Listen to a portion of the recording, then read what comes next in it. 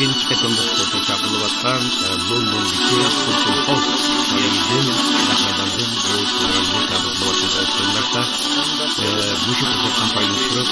Bu şu Dünya Kurtuluşu Kod Kriziyası Melki Rahmedan programımızda Kod Takdimisi Rahmedan programımızda ağırlıkta sunuluyor.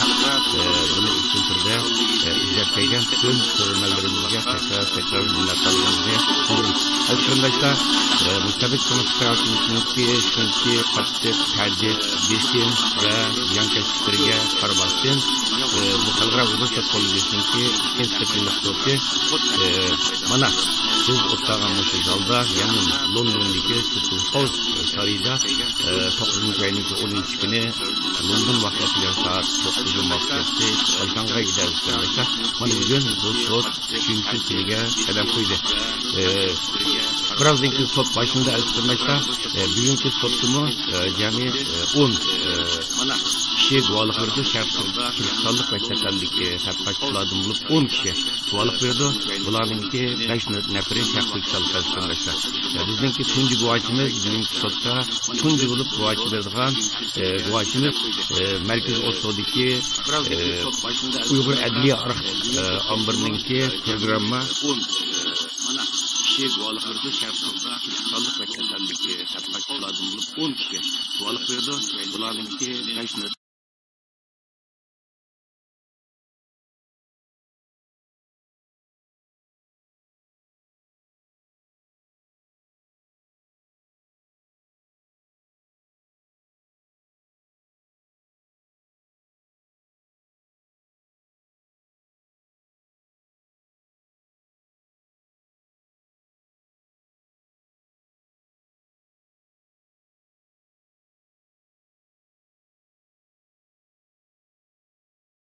qilgan so'zida bu sotninki mushu xalqaro Uyg'ur sot kollegiyasiniki mushu ikkinchi qitimliq soti bilan bu sotninki butunlay oxirlashadiganligini va 3-chi qitim sot ichilmaydiganligini va 12-chi oyninki 9-chi kuniga qadar bu hukm chiqarish ishlarini oxirlashtiradiganligini va 12-chi oyning 9-chi kuni nihoyat keng ko'lamli zo'r ko'lamli bir axborot e'lon qilish murosimi orqali sotninki hukmini rasmiy dunyoga e'lon qildiganligini bildirdi aziz qarindoshlar. Shuning uchun bu qitimliq sot nihoyat muhim. Ikkinchi qitimliq sot bu qitimliq sotning bir aloyligi bu qitimliq sotga taklif qilingan chet ellik mutaxassislarning mutlaq ko'p qismi asosan huquqchilarning, qonunshunoslarning, advokatlarning tarkib topdi. Bo'libmi irqiy qirg'inchilik masalasini alohida tadqiq qilayotgan mutaxassislar ko'proq chaqirildi. Masalan, tunaygun sotning 2-chi kunimi Baxtiyor apandim shundaqmi? Bu nihoyat muhim. Maqsadsiz mushu irqiy qirg'inchilik masalasini tadqiq qilayotgan va xalqaro tunilgan ikki mutaxassis tadqiqotchi tunaygun guvohlik berdi va bu guvohlikmi nihoyat zo'r ta'sir paydo qildi. Aziz qarindoshlar, bu xalqaro Uyg'ur sot kollegiyasining 2-chi qitimliq soti boshlangandan buyon bu sot haqida xalqaro matbuotlarda nurg'un inkoslar bo'ldi. Mustabid Komissiyada hokimiyatimiz sot boshlanishdan bir kun burun Xitoy Tashqi ishlar ministrligi bo'lsin, atalmış avtonom rayonlik hukumat bo'lsin, hammasi keyin-keyindan Beijingda axborot e'lon qilish yig'ini chaqirib, bu sotga qaratgan hujumlarni favqulodda kuchaytirdi va hozir qaraydigan bo'lsanglarmi, Xitoyninki butun ichki tashqi matbuotlari mushu xalqaro Uyg'ur sot kollegiyasiga qilingan hujum, tuhmat va bu sot kollegiyasida guvohlik bergan mayli chet ellik bo'lsin, mayli Sharq Turkistonlik bo'lsin, bu sotda guvohlik bergan şahitlarga qaratgan haqorat, tuhmat, tahdidlar bilan to'ldi Baxtiyor apandim. Albatta qarindoshlar, biz mushu bugungi sotninki orlig'ida, qisqa dam olish vaqtida biz mushu sot ichilgandan buyongi buningki xalqaro matbuotlardagi inkosları Xitoyninki buning ko'rsatgan inkosları haqida maxsus biz bu yerda xalqaro Uyg'ur harakati Reisi hürmetlik Roşan Abbas Hanım bilen bir yerde birazdan keyin bir sohbet ötkizish imkoniyatimiz bulundu. Aziz qarindoshlar, bugungi sotda biz 10 guvohchininki 5'si Sharq Turkistonlik dedik. Bu yerda nihoyat muhim bir gün bugün mühim deyişimdeki sebep bugün 3 tane lager şahidi. Yeni lager şahidi. Köpünçanlar körep bakmagan, anlap bakmagan. Naite şu Kazakistan'dan zor, capa, muşakkatlar bilen intayın müşkül bir şekilde London'a saksılabet yetip gelgen 3 nefer Kazak lager şahidimiz guvalık bir bekler efendim. Şunda kudayım gün tarifini karab bakaylı. Mesela bu lager şahitlerimizden Bakıt Ali Nur bugün özü golcu çapçaldın. Bunun dinkin bir yerde Erbakıt Otarbay efendim bu Altay'dan özü Şarkı Türkistan'ın Altay'dan. Onun dinkin Oriyunbek Kösübek efendim bizden Şarkı Türkistan'daki çöçekten bulamı Allah razı olsun bu 3 Kazak lager şahidimizden bu Xitay'nınki şunda qattiq besim ve takip qilishig'a ve Qozog'istonning sharoitini bilasizlar, Qozog'iston hukumatining Xitoy bilan bo'lgan munosabatini bilasizlar, aziz qarindoshlar, bu yerda demasakmi, shunda qattiq besim qarmay, nihoyatda jafoliq bir nimalar bilan Dunyo Uyg'ur qulturining tirishchanligi, sotninki yordami bilan nurg'un davlatlarni aylanib, nurg'un jafo mushaqqatlarni tatib, ming dasta Londonga sog' salomat yetib keldi va bugun guvohlik 3 bugün guvalık bir ders kındaşlar. Tünögen kısıkça ulanınki iki öylenin ikisininki Uygurçasına ait yakışında bu Bahtiyar efendim. İki öyleninki Uygurçasına ait yakışı. Birisi biraz baldır çıkartkenke vatenden Kazakistan'a ama şundaqda bu ulağı məxsus bir Kazak tercümanlık kıldı. Bir şunu esketip koyarız arkadaşlar. Muşu sot başlanğanını tatip biz avval qatımlıq mesela 6. ayınınki 4. günü çakırılgan tuncu nöbetlik sotda bazı sebepler tüpeyden çetellik mutaxassislarning çetellik guvohchilarninki sözlerini Uygurchaga tercüme qilish imkoniyatimiz bo'lmagan. Bu qitim Dunyo Uyg'ur qulti maxsus 3 nefer tercümanni vaqtliq sot uchun taklif qildi va bu 3 tercüman sizlarga bütün sotning jarayonini çetellik mutaxassislarninki sözlerini uningdagi bağla şehitninki sotchilarninki bütün sözlerini sizlarga udulluq Uygurchaga tercüme qilib berdi aziz qarindoshlar. Bu yerda mush fursatdan foydalanib turib, huzuringlarda sizlarga vakolatan mushu fidokor 3 tercümanımızga bir tercüman hozir mishada bor. Ayrım bir xonada tercümanlık oldu. Bu yerda bizning Uyg'ur ziyolilardan, aktivistlerimizden Xalqaro Uyg'ur qalamkashlar jamiyatining raisi hurmatli Qaysar Abdurasul efendimning tercümanlığı bilan başlandı. Uningdagi o'ziga Uyg'urcha Yusufjon deb ism qo'ygan ve o'zini Uyg'ur deb qaragan bir girman do'stimiz bor, ismi Rune. U tor orqali tercümanlık qılıbatıda 3 günning yağı. Yani birisi bizningki Amerikadagi yosh aktivistlerimizden Mustafa Aksu efendim tercüme işleriga yardımcı kılıbatıda. Bu sebepten sizlarga vakolatan bulağım tekrar rahmetimni bildirmen. Hürmetli Bahtiyar efendim sizning yana qo'shimcha qiladigan so'zingiz bor. Masalan, bugungi sot tunji guvohchi bugungi sotdagi siz riyosatchilik qilayotgan Uyg'ur Adliya arxiv ambirininki program yetakchisi Muattar Ilxutxonov. Bu haqda biraz qisqacha oldin uchirib bera olamsiz? Muattar Ilxutxonim desak to'g'ri bo'ldi. Bu qitimqi bizniki Uyg'ur Adliya arxiv ambiriniki Muattar hozir sotzal kirib o'tdi. Mana bu qizimiz qarab baqsaq bo'ldi. Hamda bizniki Uyg'ur Adliya arxiv ambiriniki bu yillik dokladini bermoqchi, chunki bu dokladni Uyg'urlar tarafidan ishlangan. Ya'ni 1 yillik tadqiqotning natijasi bo'lib, bu bizniki tadqiqot o'rniga emas, butun Uyg'urlarningki shu lager deyotganlarningki hem lager sistemasi to'g'riliq berilgan cho'ng hajmli bir doklad. Shuni qisqartirib qo'ygan doklad demoqchi.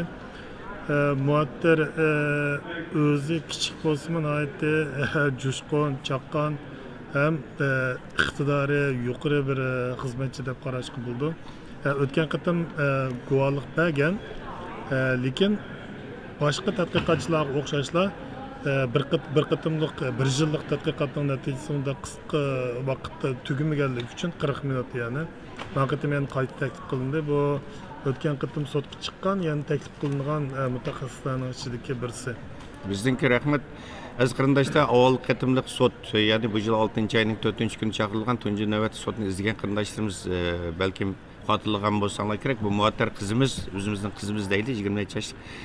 Bu o'zini shu Uyg'ur davosiga atgan bizningki yosh kelgusiga umid bag'ishlagan yosh aktivistlarimizning biri. Oldin qatimliq sotni nihoyatda jasurlik bilan o'zi shuncha kichik turib nayet cesurluk bilen guvalık bergen Bayi Bahtiyar efendim de ötkendek özü nayet küler yüz bir kızımız özü Norvegia'da çoğulgan dadısı mı nayet vatanperver bizdenki Müjdavani Dünya Uğur Kultini Norvegiya Uygur Komitesi'nin Bahtiyar efendim riyasetçilik kılıvatkan nayet yakşı kollap qoğdap kelivatkan bizdenki vatanperver qarindoshlarımızdan birisi bir adı Abdurashid efendim Norvegia'daki şu Abdurashid efendimnin kızı hazır şu maxsus dava işlerine yardımlaşıvatıdı. Bizim bilen paranglaştık Bahtiyar efendim neçe gün yağı özünün bu şu Uygur davası için Şarkı Türkistan'ın milli müstakillik davası için özününki bu şu kurash qilganligidan nayet faxrlanganligini, g'ururlanganligini ve ota-onasidan bundan nayet xo'shal bo'layotganligini ifoda qildi. Shundami Bahtiyar efendim? Allah kızımızga kuch-quvvat bersin Cenab-ı Allah. Tövəndə biz ötününkü nəhayət ciddi bo'lgan bir guvallıqni yana bir qatam əslab o'tishni to'g'ri ko'rdim.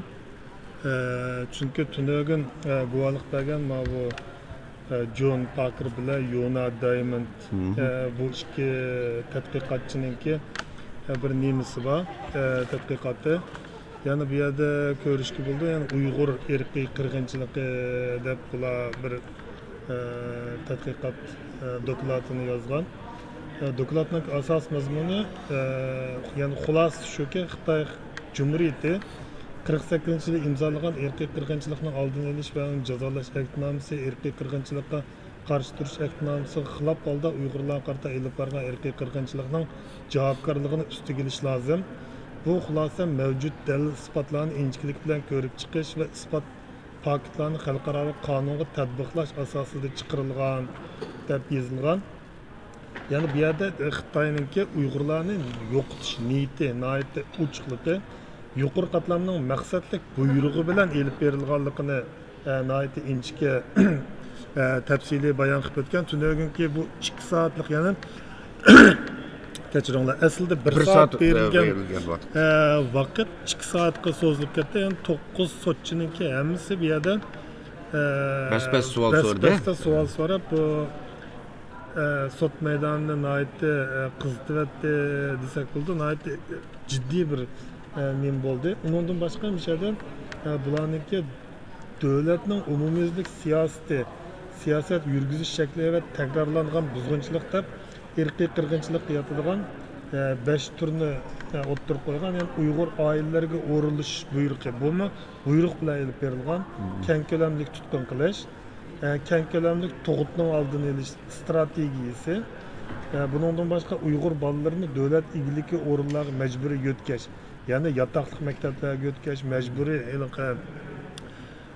ishda ortiq emgak kuchi deb yo'tkash qatorliq ayollarni ishkirga yo'tkash. Yana birisi Uyg'urlarning o'z kimligi va mahalla hayotini yo'qotish. Yani ailelerge erlerini tutup Xitoylarni zo'lash, yani aile muhiti, mahalle muhitini öğlen çıkıp bunu Xitoycha, yani özünün terilg'u yerlaridan ayrilib Xitoy mahalleleriga, yani o'z shakli o'zgargan lagerlarga so'lashga o'xshash. Ondan boshqa ziyolilar va jamoat arboblarini nuqtaliq zarba berish qatorliqlarga bu yerda irqiy qirg'inchilik qilmishlari irqiy qirg'inchilikqa qarshi turish aktnomasida ko'rsatilgan qilmishlarning har qanday biri irqiy qirg'inchilik hukmini e'tirof qildi. Bu doklad ko'rsatilgan dalil isbotlar Uyg'urlarga qarata elib berilgan irqiy qirg'inchilikqa qarshi turish aktnomasi 2-moddasining odin egichi bo'lgan har bir moddasiga xilof ishkanligini ko'rsatdi debdi. Demak, bu nihoyatda bir muhim bir doklad tünögün nihoyatda muhim. Az qarindoshlar, hazır sotçular, baş sotçu Jeffrey Nice alileri, sotun bağlaş şehidi, sotun baş advokatı Hamid efendiler hemmisi sot sağlığı kirişke başladı. Az qarindoshlar, Xitoy hükümeti tünögün Xinhua To'g'ri, Xinhua axborot agentligiga cho'ng bir baş maqola e'lon qilib, atalmış Uyghur alayda sotning abdi başlasini eshib tashlaydi degan bir baş maqola e'lon qilib, sotning tunji kuni bo'lgan ba'zi ahvollarga qarata nihoyat ig'ir darajada raddiya qaytdi. Ma'lum deyotgan Xitoy o'zini oqlashdan ko'yga tushdi, parakandizlik kuchdi. Az qarindoshlar sot boshdan qilib qo'yibdi. Unda bo'lsa biz sizlarning diqqatinglar sotda bo'lsin. Birozdan keyin sot orlig'idagi damlash vaqtida tekrar yana sizlar bilan yuz ko'rishimiz. Diqqatinglar sotda bo'lsin.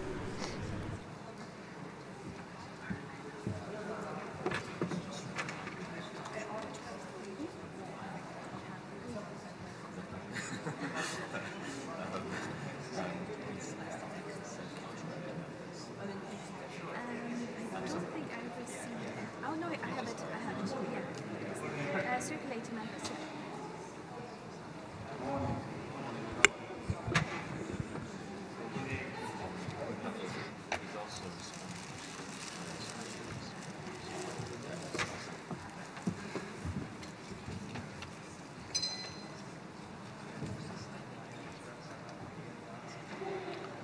Good morning, Mr. Chairman. If we may, shall we start the process of the third day of hearing?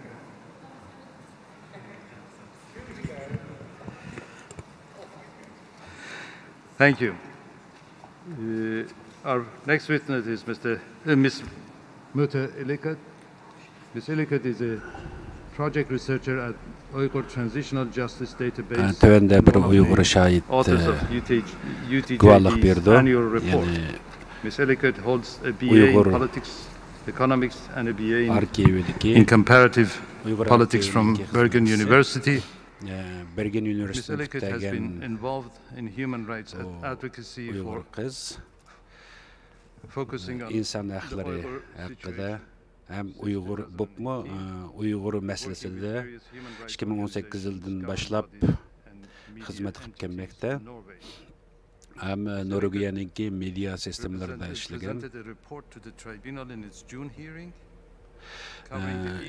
6. aydaki yığında mı kampga solangan mahbuslarınki hem ailesinden ayrılgan balla hakkındaki nurgulagan köp uçurlarını bergen idi.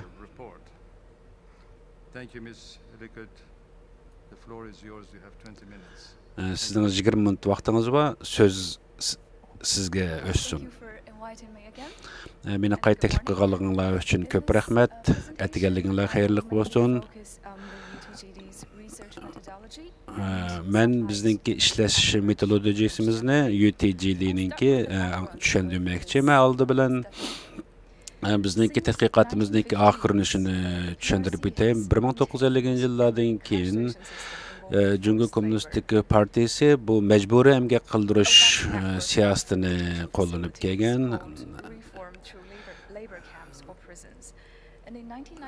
1994 yılında Xitayninki bu işlep çıkarış nima deymiz, emgak arqılık özgertish turumlarini özgertishni talab qilgan xalqaro jamiyat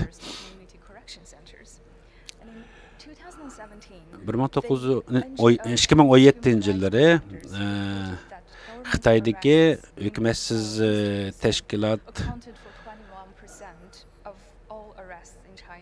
tashkilot tadqiqotchilari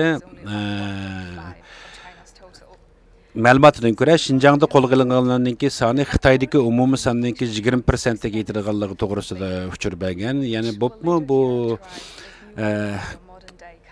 hozirgi yaqinqi yillarning bo'layotgan bu kamp bo'lgandan keyin odamlarning soni taqdim ko'p bo'lgan, tutilganlarning soni former re-education through labor system that was officially abolished in 2013.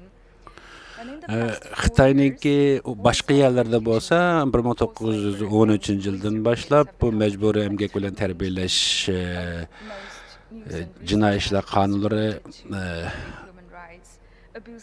yo'qotgan bo'lgan bo'lsa-mu, ammo bizning Uyg'ur rayonida bu ishlar nihoyatda ko'paygan. Xitoy hukumati o'zlarininki shundaq bir kampninki bog'lig'i va majburiy emgak bilan tarbiyalash o'rinlarininki bog'lig'ini e'tirof qilmay kelayotgan bo'lsa-mu, bizningki tadqiqotimizdan ko'ra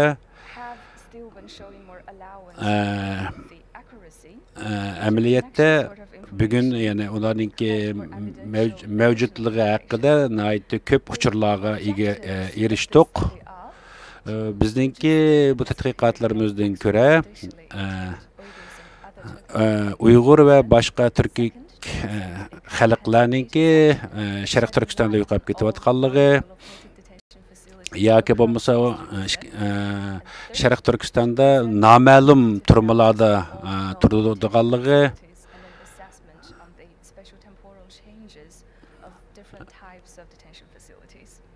Hem nurg'unilgan boshqa yerlardami o'xshamagan darajadagi tutib turish o'rinlarining baliq haqida nimalar uchurlarni egalladik.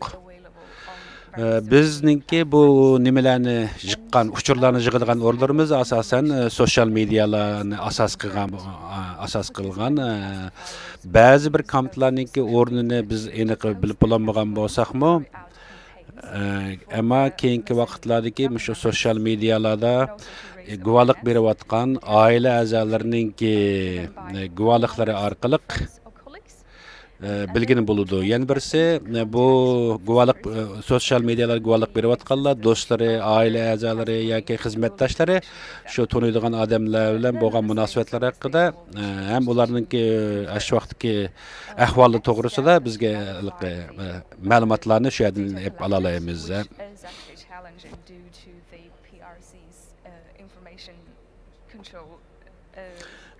Ama bo'lmasa bu Jungo Kommunistik Partiyaningki bu uchurlarni qamal qilish siyosatidan nayt kuchli bo'lganligi uchun bizningki ularni ola olishimizga nayt ta'sir bo'ladi.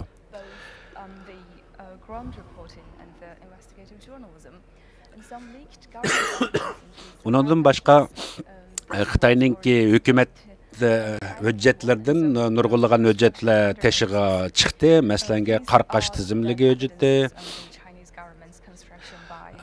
yani Dr. Zenninki 2020 o'tirib qo'ygan narsa. Undan boshqa satelit orqali yoki sun'iy amraning orqali yerlik o'rinlarningki o'rnini belgilash. Undan boshqa 10,000 gumonliq terroristlarningki tizimligi o'tirg'i chiqdi. Ularning ichida kichik bolalarmi bor. Ondan başqa yani Şanghay tizimligi degan asosdagi Uyg'ur terroristlar tizimligi ham o'tirg'i chiqqan. Bu Avstraliyadagi bir tashkilot tarafidan 21-yilda o'tirg'i chiqqan. Bularning ichida 6-7 yoshdan 80 yoshgacha bor. Ham Uyg'urlar chet elga chiqqan Uyg'urlarning hammasi bunga kirgizilgan. Asasen degidek, mesela bu ularninki misallari şu hujjatlarninki UTG'ninki yani internet orqali tizimlatish jadvali bu. Bu jadvalni boshqa har qanday kishi shu turmalarda yoki shu kamplarga olib ketilgan odamlarningki tizimliklarini mishaqqa kirib to'ldirib, ya'ni uchur basi bo'ladi. Buningda odamlarningki, ya'ni kimligi, yosh, dini, tili degandeklar yozib mangildi. Buningda biz ham sifat, ham son tarafda noida e'tibor beramiz. Biz ondan başqa yani telefon ve başqa yo'llar bilan o'zimizni intervyu qilish orqali bu uchurlarni to'playmiz. Masalan,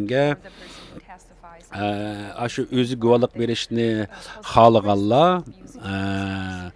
mushu applardan, yani Skype bilan telefon kol bilanda shunga o'xshash har xil mumkin qadar shularga aloqa qilish mumkinchiligi bo'lgan vositalardan foydalanib ularni intervyu qilib keldi.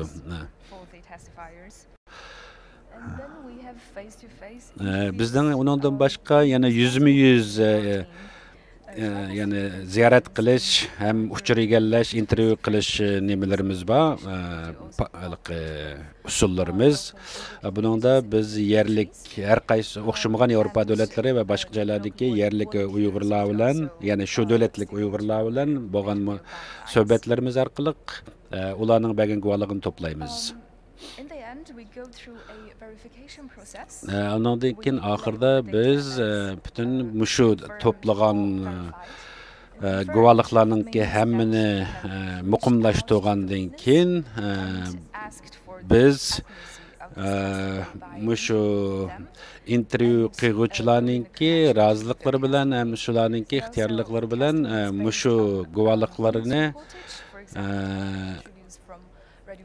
saqlaymiz. Bu asosan o'xshamagan bir yo'llar bilan buning rost yag'anligi haqida muqimlashtiriladi. Bu medialar orqali, masalan, radio frequensiya va shunga o'xshash har xil yo'llar bilan. Masalanga bu bagan guvohliklarningki Xitoyda Xitoy konsulxonalari yoki boshqa Xitoy munosabatlik o'rinlarningki ba'zi chiqargan uchurlari va shular asosida buni ham muqimligini bo'ladi. Biz ba'zi yani qo'lga ilinganlarningki yoki tutib turishda turayotganlarningki kimligini televizor yoki har xil yo'llar bilan chiqqan media signallar va videolar orqali biz ularning kimligini ham to'nalaymiz, ham guvohlik beruvchilarni shu orqali tepib to'plab mangamiz.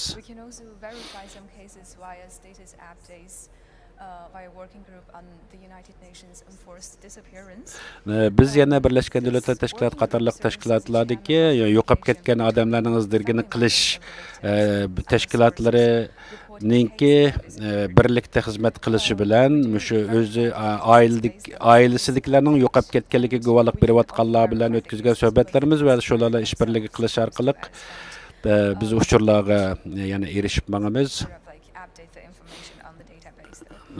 Hem her qatim biz yeni uçur qilgan vaqtida shu internetdagi uchurlarimizni doim update qilib mangamiz.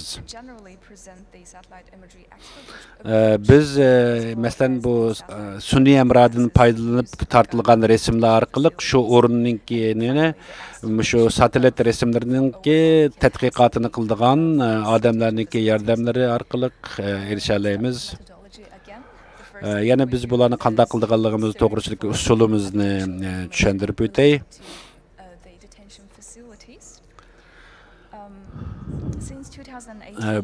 2018-yildan boshlab biz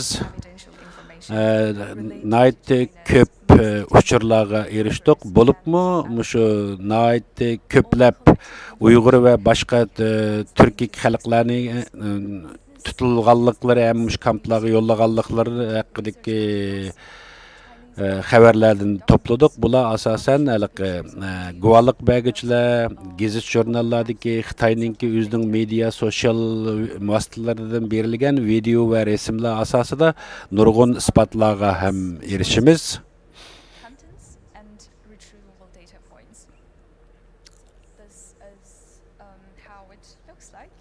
Bu bizningki qandaq o'zimizningki bu data sistemasini qurdiganligimiz ham shularni qandaq retlab chiqqanligimizni bu yerdan ko'rib chiqarlaysizlar.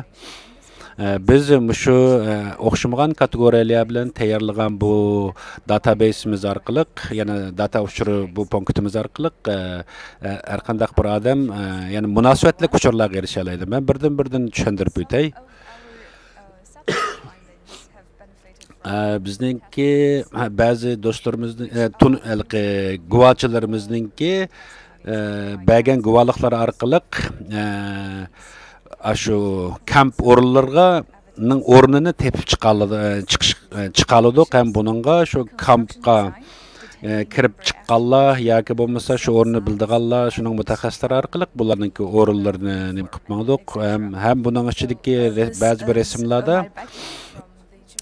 masalanga odamlarningki kiyim-kechaklari orqali ularningki siyosiy yana turmudagi qo'lga olish sabablari bilindiganlik, yana yalqig'ini deymiz, ko'gini bo'ldiganliklari haqidagi uchurlarni Ömerbek Ali va Qalbnur qatorliqlarningki bergan guvohliklarda masalan Sanfango Urumchidagi bir o'rinni berdi. Masalan buni ham boshqa bir Uyg'ur Tursunay Ziyoddin xonimmi o'zining o'rnini shu satlat resimlar orqali ko'rsatib berdi.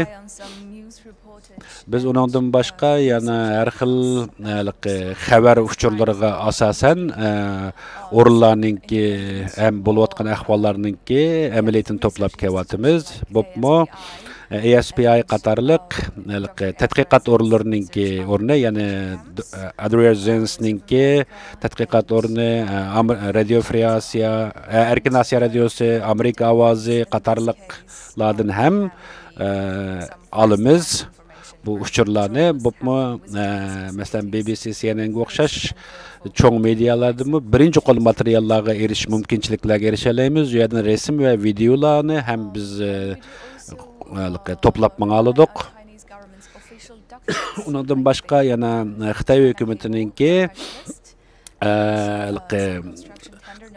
her xil yollar bilen teşvik çıkıp ketken bu hüccetler arkalıkmı biz nurgulagan orullarını, yani şu kampların orullarını, onun içindeki ismi, bu yanın ismi hem şu kamplarda yetivatkan, turavatkanlarınki isimliklerine hem erişkeni buldu.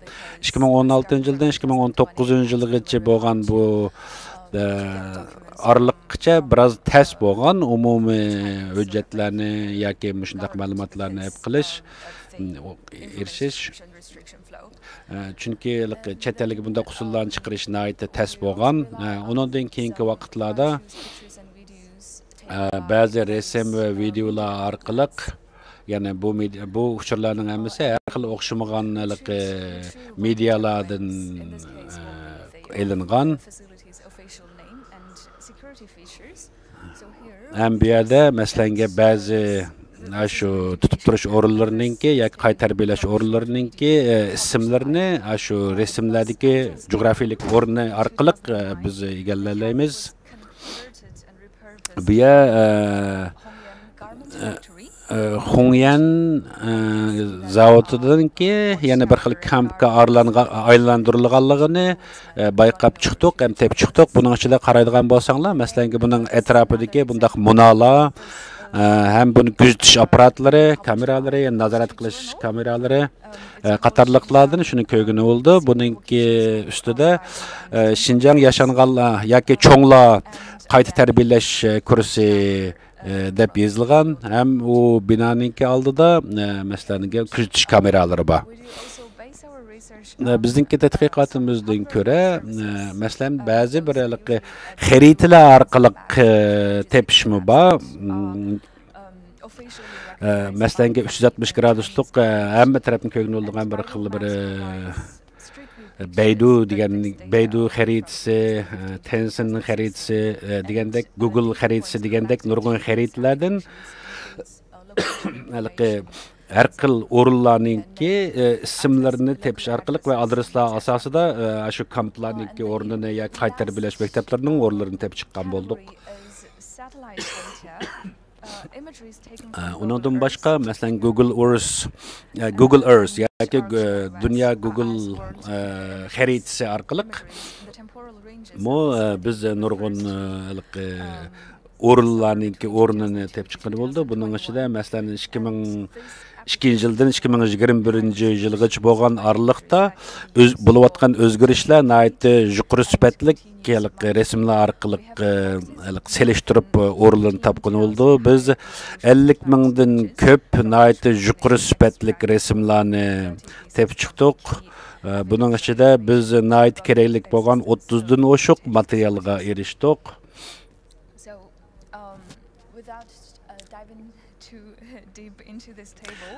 Bek çonqurlab ketishdan burun biz yana o'zimizningki qilayotgan ish yo'llarimizning metodologiyamizningki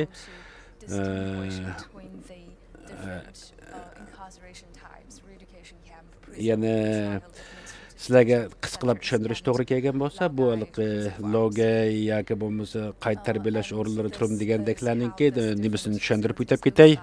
O'rinlarni yana masalan buningda qayta tarbiyalash o'rinlari yoki turma yoki nima ekanligi haqida bu resimlardan farqlandigini bo'ldi. Agar bu haqida savolinglar bo'lsa, keyin savol so'rash vaqtida so'rasanglar bo'ladi. Bizningki yana bir o'zimizning tadqiqotiga deymiz, asas bo'lgan materiallar tövendeki bir qancha xil mendaq logolar yoki ko'rinishlar orqali nim qila olamiz, qaror bera olamiz. Masalan, shu satelitdan yoki sun'iy amrodan көріп алған болдыған resimlarda yani muşnunga o'xshash yani bexatarlik uchun ko'z tushkör berdigan bir resim ko'rinishlari bor. Buni biz inchikilab qaraydigan bo'lsak, masalanga u Qarovul munorasidagi Qarovulxon munosida qaraydigan bo'lsak, uningki ko'rinishi masalan askarlarningki turadigan o'rniningki masalan bu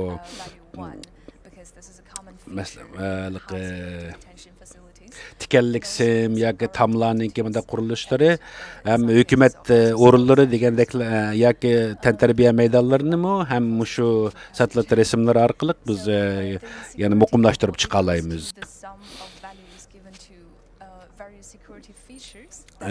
Masalanga biz satelit image'lar yoki shu sun'iy resimlardan bizni farqlantirishga bo'ldigan shu resimlarningki bir deymiz bexatarlik seviyesining yuqori tuvanliklarini 1-2-3-4 yoki bo'lmasa shunga o'xshash har xil harflar orqali ifodalab ko'rsatdi. Ham shu orqali biz beramiz. Buning ichida masalan 6dan 8gacha aralıq bo'lgan bo'lsa, bu nayti bek qo'g'dildigan yoki bek qarovul ostida bo'ldigan bir o'rin ekanligini bilalaymiz. Undan boshqa biz u yerninki qayta tarbiyalash markazimi yoki emasligini qaror berishimizda biz o'xshamagan uchurlardan foydalanish yo'llarimiz bu yerda bor. Masalan biz 344'ten oşuq biz qabul deymiz foydalangan materiallar bor. Ularningki aniq o'rnini aniqlashda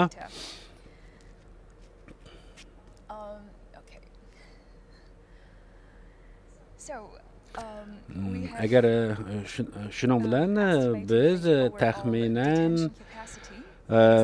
shu qayta tarbiyalash markazlariga qabul qilib tarbiyalanadigan odamlarning kim sonini biz hisobot qilib chiqara olamiz. Buni kampning cho'ng kichikligi yoki uyning cho'ng kichikligi qatorliqlarga asosan uning ichiga qanchalik odam qabul qilgani bo'lganliklarini biz hisobot qilib chiqarishga javobiga erisha olamiz. Bu masalanga shu siz ko'rayotgan shu bizningki mush jadvalimizdan ko'ygini bo'ladi. Bu qayta tarbiyalash o'rnidaningki shu qayta tarbiyalash o'rinlarida 1.680.000'dan 2.016.160.000 şu nimelerge adam mümkinçiligi ichida turma qabul qila oladi. Shuning o'xshash har bir odamga 2 kvadrat metr o'rindan hisoblayotgan bu o'rin berib turib hisobot qilib chiqarsaqmi ham uning soniga erisha olamiz. Bu qayta tarbiyalash o'rinlarininki odamga beriladigan o'rin bo'shliq cho'ngligi ya'ni 2 kvadrat metr shu asosda uni ifodalagani bo'ladi.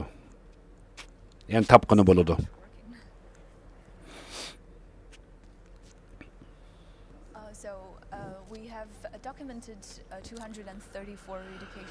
Biz 234 qayta tarbiyalash o'rni va 257 turmini va 87 emgak bilan tarbiyalash o'rnininki tizimlab chiqdik.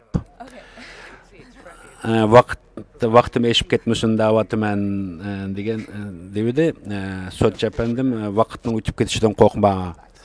Bek muhim uchurlarni beryapsa, shuni oldirmay bergin da'vatidi.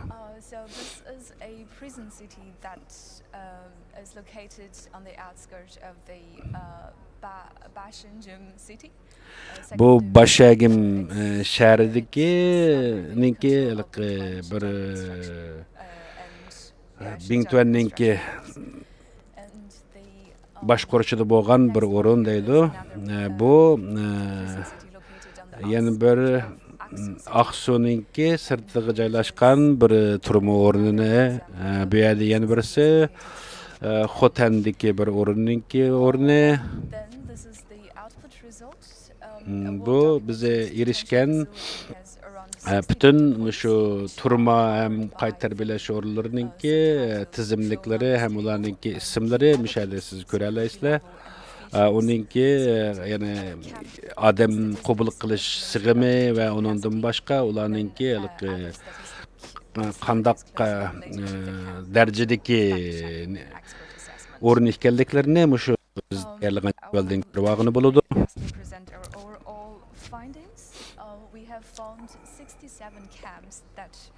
Biz 67 kampninki naiti yuqur derecelik bexatarlik sistemlerinden kaplangan bir turmuş şekildeki qayta terbiyeleş orun işgalligini bildik. Hem muşu kamplarninki etrafıda nait mesela 147 muşu kampninki etrafıda mecburi hizmet bilen işletildiğen zavodlarninki bağlığını bildik. Az bolgandı mı 31'de qayta terbiyeleş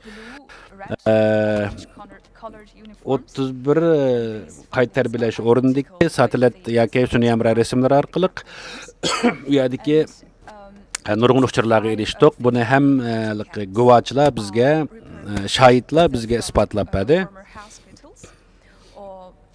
Hem ondan başqa o'zgartirilgan doktorxona ham qatarliq nurg'unlagan, ya'ni shunday o'rinlarninki databasini qabul qildik. Ham Urumchining yendiki bir doktorxonada, ya'ni odamlarninki ichki organlarini oladigan bir doktorxonaninki o'rnini bildik.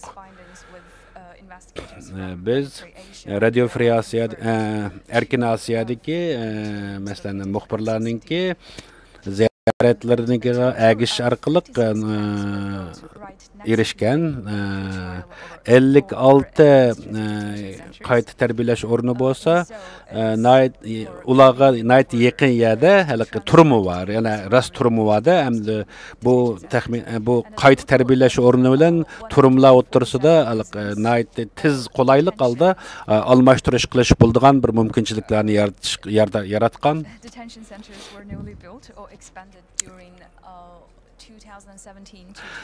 Ondan başka 147 yeni turmalar 2017 yıldan 2020 yılgacha qayta silingan. Yani sebepler bazıları konrab ketken yoki yeni silingan. 217 qayta terbiyeleş orni 2019 yıldan başlap başka ornini özgertken.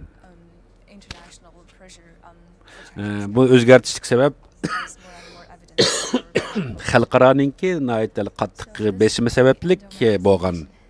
Rahmat sizlarga. Bu meninki sizlarga berdigan reportimninki oxiri. Meninki tunji savolim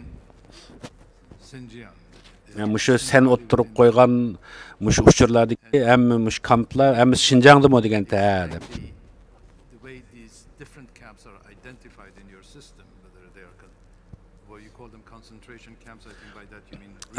Sizlar masalan concentration camp, eradication camp, labor camp yoki prison degan mushu har xil turma qayta terbiyelesh o'rinlarininki bir-birisidan qanday farqlanadiganligini yana bir ko'rsatib qo'ygan bo'lsangiz bizga bo'ldi.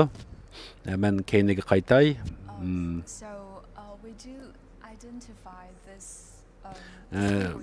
Biz bu 4 xil o'xshamagan turma şekillerini biz ularninki o'rin mikrofonga yaqinroq kelgan bo'lsangiz anglayolmayapmiz.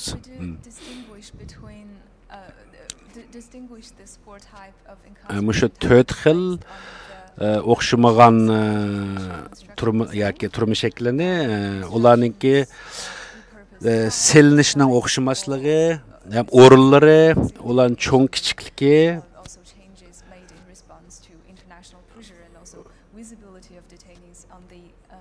qatarlıqlarda hem şunu bilan birge sun'iy amra orqali olgan fotolar orqali yani jinoyatchilarning kelgan kiyimlariga qarab turib buni tushunalamiz, bilalamiz. Masalanga qayta terbiyelesh binolari, qayta terbiyelesh o'rinlarininki Maslanga bu munalari, yani Qaravulxona munalarininki shakli başqalarninki, masalan, turmalarninkiga, maslanga o'xshash emas. Buninkidagi normalda ma bu bexatarlik qurilmalarda diki o'xshamasliklar ham bu turmalarninki amaliyotda aninkidek 4 chas olmaydi, ammo u jumloq shaklda bo'ladi. Mesela lawga deymiz, emgek bilan tarbiyalash turmalari bo'lsa, bularda ham 4 chas 4 qirliq, 4 chas deymizmi? 4 chas ham jumloq shakllik Qaravulxonlar bor, munarlari har ikkisi aralash qilingan 2019 yıldan başlap bu qayta terbiyeleş o'rinlarini qayta selishga başladı. Hem bu yeni selingan qayta terbiyeleş o'rnini o'ngay bilaligini bo'ladi. Yani şu har xil yo'llar bilan mush yeni selinganlarninki, ammo keyingi vaqtlarda turmaga o'xshaydigan nurg'un shakllari yo'q qilib o'tildi. Ammo konlari asosan hammasida shu burunqi shakli bor. Bizningki bundanga o'zgartish bo'lishi Xitoylar, ya'ni Xitoy hukumat qonuniy tarafdan qabul qilingan bir xil o'rin ishkanligini isbotlashni asos qilgan bo'lishi mumkin, ko'ngil qo'ygan bo'lgan bo'lishi mumkin deb qaraymiz.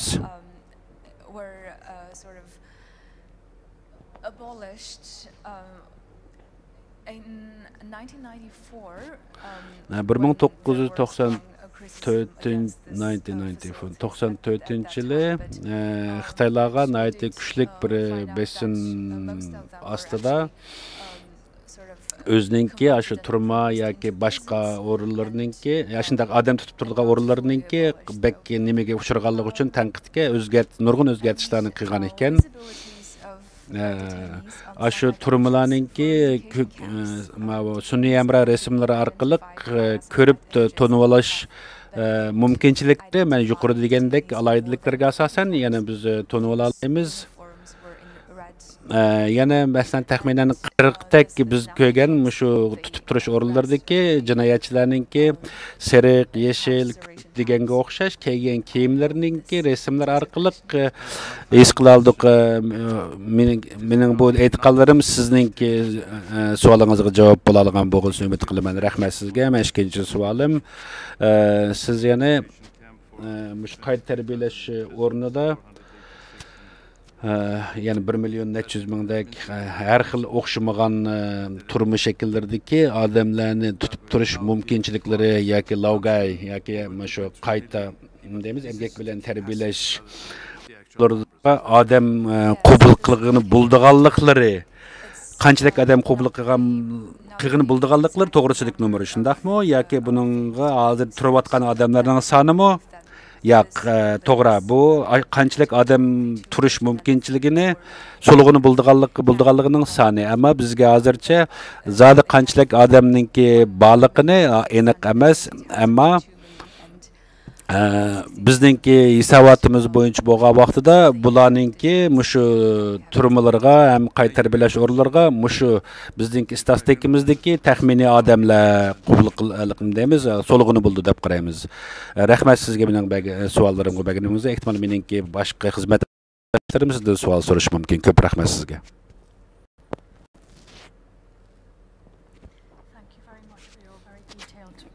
Nayte inchki bergan uchurlaringiz uchun sizga ko'p rahmat. Sizga bir qancha savolim bor. Sizningki tadqiqot yo'llaringiz, usullaringizga bir qancha savolim bor. Yani siz mumkin qadar bizga qanday tushuntirishni xohlasangiz shunday tushuntirsangiz bo'ladi. Yuqorida so'raganga o'xshash, ya'ni masalan qanchalik odamni solug'ini buldiganligi to'g'risida bergan sonliq ma'lumotlaringizga asoslangan vaqtida siz shu o'rinninki cho'ngligi yani şu hecmining çoğunluğu asasida müşkilik adamlarni qabul qilib so'lig'ini buldu deb qardinglar hamda qaragan lekin bugungi kunda aşınçı şu sandaki adamlar bu turmada var mı yok mu buna qandaq biz bu tədqiqatımızı bir yıl burun Sunni Emradın qabul qilgan nurg'un rasmlar orqali tədqiqatımızı başlagandik.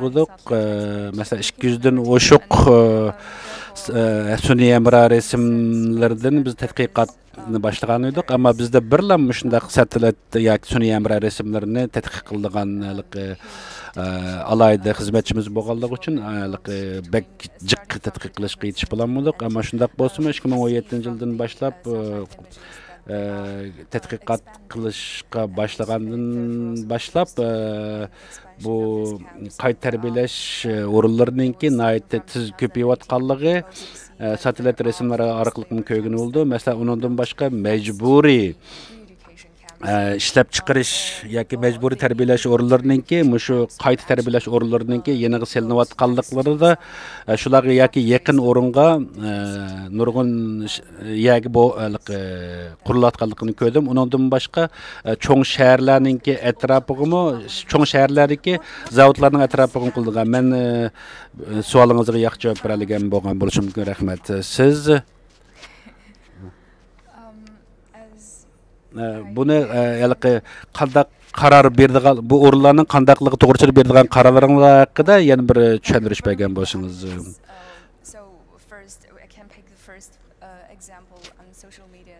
Masalan, biz sosyal medyalardan erishgan nurg'un bir guvohliklar yoki boshqa rasm har xil nimalar bo'lgan bo'lsa, biz buni oldidan qabul qilib, buni biz rasmiy shu ish rost yuz bergan deb qabul qilmaymiz, ammo biz mush asosda shuningga munosabatlik odamlarni intervyu qilish orqali, shular bilan suhbat o'tkazish orqali hem shularninki shaxsiy ko'rinishi, qachon shu yoqdan qaytib shu vatandan qaytib chiqqan va yoki bo'lmasa o'zining oilasi yoki tanishlari bilan oxirgi qatim qachon munosabat o'rnatib baqqanligi, undan keyin mush turmada turgan bergan guvohligidagi odamlarninki yana qanchalik munosabat, qandaq munosabati borligi haqidagi uchurlarga asoslanamiz. Undan boshqa yana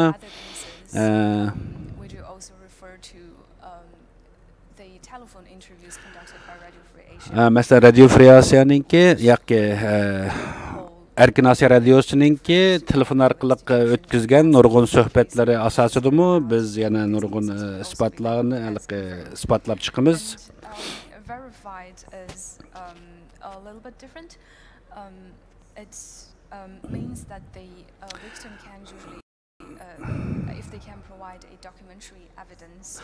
Agar biz qabul qilgan mushu uchurlarga shu guvohlik beruvchilar yalaqi to'liq isbot bera olsa, shuningki to'liq maslanga turmudi ekanligi haqidagi isbotlar yoki bo'lmasa saqchixonlardan berilgan palan turmuga yoki qayta tarbiyalash o'rinda yoki palan yerda degan shunday uchurlarni qabul qilib laga asosan ya'ni biz buni redlab chiqamiz ham shuni muqimlashtiramiz. Undan boshqa o'xshamagan davlatlardagi Xitoy konsulxonalaridan chiqarilgan ba'zi guvohlik hujjatlardanmi yoki berilgan uchurlardanmi uningda egilsangiz, masalan Gulbahor Jalolovaningki Qozog'istondagi tuqqanlari Xitoy Aşurayındaki yoki Qozog'istondagi Xitoy konsuli tarafidan qabul qilgan masalanga hujjatlar bor. Uning oilasidagilar nima sababdan onasiniki yoki tuqqanlarniki turmuga elinganligi haqida berilgan isbotlar bor. Masalan, shunga o'xshash undan boshqa Birlashgan Davlatlar Tashkilotininki majburiy yo'qolib ketilgan larni qo'g'dash guruhlari orqali erishgan uçurlarımız ularninki yani internetda uçuq müşundaq uçurlar ba şu yerden qabul qilamiz yani paydalanamiz. Masalan, ailesi yo'qolib ketgan ailesiga berilgan uçurlardan şu yerden ko'rib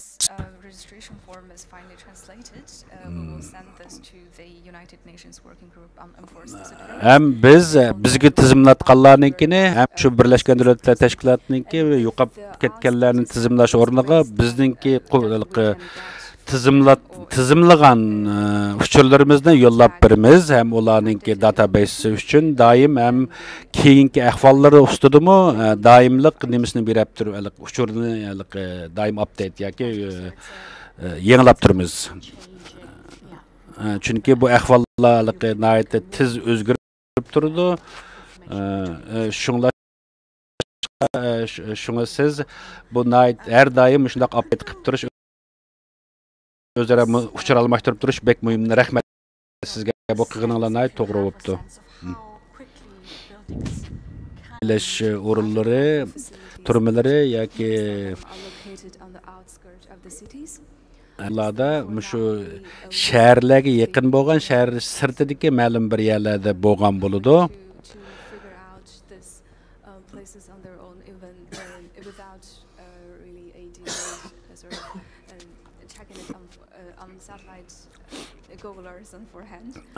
Şu sun'iy emradan paydalangan resim yoki Google yer şəhəri Google Earth degan şu xaritlar orqali biz shu o'rinlarni muqimlashtiramiz. Undan boshqa yana şu biz topgan şu o'rinlarni biz egillagan har xil medialardagi ko'rinishlar orqali selishtirish orqali ham shuningki o'rnininki o'rniga va shakliga nim beralaymiz, mumkin deymiz, qaror beralaymiz. Undan boshqa shu har o'xshamagan qayta tarbiyalash o'rinlari va emgak bilan tarbiyalash o'rinlari degandek o'xshamagan turmalarninki shakllarda bexatarlik qurilmalarda o'xshamasliklar bor. Ham shularga asosan qilamiz, ammo keyingi vaqtlarda biraz da ters oldu mesela o'rinlarni bilish, chunki bular o'zgartishga boshladi shakllarni deydi, qayta tarbiyalash o'rinlarininki. Siz bizga shuningki shu satellitdan tatqiq resimlarni bir ko'rsatib bera olasizmi? Bo'ldi, masalan, ma'ni misol qilib ko'rsataylik. Buni biz ko'ralaymiz. Bu bir taqqa yaqin bir o'rinda ham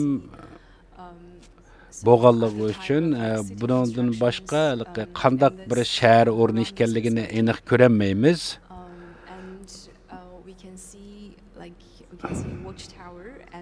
Ammo biz bu yerda ko'ralaydiganimiz qorovulxona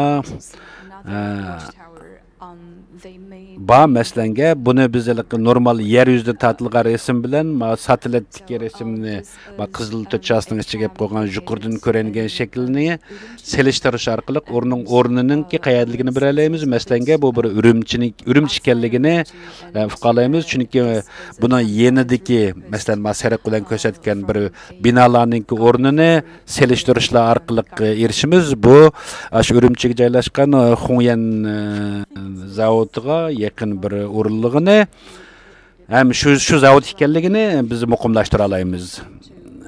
Men shu yer yuzi bilan satellitdan tatqiq resimni o'zaro qandaq selishtirib topadiganliklarini bilmoqchi edim. Rahmat sizga, yetarli tushuncha berdingiz.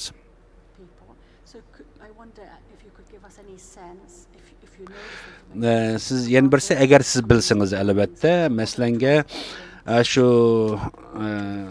turmalarninki yoki bo'lmasa qayta tarbiyalash o'rinlarininki hajmining cho'ng kichikligiga asosan uning ichiga odam so'laydiganliklari haqida so'zlab o'tgan bo'ldik. Siz bizga qancha vaqtda bir qatam buning ichidagi odamlarninki o'zgarib turadiganligini deb beralamsiz? Albatta siz bu haqda bilgan bo'lsangiz. Bu vaqtda biz burun shu kamplarda yetib chiqqan chiqqanlarni intervyu qilish orqali yoki shularni qilgan shular bilan o'tkazilgan suhbatlar orqali somewhere in the city, they will be like taken to a car or ularningki appagan o'rni maslanga ular bizni oldi bilan mashinalar mandaq bir o'ringa appagan chunki u yana ularning qayaligini uqmaydi o'zlarimi chunki ularningki beshiga bir xil qor xalta kiydirib apmanganligi uchun ular uning nimaligini naligini aniq bilanmaydi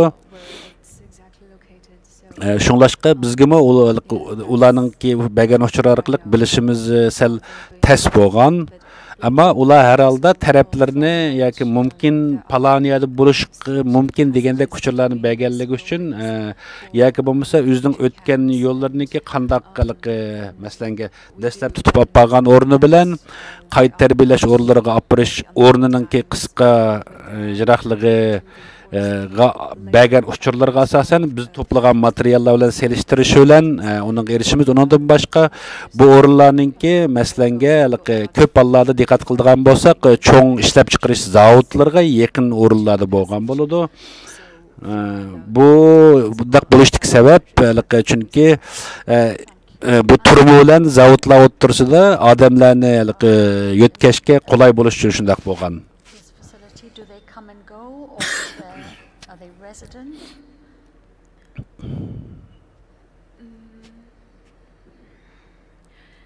No, the detention period varies accordingly.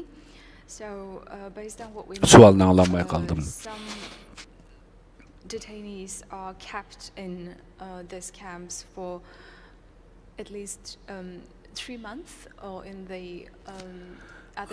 bizningki bilishimizcha ba'zi tutib turildiganlar yoki shu qayta tarbiyalash markazidagilar 3 oydan 10 necha oylargacha bo'lgan o'xshamagan davrlik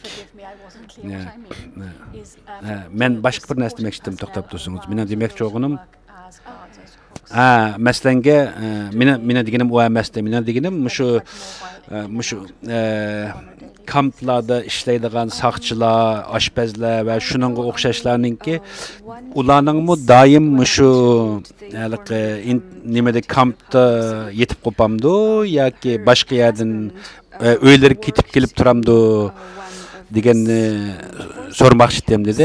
Men Qalbinur Sidiqni bo'lgan intervyusim orqali, suhbatim orqali Qalbinur xonimningki menga deb birishiga asoslangan vaqtida bu xonim qaytib ketish uyga qaytib ketish mumkinchiligini bergan, ammo yana ham ba'zi bir vaqtlarni shu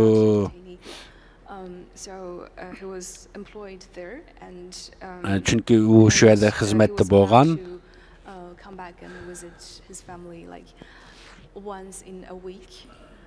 but this does not apply to the detainees in this camp, only the workers. Yani aşağı işleydiganlar qaytib ketish mumkinchiligi bor yana uyga demakchi. Rahmat sizga.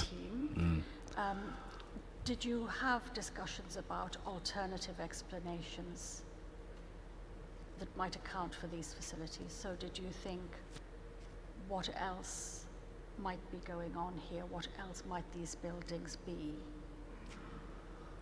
Yani siz şu sualını qaytib so'ragan bo'lsangiz as these images became available to you as a team mushu sizlar to'plagan uchurlar yoki mushu resimlarni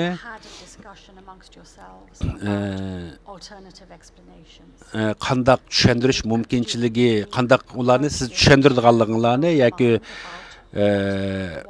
mushu o'rinlarningki o'zi nima o'rin ekanligini muqimlashtirishda sizlar xizmatdoshlar yoki mushuning ustida birga ishlayotganlar doim mushuninki suhbatini olib boramsizlar albatta biz buni bir qancha xil yo'l bilan shu to'plagan resimlarningki o'rnining nadiligini her xil yo'llardan masalan birlikda suhbat deymiz, tədqiqatlarını ep barımız. Məsələn, mən yuqorida aytib ötüb ketgəndək, bəzilərini Xitaylarınki, Cungo hökumətininki xəritlərdən, bəzilərini başqa yollar bilan, əlbəttə mən bunu mündəb ötkən, məsələn,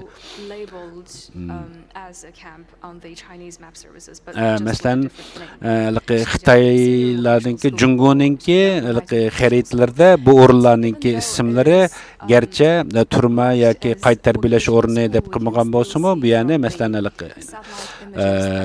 cho'nglar tarbiyalash o'rni yoki boshqa bir narsa degandek ismlar bilan qo'ydi. Biz shu orqali buning o'rinlarini hammalik topib chiqamiz. Masalan, undan boshqa biz o'zaro buni tadqiqot vaqtimizda uningki turmalarningki ko'rinishi, sirtdan masalan qurilmasining ko'rinishi deganlar asosida qatorliqlar orqali qarorimizni olamiz herhalde. Rahmat. Mening boshqa xizmatdoshlarimning savol bo'lishi mumkin. Rahmat sizga. Bek inchki tayyorlagan bu xabaringiz uchun, dokladingiz uchun sizga nihoyat ko'p rahmat. Siz baytab o'tib ketgan bir masala ustida sizdan so'ramoqchi. Masalanga siz hejmini aşar qaysi kamplarniki hejmini hisobot qilgan vaqtinglarda cho'ng kichiklik deymiz, cho'ng kichikligini yoki hejmini qilgan vaqting sig'imchanligini masalanga bir kameraga qancha odam turdiganligi masalanga sening hisoboting bo'yicha bo'lgan vaqtida masalanga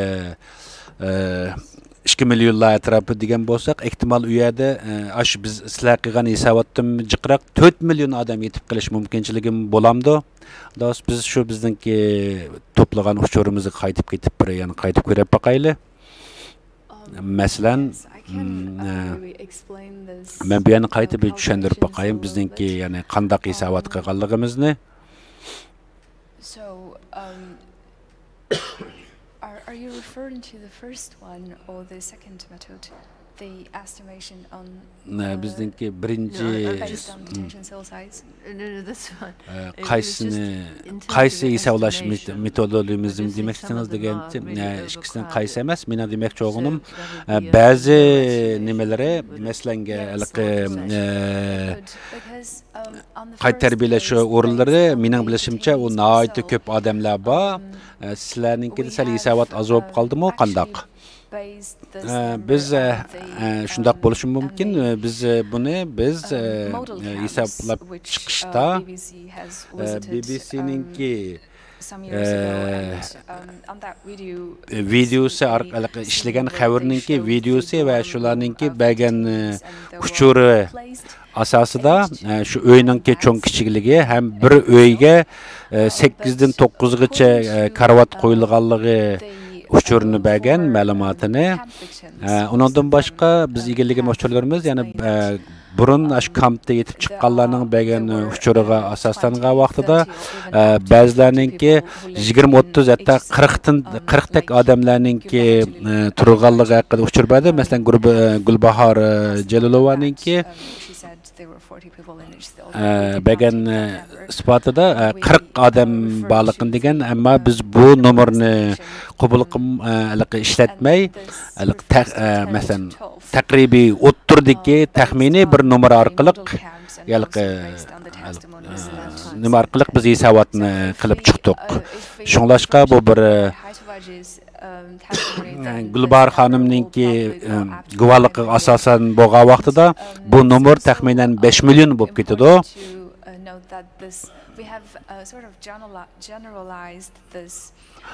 Biz buni hisoblab chiqarishda har qaysi yig'ilish kamplari yoki bo'lmasa qayta tarbiyalash kamplarining alaydiliklarga asosan hisobot mumkinchilik hisobotini chiqargan.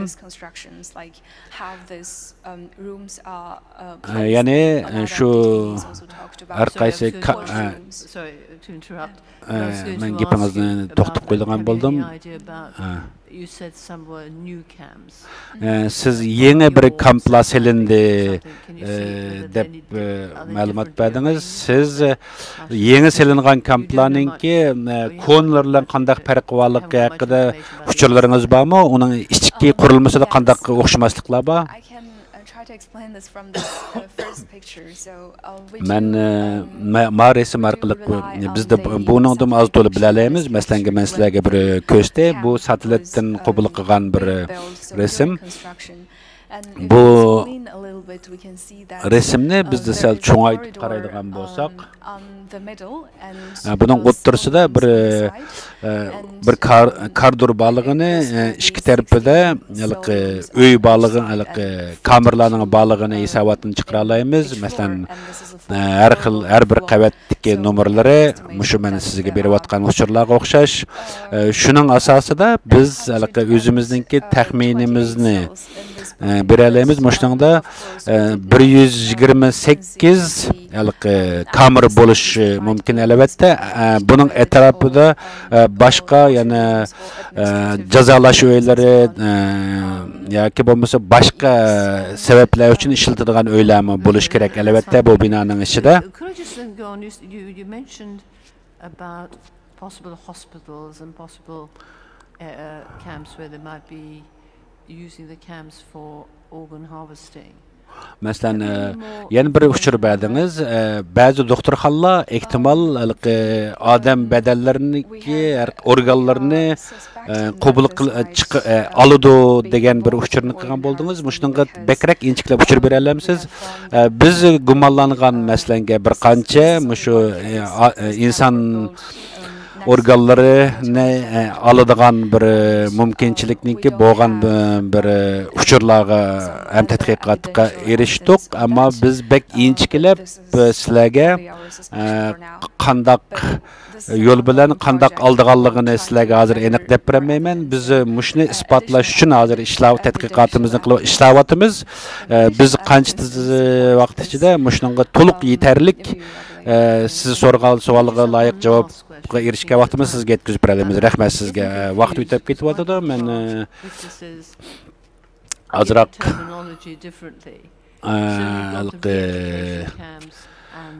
aralashtirib qo'yapmiz. Masalanga tushunchimiz sal aniq emas.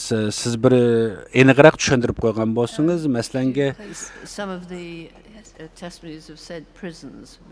ba'zi guvohlik bergichlar turma dedi, ba'zilar qayta tarbiyalash o'rni dedi, yoki bo'lmasa yig'ib olish o'rni degandeklarni aytdi. Biz sal xato tushunishni qilyapmiz. Bu turmimi?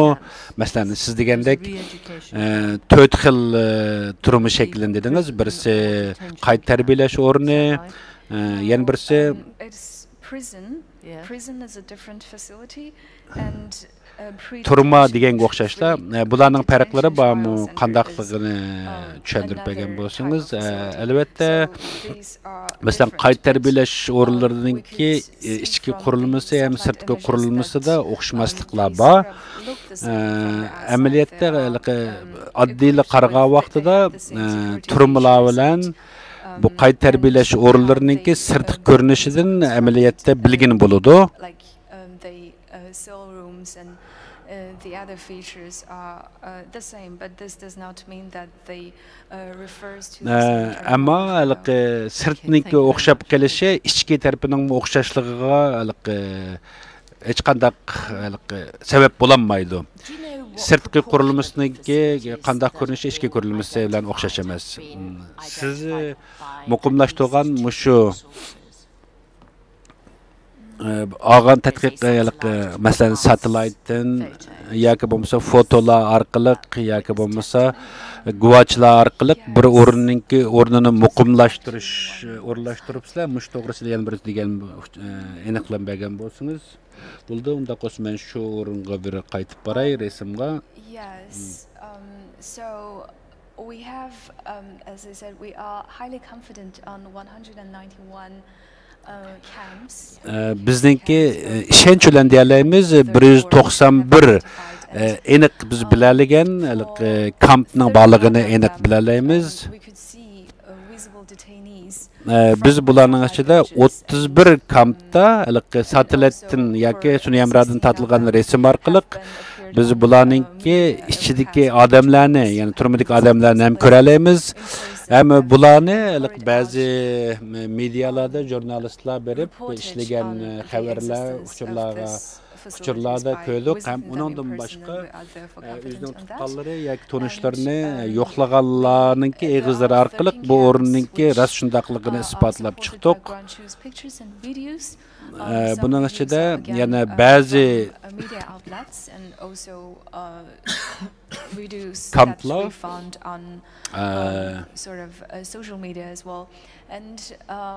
yani her xil yo'llar bilan biz ularningki o'rni va shakliga muqimlashtirish qilib beramiz. Like Kalbin Üniversitesi, Ömer Bekri, Tursunay Ziyaudun and Ömer Bekri, nima Ömer Bekeli ve şunun o'xshash boshqa shahidlarningki bergan bizga bergan isbotlar guvohliklari orqali bilaladim. We have therefore gone through a cross-check process by that, and 18 of these facilities are cross-checked by the Chinese government's official documents, like the Karakash list. Masalan, ondan boshqa Qarqash hujjatlaridagi bergan ba'zi bir uchurlar, ham shularningki bu hujjatda ham shu turma va qayta tarbiyalash o'rinlari haqida ma'lumotlar berilgan. The last one is 112 camps that 112 kampninki camp development changes. So keyingi vaqtda mana shu qayta tarbiyalash o'rinlaridagi kamplarninki qayta silinganliklariga satellite image yoki bo'lmasa bu sun'iy amraysirimlarga agish orqali biz muqimlashtirgan, yani bu guman emas, muqimlashtirib bo'lgan kamplar. Şuna biz bergan bu uchurninki rost shundaq ekanligini ishonamiz. Mr. Sabi, we are out of time. Vaqt o'tib ketyapti. Biz bugun uzun bir kun o'tkazamiz. Menimcha yana ikkilarning savoli bo'lishi mumkin. Mumkin qadar ikkilarningki birsinglar so'rsanglar bo'lamdi. I wonder if you would prefer us to put our remaining questions in writing. Agar sizlar udul bevosita so'rash mumkinchilik bo'lmay qolsa, sizlar yezib email boshqa yo'llar orqali savol so'rasanglar bo'lamdi. Sizlarga rahmat aytaman shunday qo'yganda. Hamid apandining deganda albatta biz savolimizni yeziq orqali so'rasak bo'ldi. Sizga nayt ko'p rahmat, qilgan uchun nayt ko'p rahmat. Bugün to'liq kun mishadi bo'lasiz. Agar bugun sizga bir qancha savollar kelib qolsa, mumkin qadar bugun shunga javob bersangiz, sizga nayt ko'p rahmat aytamiz. Ba'zi savollarni siz o'zingizningki xizmatdoshingizdan so'rab bersangiz bo'ldi albatta. Nayt ko'p rahmat sizning bergan guvohligingizga bo'lgan ko'p rahmat. Tövende nayt ko'p tövende bizningki yana bir nimamiz javob bermoqchi. Sahnaga chiqmoqchi. Guvohchimiz.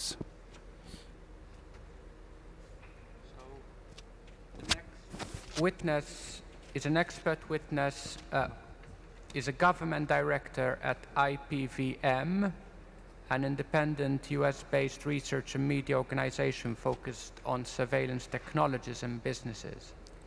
And this organization has significant resources. Bu ispat belgeci, guvohlik belgeci, Xitoylardagi, yani nazorat qildigan kameralar ve başka yuqori texnik orqali Uyg'urlar yoki Xitoydagi boshqa o'rinlarda nazorat qilish uskunalari ustida tadqiqot berib kelgan mutaxassis. including Uyghur onunki faith asaslı protection tədqiqatlarınınki and içində its Uyğurlarınki yüzünü tonuş yoki bo'lmasa Uyğurlarni yoki yerli xalqlarni qandaq tanıydigan yuqori texnology texniklarni taraqqiyoti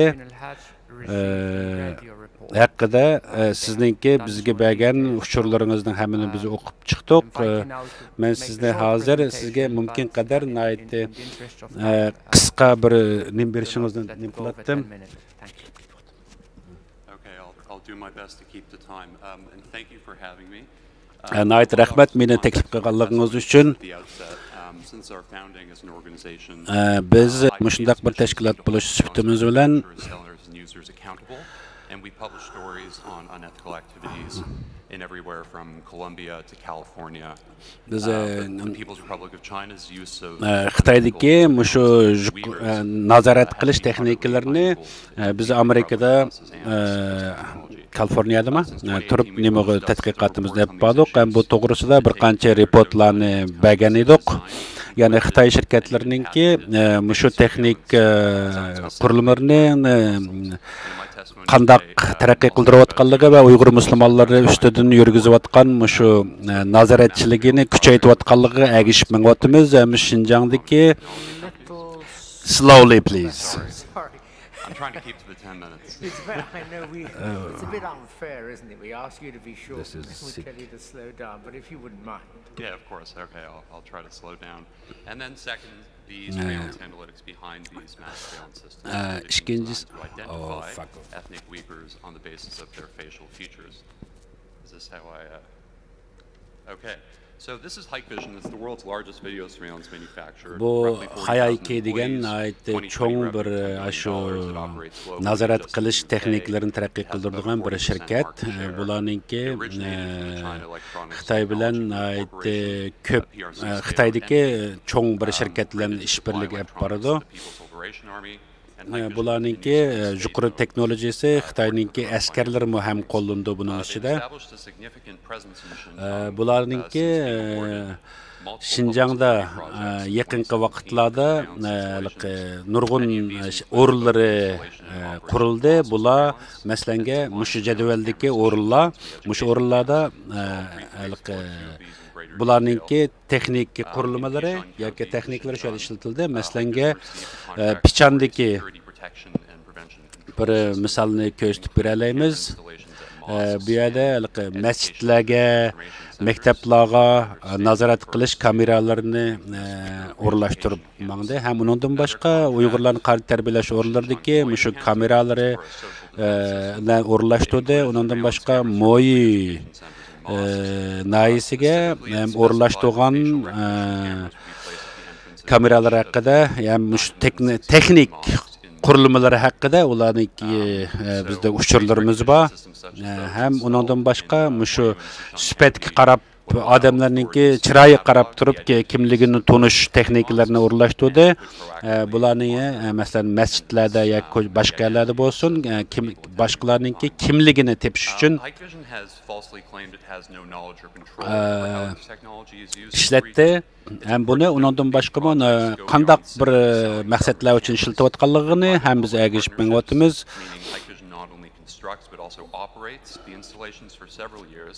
As shown in both and Hikvision's own financial filings.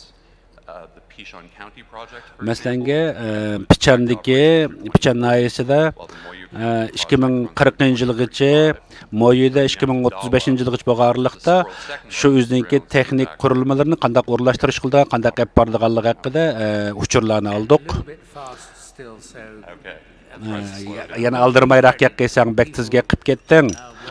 Biz sening yozg'iningni ko'rgan, men ko'rayotgan odamlar bor, sen shu ko'rayotgan odamlar tushunarligidek aldirmay gapqaysang.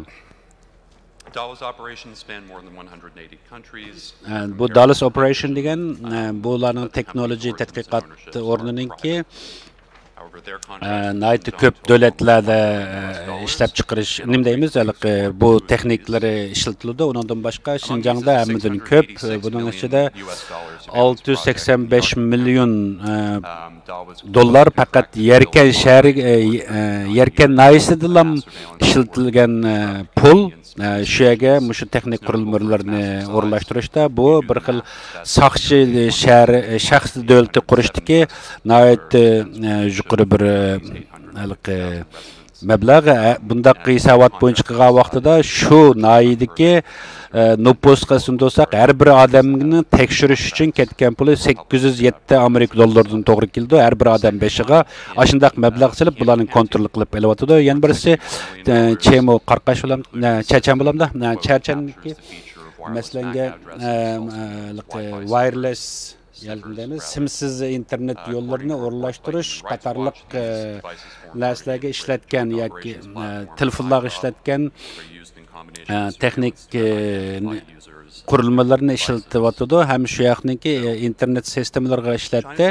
Ularningki yuqori texnologiyasini, undan boshqa Xitoylar bu Xinjiangga o'rlashtirgan shu yuqori texnikalik nazorat qilish uskunalarini Xinjiangga ko'plab o'rlashtirdi.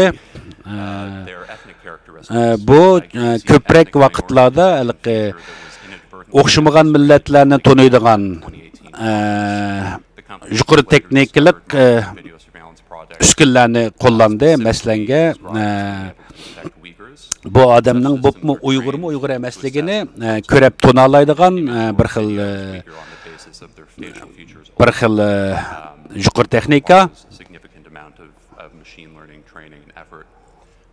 Undan boshqa shu machine learning degan kompyuter sistema kuchli tadqiqot nimalar orqali odamlarning ovozini va nurg'un narsalarni tonimoqchi. Undan boshqa davo shirkatininki aqlli shahar qurish plani mengyotdi Xinjiangda. Bu aqlli shaharlarda Uyg'urlarni qandoq taniydigan, Uyg'urlarning ish faoliyatlarini kontrol qiladigan ham saqchiga Uyg'urlar to'g'risida warning beradigan, nima deymiz, ogohlantirish beradigan shundaq alayda yuqori texnikalik uskunlarni qo'llanib kelyotdi, o'rlashtiryotdi. Masalanga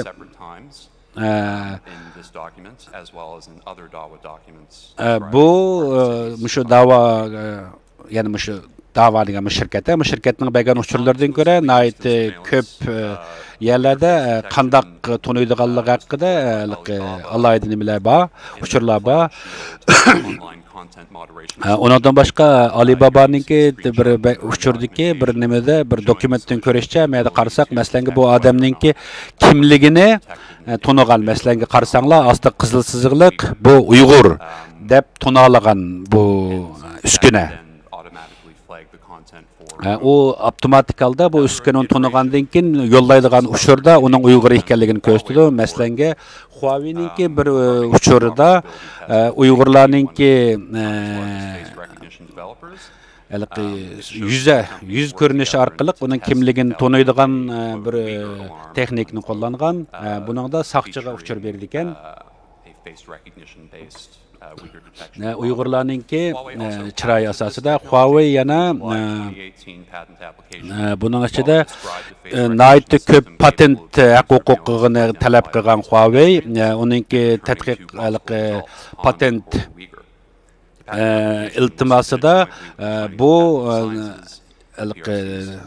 uskunlarninki Uyg'ur yoki Xanzu ekanligini chiroyi orqali tunib oladiganligi haqidagi patent huquqini talab qilgan. Undan boshqa mushu ko'rsatgan shirkatlar, sizlar ko'rayotgan shirkatlar shuningga o'xshash Uyg'urlarni taniydigan yoki asal boshqa millatlarni taniydigan shundaq uskunlarni ishlab chiqaryotdi. Yuqori sifatlik deymiz, yuqori texnikalik nimalarni. Undan boshqa Xitoydagi bir qancha cho'ng shirkatlar bor, maxsus mushu yuqori texnikalik uskunlarni ishlab chiqaradigan. Bo'pmi Huawei hozir Uyg'urlar to'g'risida nihoyatda ko'p tajribalarni olib bordi. Uyg'urlarning ovozi yoki sifatlari orqali tanishadigan.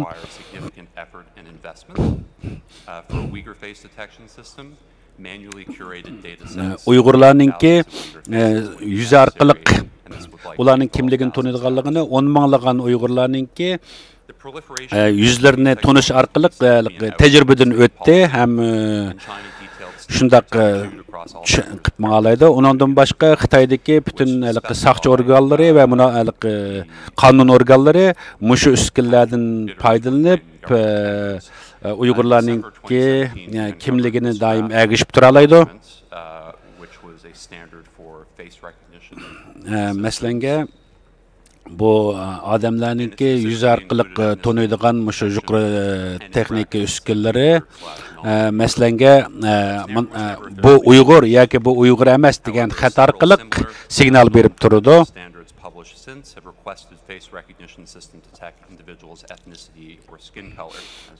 Yani mushu yuqori texnika o'xshamagan millatlarningki sifati chiroyi asosan bularningki er ayollik, yeshi yoki saqal qo'ydim qo'ymadim deganga o'xshash nurg'un taraflarni muloyiza qilish orqali uningki Uyg'ur emasligini ko'rsatib beralaydi. Yani muhimi shu Huawei'ninki ishlab chiqargan nimalari uskunlari Uyg'urlarni tanishda nihoyatda ko'p qo'llanildi, asosli qo'llanildi. Masalan, buni ichki o'liklarda qo'llanilgan o'rinlar, masalan, Uyg'urlarning chiroyini 2019 yıldan başlap bizden tədqiqatımızdan göre muşu şəhərlərdə bu toğrusunda muşu Uyg'urlarning chiroyini tanıydigan uskunlar qo'llanildi. Tövəndəki resimdə biz BBC'ninki bir dokumentdan olgan bir uçur. Buningda masalanga biz taxi isbotlab bo'lmagan bir shirkat, Xitoydagi bir shirkatning ishlab chiqargan yangi texnikasida Uyg'urlarningki chiroyini taniydigan bu bir texnik ekan. Buni shu nima orqali Uyg'urlarning chiroyi orqali chiroyini ko'rsalam bu tonalaydigan uskun ekan. Bu kamera yana analiz qila oladigan aqlli kamera ekan. Bu hem başka bexatarlik qo'g'dash o'rinlarga ham o'zi Uyg'urlarningki yuz chiroyi yoki ularningki hayajonlanish ifoda deymiz, chiroyining ifodalash shakliga asosan ularningki hissiyotini ham muloyiza qilib chiqa oladi ekan. You know, we can nonetheless continue to expect face recognition based systems to play a key role. Bu ishlab chiqarayotgan shu texniklar Xitoylarningki Uyg'urlarni kontrol qilish siyosati ustida nihoyat ko'p yordamlarni qilyotdi. Men sizlarga qisqa bir vaqt ichida mumkin qadar ko'p narsani tushuntirishni maqsad qildim. Nihoyat ko'p rahmat sizlarga. Rahmat sizga. Bizningki bir qancha savollarimiz bor. Men savollarimni birinchi savolimni shu Uyg'urlarningki yuzini taniydigan texnika haqida so'ramoqchi. Siz bundaq bir nimani texnikni ishlab chiqish uchun nihoyat ko'p tajribalarni qo'llanish tecrübelerden ötken bo'lishi kerakligini aytib o'tdingiz. Shundaqmi? Ha, shundaq. Mening ikki savolim bor. Masalanga bir qancha o'lchamlik usullar orqali Uyg'urlarni tanib oladigan bir mumkinchilikni tajribadan o'tkazib uskunlarni yaratganligini aytdingiz. Mushuni sal inchiklab tushib bergan bo'lsangiz, sizcha nima uchun mushu uskunni ishlab chiqadi?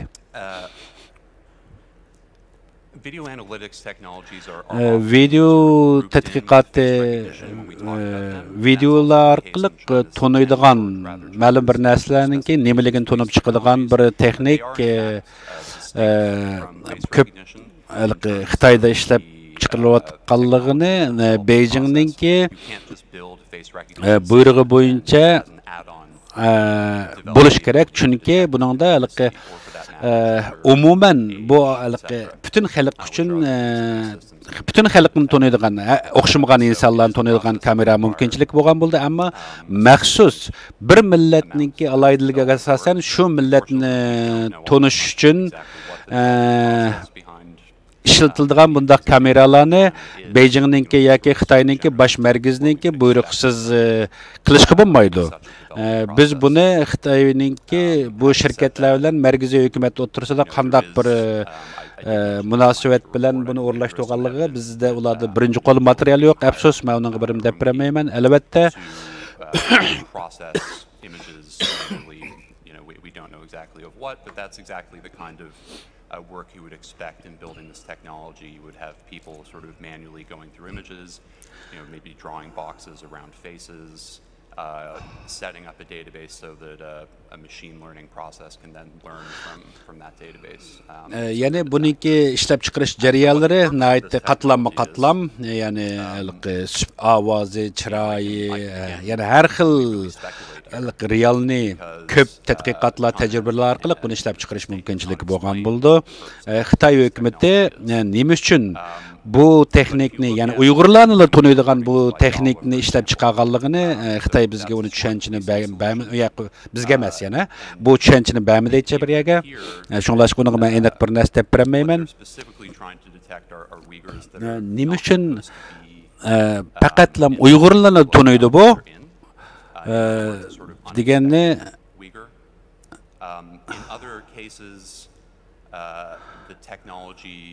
yana bir tarafdan aytgan vaqtimizda texnik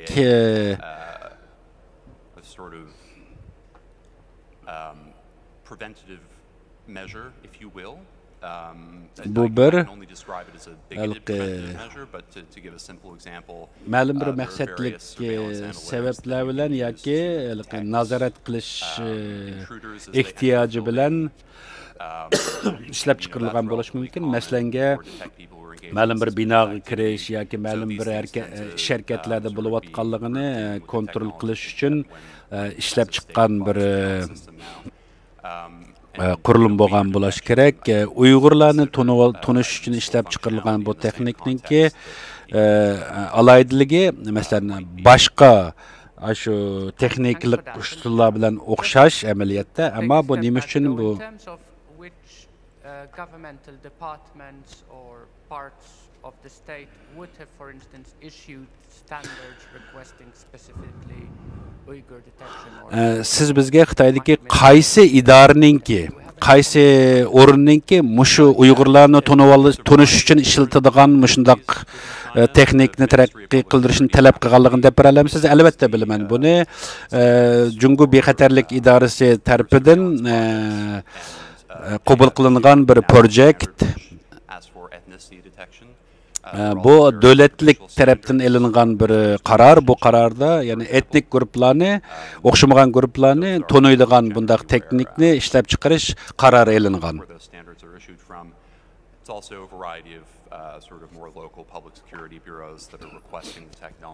Onundan başqa yerlik bexatarlik idoralari bupmu Uyg'urlarni taniydigan shundaq bir uskunninki bo'lishini talab qilgan. How the technology works, so especially the Uyghur face recognition and including the real-time Uyghur warnings that you mentioned. Masalan, siz yani canlı qalda Uyg'urlardan uçur berdigan yoki Uyg'urlardan tunib oladigan shundaq bir uskunning borlig'ini aytib o'tdingiz. Bu bir nihoyat ko'p kamsitish xarakterlik bir xil sistema, ya'ni bu Uyg'ur bo'lganligi uchun Uyg'ur degan bir signalni berishning o'zi bu bir kamsitish xarakterlik. Albatta bu bir ya'ni jonli holda saqchilarga bu odamninki jinoyat o'tkazganligiga emas, uning faqat Uyg'ur bo'lganligi uchun ham shu uchur berdi, shundaqmi? Shundaq. Mushu Jalliq Uyg'urlarninki Uyg'urlar to'g'risida uchur berdigan mush texnikani qo'llangan shaharlar amaliyotda aqlliq shaharlar qurilyotadi. Shu aqlliq shaharlarni qurish projesiniki bir qismi bu canlıq uçuru yollaydigan texnik bolğanlığı üçün avtomatik her daim muşundaq uçurni münasibetli orunlarga yetkizip berip turdu. Mesela koçuda bir Uygur ketip atkan bolğan bolsa, bu Uygurni tunup alalaydı. Onun nemiş qilgan qilmaganlığı mühim emas. Bunun Uygurluğunu bilgendik ki, onun nemiş qildiganlığına ägişip maňydy. Çünki hem yerde muşundaq kameralar texnikli bolğanlygy üçün bu Uygurga ägişip maňalaydy, onun qılıp atkan işinin hemmin nazaret kılalaydı. Nayetde köp rahmet. Men qısqa bir sual sorup algandan keyin men başqa xizmatdaşlarım götküzüp berme ulaslardan sorusun. Mesela tünigen biz bir nimede nayetde bütün Şinjanny biz uçuk bir turma dep tasvirladık. Mesela bu bir üstü uçuk turma dep tasvirladık Şinjanny. Buna çünkü nazaret astıriki bir rayon bolğanlygy üçün sen bunun dep qanday qaraysan? Muşu bütün Şinjan'a muştaq dep nam beriş toğrusuga sen qanday qaraysan? IPPM products in many regions, many of which are sold to governments and to prison systems. There is no system available to most of the world except China that is as advanced and intrusive.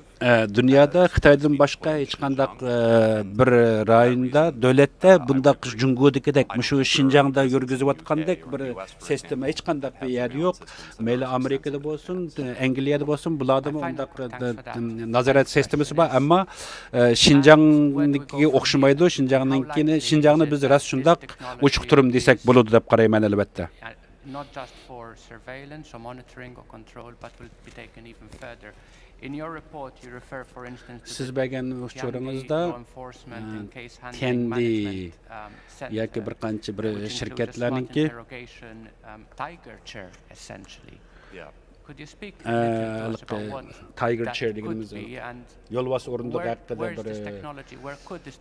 bu bir texnik ekanligi haqida tushuntirib angladik. Siz bu ish to'g'risida bir tushuncha bera olamsiz? Bu yo'lbos o'rindiq degan bu qanday taraqqiyotlarga, ya'ni keyin qanday taraqqiy qilish mumkin? Bu yalğız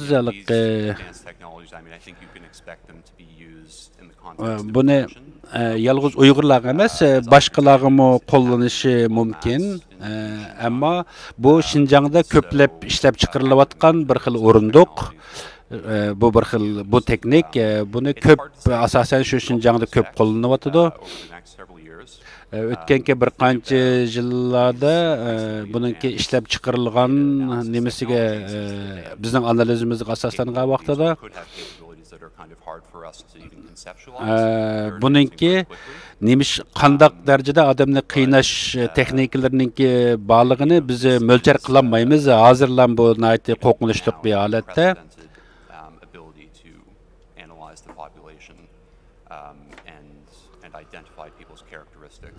Adamlarninki kimlikni odamninki xarakteriga asosan jazolash mumkinchilik bo'lgan, jazolay oladigan bo'lishi mumkin. Biz bu yo'lbos o'rindiq haqida nihoyatda ko'p angladik.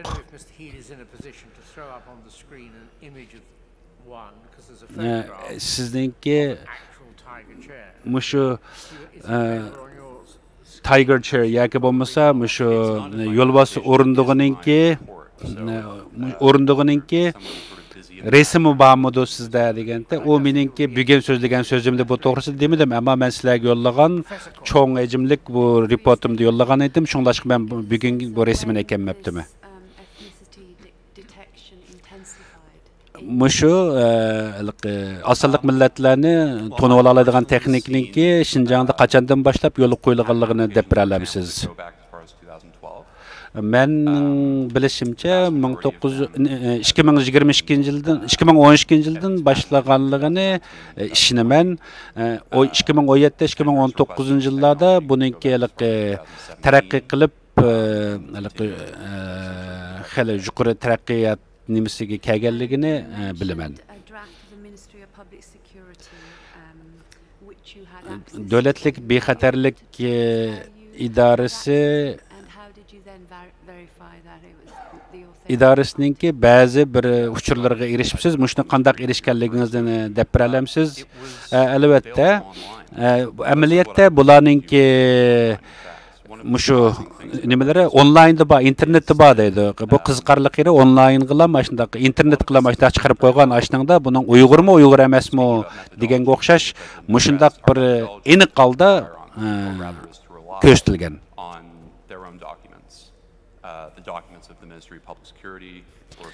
Bu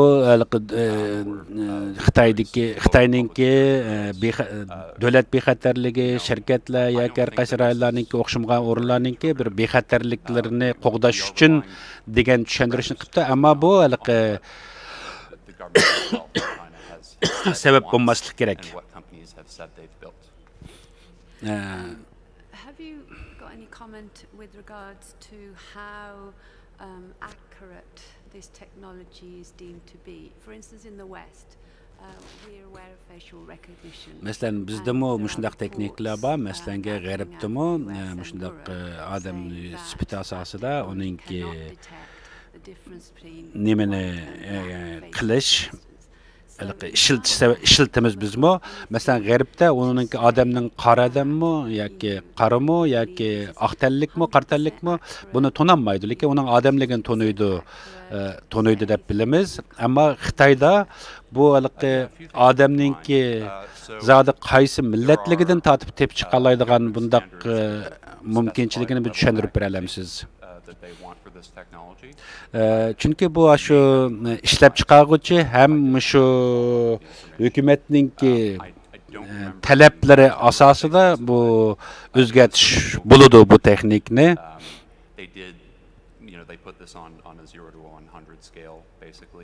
Masalan, shu millatninki masalan 100 alaydiligi bor desak, ko'rinish shaklida mushundaq bir alaydiliklar asosida qilg'ini bo'lgan bo'lishi mumkin. Ammo bizmi bir texnik tadqiqotchi bilan biz buni o'zimizning tajribamizni o'tkazmadik. Shunlashqa men qandaq bo'lganligini sizga deb bermayman. Bununkini shu Xitoy qilyotdi. Shunga Xitoy buni uqdi. Bu Xitoy Mushu Uyg'urlarni to'nalaydigan texnikni Xitoylar ishlab chiqadi.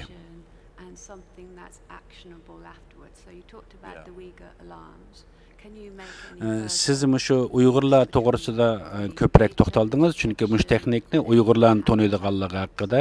Buningdan keyin yana qanday texniklarninki bo'ladiganligi, chiqish mumkinchiligi borligini siz bizga azroq yana uçur bera olamsiz. Ya'ni hozirgi mushu taraqqiyot mushunchalar darajaga keldi, Uyg'urlarni to'naydigan. Buningdan keyin yana qanday bir texnik kelib qilishi mumkin?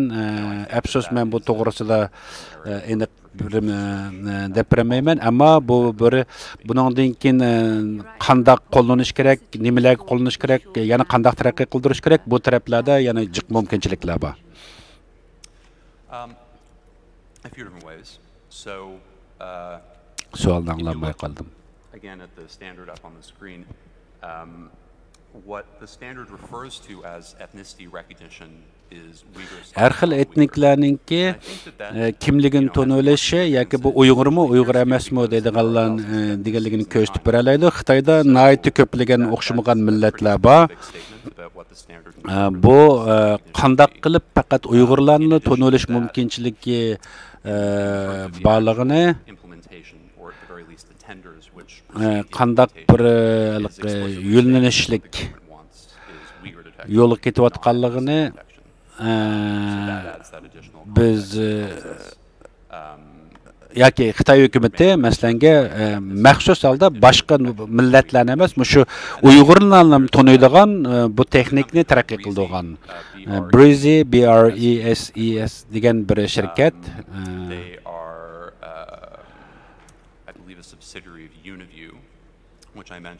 bu shirkat 3-dünya Xitoydagi 3-chi cho'ng shunday texnik yuqori texnik qurilmalarni ishlab chiqaradigan bir shirkat. Bular mencha shu tunji qatim Uyg'urlarni to'nib chiqadigan mush texnikni ishlab chiqargan bu shirkat hukumat bilan birlikda ishlagan, albatta hukumatning talabi bo'yicha.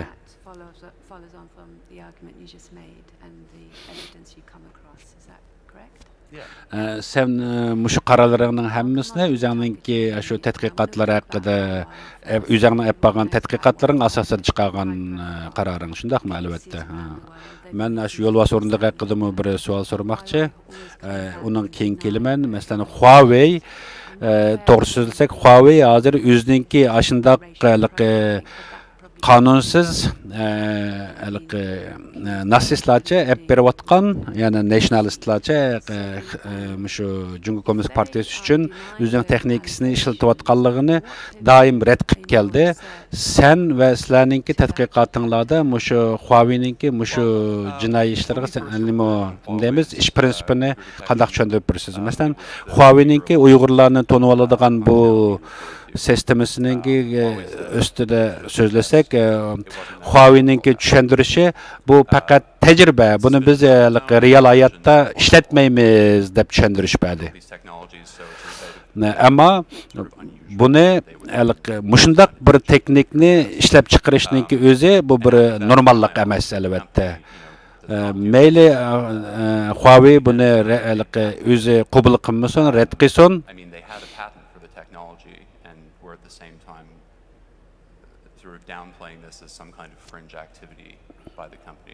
Bu şirketninki yani məqsədlik ep berayotgan Xitoy hökuməti bilan birlikdə işləyotganlığınınki bir isbatlardan birisi. Biz üçün onunki qabul qilish qimmaslığı bək mühim emas, Huawei'nin qabul qilish qimmaslığı, amma aniqki Huawei Xitoy hökuməti bilan birlikdə qilayotgan bir proje xizmətlər bularning hammasi. Biz shunday deb qaraymiz. They're not just distributed in Xinjiang nor in China, but also elsewhere where the PRC are engaged in trade. So we've heard. Məsələn, bu Xitayninki nurgun dövlətlərə, başqa dövlətlərə haqsız beriyotqanlığı, yoki bo'lmasa Azamboda setib beriyotqanlığı xəbərlərini anlayatımız. Bu sizcə Xitayninki özününki təsir dairəsini şu dövlətlərə qolunu sunalaydigan holatga shakllantirish ham shu tarafda o'zininki kuchini kengaytirish uchun mumkin qo'llandi desak bo'lamdi desa, albatta shundaq, albatta bu yalğız etniklarni tonishlam işletildiğen bir texnik qurilma emas. Buningda uningdan boshqa nihoyatda ko'p mumkinchiliklarni uchun boshqa maqsadlar uchun ishlatgan bo'ladigan bir texnik uskunlari.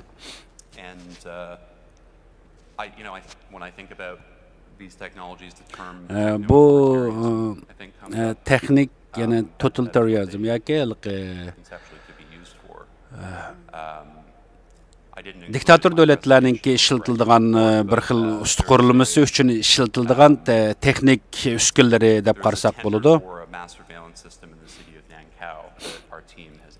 Masalan, Nankao shahridagi bir shu yuqori texniklik uskunlarni ishlatilish xabaridan ko'ra asosan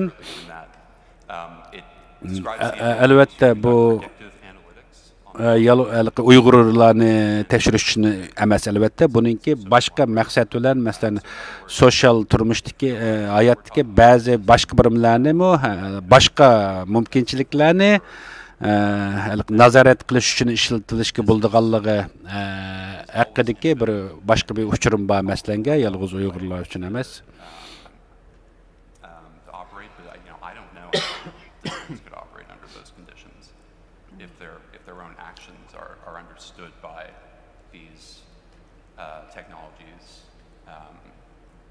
sort of better than any human could do. Bu texnik amaliyotda har qanday bir odamlar, ya'ni bir insonlarningki tadqiq qila oladigan darajasidan bekrak kuchlik, ya'ni nechasi yuqori, bu bek qo'rqinchli amaliyotda, bek yuqori texnik. Masalan, Alibabaninki report orqali ko'rgan, ya'ni odamning sifati orqali kimligini tanib oladigan mushu bergan uchuringizni yana tafsilroq deb bera olamsiz? A big part of how they do that, and for that matter, a big part of how companies like Facebook, deal with content that they just, don't want on their site is it's automated. They Mesela bu machine learning, yani akıllı kompüterlerini terakki kıldırış tekniklerinde Alibaba'nınki bir cloud sistemisi arkalık kontrol kıldığan cloud sistemisinden faydalanıp işlep çıkarılgan muşundaq bir texnik bir taraf qilish texnikasi bor. Buni hamda mening tushuncham albatta bu to'g'risida Uyg'urlarni taniydigan muşundaq bir texniklarningki nurg'unlagan Uyg'urlarning u yerda rasmlarning bo'lishi mush texniklarningki roli amaliyotda. Alibaba? Yeah, with Alibaba. Yes. Yeah. So some of these obviously companies operate globally. Mesela Alibabaga o'xshash mushundaq dunyoning hamma yerlarida ishlatiladigan hamma yerlarda kuchi bo'lgan mushundaq bir cho'ng shirkatningki ma'lum bir millat bir etnik ustida olib berayotgan mushundaqlik texnik qo'llanayotganligi qandaq bir ahvol bo'ldi. Bu albatta bizga Uyg'urlarni qandaq bir kemsitish siyosatininki bir xil deb qarasak bo'ladi albatta. Hundreds of millions of dollars selling fever detection equipment that doesn't work across the world. We actually published a peer-reviewed study in the Journal of Biomedical Optics to prove this, that they applied an algorithm that essentially adjusted the results so they appeared normal. They were basically faking it. Governments have spent millions of dollars on this stuff. Maslanga bu Xitoydagi ishlab chiqargan ba'zi mushu analogikal yoki bo'lsa mush cloud sistemi orqali qilgan ba'zi texnik narsalar milliardlab pullar sotilgan bo'lsin, ba'zilarininki deymiz sifatchatki wherever else are the ones making those decisions. But in terms of unethical activities more generally, yeah, there are many examples. So there's many ways we are deeply implicated in terms of, we're not just talking about Xinjiang, we're talking about... Yani biz bu meselede yalnız Uygurlarla emas, Şinjan'la emas, ama bütün dünya boyunca karakterlik düşünsek buluşundak bu. Alibaba yoki Xitoyning ishlatayotgan mush sistemasi bütün dünya bilan munosabat shundak emasmi? Albatta shundak. Siz shu yo'lbos o'rindig'i haqida bekrak tafsilroq bir tushuntirib bersangiz xo'sh bo'lardi. Mana resmi keldi. Mesela Tiandi degan bu şirketninki ishlab chiqargan shu Uyg'urlarninki süpütün tanıydigan, chiroyini tanıydigan texnik ishlab chiqargan shirkat shu, shularninki ishlab chiqargan yo'lbos o'rindig'i shu.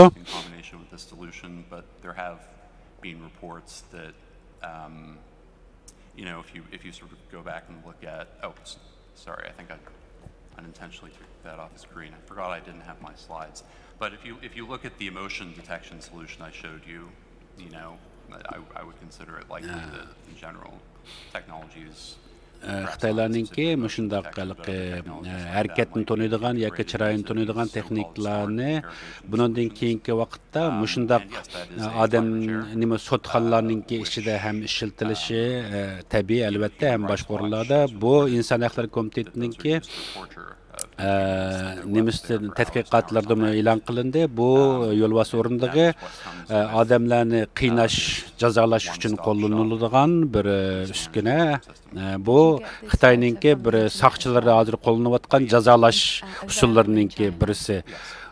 Sence mush texnik, mushundaq o'rindiq hozir Xitoyda kengri qo'llandi, shundaqmi emasmi? Ammo hukumat buni mushu Jungo Kommunistik Partiyasi hukumat mushu o'rindiqning borlig'ini rad qildimi, qilmadimi desa, albatta ular jinoyatchilarni jazolaydiganliklarini rad qilib keldi. Ammo men Jungo Kommunistik Partiyasininki mushningki Jungoda bor yo'qligi haqida hech qanday bizga aniqlik bermadi. Bu o'rindiq hozir faqat Jungoda bor, buni shu Tendi degan shu shirkat satar ekan.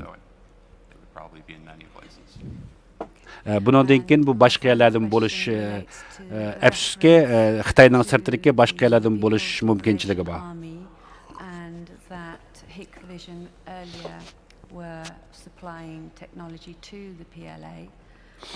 Ondan boshqa masalan PLA degani Jungo Xalq ozodlik armiyasiga nurg'unlagan ko'p yuqori texniklarni aqlli texniklarni taraqqiy qildirish uchun ishlatish, taraqqiy qildirganligini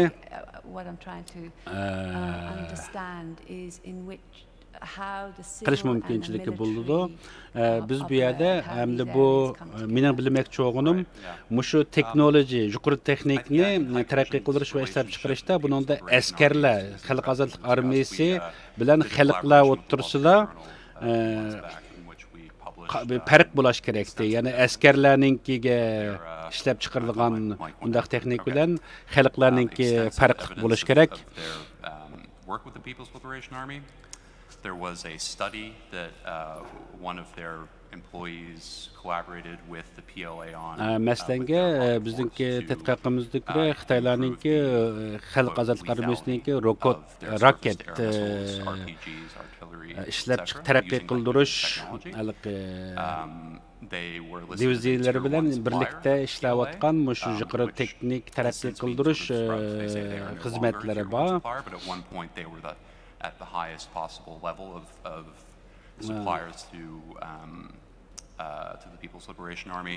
Yani bu xalq ozodlik armiyasiga eng yuqori mumkinchilik ichida xatolik o'tkazmay ishlatadigan misl, ya'ni o'q boshlarini ep mangadigan bir xil texnikni bular taraqqiy qildirayotganligini bilamiz. We had nothing to do with this, and this bu taraqqiyotga bizning hech qanday munosabatimiz yo'q. Biz ular bilan hech qanday ishbirlik qilgan emas albatta. The counterpoint, I suppose, is according to Hikvision, their employees are working in their personal capacity when they collaborate with the PLA. Bu shirkat normal askariy zavod emas, ammo askarlarningki taraqqiyot uchunmi, ya'ni ishlab chiqarib turdi demakchi. Ya'ni o'sha Tendi degan shirkat. Can see so that the feet are immobilized. What is not quite visible is that there are also restraints, loops or something on the top so that your wrists are immobilized, your ankles are immobilized. Yani bu o'rindiqda o'tag'izga vaqtida putninki, go'shqingizdan, qo'lingizninki, barmoqlardan ham belingizdan mushundaq tutib bağlaydigan müştaq işletildi. Şundaqmı? Ha, şundaq. Bizning bilishimizcha bu elektronik holda odamni boshqarib deymiz, boshqarib tura oladiganligi, ya'ni kichikiltib cho'ngaytib qilish mumkinchiligi bor. Shundaqmi? Buni men aniq bir narsa deb bilmayman. Mushu odam yuzi odamlarninki yuzini orqali kimlikni tunish sistemininki Xinjiangda qo'llanilishi Uyg'urlar bilan boshqa millatlarni tunish uchun qanday qo'llaniladi? In the US, for example, with them not working for every demographic equally, I think that the face recognition systems in Xinjiang work just fine for their explicit purpose, which is to identify people. Mesela biz Amerika bilen Şinjan'ın o'rtasida müşdak böyle seleştirish to'g'ri kelib qolsa, biz ishlash prinsiplerimizde yani şu adamның chiroyini tanıydigan kameradan ait farqli qo'llanamiz. Şinjan'dakisi adamlarninki yani Uyg'urlarni tanish uchun ishlatildi asosan. Yani bu texnikda şu o'zi qabul qilgan kompyuter sistemasidagi alaydiliklar orqali xanzularlarni Uyg'urlarni shundoq tanib chiqadi, shundaqmi? Bunun uchun albatta bütün Uyg'urlarninki database DNA'si hem nurgun hem narsaları qabul barmoq izlaridan tortib to'plagan bo'lish kerak. Mushning hammasi database sistemimiz shakllangan bo'lish kerak. Ashundaq bo'lgan vaqtida anandan keyin buni dunyoninki hamma yerda qo'llanib Uyg'urlarni tanig'ini bo'ldi. Ham undan boshqa ham shundaq bütün hamma narsalari nim qilinib deymiz, database kirgizilgan odamlarni mush alaydilik orqali tushunib deymiz, shu maqsadga yetgan bo'lish kerak. Gerçi buningda seninki ismingninki kimligini bilinmagan taqdirdimi, ammo sening kimliging yoki qaysi millat yoki nima ekanliging to'g'risida uchurga erishgan bo'ladi. Ya'ni sen demoqchi o'g'ing bütün odamlarni deding, sen demoqchi o'g'ing bütün Uyg'urlarni database toplan yığıldı demsen yoki bütün Şinjan'ның mı dese, mençe bütün Uyg'urlarninki shundaq. Ama mençe bütün şu rayonning deb o'ylasak bo'lishi mumkin. Ama mende Xitoydagi mushu database'niki qaysi darajada qanday to'planganligi haqidagi uchurlar yoki bo'lmasa citizenlar deymiz.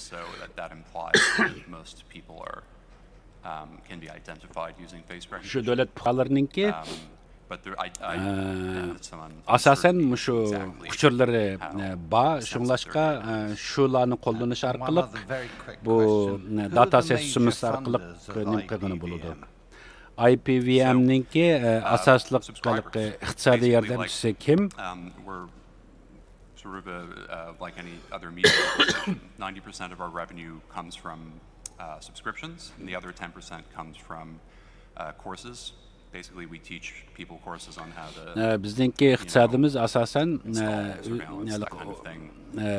mushundaq texnologiyalarni o'rinlashtirish, ham o'g'itish, mushu texnikani qanday ishlatishni o'g'itish qatorliq har xil yo'llardan keldi iqtisodimiz. An individual, in the U.S. government might buy a subscription, but nor Apple nor Microsoft, I take it. Sizlar yani bu pullarni Microsoft, Apple'lardan yordam olmadinglar, shundaqmi? Yo'q, ulardan olmadik. Ama Apple'lar yoki bular mushu bizning texnikani ishlatamiz deydigan bo'lsa, albatta bo'ladi. Nayt qo'rqinchliq, ammo qiziqarli bir suhbatlar bo'layotdi. Yana shu yo'lbos o'rindiq haqida so'zlashib baqili. Bu odamni jazolashda qandaq alaydiligi bor mushningki? The chair itself or the well, the two are linked, aren't they? So I was just wondering what might the machine be doing to the chair? Yani bu yo'lbos o'rindig'i hem o'rindiq hem buni boshqaradigan bir oldingi o'rindiq bilan munosabatli ekan. Bu ikkisi bir-birini boshqarib ma'lum ekan. Shu munosabat qanday deganda buningda bekki inchiklab kirib javob berishga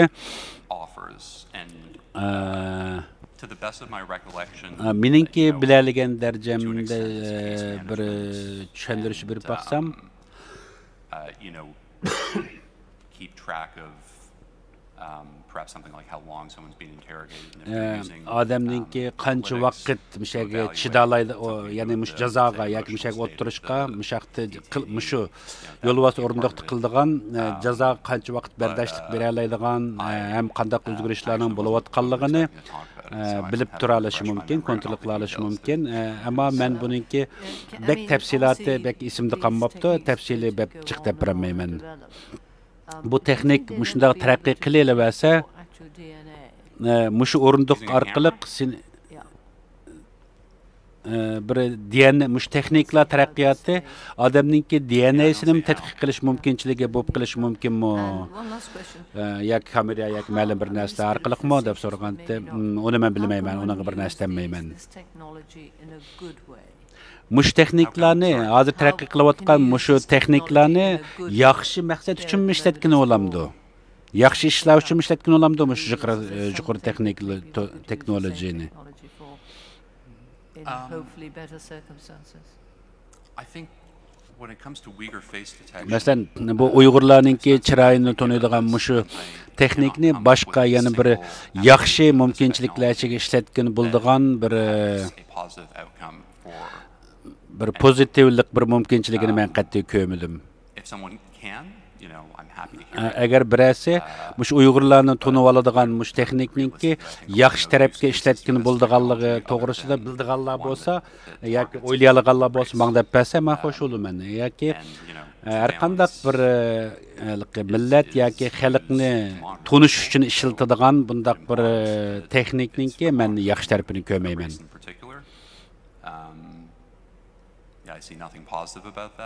Buningda hech qanday bir pozitiv bir tushunchalik bir narsa bor deb qaramayman. And to be honest, I think this is a technology that never should have been developed, and it's a shame that it exists. Bundaq bir texnik cho'qim chiqmaslik kerak edi. Mush texnikning bo'lganligi biz uchun nihoyat nomus. In terms of these companies that you've discussed, to what extent would you describe them as independent companies? Shu texniklarni ishlab chiqayotgan shu shirkatlar ular mustaqil shirkatlarmi yoki hukumatlarningki boshqarishida bo'layotgan bir shirkatlarmi? Bular yana Xitoyning ichidagi mush shirkatlarni demoqchiman. Bu shirkatlar amaliyotda hukumat bilan birlikda ish olib boradi. Ya'ni hukumat bilan birlikda shu tadqiqotlarni olib boradi. Men hech bo'lmaganda ikki shirkatning ashida qildiganligini bilaman. Undan boshqa Xitoy shirkatlarimi, bu shirkatlar bilan ishbirlik qilganlarmi, ehtimol shunday bo'lishi mumkin.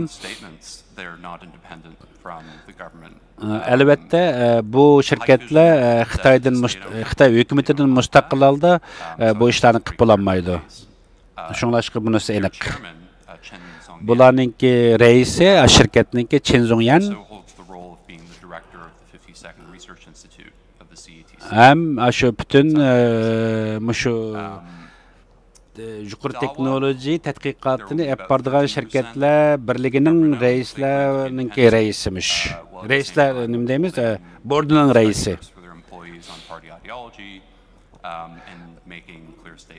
Albatta bularning bu shirkatlarningki hammasininki asosli shiori partiyaninki nizomnomasini yaxshi o'rganish, partiyaning maqsadi uchun xizmat qilish degan o'xshash shiorlarni asos qilib qiladi. Shunlashqa bu shirkatlar o'zininki texnik taraqqiyot yo'llarida hukumatninki talabi bo'yicha Xinjiangdagi mush yuqori texnikalik uskunlarni ishlab chiqaryapti.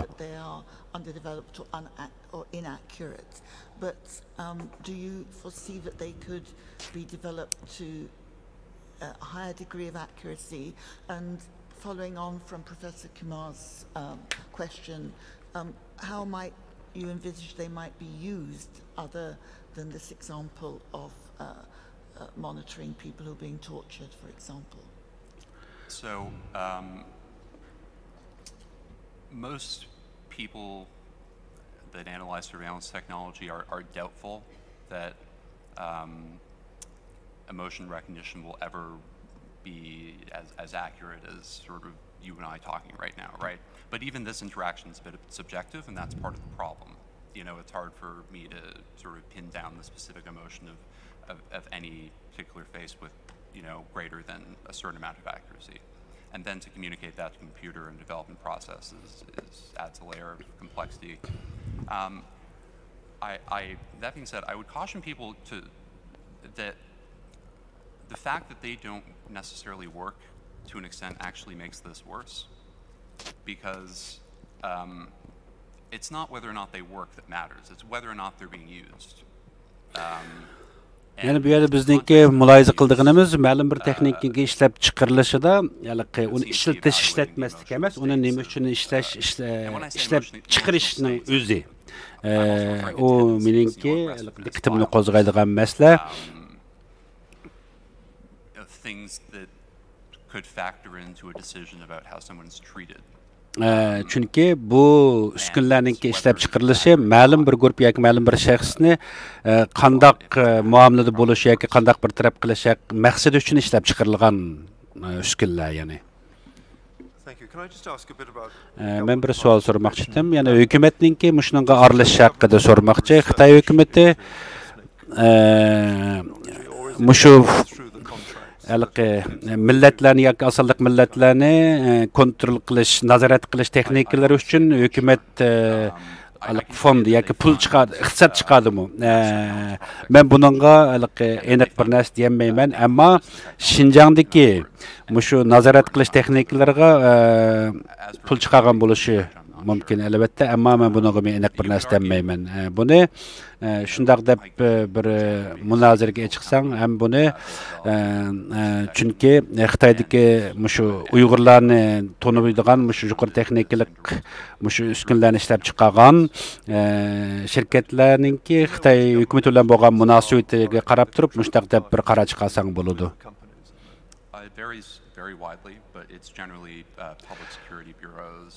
Yani bu şirketlerninki Xitoy partiyalari bilan munosabati qandaq degan vaqtida albatta bu partiyalarninki hammasi davlat yani partiya ham davlatninki bexatarlik idoralari, soqchilar, yerlik hukumatlar bilan bevosita munosabatlik.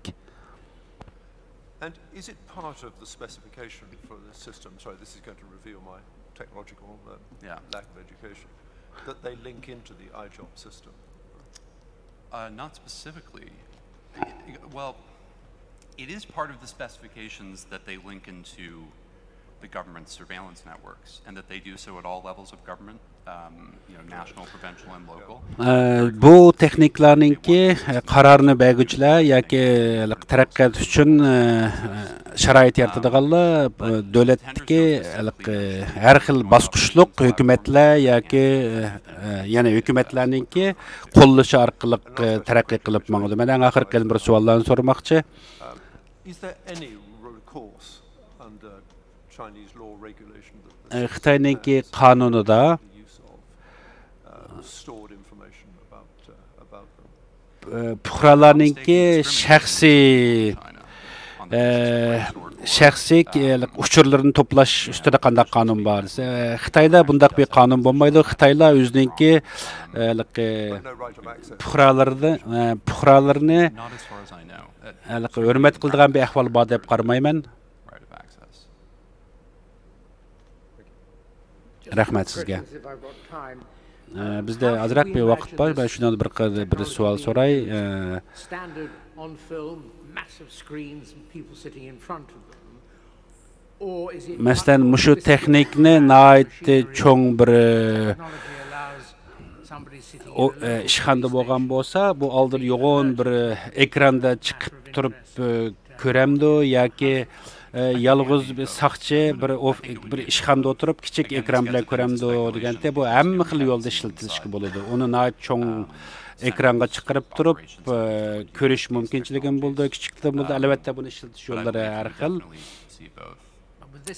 Men buni har xil yerlarda ishlatiladi. Chunki bu kameraninki ya'ni ko'rinish elishda cho'ng kichiklik elish darajalari jiq rol o'ynab ketmaydi. I think a sort of mundane analogy. Let's take traffic cameras.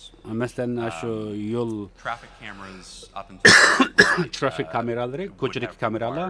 If you wanted to sort of proactively and constantly monitor traffic flow or masalan, look for a particular u car, asosan those screens manually analyze. Alayda bir mashinaga agishib mang'alaydi. Bu hozirgi kundagi softwarelarninki, ya'ni yumshoq detallarninki taraqqiyotini ko'rsatib turdi. Buningda yana shu bir mashinaninki lisensi maliki nima deymiz, tizimlatish nomeri bor, shu nomer kirgizilganligi uchun shuningga agishib turib, shuni tepish nimasiga ishiltildi. Mesela har qanday bir odamninki qatnash yo'llarda bo'lgan qatnash trafiklar yoki bo'lmasa qatnash qisqanchiliklarini shu video kamera orqali tunib ko'ra oladigan uchun ham ishlatadi buni. Hamda buni cho'qim bir odam qarab turib ko'rish kerakmi? Shundaq bo'layotganligini yoki shu texnik sistemasi o'zi uchirib beralarmi deb so'raganda, albatta shu sistema bu tarafda o'zining uchirib avtomatik holda uchirib berish mumkinchiligi bor.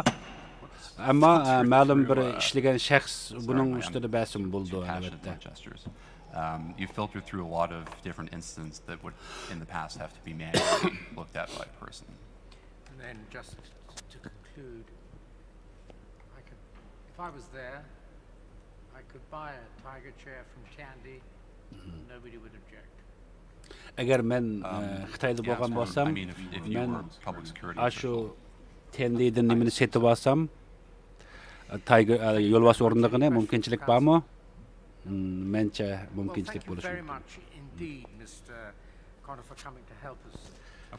Sizningki kelib bizga yordamda bo'lib, mushu uchurlarni berganligingiz uchun ko'p rahmat sizga. We are running 15 minutes late. If we can have a short break, please. I thought we were on time for both witnesses. Bizningki dam olishga vaqtimiz bormi deganda, biz 15 minut kechikib qoldik. Shundaq bo'lsa-mu 15 minut dam olsanglar.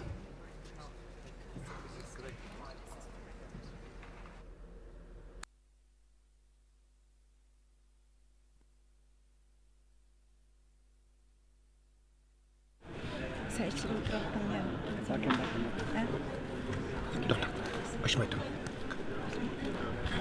Anlaşılsa bitki alıp gibi yardım et. Sana yakışık bilirsin.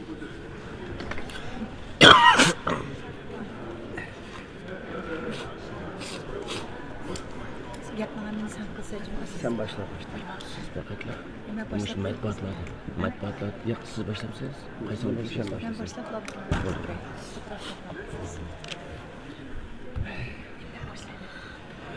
Ben sorayım mı? Siz usta cevap yazalım. Demi sorayım. Matbaatlardaki inkaslar. Sotmayın. Özünüzden karışıyım.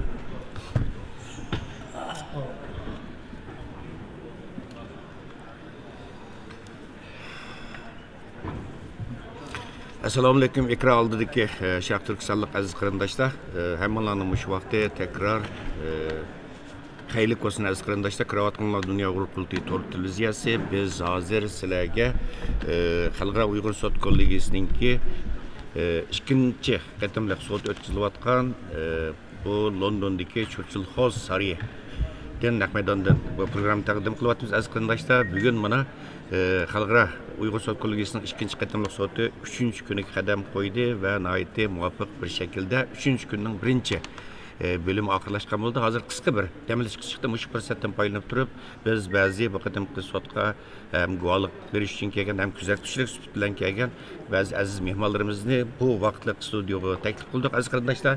Hammalar tuni shunda bo'lsa-mu bir qisqacha tunishtirib o'tay. Mana bu apandim Dunyo Urqultining bosh taftishi va yaqinda zo'r ta'sir qo'zg'agan Qizil qiyomat nomli asarninki avtori bu qadimgi sudninki da tadqiqotchi sifatida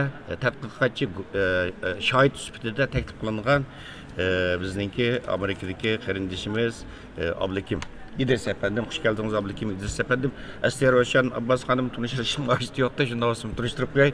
Roşan Abbas Hanım Amerikada en aktif faaliyet yapıp Uygur Hareketi Teşkilatı'nınki kurgucusu ve hazırki reisi. Şundakla Dünya Uygur Kurultayı'nınki Amerika vekili. Hoş, aziz qarindoshlar, hurmatli Ro'shan Abbas xonim, siz avval qatimqi sudda mana bu ikkinchi qatim qatnashsangiz, avval qatimliq sudda siz guvohlik bergandingiz. Shohid sifatida sud qatnashgandingiz. Bu da mana shu sudga guvohlik berish uchun kelgan bizning Sharq Turkistonlik qarindoshlarimizga madad berish maqsadida bu kadar sotqa ikinci qitim kelib o'tiribsiz, nayt xursand bo'ldik. Masalan, Ro'shabas xonim shu sot boshlanishdan bir kun burun Xitoy hukumati nayt qattiq hujum boshladi. Har kun davom qilyotdi.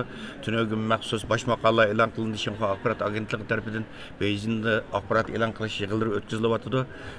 Birinchi kuni sotdan qanday chiqqan 20 dan ortiq 30 ga yaqin chet el muxbirlari bordi. Bugun xili bor. Tünögün bu nayt köpte muhbirlar. Siz daim şu chet el medialarını, chet el matbuotdan nayt yaqindan izchil turda taqib kelayotgan, kuzatib kelayotgan bizningki aktiv siyosiy faoliyatchilarimizning bo'lish bitingiz bilan shu 3 kun sot boshlangandan keyin shu sotninki matbuotlardagi inkaslar qanday bo'ladi, Xitoyning qilayotgan hujumlarga nisbatan qanday bir matbuotlarda qanday bir g'ulg'uli inkas talashda ishlar bor. Rahmat Ferhat efendim. Assalomu alaykum qarindoshlar. Kecha kunduz biz bilan tang vaqt sababi bilan ba'zi davlatlarda Avstraliya bo'lsin, Amerika bo'lsin, kechalab qarindoshlarimiz o'tirib ko'ryotdi va madad beryotdi bizga. Buning uchun dastlabda hammanglarga bir rahmat aytib gapimni boshlayman. Ferhat efendim, siz deganingizga o'xshash Xitoy hukumati butun kuchini ishga solib tashqi ishlar ministerligidan bo'lsin, Amerika, Angliyadagi Xitoy bosh elchisi bo'lsin, tipirlab ketib bordi. Hatto Xitoyningki Angliyadagi bosh elchisi Angliya hukumatiga bu sotni to'xtatib etinglar deb talab qilgan. Angliya hukumati bu sotni biz qilayotganimiz yo'q, to'xtatib etinglar. Bu degan Angliya bu kishilarning demokratik huquqi, buni biz aralashamaymiz deb javob bergan.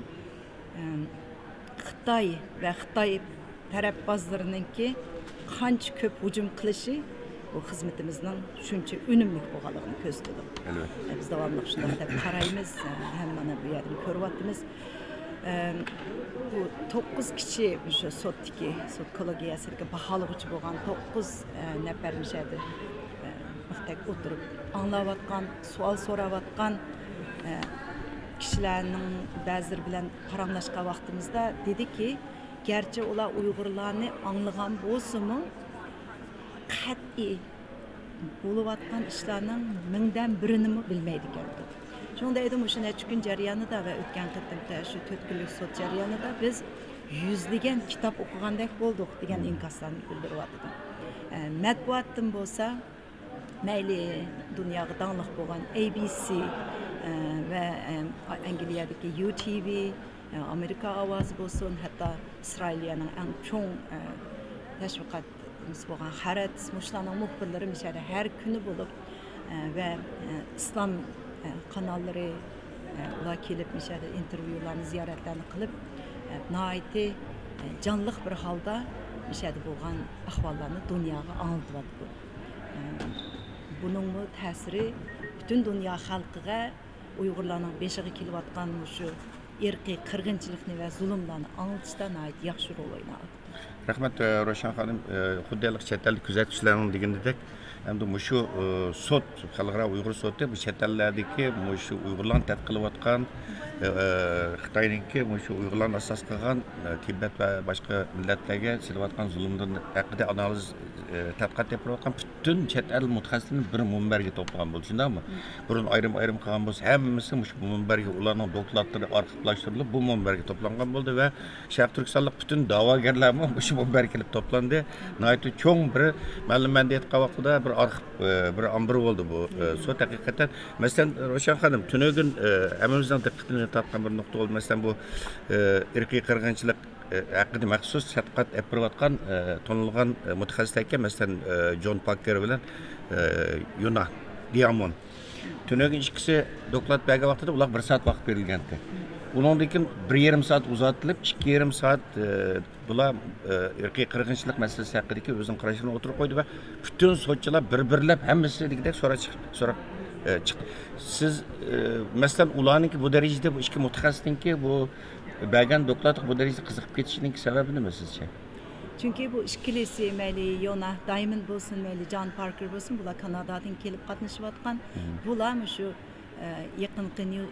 yaqinda Newsline'da chiqqan irqiy qirg'inchilik degan dokladningki asosliq bunga kuch chiqaruvchilar.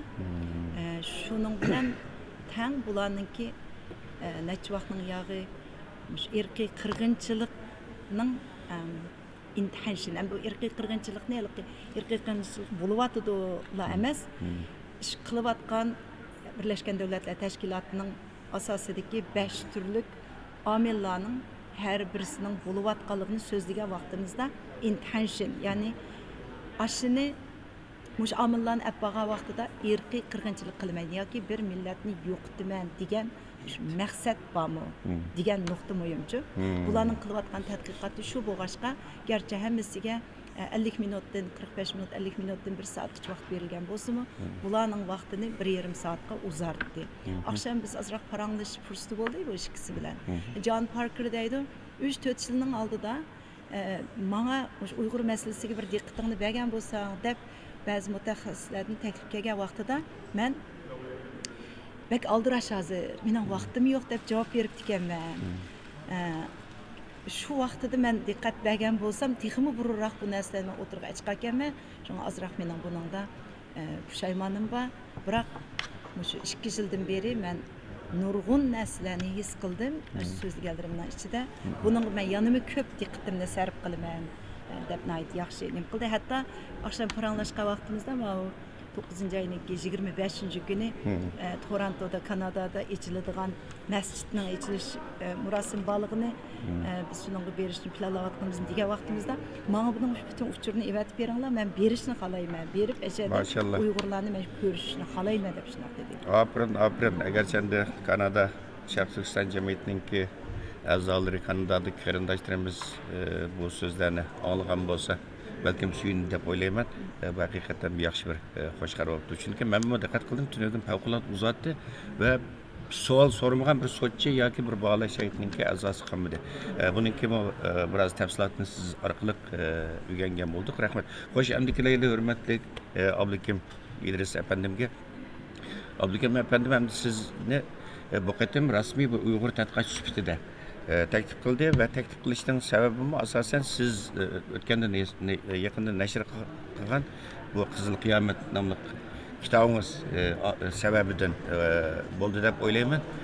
Chunki bu Xitoyninki bu islom dunyosida qilayotgan so'mirish siyosati, shundaqla bu islom dunyosiniki Xitoyninki Uyg'urlarga yurayotgan irqiy qirg'inchilik qarata susuz, ovozsiz qilishi, sukut qilib turilishi, hatto ba'zi davlatlarning shirik bo'lishi, Xitoyning bu xil jinoiy qilmishlarga bu ko'rinish qilingan bir kitobni aytdi, yaxshi bir kitobdi. Siz masalan nimalarni es qildingiz, siz guvohlikdan o'tdingiz, nihoyatda jalb qildi sizningki bergan guvohligingiz. Bu şartda sizning bir qarashingizni egallab baqsak, masalan, so'tga taklif qilishingizningki oxir ko'rinishi jarayonni siz so'tga asos bergan guvohligingiz haqida. Assalomu alaykum aziz qarindoshlar, hammanglarni chin dilimdan salomlayman. Hammanglarni ki bu ko'rib, bu masalani texmi o'rganib, davoyimizga sahib chiqib, bu bizning ishimiz, o'zimiz o'tirib anglashimiz kerak, o'zimiz o'rganishimiz kerak, o'zimiz bilishimiz kerak. Bundan keyin boshqalarga bildiraymiz. Men bu har kun o'rganyapman. Shuning uchun bu vaqtlarni chiqarib, bu programmalarni ko'rib, qilganlarga qizg'in tabriklayman. Rahmat. Her biringlarni naydi japat attыңlar.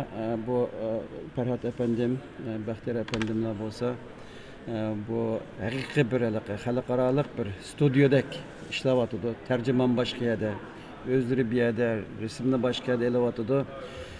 Kecha kunduz japat attыңlar. Bu masalani xalqimizga bildirish uchun sizlarni chin qalbimdan tabriklayman. Rahmat. O'tganda birinci Uyghur sotuğa mehman süpütüde ve ayalim Ruşen Abbas vaxtida bizning mening ailem ve adimiz Ruşen Abbas doğruluk bütün qarindoshlar doğruluk guvohlik berganda billa hamrabit kelgan edim. Bu vaxtida bilganingizdek bu kitap hem İngilizce ve Türkçe çıqqan. İngilizceninki ismi Menace, China's Colonization of Islamic World and Uyghur Genocide. Bu kitapni bu so'tchilarga taqdim qilish fursatiga erishgandik. Qaytib borgandan keyin ulardan xat keldi, dediki, bu haqda bir mutaxassis sifatida sen bizga bir guvohlik bergan bo'lsan. Men albatta suyundim va uningki o'ziga loyiq shartlari bor ekan. Onun kelimelik bir report yazışık doğru geldi. Onun için bir kança reportlarını takdim kılıp ahir bir yer kayıtıp geldik ve guvalıklarımını verdim. Ben o sotta digenim okşaş, guvalıkımını digenim okşaş. Biz Şarkı Türkistanlıkla, Uygur, Kazak, Kırgızla, Müslüman halk. Biz Orta Asya ve İslam dünyasındaki sivilizasyaya en töhbe koşkan halklarının biri. Biz Cunguluk Müslüman dese bu Xitayga okşaş, Asiyalık, başkalık, Janubi Şarkı Asiyalık okşaş bir insanlar emas. Biz aşı Orta Merkezi Asya, Afganistan, Pakistan'dakilerge okşaş oturumuz, tamak yeyimiz, uxlayımız, çüşkürümüz. Bizning yaşında sakallarımız var, çıraylarımız başkaça. Bu bizden Xitay halkı bilen yoki devleti bilen hiç qanday bir alakamız yok. Şunda bir millet. Ve etikadımız mı bizden İslam. Ama afsus ki bu qo'shni devletler bo'lsin, bizga qo'shni devletler bo'lsin, İslam devletleri bo'lsin yoki İslam devletleridagi qisman mustaqil institutlar bo'lsin, İslami teşkilatlar bo'lsin, maktablar bo'lsin. Bularning hammasi Xitoyninki teatr teşviqotining qurbonlari bo'ldi. Cümleden Müslüman devletlerideki Müslümanların 70-80%'i Şarkı Türkistan'da bizning dinimizga, e'tiqodimizga, bizga elib berilayotgan bu zulmni bilishdan mahrum qoldi. Biz vay bu Müslümanlar jim turib oldi, u davatimiz Müslüman devletlerideki bütün medyalarni ularninki hakimiyetleri kontrol qiladi. Qapqagan az qismini hakimiyetliklerinin taraftarları kontrol qiladi. Ve Xitoy bu devletlerde nurgun meblağ saldı. Bu Xitoylar setib oldi nurgun hakimlarni ve insanlarni ve özlerimi teatr teşviqotini nayt obdan appad desek bo'ladi. Bunun da Cumhur İslam Cemiyeti'ni işletti ve chet eldeki İslami institutlardan işletti. Şununla bu qarindoshlarimiz mahrum kaldı ve ahırda ipimni yığsam bu İslam devletleri bu Uygur qirg'inchiligiga bizningki vatandagi Sharqi Turkistonda Xitoyning e'tiqodimizga erib berilayotgan urushiga bizningki e'tiqodimizning eng asosi bo'lgan Qur'oni Karimningki kopiyalarining ko'ydirilishiga masjidlarimizning barlog'iga aylantirilishiga Narisiyda bolalarimizningki ateist, kafir bulup yetiştirilishiga bilmesden şerik bo'lib qoladi. Bu nayt echinarliqdir vaqa. Shuning uchun biz buni o'tirg'i qo'yib, amaliy ahvolni so'zlashga delil isbot paketlar bilan bu yerda so'zladik. İnşallah buningki maqsadmi İslam dunyosidagi qarindoshlarningki ve bu Angliyada bilganingizdek bütün dünyadaki Müslümanlar yashayotidi. Bularning bir bilib bundan keyin Şarkı Türkistanlıklarga, Uygurlarga, Uygur mazlumlarga bir duadı bolsunmu? Buluş bir ümidimiz, bu ameli hakikatni bir ko'rishni arzu qilamiz. Hakikaten ben avval qitqida sotdan hozir diqqat qilyapman. Shu islom olimi, islom dunyosiga munosabat masalalardagi temada tunji qatim o'tirib qo'yilishyapti. Shunaqa Ro'shan xonim. Bu tema tunji qatim o'tirib qo'yilishi va bir Uyg'ur tadqiqotchi tarafidan Ro'shan xonim masalan tunugun siz riyosatchilik qilayotgan Uyg'ur harbiy tashkilotining tadqiqotchisi va yoki program yetakchisi Juliya xonim maxsus shu Xitoylarningki Uyg'ur o'smirlarga qaratilgan meni yuyish hareketi to'g'risida ait sistemlik bir doklad verdi. Sizning tashkilotingizga vakolatlanamdi. Tunugun ait yaxshi sot aytdingki bu ait yaxshi bir bosiga erishdi deb qarayman. Bu vaqtda bir zat bersangiz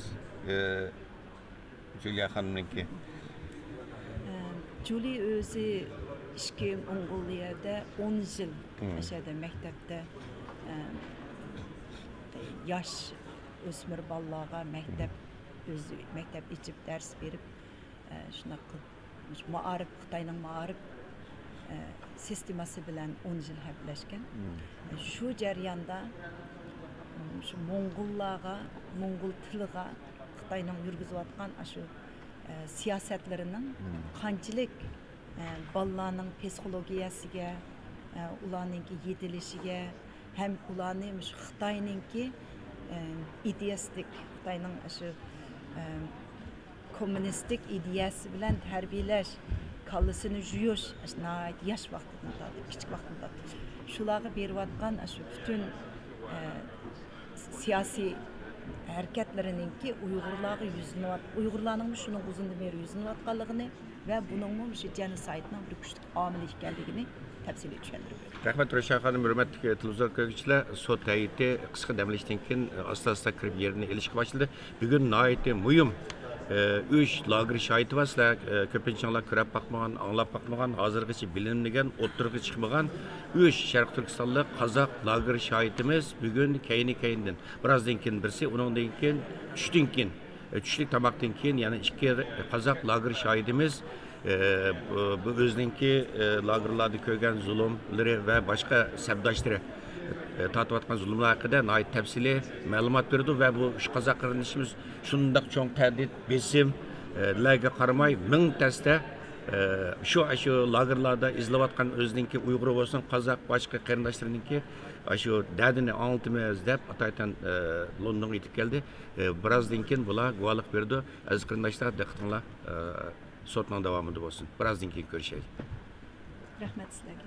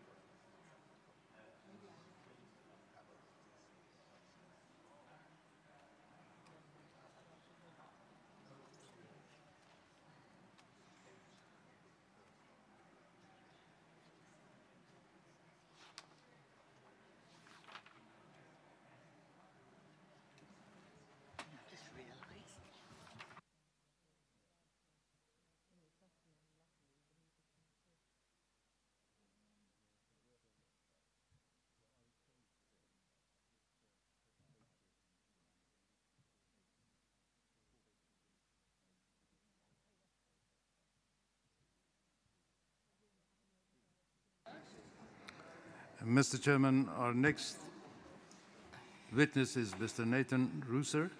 Thank you. Chair, Nathan Rooser is a researcher within the Australian Strategic Policy Institute. He works in the International Cyber Policy Centre at ASPI. His research on the nature, scale and growth of the camps, as determined through satellite imagery, have been featured in many international media and research outlets. He has also published on the destruction of Uyghur culture and religious heritage in Xinjiang. Mr. Rooser, we have recalled Mr. Rooser. He has given testimony in June and will now be providing further testimony at these hearings. In his report, he provides details of the different strands of his research, including analyzing the situation in Xinjiang around tracking the floor space of detention facilities, analyzing the destruction of Uyghur cultural and religious heritage, examining and mapping the location of over 380 different suspected detention facilities that have been constructed since 2017. And finally, tracking the changes and declining birth rates in Xinjiang. Mr. Reuser,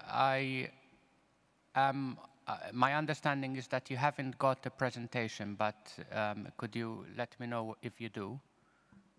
Yes, good morning. Thank you for having me again. I don't have a specific presentation, but there might be a few times where I can share slides and that might be illustrative to some of your questions. If right. That First makes of all, sense the sound quality, not your fault, Mr. Russo, the sound quality is poor. I can't hear it Is it very any well. better if I hold the microphone closer to me? I think that's going to make quite a lot of difference, but... Okay, I'll do this. Try again. Put it... Good morning. Is this any better? That's a lot better, so good morning to you too. Off you go. Good morning. Yeah, so I'm not specifically presenting a sort of slide deck, but I do have a few slides that might help with some of the questions that come. Thank you. So I'll start with a couple of questions and then Shular arqali sizlarning so'ragan savollariga javob berishim mumkin. Meningki bir savolim bor, ham bizningki boshqa a'zolarning sizga savollashi mumkin. Sizningki tadqiqot uchurlaringizda Xinjiangdagi qurilmalar ustida bo'lgan tadqiqotingizda Xinjiangdagi bexatarligi uchun yangidan taraqqiy qildirayotgan o'rinlarninki yoki vositalarninki ko'payayotganligi haqida, undan boshqa islom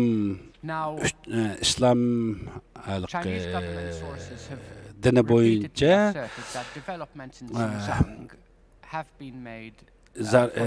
zaratkorlik yoki masjidlarninki o'zgarishlari haqida bir savolim bor. Birinchi savolim, sizning tadqiqotingiz va analizingizga asosan, ya'ni siz tayyor qilgan yoki to'plagan rasmlarga asosan shuningda so China often specifically cites, I guess, the 2008 Sichuan earthquake as a reason to sort of pursue a lot of these urban development policies and these Xitoy yolg'iz but what we really oldilar, masalan, Sichuandagi yer tavrash nimasida qo'llangan bundaq bir texnologiyani keyingi vaqtlarda Xinjiangda jiq ko'p qo'llandi. Men bilaladim, yani demakchi bu texnologiya satelit rasmlar orqali to'naladim. Bupmi Xinjiangdagi shaharlarning qayta qurilishi yoki bo'lmasa ba'zi o'rinlarning chekib o'tilishi, o'zgartirilishi qatorliqlarni shu satelitdan ko'rgan bo'ladi yoki sun'iy amradni qabul qilgan rasmlar orqali ba'zi shaharlarda 30-40% degidek Uyg'urlarningki qadimdan tartib kelayotgan o'z aloyidliklari bo'yicha bo'lgan binolar qayta deymiz chekib o'tildi, hamda o'rniga qayta silindi. Bu Uyg'urlarninki shu 40-50% shu binoları yoki turgan uy o'rinlari 100 yillar, hatto 1000 yillarcha kelayotgan bir urf odatlar edi. Bularning hammasi o'zgartirilganligini ko'rgan bo'ldi. Bundan boshqa masjidlarninki taxminan 800 dan oshiq masjidni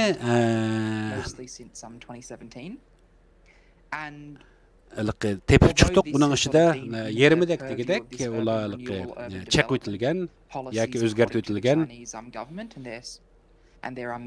Ham Xitoyninki shaharlarni qayta qurish siyosati asosida shaharlarninki jiq o'zgarganligini ham masjidlarni chaqqanligini ham ko'ralik. Masjidlarninki o'rni qayta masjid silinmadi uyaga. Anything to back up this idea of this urban renewal. and the urban development. Әмді bu Xitayninki şəhər tərəqqiyatı və şəhərini qaytıb quruş siyasətininki bir qismi. Əgər Qashqar hotellərə baxsanglar,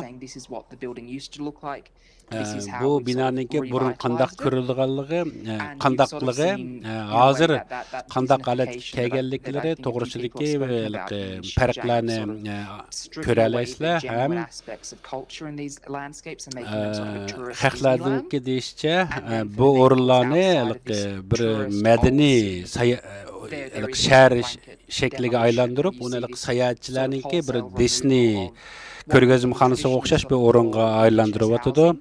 Bular yerliklarningki uylarini alayda qilib selib ko'rgazmaxonalar muzey ko'rgazmaxonalardagilarni ochdi, ammo bularni majburiy holda o'zlarining turgan uylarini boshqa yangi salgan binolarga ko'chirib, ularni oddiyroq kontrol qilish yoki nazorat qilish mumkinchiligini yaratdi.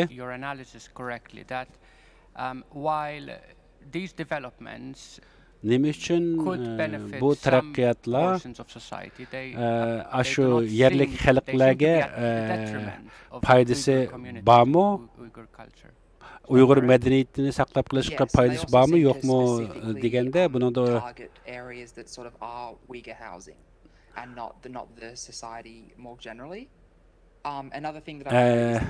Uyg'urlarningki uylarningki, uy joylarningki ko'proq chiqilishi hem onun o'rniga yangi binolarning selinishi yalnız Xinjiangda emas, Jungo'ningki boshqa yerlarda mana shunday bor.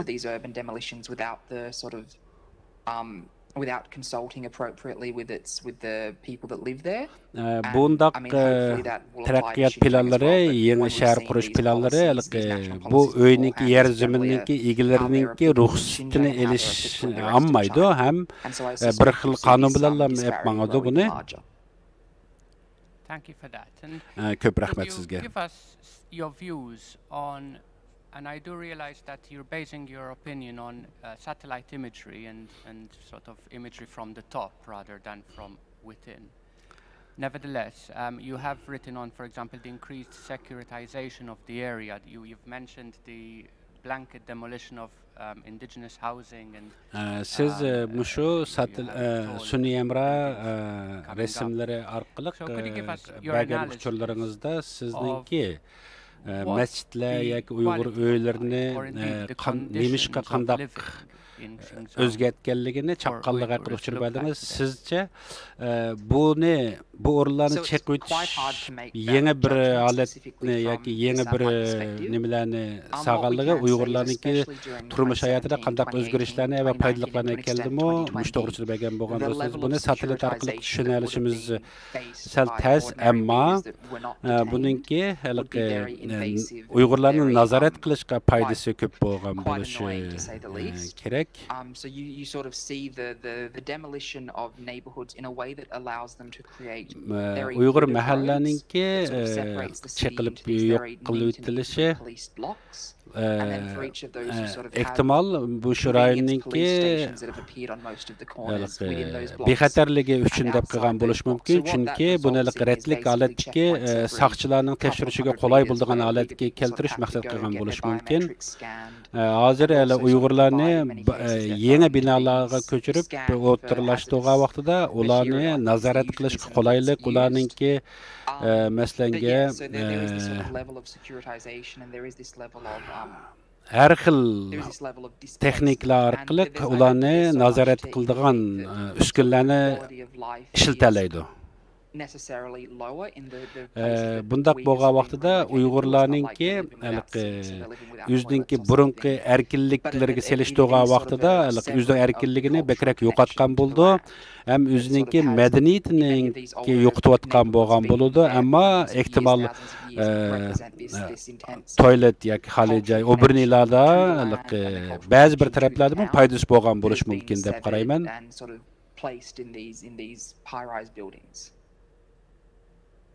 Thank you for that. And my final question, in your view, significant changes Muşundaq naytı çoğ həcmdeki özgertiş bu məlum bir müddetlik mi yoki davamlıq yapmadığan bir xil sistemi mi?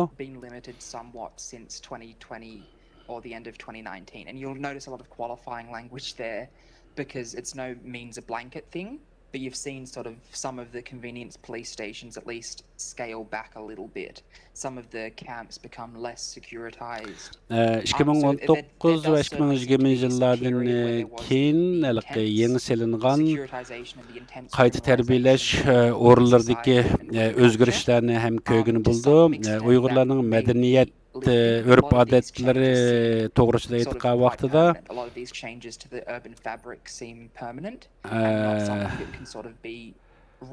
buniki rolu hem başqacha.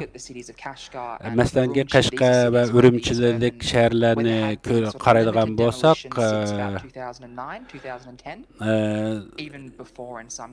2009-2010 yıllarda bu yaqninki bu şəhərlərinki çekiliş yoki o'zgartishda jiq o'zgarishlar bo'ldi. Undan keyingi vaqtlarda bu yoqqa selinadigan Uyg'urlarning urf odatlari bo'yicha selinadigan binolarning selinishida jiq o'zgarishlar bo'ldi.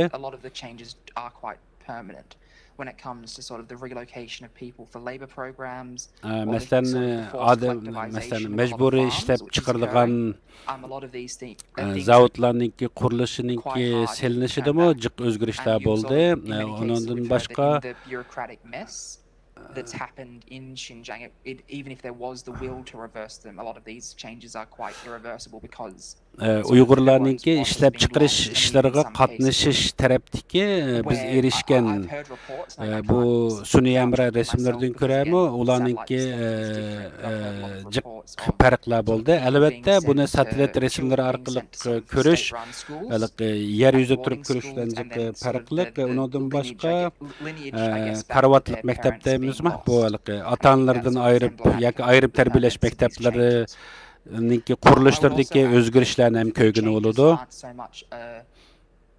They don't seem to be so much a loosening of the firmness that the party officials are pursuing these policies in Xinjiang, but more the confidence that these harsh measures have in some way sort of affected the security situation there according to their own metrics. Yani partiya hükümet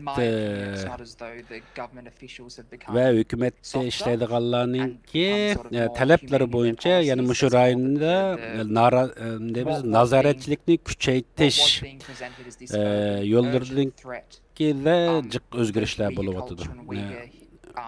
Uyg'ur medeniyeti ve as in 2017, that sort of urgent threat, I think, has been addressed in the eyes of many policymakers in Xinjiang now, which is why we're seeing some of these. Uyg'urlarninki madaniyati tarafdan nurg'ulg'an shu Xitoy siyosatchilarininki tashviqot maqsadlari asosida yangi o'zgarishlar ham bo'lib o'tadi. Meni bir qancha savolim bor sizga. Biz aldın qatim ko'p savollarni so'radik albatta. Ehtimal bu qatim ba'zi bir savollarni so'ramoqchiman. Aldın qatimki bergan guvohligingizdan keyin ba'zi savollarni ehtimal xizmatdoshlaringiz bilan so'zlashgan bo'lishingiz mumkin. Hükümetdeki qaysi organlar biz aldın qatim yani biz siz bilan qilgan suhbatimizda mushu masjidlarni yoki bo'lmasa boshqa bir mushu tutib turish markazlarini qurishda qaysi o'rinning buyruqi bilan yoki yo'l yo'riq bilan bo'lganligini tepib chiqaldingizmi? Buningda hozirgacha men sizga qaysi o'rindan bevosita tushgan buyruqligi haqida biz tadqiqotimizning oxiri chiqmadi. But what I will say is that it's a very whole of government approach to a lot of these things. Әмәлиятте mush нәрсәләрнең muşu булдыган булып аткан muşu özgürüşләрнеңки һәммәсе дә партияның яки хөкүмәтнеңки бевасита буйрук белән булып атканлыгы унысы эник.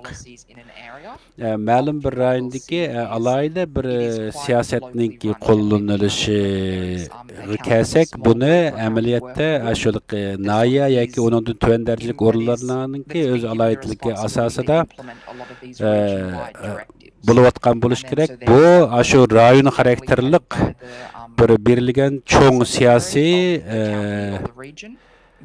bir siyosatninki talablari bo'yicha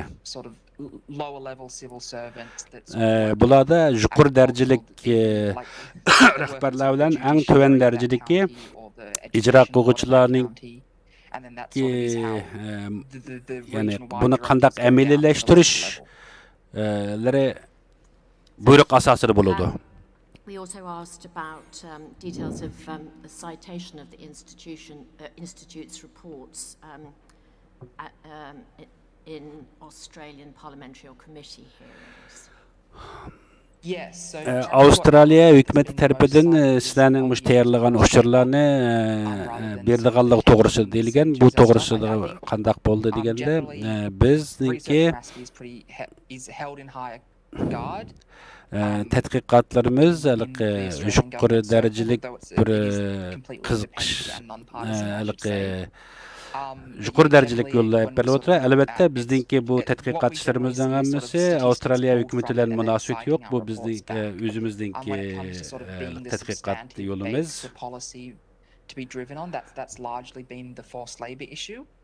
Bo'pmi keyingi vaqtlardagi majburiy ishlab chiqarish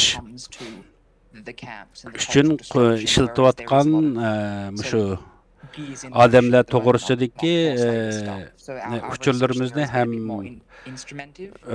hukumat bilan yo'llaganligi hamma hukumatningki bu taraflarda yetarlik oldin olish siyosatlarida bo'lmaganliklari. In many cases the preamble of sort of discussions. Thank you. Rahmat. Just on the question you mentioned about independence. Sizlar mustaqil tadqiqot to'g'risida so'zladingiz. Men ishlamanki Xinjiang Data Projects'da buningga Amerika tarafdan iqtisodiy yordam berildi ham UK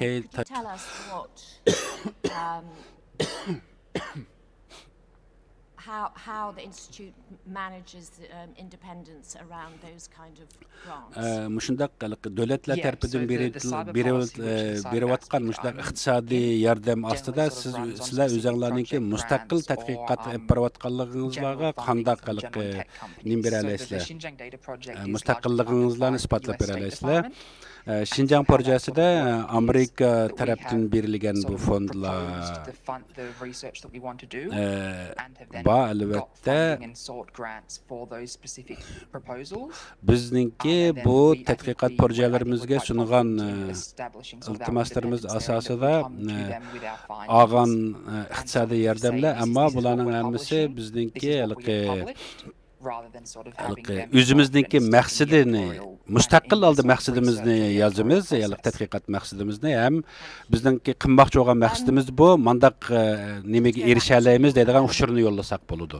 Shunlashqa buning o'zining mustaqilligi va uning hammasini biz o'zimiz belgilaymiz.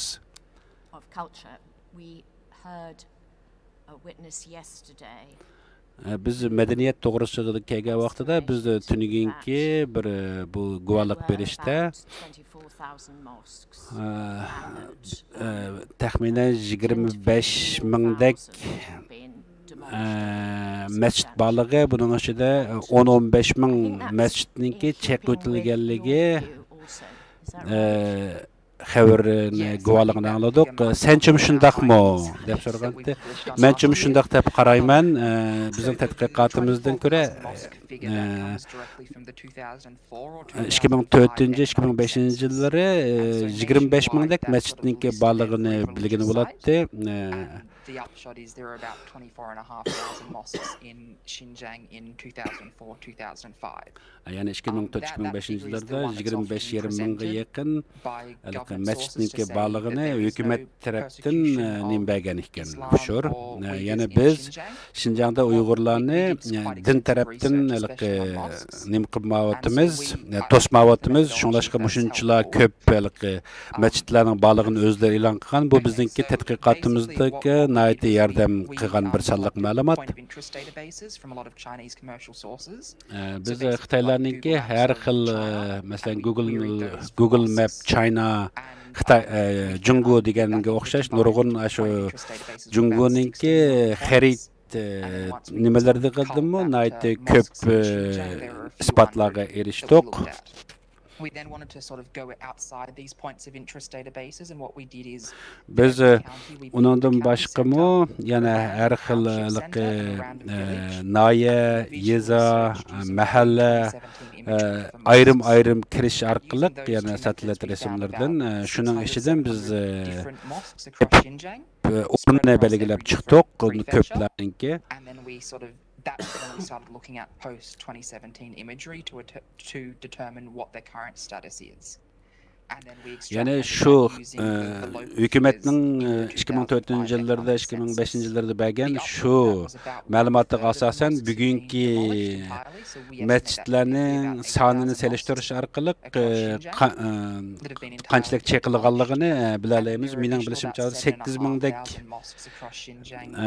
masjid chekitilgan, 7500 dek masjid har xil usullarda zaxmlantirilgan. Yani deymiz onu o'zgartirilgan yoki munorini elbatgan yoki bosh gumbazlarni elbatgan ham islom xarakteriga ega binokorlik usullari o'zgartirilgan. Masalan,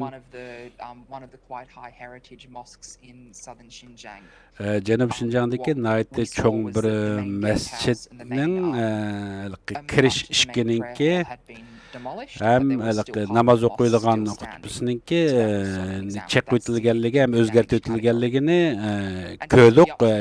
Shu bizningki kuchlik o'zgartishga uchraganligiga bo'ldigan yana bir isbot. We also coupled that with, well, this wasn't part of the sort of estimation, but what we've heard from recent visitors is that about 75% of the mosques that do remain sort of physically standing in Xinjiang, which we're not sort of able to assess from space. Hozircha taxminan 7000dek bir masjidni Xinjiangda ko'rgan bo'ladi. Ama biz mushunga ergishib maqsaq, bundan keyin shu masjidlarning shu yerda bor yo'qligiga borib, qarab turib, yana fuqalaymiz. So that remaining 1/3 are sort of locked or shut or unopened in some way. Yani bu masjidlarning u yerda turishininki o'zi masjidning ichida rasman ikki quluplarlik emasmi? Bu deganlik emas. Ondan boshqa har xil tavob qildigan o'rinlar yoki zaratkorliklarningki o'zgarishlari ham qatorliqlar ham uchurlari bor.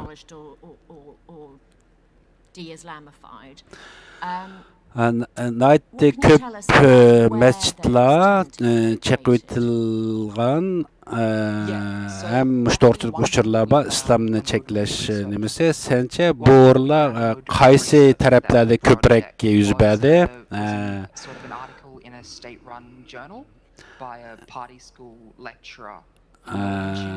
Partiya maktablarininki Janub Xinjiangdagi partiya maktablarininki hujjatlardan ko'ra shulardan olgan uchurlarimizga asosan ba'zi hujjatlarda yana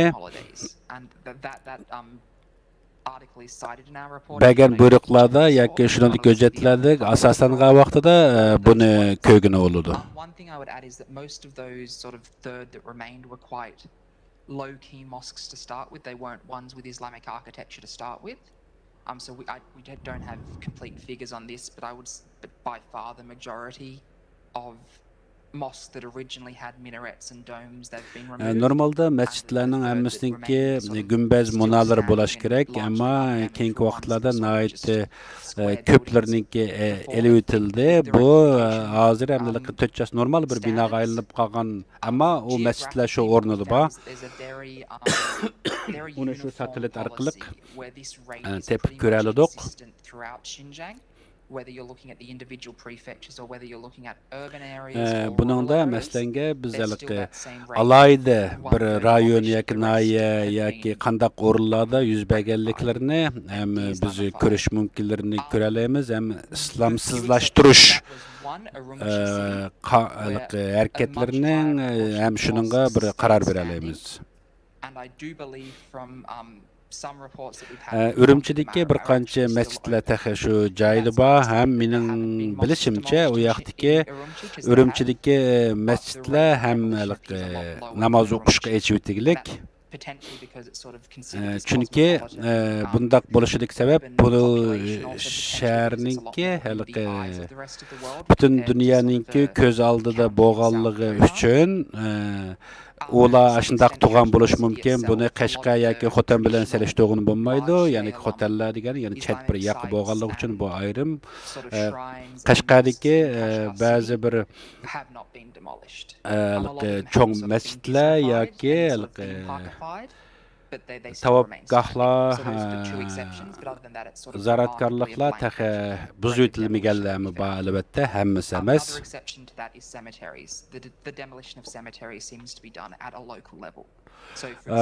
Maslanga Aqsu yoki boshqa yerlik o'rinlarda qadimdan tatib kelayotgan Uyg'ur urf-odatlaridagi qabr selish usullari selingan shu butun qabrlar o'rnidan evitilgan, chunki bu qurilish planiga to'g'ri tushmagan bo'lganligi uchun. Shunlashqa bu yerda hozir bo'layotgan ikki masala, birisi masjidlarni buzib tashlash, yana birisi shu zaratkorliklarni buzib tashlash.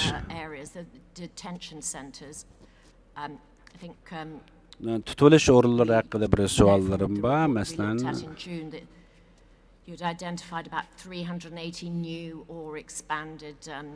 siz 380 jiq 2017-yildan 300dan oshiq, 380dan oshiq bir nimalar yangi tarbiyalash markazininki qurilganligi haqida uchirib bergandingiz. Bugun atgami bu haqda uchirgandik. 380 mushu yangi selingan qayta tarbiyalash kampininki u tarbiyalash kamp bilan uningki turumidan farq ekanligini qandaq bilaladingiz?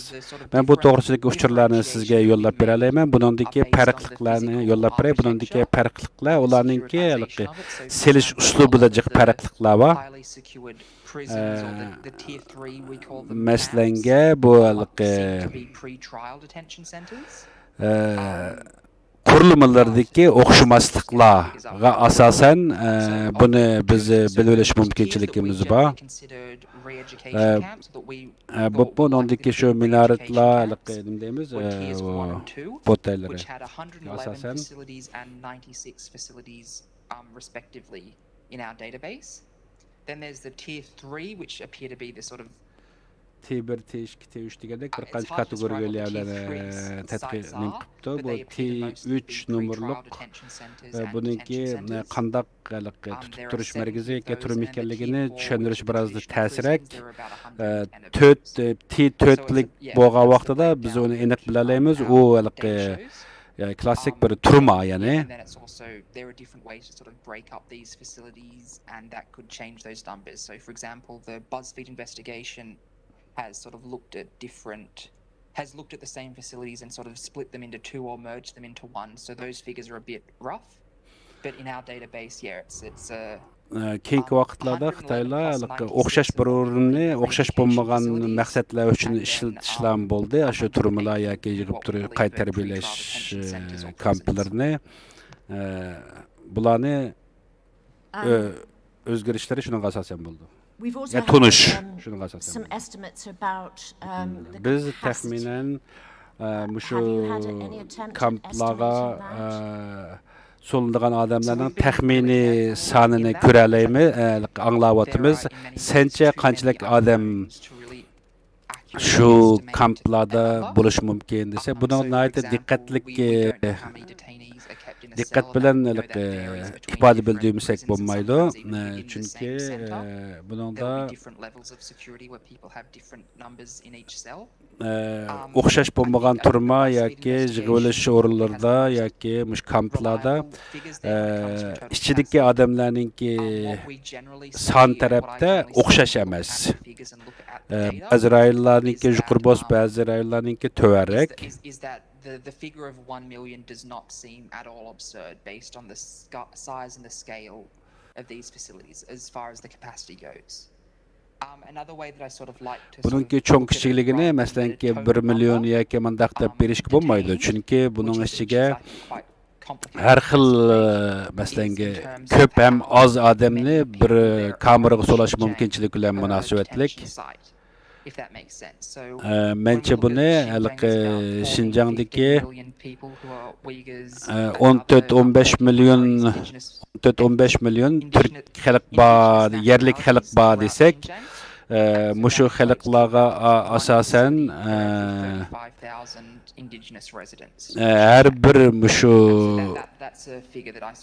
turmalar yoki kamplarningki soni bilan selishtirgan vaqtida qanchalik odamga birdan kamp yoki turmaliklarningki to'g'ri keladiganliklarini hisobotini chiqara olamiz.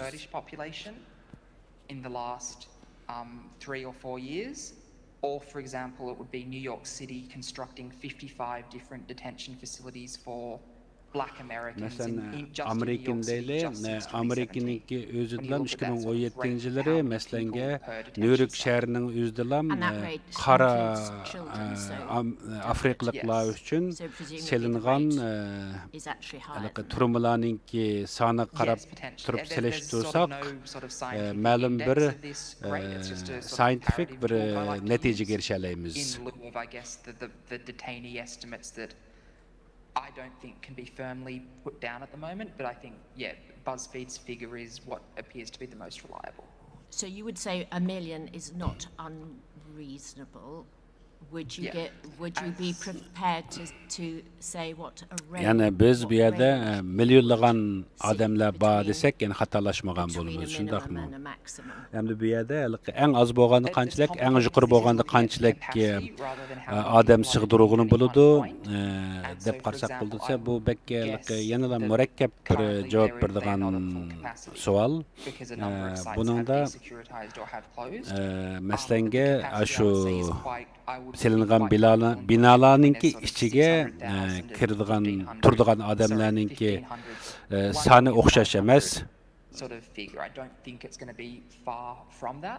Taxminan mening farzimda eng az bo'lgandimi 1,5 milliondan 1 million 600 mingdan oshiq odamlar tura oladi hozir deb qarayman. Az bo'lgandimi? My question relates to neighborhood demolition. Mening savolim mahallarni chiqib tashlash bilan munosabatlik. Mening bilishimcha, masalan Shanxayni deyli, low level housing, displacement of masalan Shanxayda igiz bo'lmagan, to'van qavatlik yoki qavatsiz bo'lmagan binolar asosan yo'qolib ketdigilik. Masalan Shanxayda aniq ko'rgan bo'lgan bilan Şinjandami ashunda igiz binolar bilan to'van binolarningki farqlari ham qandoq bo'layotganligi to'g'risidagi bir databasega erishgan bo'lamdi desa, uzun bo'lmagan vaqt ichida shunday bir uchurga erisha olishimiz mumkinchiligi bor. Buni boshqa Xitoy ichki o'lkalardagi shaharlarningki o'zgarishiga asosan Şinjandagi masalan Manas nahiyasidagi o'zgarishlarga erishib manyapmiz. Uning ichida yana birisi Qarqashdagi mush ishkinaga erishib manyapmiz. Bu yerda agar xohlasang men bir rasmlar bilan ko'rsatay, agar masala chiqmasa.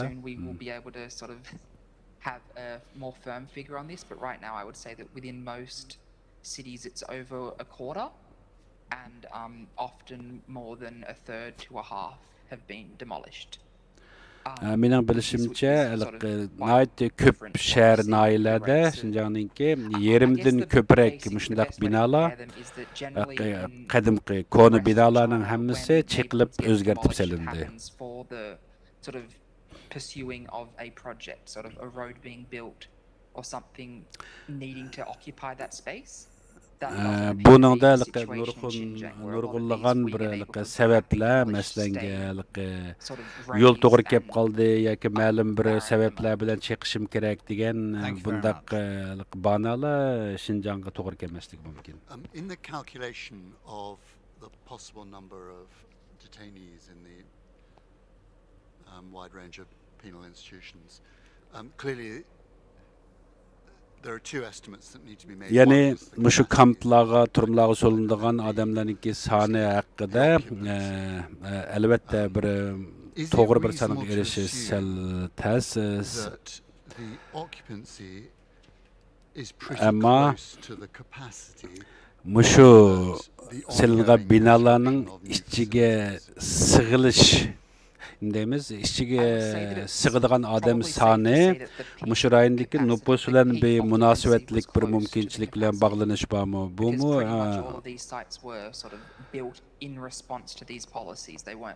Çünkü bundaq yeni salıngan binalar şu rayondaki nüfus karakterlerine asasen salıngan buluş gerek dep qarayman. Bu appears to be mostly kuruluş higher security areas, whereas the desecuritization and the decommissioning of bu hazır hamda lower security re-education camps. Mesela bazı kamplar yoki bazı yeni silinayotgan binalardaki biz sirtdan qarab ko'rib olaydigan alaydiliklarni o'zgartirib o'tyapti. Shunlashqa buni bilmekmi hamda ta'sirlashyapti. In these re-education camps are being sentenced to formal Мәсәләнгә burun baldurak mushu qayta tarbiyalash markazlariga tutilgan odamlar yili ham bu yerda bo'lishi natayin ular ehtimol rasmiy turumlarga o'tkazilgan bo'lishi mumkin. Uning o'rniga yangilar qo'shildi. Shunlashqa bu shundaq turug'liq yana taqdimmi ko'p yangi tarbiyalash markazlarining qurilishi bu yerga kirilgan odamlarning sonining ko'payib o'tganligidan derak berish kerak. Labor programs, but are out of the detention. Yani birisi mesleğe turumlar tutup duruş organları bilen mecburi emgek saldıgan zavutlar üçün selingan bu binalarnınki farkı sel farklar desek yaxşı buldu dep qarayman. In your experience or in your opinion, the release from the detention centers into the community, the gradient of freedom is much shallower than it would be in Australia or the US or anywhere. Do you think that might be a motive? In other words, there's not that much difference between being in an education centre and in the wider community, given the surveillance levels and the inability to cross borders, etc. So I think there is a difference when it comes to the strain put on local police officers. Normalda tutup duruş orulları yoki qayta tarbiyalash orullarınki ishlab chiqarish, majburiy ishlab chiqarish uchun ishlatilayotgan odamlarningki turadigan orullarningki munosabatlar to'g'risida so'ragan savoliga bunun ichida bir qancha yo'llar bilan tushuntirish to'g'ri keladi. Masalan, bu yerda ishlaydiganlar yoki bu boshqariladiganlar albatta yerlik saqchilar tarafidan nazorat qilinadi. Bularning har ikkisi o'xshashlam, ammo bunun ichida burunroq tutilgan yoki turumlarda yotgan odamlarni bu ishlab chiqarish o'rinlariga yetkigen bo'lishi kerak. Are you able to say if the doors on high-rise, new build, domestic accommodation are all subject to entry and exit cameras? Muşu yeni selingan bütün no, that's not something that we can tell. Binalarninki hammasida mushundaqalik nazorat qildigan bir kameraninki baliqqa ishlamsan deganda yo'q men uningga aniq men bir narsa demayman uningga hammasida qaysi darajada nazorat qilish uskunalari kameralarninki baliqlarni but that appears to be quite that's sort of across the board in Xinjiang. So a lot of the Han communities have these similar levels of sort of neighborhood watch security, and it's hard to sort of ascertain how that differs. In my remaining 50 seconds, if there were 50 sekund vaqt ichida surveillance cameras at every door of new properties, yangi sağan binalarninki hammasining oldida agarda nazorat qilish kamerasi bor desak buningda ashundaq bor deb qarasak mush kameralar bo'lsa bu odamning bor yo'qligi nima harakat qilayotganligini ko'rib turdi foydasi bor deb qarayman There wasn't some level of security cameras at the entrance of all of these buildings. Agarda mushu binalarninki yangi silayotgan binalarninki yoki shu yoqdagi odamlar turgan binalarning hammasida mushtaq nazorat qilish kameralarninki bo'lish mumkinchiligi meni hayron qoldirishi mumkin ammo men o'ylaymanki ular shunday qilishi mumkin ammo men shuning hamma uyda boya yo'q deganga men javob beradiganqa to'g'ri odam emas Mr. Ross sizga ko'p rahmat siz ikkinchi qatim kelib guvohlik berganligingiz uchun bu vaqt sizga to'g'ri bo'lgan bo'lishi natayin rahmat sizga ko'p rahmat Thank you, Mr. Chairman. We now have 3 Kazakh fact witnesses. Hamda biz 3 qozoq guvohchimiz bor. Buningki birinchisi tushlik tomoqdan burun, ikkisi tushdan keyin bo'ldi. Birinchisi Behtali Nur. The witness of Kazakh heritage was involved in vegetable trade. In November 2017, the witness was preparing to travel to Kazakhstan to visit the state. Guvohchi Qozog'istonga interrogated. Tuqqunni yo'qlash sabablarini qilib chiqqan. Bu chiqishdan burun shu yig'ilish markazlariga yig'ilingan, u yoqda ko'p qiyin qistoqlar ham psixologiya tarafdan, mental tarafdan ham fizikal tarafdan ko'p qiynoqlarga uchragan. Yana shu o'zi turgan kamplarda 10 minglarcha o'ziga o'xshash boshqalarninki bal tutib turilayotganlarninki bog'lar haqida uchurlarni berdi. Ba'zilarninki tayoq zarbasidan o'lganligini, ko'rganligini aytdi. Ham 8 oy shu kampda turish orqali o'zininki salomatligiga nihoyatda kuchli ta'sirga uchragan. 17,400 yuan. 17,400 pul to'lab salomatligini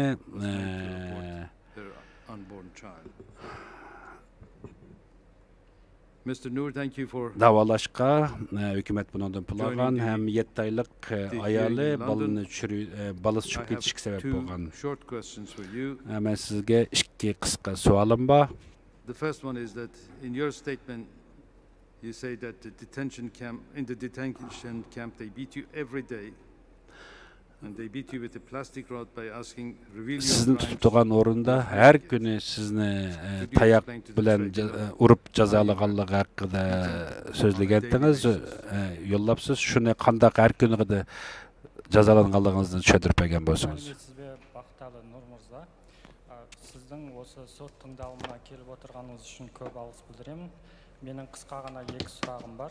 Birinchi so'roq, siz o'zingiz yozbangizda aytibsiz, lagerda bo'lgan кезде bizda kundelikda urатын, ya'ni plastikalik tayoqdan urib, o'z qilmisingda jasirib o'tirsin, so'ni mo'yinda deb oslay qiynaytin degan ekansiz. Sol joyinda aytib o'tsangiz.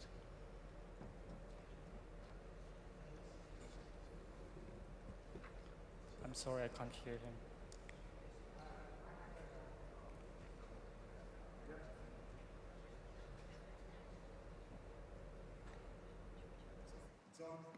It's on. Please. Қайта сөйлейсіз.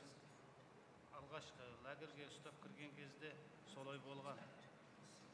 Сол 26 терроршы мемлекетке шыққандығымыз үшін сол қылмысыңды мойында деп бізді қатты жолбарыс орындық дейді.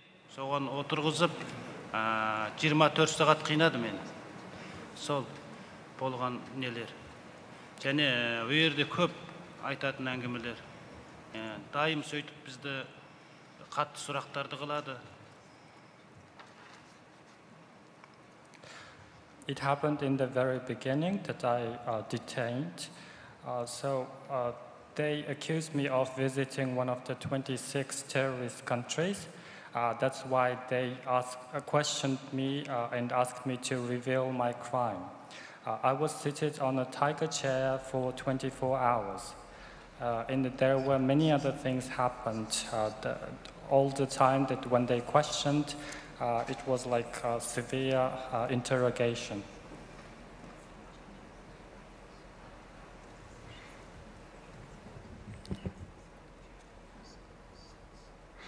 You say that you were bitten every day by a plastic rod. Can you explain that a bit further? Сізді күнде пластик таяқпен ұрғандығын айтыпсыз. Сол туралы толығырақ тоқталсаңыз. Жақсы естілмей тұр. Дұрыс. I can't hear you. Can you repeat the question for the witness, please? Sorry, can the witness sit a bit closer to the microphone, please? Микрофонға кішкене жақынырақ отырасыз ба? Ау. Микрофонға жақынырақ отырсаңыз. Естіліп тұр ма сізге? Енді естілді. Сіз лагерде болған кезде сізді күнде пластик таяқпен ұрғандығын айтыпсыз. Сол жайында толығырақ тоқталсаңыз. Ол 2 күн алдында мені ұстап түрмеге 2 күн қамады. Сол көздегі не ғой, мен сұрақ қылған сұрақтарын айтқам ғой сол кезде. Сен не үшін Қазақстанға барасың, не үшін қандай адамдармен араластың Қазақстанға барып, терроршы адамдармен араластың ба, соны айт дейді. Мен не үшін кіммен араласып, сендер айтып бер десем, айтып бере алмайды өздері.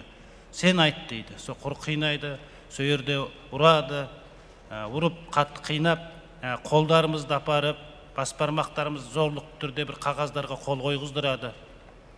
Біз не қағаз екен білмейміз, апарып зорлық түрде басқызды айтыр, не қағаздар айтыр білмеймін.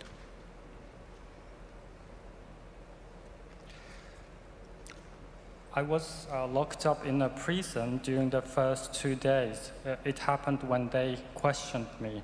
So they asked why I went to Kazakhstan, what kind of people I met or communicated with while I was in Kazakhstan. So they asked these questions and they tortured me, beat me, and coercively coerced me to sign papers that I did not understand what was written on it. Mr. Noor, you also refer in your statement to a young man by the name of Ablemit that was in your cell and was beaten by and tortured by the guards. Can you explain the situation of Ablemit for the tribunal? Nur Mirza, мен естіліп тұр ма? Иә. Why am I hearing my own voice? Айта бер. Нұр Мырза, сіз өзіңіздің жазбаша куәлік сөзіңізде тағы жас Аблемит деген жігіт жайында айтыпсыз. Яғни ол жігітті ұрып соғып қинағанын айтқан екенсіз. Осы туралы толығырақ түсіндірсеңіз. Жарайды. Ол жігіт менімен бірге жатқан, түйшінде бірге жатамыз соны камерде. Сағат 12:30-дарда ол жігітті бір күн алып шығып кеткен. Содан көрмедік, 4 күннен кейін қайтып алып келді ол жігітті. 2 қолын салғып, 4 күннен кейін алып кеп кеште әкеп тастады. Ертең-ерте ана бізді басқарушы со Қытай бастық маған тапсырма берді. Бақталы, мына баланың 2 қолы істемейді. Сол үшін сен мынаны дәретке отырғызасың, Önен кейін тамақ жегізесің деп маған тапсырма берді. Мен соны 10 неше күндей тамақ жегізіп, дәретке отырғыздым. Ол ана бүтін біз отырған жердің бәрі камера, ол жерде сөйлей алмайсың, артық әңгіме айта алмайсың. Біз ана әжет дәретханаға кіргенде ғана әңгімелестік. Сол кезде ана баланы мен жетектеп әкіріп, сол жерде киімін шешіп, дәретке отырғызғанда, сонда айттым, "О, қайда кеттің, қайда апарды сені?" десем, осындай мені апарып, Гобау дүйдікі 4 күн асып қойып, жерге түсірмеді дейді. Баста аяғым жерге тимеген дейді. Кейін 4 күннен кейін қолтығы сіңірлері созылып, жерге тиіп, сол 2 қол істемей салғып алып кепті. Сонда маған көрсеткені, Бақталаға мына жейдемді төрші деді. Ұйғырша айтқанда көйнегім дейді. Көрші деді, көрсем төк таяқпен күйдірмеген жері қамапты.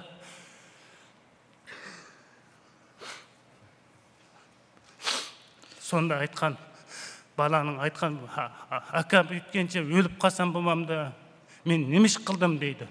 Сонда о баланың қылмысы тек қана достарымен бір мәшреп дейді, ұйғырлар бас қосу, соған барған. Сол тек қана қылмыс. Сонда сен қылмысыңды мойында, бүтін терроршылар не деді саған, анау жанындағы балалар не деді деп, соны айт деп қинады. Бүйтіп қалғанша "Ака өліп қалсам болмай ма" дейді. Жас бала. Mr. Noor, can you make your statement shorter so that the interpreter can translate for the tribunal? Сіз айтқан кезде кішкене қысқаша сөйлесеңіз, аудармашы аудара алу үшін. Иә, сол. Қысқаша сөйлегенде сол көрдім. Мен осыны аударып алайын. Ау. Osını аударып алайын. Yeah. We were with him, like I was with him in the same cell. And one day it was like around 12:30 midnight, and he was taken away. And he was only taken back after 4 days, and he was paralyzed when he was taken back to the cell. And the head warden, who was a Han Chinese there, he asked me to help Ablimit to eat food, and whenever he wanted to go to the toilet, I needed to accompany him. Since the cameras were installed everywhere and we were not allowed to speak in the camp, the only place that we could speak was in the toilet. So once when I took him to the toilet, I asked him what happened. And he said that those guys were from the State Security Bureau, and they took me to a place and hung me from the ceiling, and my feet did not touch the floor. So after 4 days, my body stretched to a degree that my feet reached the floor. So because of this torture, I thought what had I done? Instead, I should have died instead of experiencing such torture. And he was beaten up by electric baton as well.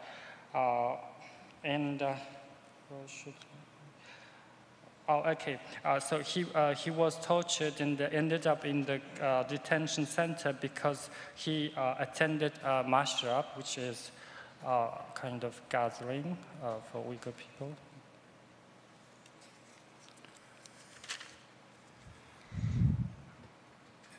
Mr. Noor, do you want to add anything else to your statement? Нұр мырза, сіз өзіңіздің тағы да айтқыңыз келетін нәрсе бар ма? Ау. Тағы да қоса кететін нәрсе, айтқыңыз келген нәрсе бар ма? Бар. Мен енді ана 2015 менің әйелімді апарып баламды зорлықпен түсіріп, парша-парша қылып баламды өлтірген. Міне қағаздары бар, қатысты қағаздар бар, ана нелерді мен жіберіп қойдым ғой деймін, ана нелерді. Сол кездегі менің әйелімді зорлық түрлі 2 рет қалдырып, 6 айдан өткен баламды паршалап алып тастаған. 2015 12 айдың 9-ы. Yes, I do. So in 2015, my wife was forcefully made an abortion.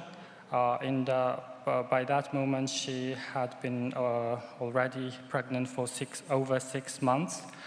And I have all the relevant documentation, like the fetus inside her body was ripped off. And like during that time, she passed out twice. It happened on December the 9th, 2015. Thank you, Mr. Noor.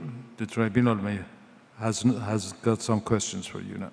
Рахмет сізге, Нұр мырза. Өзге алқа мүшелерінде сұрақтар болуы мүмкін. Mr. Noor, good morning. Thank you very much for coming. You've given a very detailed statement of the treatment that you and others experienced while in detention, and also about the experiences of your wife, which you just mentioned. So we're very grateful for you for coming to talk about this.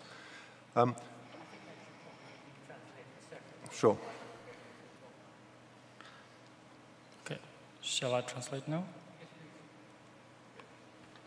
Қайырлы таң, Нұр мырза. Сізге көп рахмет, себебі сіз өте толыққанды жазбаша куәлік беріпсіз, және қазірде өзіңіздің әйеліңізге болған жағдай туралы барлығын анықтап айтып отырсыз. Сол үшін біздің алғысымыз сізге өте көп. Рахмет сіздерге. Thank you too. If we can go back to the beginnings of your detention, and at the time you were arrested, can I just ask, were you a Kazakh citizen at that stage? Біз сіздің қолға алынған уақытыңызға қайтсақ, сізді тұтқындаған кезде сіз Қазақстан азаматы болдыңыз ба? Жоқ, мен Қытай азаматы, бірақ бұрын сол дайым мен сол Қазақстанға сәй саудасы дейміз ғой, сәй саудасын өткізіп жүргем. Сол ұстаудың алдында 2 ай бұрын біздің паспортымды алғам, заңды өздері берген. Ал енді 2017 11 айдың бір күні мені сол Қорғастан алып кетті. No, I was a Chinese citizen, and I used to have like business. I was selling vegetables to Kazakhstan. And at that moment, like 2 months prior to that day, I got back the passport from the local authorities. And on November the 1st, 2017, I was detained at the Horgoz border. And can you tell us what travels you'd had in Kazakhstan before you were detained in November 2017? 2017 жылы қарашаның 1-не дейін Қазақстанда сізде қандай да проблемалар болды ма? 2019 ба? 2017 жылы қарашаның 1-інде ұсталғанға дейінгі. Жоқ, ол кезде ұқпайды екем мен, білмейді екем. Ондай проблема болған жоқ. No, I don't know about it. There were no any problems before that. I'm sorry, was your question about Kazakhstan or Xinjiang? No, about Kazakhstan. Yeah. What travels Mr. Noor had done in Kazakhstan before his arrest? Travels? Travels, yes. Okay. Was he a regular visitor to Kazakhstan before? Одан бұрын сіз Қазақстанға жиі барып келіп тұрдыңыз ба? Иә, мен 2007-ден бастап Қазақстанға өткем. Сауда мен өткем, сауда келемін, барамын, қайтам, туыстарым да бар енді. Сөйтіп жүргем. Yes, started from 2007. I had visited Kazakhstan back and China back and forth because I had some business to do and I had relatives there. And can I ask, therefore, what the passport was? Were these travels done without a passport, or was this a new passport replacing an existing one? Сол кезде сапарларыңызда паспортыңыз болды ғой, әрі-бері өткен кезде. Ол паспорт кейін жаңартылған паспорт берді, жоқ сол паспорт па? Иә, солай. Екінші паспортым ғой жаңағы. Yes, it was my second passport that was newly issued. Because when you were first detained by the police and spent 2 to 3 days in a police station, the questioning all seemed to be about the people that you had met in Kazakhstan. following the grant of this new passport? Себебі сіз осы жолы ұсталғанда сізді 2-3 күн бойы полиция мекемесінде сұраққа тартқан, және сұрақтардың дені сіздің Қазақстанда қандай адамдармен жолыққаныңыз жайлы, яғни жаңа паспортыңызды алғаннан кейін. Жақсы естімей жатырмын, дұрыс. Бұл сұрақты қою себебім, сіз жаңа паспортты алғаннан кейін Қазақстанға барып келгендіңіз туралы сұраған ғой сізді ұстаған кезде. Солай. Yes, it was like this. But apart from saying that you had, or suggesting that you had met terrorists or bad people, I think they were called, did they give you any idea who it was that they were concerned that you had met while you were in Kazakhstan? Олар сізге Қазақстанда болған кезіңізде қандай да жаман адамдармен немесе мәселен террорист адамдармен кездескеніңіз деген кезде нақты қай адамдарды меңзегенін айтты ма? Жоқ. Олар айтпайды. Мен айттым, сұрадым. Мен кіммен араласып, қандай терроршылармен араласып, сендер айтып бер десем үндей алмайды. Сен айтасың дейді. Сен қылмысыңды мойында дейді. Жаман адамдармен араластым деп қол қой дейді. Мен не деп қол қоямын? Қайсы адам мені сендер тауып беріңдер, мен өзім көрмеген адамды қайтып, мен жаман адам, кімді ұстап берем мен дедім. No, they did not. And they would not tell you. And I asked them back what kind of people I have contacted with or what kind of people you mean that who were related to terrorism. But they did not say anything. Instead, they asked me to confess my guilt, and that was it. And they asked you, while you were detained in the police station, to sign a confession, which I think you said to counsel was written, I think, in Mandarin, which you didn't understand. Және сіз сол жерде қол қойғандағы бағанағы өзіңізді мойындау қағазы бәрі Қытай тілінде болған, және сіз Қытай тілін түсінбейтіндігіңізді айтқансыз, дұрыс па? Yes. During your time at the police station, you say that you were tortured, and torture including being confined to a tiger chair. Could you give us a bit more detail about the torture treatment you received in the police station? Полиция мекемесінде болған кезде сізді қинағанда сізді жолбарыс орындыққа отырғызғаны туралы айтқансыз, осы туралы айтсаңыз. Сол аудандық Гобауде дейді, сүйерге апарды мені. Ана екі сақшы сұрады, біреу Мұрат, біреу Еркін деген жігіт. Сонда ана кейін Мұрат шығып кеткенде ана Еркін мені байлап қойып, чапалақпен ұрып мойында дейді. Мен нені мойындайын? Сөйтсем ұрады да, сен мойында. Сонда нені мойындаймын дедім. Әйтеуір бір қағаздарда келді, сонымен қолымды тартып апарып, бүйтіп басқызды әйтеуір. Немен екен?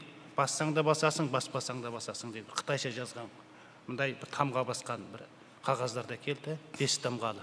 Апарып басқызды. Немене тамға екен мен түсінбеймін. Кейін мен сол жерде 24 сағат сол жолбарыс орындықта отырдым. Сол кеште ертең отырғызған адам, ертеңге дейін сол жерде отырдым. Мен түсірмеді, сол жолбарыс орындыққа байлап қойды. Аяғымнан, қолымнан осылай. Ертесі Шинжың Тайсыр дейді, сол жерге апарып сұрады, ол жерге апарып байлап қойды мені көзірмен. Сонымен оның ертесі 3-ші күні мен ана конус лагерге кеште қараңғыда кіріп тастады. Әзірге үйрену орталығы дейді, негізі сол, ода бір лагер ғой негізі, ода түрмеден дары жаман ғой ол. So they were from the state security team, and there were 2 guys named Yerkin and Murat. When Murat was out of the room, Yerkin tied me up and beat me and ordered me to confess. And I asked what should I confess, what crime I had committed. But instead of replying to me, he gave me some papers which were pre-written in Chinese and with stamps, and he just ordered me to sign those papers. Then I was seated on a tiger chair for 24 hours. It started from the early morning the previous day and continued to the early morning of the second day. And my both legs and hands were tied to the tiger chair.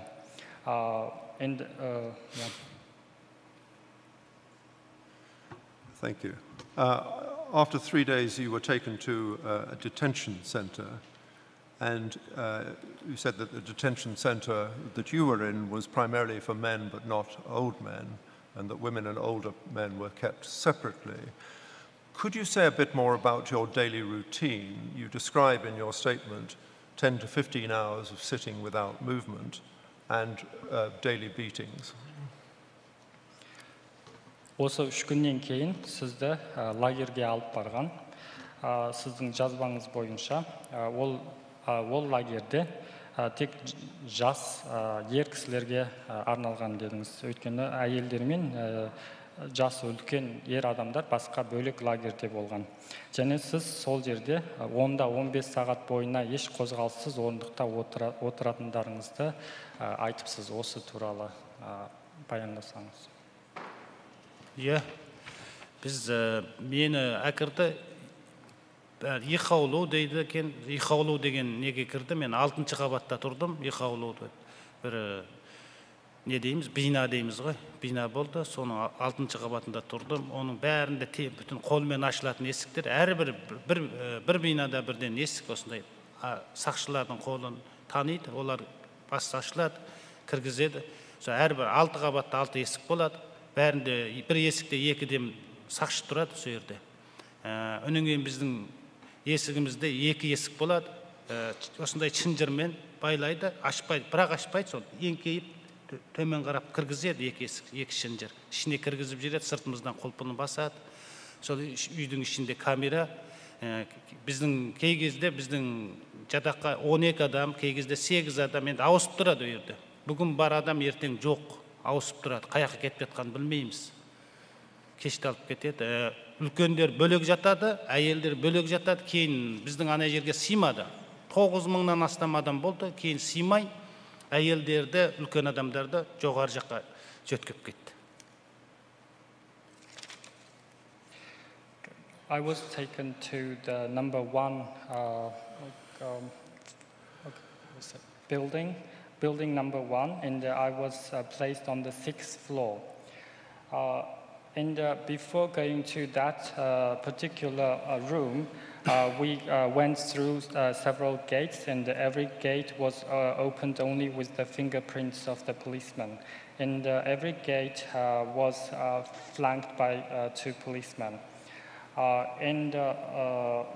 The door of the cell room was chained to the wall, so you cannot open it wide. So you have to bend a bit to be able to enter the cell room. And the amount of people varied. In the beginning, there were 8 people, and there were times that there were 12 people in one room, and that they were changing the people all the time. And once the number there reached kind of more than 9,000 people, it was too crowded. Then they transferred the old men and the women to another camp. You describe in your statement the very poor quality of the food that you were given in prison. Could you just say what was the quantity of the food like? Did you get sufficient quantity to eat? Siz айтыпсыз, түрмедегі тамақтың сапасы өте нашар деп. Жалпы осы тамақтың мөлшері туралы айтып өтсеңіз, жеткілікті болды ма, қарындарыңыз тойды ма? Иә, ертең-ерте бір суық күрішті қайнатып әкеледі, бір тал мол береді, осындай ғана бір тал мол. Өсінде ғана. Оны енді қарнымыз тоймайды. Түсте де оны алып келеді. Кеште әйтеуір бір чыңсайды қорған, күрішпен бірдеме береді. Оны кішкентай ғана бір не береді осындай ғана. Одан артық бермейді. Қарнымыз тоймайды енді. Шынында тамақтың өте нашар. Ол енді оны кесір болмасын, оны итті ішпейді о тамақты.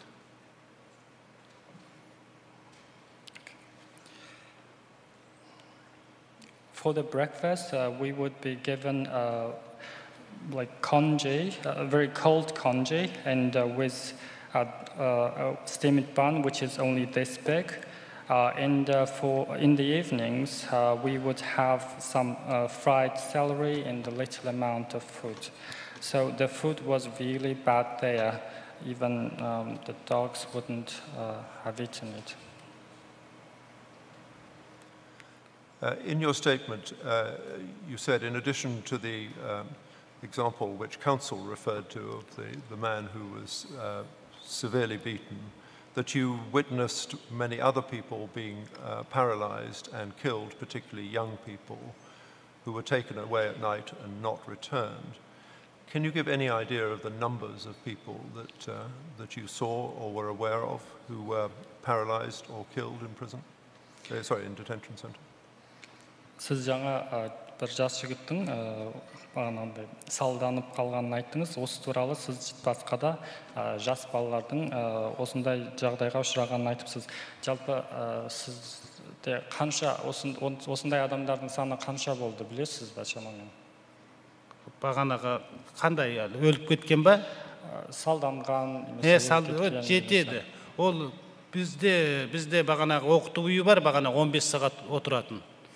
Осылай отырасың, 15 сағат отырасың. Сонда енді теңнен 80% адамды көресің енді. Бүтін аяқтар ісіп кеткен, бүтін мүгедек, салданып кеткен адамдар жетеді. Соны оқысаң да оқисың дейді. Зәңбілге салып, әкеп анерге тастақ қояды мүгедек балаларды әкеп. Тұрамайды орнынан. Соқыр адамдар. О, соқыр адамдар қайтып оқиды. Оқиды дейді, отырғызып қояды анерге. Екі көзі жоқ, екі көзі. Иштем Мәулен деген біз Чапчалаудандық бір ұйғыр жігітті әкеп қойды. Екі көзі су қараңғы. 12 адам жетектеп отырғызып қояды. Оқыса да оқиды дейді, оның бәрі өтірік қарасаң, соқыр адам қайтып оқиды, нені көреді? Бәрін әкеп тастап қояды, бағана мүгедектерді әкеп зәңбілмен тастап қояды. Оқысаң да, оқыса да, ол оқу емес о жердегі негізгі. Тек қана қызыл әндерді айтады, оқу емес. Не микрохан балалар бар о жерде, дашы үшін. Солар оқуын қажеті жоқ қой. Шетелде оқыған балалар бар. Ол оқу емес.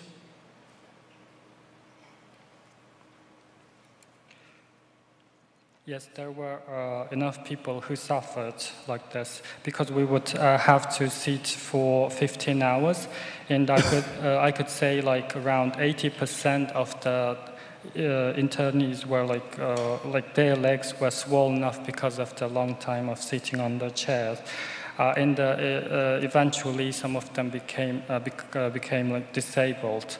And they did not care if we learned something or not, because they would bring those disabled people, including the completely blind guys, to sit on the stool and just study. Because I remember there was a Uyghur guy named Maulin who was completely blind, and the two like guards would accompany him and just take him to the seat, and he would be sitting there too.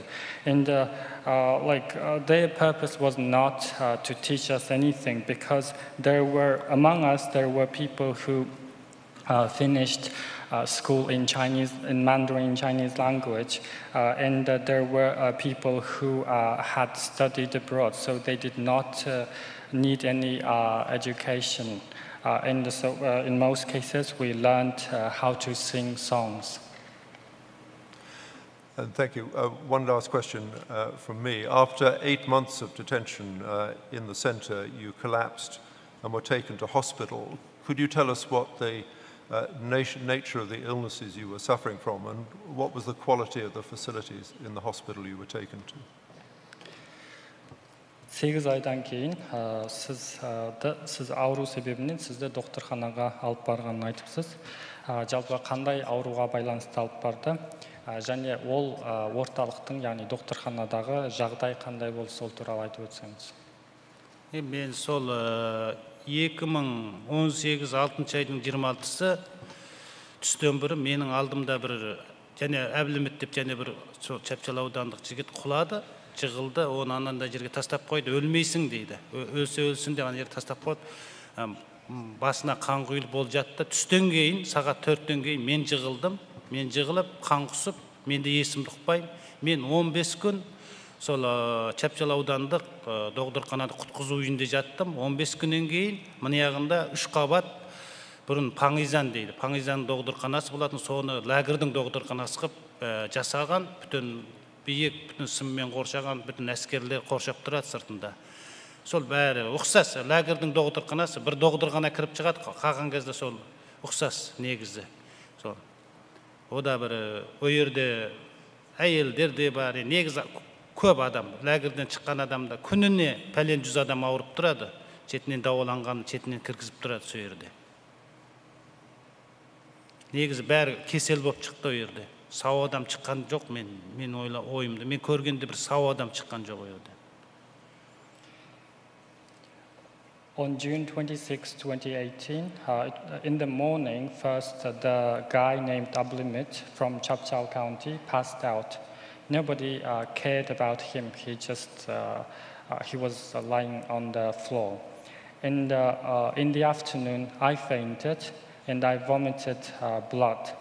So my case was serious, and I was taken to the hospital. And I spent 15 days in the emergency room. Actually, the hospital I was taken to had been or used to be a disease prevention center, and it was repurposed to a hospital for the camp detainees. But it was almost like the prison, because we were being monitored. We would be being monitored all the time, and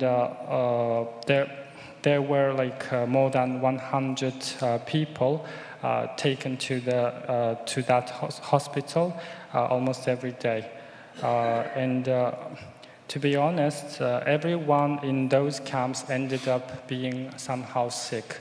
I did not see anyone who did not develop any disease after spending time in the detention camp. During your 24 hours in the tiger chair, were you released to go to the toilet? Сізді жолбарыс орындыққа 24 сағат отырғызған кезде дәретке баруға рұқсат берді ме? Ау. Сіз жолбарыс орындыққа отырған кезіңізде 24 сағат бойы сізді дәретке баруға рұқсат берді ме? Берді, бір рет қана тәрі сындырғанға берді, бір рет берді. Yes, I was given permission to go to the toilet only once. When detained, were blood samples taken from you? Сіз ұсталған кезде сізді қан анализіңізді қалай неден алды, қай бөліктеріңіз денеңізден алды? Ау. Okay, could you just repeat your question, please? Yes, were blood samples taken from you? Сізден қан анализ алды, солай ма? Қан тапсырдыңыз ба? Ау. Қан тапсырдыңыз ба? Тапсырдым. Біз доғдырханада тұрғанда әйтеуір қанап тұрды. Білмеймін, бір аптада 3 рет ап тұрды. Мен 3 ай доғдырханада жаттым сол жерде, 3 ай 20 күн. 3 ай 20 күнде енді білмеймін, 10 рет алды бекен?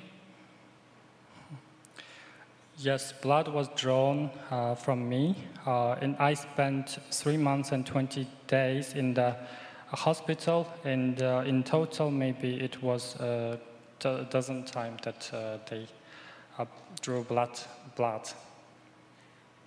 Did you see the container into which the blood went, and if so, can you say roughly how large or small it was? Сізден қан алған кезде қаныңызды құйған сол ыдысты көре алдыңыз ба, қаншалықты үлкен немесе кіші? 3 тал алады бір рет алғанда. 30 граммен мөлшерме екен, біреу 30 грамм ба, 20 грамм ба, сондай. Бір 3 тал әкеп кетеді, 3 тал. They would bring 3 such containers, small containers, and I think about 30. Okay, he used gram, yeah, so okay, it's 30 grams. Was any reason given to you for why blood samples were being taken? Сізден не үшін қан алғанын жалпы өзіңіз білесіз бе? Қалай ойлайсыз, не үшін қан алды деп ойлайсыз? Білмейміз енді. Біз оны сұрау құқығымыз жоқ. О жерде Қытайда біз сөйлеу құқығымыз жоқ.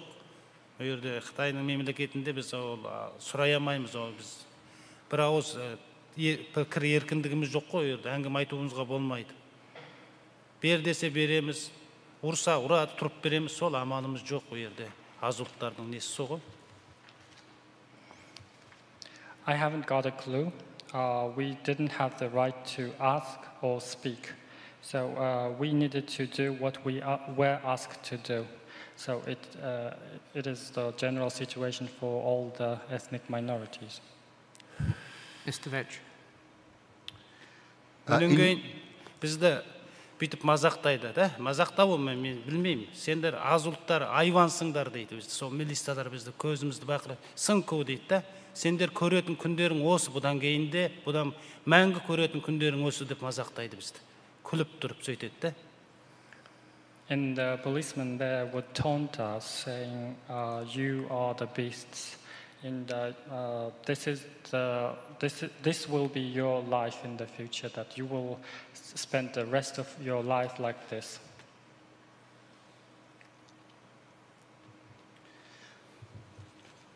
In your statement, you described the number of people in your cell, initially 8, rising to 12 people. Could you tell us how big the cell was? Siz sol yerdeki bölmede basında 8 adam, кейін адам саны 12-ге дейін жетті дедіңіз. Осы бөлменің үлкендігі қаншалықты? Біздің бөлменің үлкендігі 3 метрде 3 метр ме екен? I think it was around 3 by 3 meters. And you also described that in other cells there were a greater number of people, up to 40. How big were those cells? Were they different in size from your cell? Siz тағы басқа бөлмелерде 40-қа дейін адам тұрғанын айтыпсыз. Ол бөлмелердің үлкендігі қаншалықты? Ненің? Бөлме ма? Камералар. Кейбір бөлмелер үлкен, ода 40 адам, 35 адам, 30 адам, 20 адам жататын бөлмелер бар, ұқсамайды. Оны мен кешкі сұраққа алып жүрген кезде, кешкі сұрақ дейді, біздің лагерде кешкі сұрақ қылады. Сол кезде алып жүргенде, сол кезде байқағам, сол кезде 30-40 адамның жатқанын көріп қалғам. Санхаулу дейді, Санхаулудан көргем. Санхаулудікі сондай үлкен екен, бірақ 40 адам, 30 адам, 20 адам жатады екен үйлерінде. There were different cell rooms, like there were rooms for 40 people, 35 people, or 20. And I was able to see them when I was being taken to the evening question. They would call it evening interrogation. And while I was being taken to that, on my way to that interrogation room, I saw them. And it's mainly located on number 3 building. And very last question, because we have run out of time. So those cells in which there were 40 people in a cell of 3 meters by 3 meters, then not everybody could have lain down to sleep, by way of example. I'm sorry, what was your question? So those cells, 3 meters by 3 meters, containing 40 people, there was not enough room to sleep. Is that correct? жаңа сіз айтқан 3 метрде 3 метр үлкендіктегі бөлмеде 40 адам тұрғанда оларға орын жетпейді ғой, дұрыс па? Yeah. Yes. Thank you very much. Көп рахмет. Mr. Savi, any questions from Council? No, sir. Thank you very much. Before I thank Mr. Noor, and for the benefit of those who are watching, the tribunal, which responded to a request from the World Uyghur Congress, is described as looking into alleged offences committed in respect of both Uyghurs and Kazakhs. And has the tribunal from the beginning been seeking and willing to call Kazakh witnesses, as this witness and the next 2 demonstrate? Yes, sir, they're all from Kazakh. heritage. Mr. Noor, thank you very much for coming to give evidence. Your evidence is now concluded. Нұр мырза, сіздің келіп куәліктен өткеніңізге көп рахмет. Сіздің куәлігіңіз аяқталды. Аяқталды. Рахмет сіздерге. Thank you very much. Do we get a credit mark for finishing at 1 o'clock? We have another witness. Burada tükendu ya ki yana bakma. En bir tuva tövende bakki oturmayı. Also of Kazakh heritage. Thank you. Hem o Kazak o da şahitlik balık. When the witness returned to China in May 2017 to visit his sick father, his passport was confiscated by Chinese authorities. In July 2017, he was then arrested, interrogated, and taken to a detention center.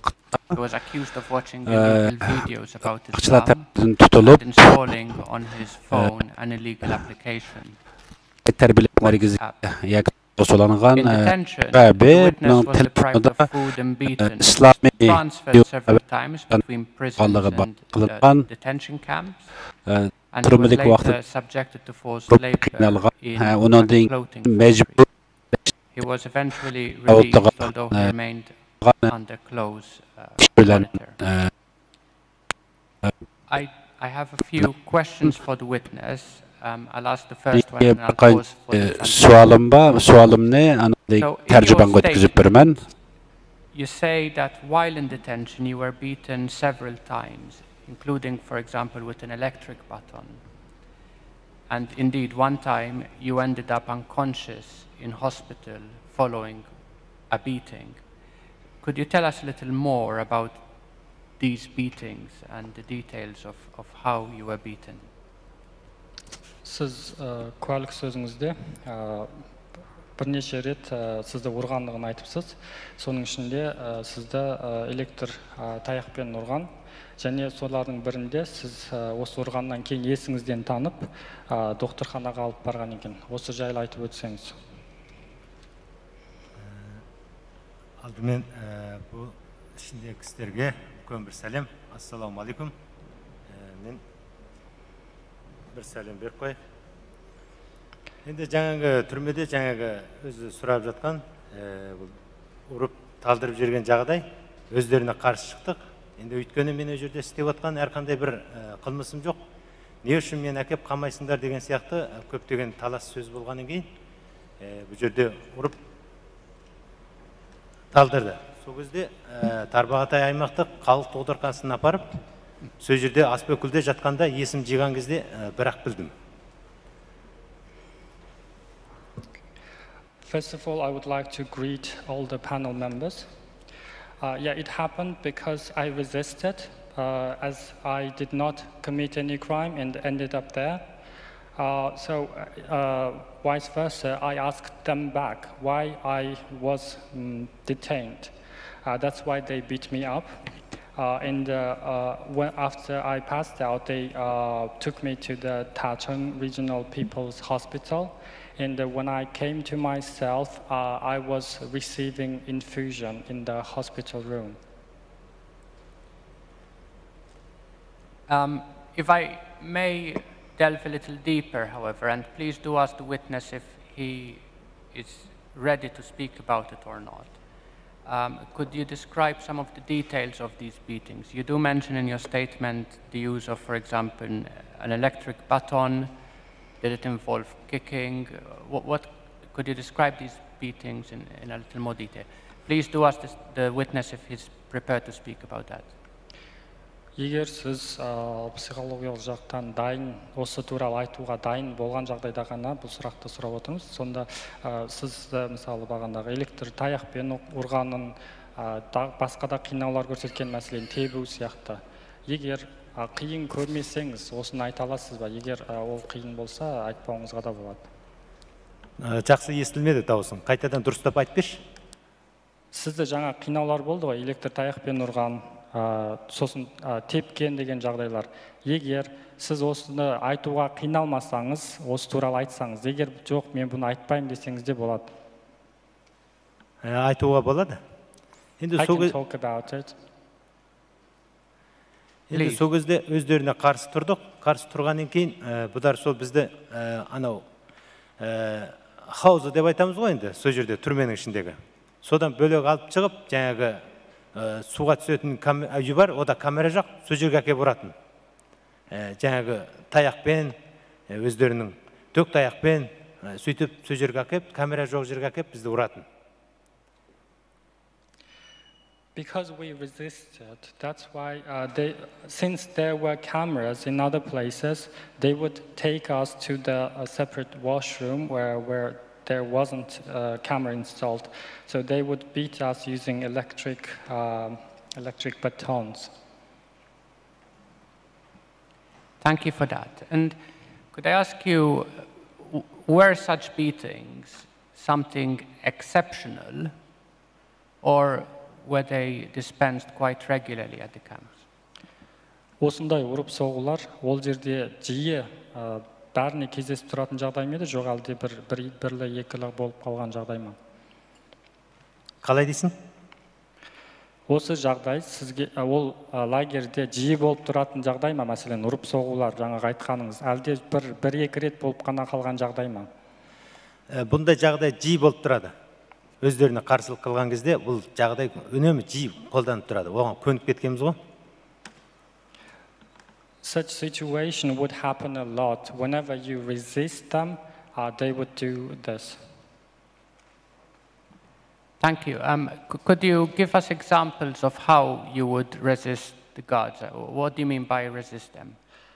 Сіз қалай қарсы тұрдыңыз? Қарсы тұру дегенде не айтасыз? Оларға не айтасыз? Немесе соны түсіндіріп өтсеңіз. Енді бұл жерде жаңағы тамағы өте нашар. Енді оны шынымен айтқан кезде даладағы итке берсе де жемейтін тамақ. Ал енді қарнымыз тоймайды, бірақ енді өзің жан сақтау үшін о тамақты жеуге тура келеді. Сол кезде біз айтамыз, дұрыстап тамақ бер, болмаса қарнымыз тоғызып бер деп, тойғызып бер деп. Сол кезде жесең же, жемесең қой. Сол кезде қарсылық қыламыз, сол кезде бізді сол алып барып, сол жаңағы суханаға алып кеп, камера жоқ жерге әкеп сабайтын. Енді бұдан кейін айтпайсың деп. The food there was really of bad quality, and to be honest, the dogs wouldn't eat that kind of food. So we would ask them for good food and enough food. Whenever we asked this, they would get angry and they would say, "Oh, it's your choice to eat or not eat it," and they would afterwards take us to that room and beat us up. Thank you for that. Could you give us a sense of the command structure in the camp? Was, for example, in respect of these beatings, would there be a commander who orders police to beat prisoners? Or, for example, was this each individual guard being free to beat prisoners according to their own will? Could you give us a sense of the command structure? Сіз сол жердегі бұйрық берілу жағдай туралы айтып өтсеңіз, мәселен, сіздерді ұру үшін ұрып соғатын бұйрықты біреу бере ма, сол жерде арнайы командирлер бола ма, сол бұйрықты беріп отыратын, жоқ әлде бүкіл күзетші немесе сол жердегі сақшылар өз еркінде ма, кімді ұрып соғады, қашан? Қайсар, дауысың жақсы ұғылмай тұр. Сол жердегі естіліп тұр ма? Иә, енді. Сол жерде бұйрықтың орындалу жағдай туралы айтып өтсеңіз, мысалы, ол жерде арнайы командир бар ма, сол жерде айтып отыратын, пәленді ұру керек, соғу керек деп бұйрық түсе ма, жоқ әлде сол жердегі сақшылар немесе күзетшілер өз еркі бойынша адамдарды ұрып соға бере ме?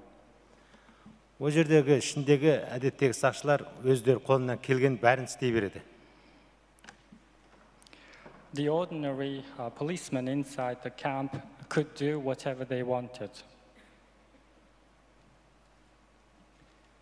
So they could, but the fact that they would take you, for example, to a room with no cameras suggests, therefore, that they didn't want these beatings to be recorded and that they were therefore acting not according to camp regulations. Would that be a correct understanding of what was happening? Бірақ та олар сіздерді ұрып соққан кезде камера орнатылмаған бөлмеге апарып ұрып соғады. Демек, бұл лагердің ережелеріне қайшы болғандығы себепті олар бұның камераға түсіп қалғанын қаламайтын шығар. Қалай ойлайсыз?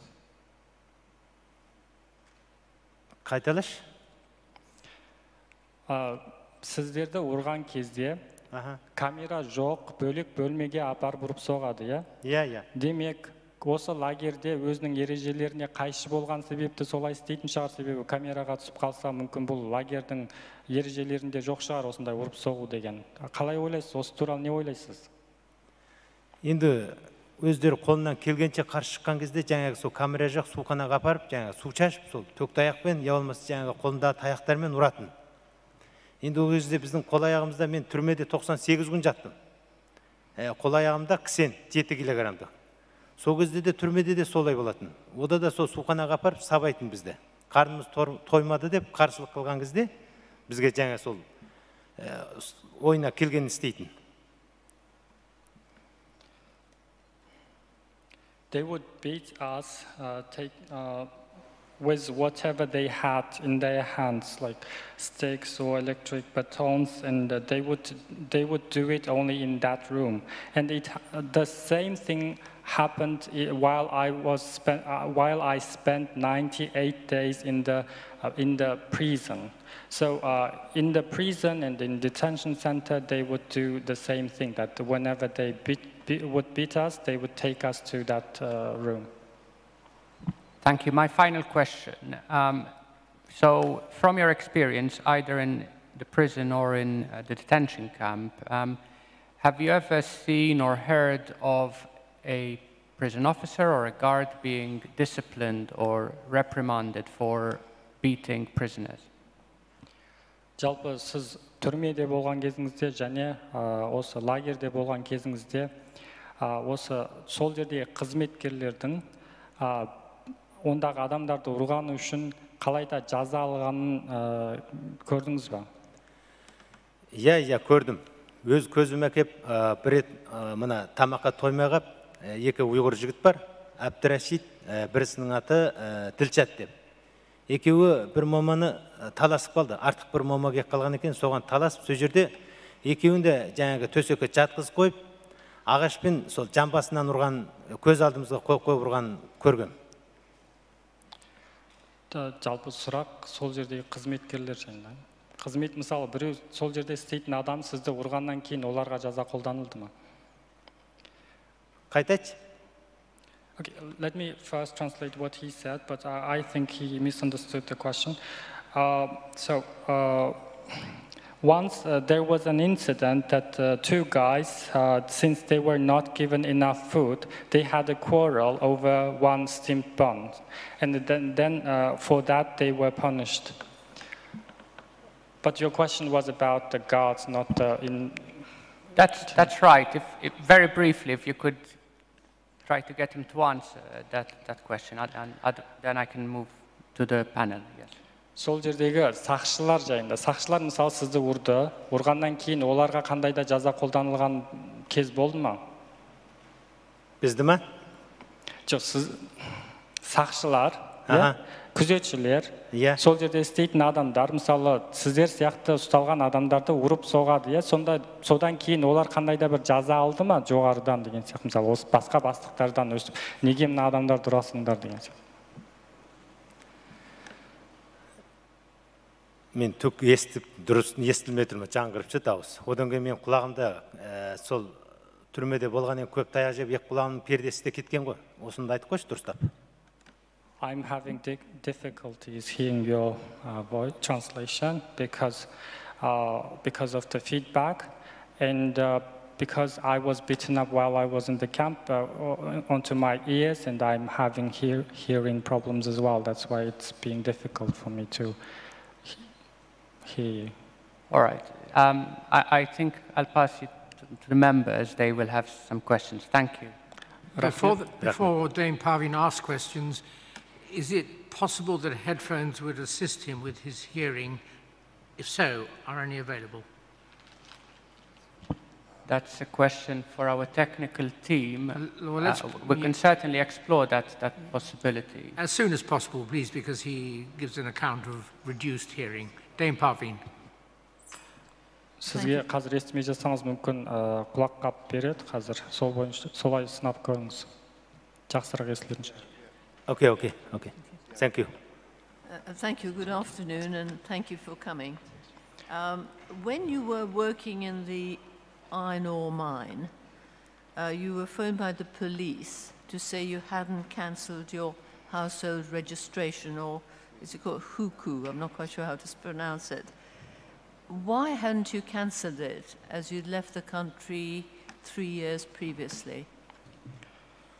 Сіз жазбаңызда жазу бойынша, сіз темір кен несінде заводында істеп жатқан кезде сізге хабарласып, сіздің хукауда жуса қылмағаныңызды айтыпты. Яғни сіз неге ол нені жуса қылмадыңыз? Қалай дейсің? Хукауыңызды неге жуса қылмадыңыз? Мысалы, сізге хабарласып айтыпты, сіз осы нопысыңызды өшірмепсіз депті. Сонда сіз неге өшірмегесіз одан бұрын нопысыңызды? Темір кенде неге жұмыс істедің деп жатсың ба?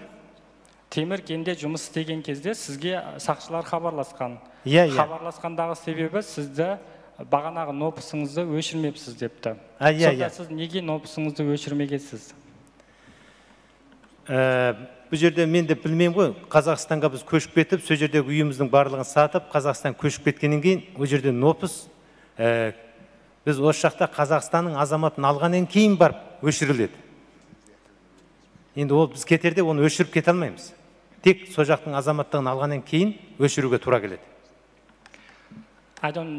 I don't really know about it, but what I thought was like since we moved to Kazakhstan, but I thought after obtaining the Kazakhstan citizenship, only after that we would be able to cancel the household registration back in China.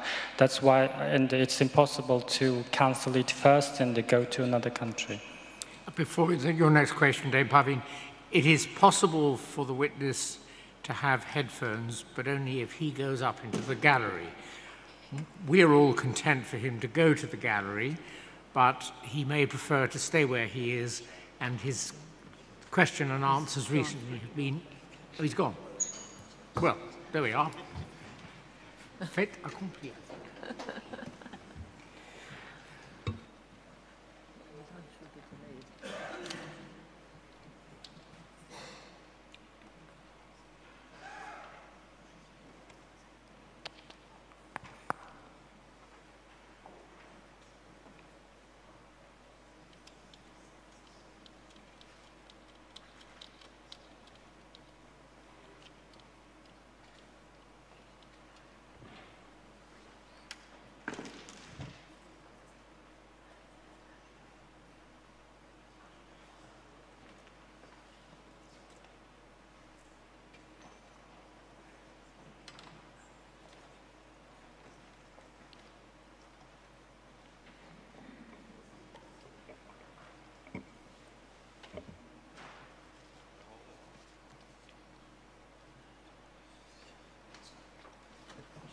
Thank you. I'm getting a signal that I can start again. The police phoned you and then drove you 600 or 700 kilometers to your home to help you cancel the registration. Were you surprised that they would be driving you 600 kilometers, sorry?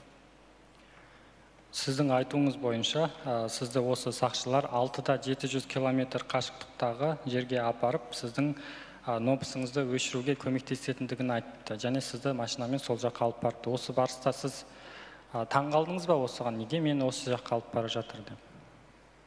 Иә, сол кезде мен қатты таң қалдым. Өйткені өзімде бір түрлі үрей қорқыныш болды. Не үшін мен алып бара жатыр деген? Yes, I was surprised a lot because at that moment I had a fearful feeling because thinking that why they were taking me to this place. Thank you. The council mentioned WhatsApp being illegal. Why is WhatsApp illegal and WeChat wasn't?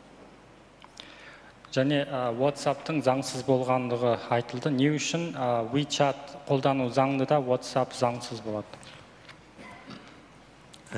Сол кезде маған айтты, сен қытайша айтады ғой, фанчан ранжан деп. WhatsApp-ты не үшін қолданасың? Сенің телефоныңда жаңағы уағыз бар, 5 уақыт намаздың оқуға дәріптеген осындай уағыз бар екен. Сен бұларды не үшін тыңдайсың? Бұның бары осы Қытайда тиымға салынған деп ескертті. Okay, because they told me like you could use WeChat, and why were you using WhatsApp instead? And they also told me that I had some religious preachings on my phone, and they asked why I was listening to these sermons. Thank you. You then were sent to a detention center for 98 days. You were handcuffed and shackled. You were put in a room for 42 people, and you were sleeping in shifts of 10 people. Could you tell me, when the 10 people were sleeping, were you able to sit down? Were the other people able to sit down, or did they have to stand up in the cell because there was no room? Және сіз 98 күн түрмеде өткізген кезде сіздің қол аяғыңызда кісенделген, және сіз 42 адаммен бірге бір бөлмеде тұрғансыз. Және әр 10 адам ұйықтағанда қалғандары өстіп кезекпен күзетіп тұратын айтқан екенсіз. Сол кезде басқа адамдар жалпы тік тұра ма, жоқ отыруына бола ма, не істейді? Жоқ. Ол жерде жататын жамбас орын 7 кісілік қана. Соған сыйғанша жатады, сыймаған жаңа сол бірге күзетіп тұрамыз. Ол тікемізден тік ешқандай қозғалыс жоқ, 2 сағат тұрамыз. No, actually that cell room was only for 7 people, so that's why it wasn't possible for the others to lie down or sit down. That's why while the rest were sleeping, all the other guys would just stand up and without any movement. Thank you. During your 98 days, did you have any contact with your family? Сол 98 күннің ішінде отбасы мүшелеріңізбен байланысқа шыға алдыңыз ба? Жоқ. No, I haven't.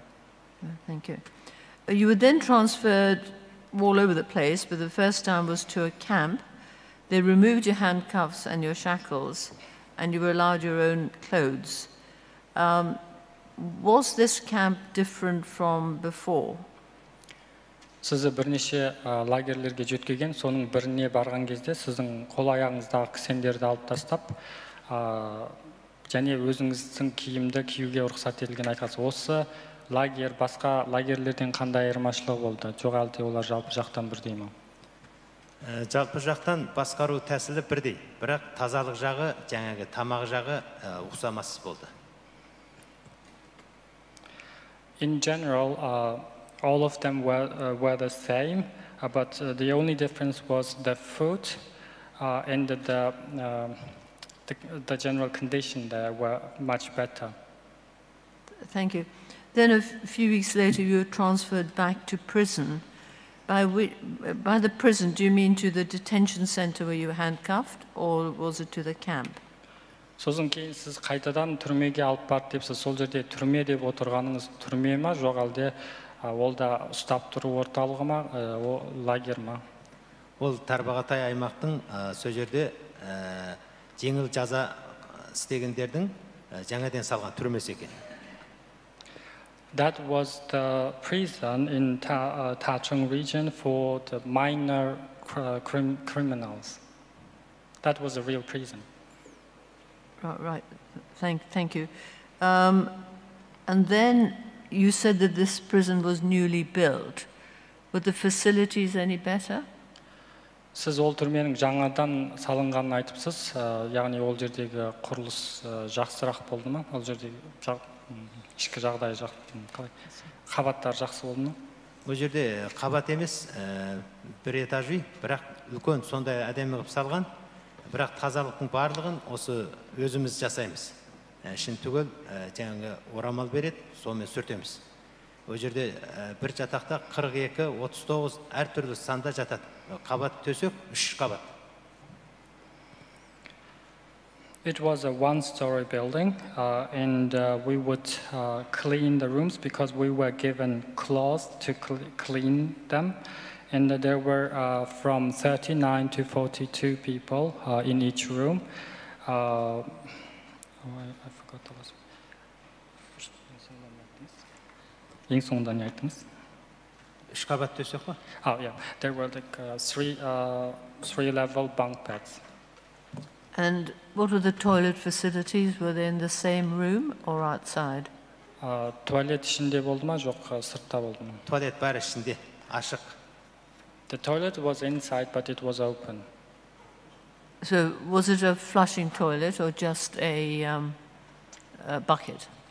Ол кәдімгі заманауи туалет па, суын жіберуге болатын, әлде шелек па? Ол жаңа түрмеде заманауи туалет, бірақ беті ашық, бір жақ сол жатақтың бұрышында орналасқан. It was just like modern toilet, but it was located in the corner of the room, and it was open. Thank you. You then had some classes, and you say there was an ordinary class, a strongly managed class, and a strictly managed class. How do they divide you up into these three? Сосын сіздерге класстар жайында айтыпсыз. Қарапайым деңгейдегі қатты тәртібасындағы және күшті тәртібасындағы деп осындай бөліпсіз. Қалай бөлінген? Енді ол 3-ке бөлінген. Ол қытайша яңгуан, чаңгуан, пугуан деп бөледі.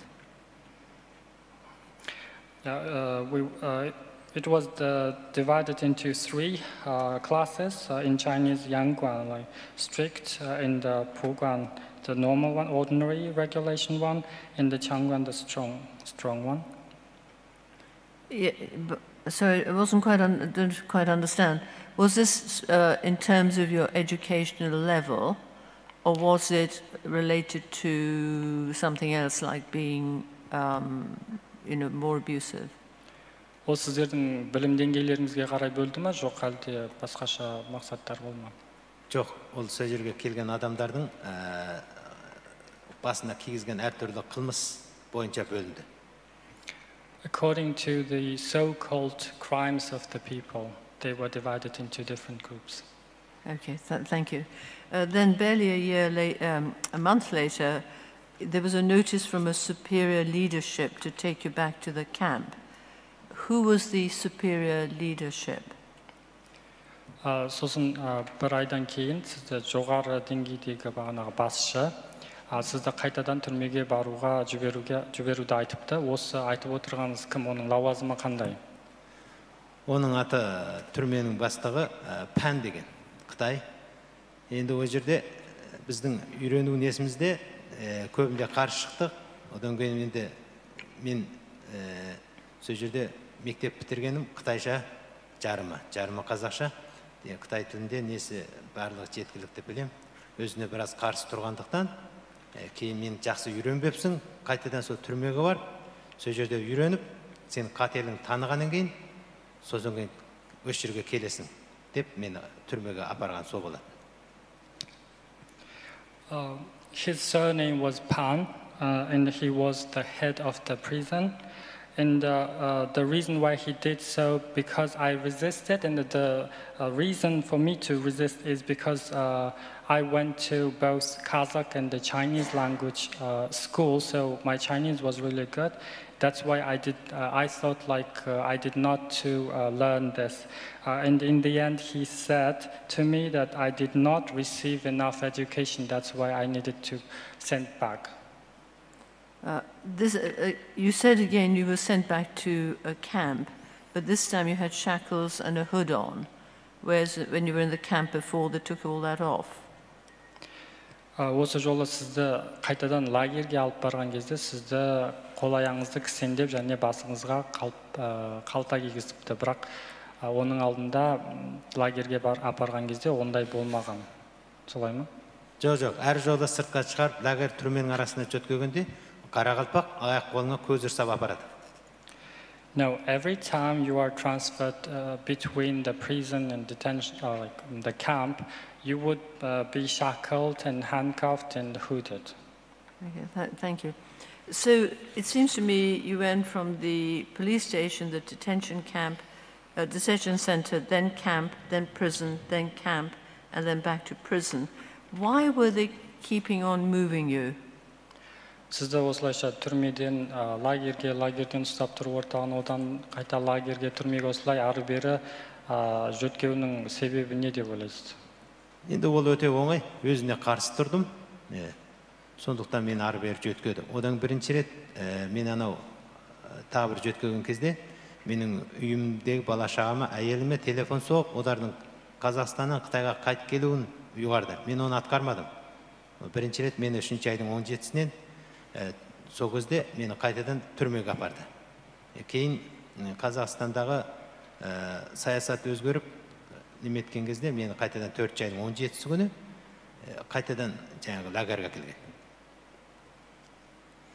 The answer is very easy because I was against them all the time, against the rules all the time.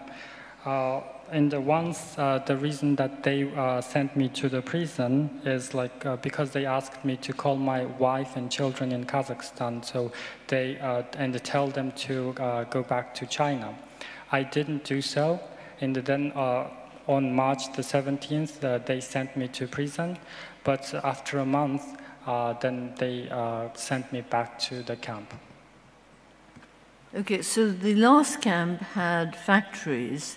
And these factories for making cars, garments, food and drinks.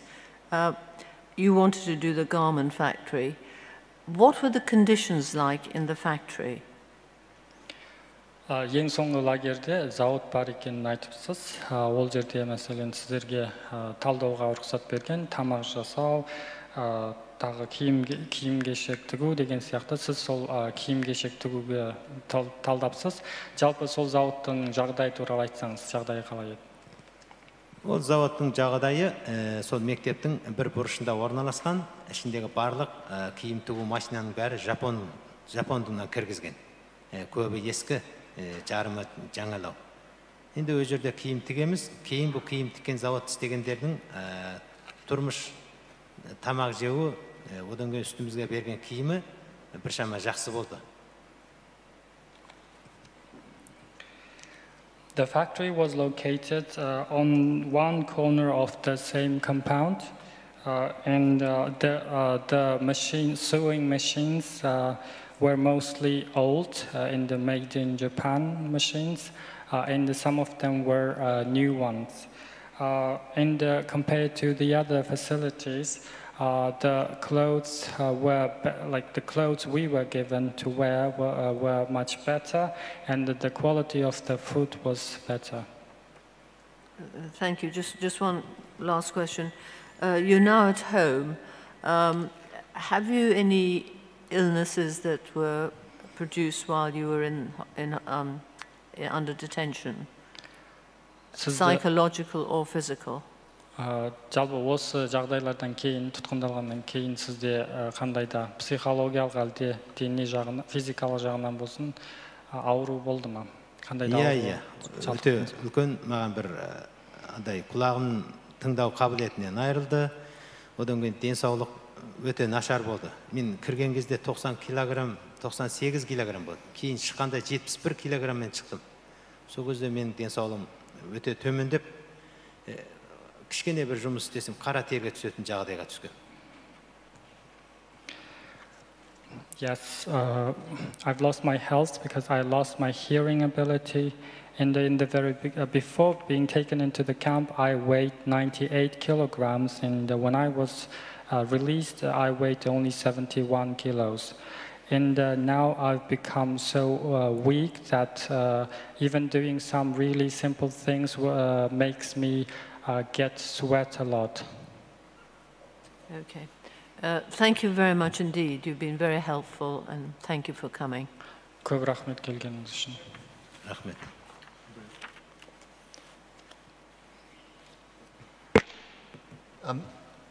You describe a Kazakh man named Kosun who was beaten to death. And then your own experience on the 14th or 15th of October 2017, where you were also beaten and then subsequently taken to hospital. Why do you think they wanted to save your life but expend somebody else's life? Siz айтыпсыз, Қосын деген кісіні барынша өлгенге дейін ұрғанын, және қазан айының 15-і 2017 жылы сізді де қатты ұрғаны сонша, сіз емханадан бірақ шығып, сіз жалпы осы кезде не ойладыңыз, сізде де қандай барын ұрып сол осылай, жалпы ойыңыз қандай? Енді Қосын деген жігітті жаңа түрмеде оны ұрып өлтірген. Ол өлгенде сол күні дежурный, сол күні қырғыздікі Умақай деген. Ал енді мен өзім тағы да соның ұруына түсіп, мен сол больницадан бірақ шығып, жаңағы менің басымда сол көзімді ашқан кезде сол жерде түрменің екінші бастығы Тайыр деген қасымда отырғанын көргем. Мен сол түрмеде жатқан, сол жерге больницадан шыққан кезде де мен креветте талып қалып, сол есін жиғанша менің қолымда, аяғымда көздер алынбаған екен. Yes, the guy named Kosun was beaten up to death, and it was done by the Kyrgyz guy named Umaqay. And I was beaten up by the same guy, and I ended up in the hospital. And when I was in the hospital, the deputy head of the prison, Tayir, was there too. And when I came to myself, I realized that I had been shackled and handcuffed, even being laid down on the hospital bed.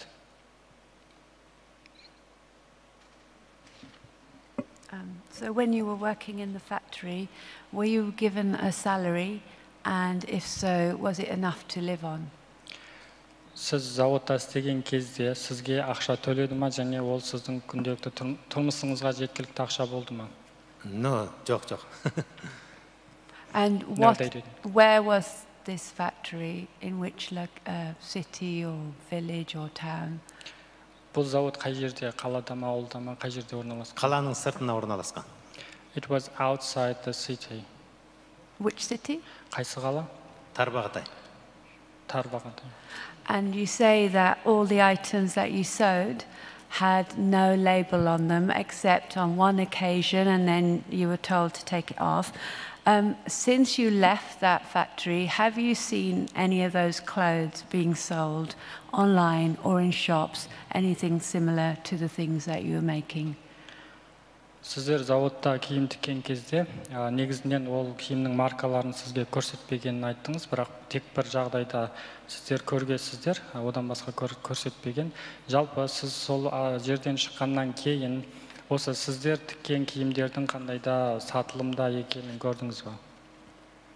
Сатылымда екенін көргем жоқ, бірақ мен шыққаннан кейін 2018-12 айдың 23-і мен соны шыққаннан кейін мен үй қамақта болдым. Ешқандай еркіндік болмады. 2019 5 айдың 23-і Қазақстанға өздері шекарадан әкеліп өткізіп тастады. No, I haven't seen any of them being sold because I was released on December the 23rd, 2018, but I was still under house arrest until May the 23rd, the day that they accompanied me to the border with Kazakhstan. Okay, thank you. And the last question, as we're running out of time. So you were released, as you say, and you were able to leave the country. Do you know why they allowed you to leave the country? Соңғы сұрақ уақытқа байланысты. Жалпы сізді Қазақстанға шығармады, бірақ ең соңында жалпы Қазақстанға не үшін шығуға рұқсат берді? Менің бала-шағам, әйелім Қазақстанда болды. Сол кезде отбасыларын қауышу үшін бұларды алдында сондай бір саясат өзгерді ме білмеймін. Сол кезде бізді бір қанша адамдарды Қазақстанға өткізді. Because my wife and children were in Kazakhstan, and I'm not sure, but sometimes I think there was a policy, or the changes in policy, and that they allowed people, like family members, to be reunited.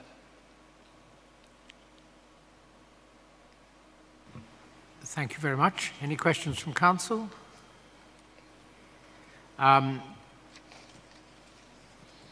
Mr. Atabey, thank you very much for coming to the tribunal to give your evidence. I'm sorry that you had to disappear halfway through to give it from upstairs, but we have seen you and we'll probably see you in the hall afterwards. And so your evidence is now concluded. Mr. Sabi, how long are you going to allow us for lunch? Отарбай мырза, сізге көп рахмет.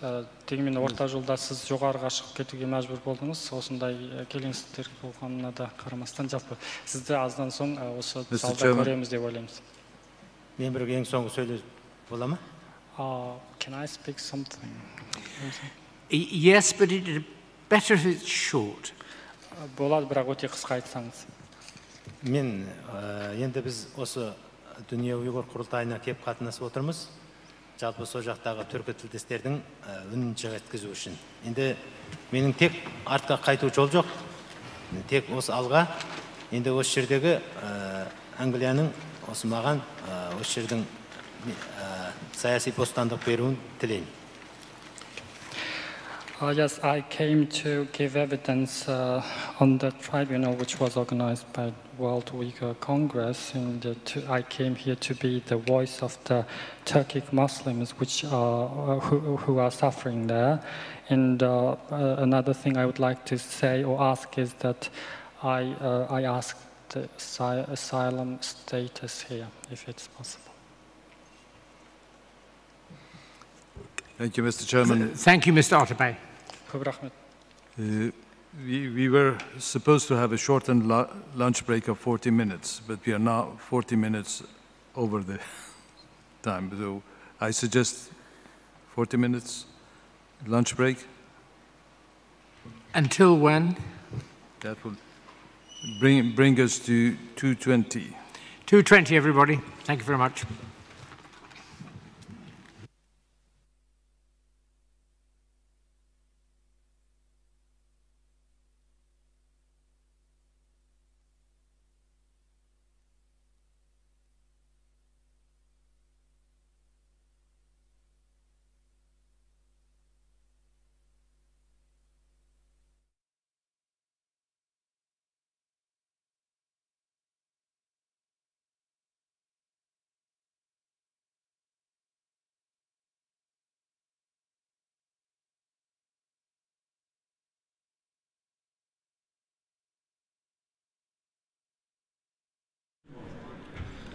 Assalamu alaikum, Şərq Türkistanlıq əziz qarindaşlar, ekran aldıq əziz görürmənlər.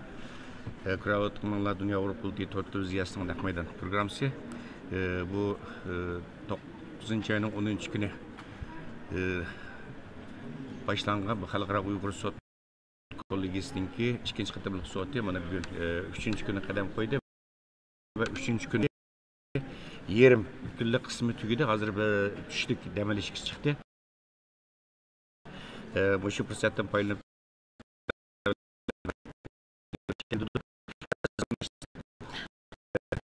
bugün 3 cesur lager şahidimiz, yani Kazakistan'dan kelgen zor cepalar bilen, müşakkatlar bilen kelgen 3 lager şahidimizden 2 neferi baya köydünler aziz qarindaşlar.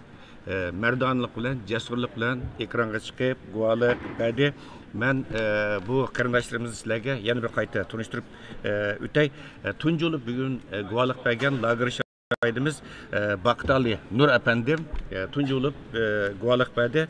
Onundikin Yerbakt Otarbay Efendim hazır bana guvalık berdi. Sizlerime şahit oldunlar, nayet medanlık bilen. Onundikin 3. bizden lager şahidimiz yani Altay'dan Oryenbek Kösübek.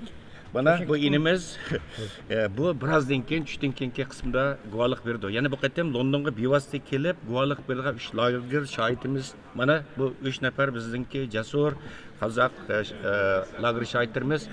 Masalan bir yerde Yerbakht efendim 6 aydan özü onundaki Bakhtali Nur efendim bayı birinci olup tuncu olup valık vergen Bakhtali efendim ilininki Çapçal'dan hakikaten tesirlendik silahımı anıldığınla nay tesirlik, cesurluk bilen, medanlık bilen guvalık verdi. Bulamı şu Angliyaga, London'a kilişimi Kazakistan'dan asan bulmadı. Nay zor, capa, muşakkatler bilen keldi az kırındaşlar. Hazır biz bu kırındaşlarımızdan yürek sözlerini, tesiratlarını sizlerle ortaklaşa elde edip bulanı vakitlik muşu sot ötküzülüvatkan yani Churchill House Sarayı deki bu stüdyomuzu teklif kıldık. Hürmetlik Bakhtali efendim siz tunculuk vualık verdiniz. Mesela hazır Xitay sizin sotulda nağa kaldı. Sizin soludu, sizin udu, kıynırdı, hakaret kıldı bay dediniz sotta, nay cesurluk bilen. Siz hazır bana tuncu ketim Xitay'ın üstüden, Xitay'ın sotlavatkan bir sotta siz Xitay'ın üstüden şikayet kılış, arz kılış pürüstüge iyi oldunuz. Siz hazır kandak bir tuygudu, kandak bir hissiyat mı şu guvalıqını berip boğandı ki mesela? Men katı quvonuşdamın öte.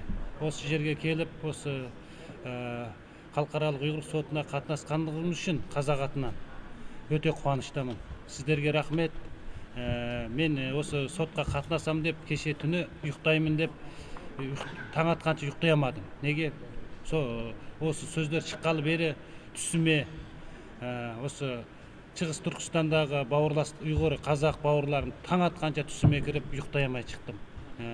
Сол үшін осы ерге келіп қазақ атынан осы ұйғыр бауырластарымыздың сотына қатты қуаныштамын. Осы әңгімелерімді ішімдегі дертімді шығарып алғанға өте қуаныштамын. Рахмет сіздерге. Rahmet, hürmetlik Bakhtali efendim. Hakikaten bayı Bakhtali efendim bilen sotu guvalık verip oğandan ki zalda biraz kısa paranlış imkaniyetimiz oldu Bakhtali efendim bilen. Üzümü dedi, ben şu lagır çıkandaki uxlayamdım bulup akşam keçe uxlayamdım fakat 2 saat uxladım dedi. Çünkü şu lagırdaki benimki Uygur, Kazak, Kırgız ve başka yerlik benim qarindaşlarım, Şarq Türkistanlık qarindaşlarım aç tatqan japaları, qiyin qıstaqları, uçragan haqaratlar köz aldım kilip, zada uyqum kemmedi dedi. Mana hazır bu şu sotlu guvalık bergandiki işinin bir rahat bolganligini bir yerda bir deb ötken boldu. Hürmetli Bakhtali Nur efendim, rahmet tebriklayman sizni. Hakikaten nayet keskin bir şekilde guvalık berdi. Bulup bir yerdeki bugünkü sotdaki lagerning ta'sir qilgani sizningki mana shu Xitoyninki bayı söhbetlerdim özüra akşam söhbetlerdim dedik. Urib o'tirib mayildi, aş qilgan haqorati qachidimi dediniz. Mesela bu haqda siz mesela qanday haqorat bizde so az ұлттарда so sender ayvansыңдар, sınku deb boqtagandары, sender мәңгі көретін күндерің осы. Sender әргіз бас көтере алмайсыңдар. Осы бұдан кейін көретін күндерің осы деп боқтағандары менің өте аянышты. Менің басқа жеріме ұрып өлтіріп еткен болса разы едім. Сол сөздерге мен қатты ішімнен тебіренем. Соны ойласам, ұйықтайғым келмейді. Әлемге шейін мен осы сөзді айтып алғаныма, осы жерде осы сотта айтып алғаныма қатты қуаныштамын. Осы Қытайға қарсы bir ауыз болса да сөзімді айтып алдым, пікірімді. Рахмет сіздерге. Рахмет Bakhtali Nur efendim. Rahmet özü deb ötüm aziz qarindaşlar Şarq Türkistan'ınki ili vilayetininki Çapçal naysının özü Şarq Türkistanlık Kazak qarindişimiz. Yeni bir cesur lagır şahitimiz bayağı guvalık verdi. Bana yenimizde oturdu. Yerbakht Otarabay efendim. Üzümü guvalık verdi. Hoş Yerbakht efendim siz bugün düştüm burun kısmında sotun ki ahırkı guvaçı oldunuz. Ben okşaş şu sualını sormakçı. Bakhtali efendim sorgan. Bana hazır sottu guvalıkını berip oldunuz. Hazır qanday bir tuyguda? Hazır bak özüm endi sonday жеңіл сезіліп жатырмын да. Өйткені мен Қытайдың маған жасаған соншалықты зұлым әрекеттерін бүтін дүнияға айтып өзім жеткізгеніме. Енді бұдан кейін тағы да сот болса, тағы да қатынасып осылардың және де ашкерлеп содардың барына қатынасуына мен әркез дайынмын. Сол үшін осы жолға дүние ұйғыр соты осы сіздердің бізді бір осындай бір орай беріп осы жерге қатынастырғандарына антайын рахмет айтамыз. Рахмет. Mesela hürmetlik bizninki çöçeklik qarindişimiz Orinbek Köksübek.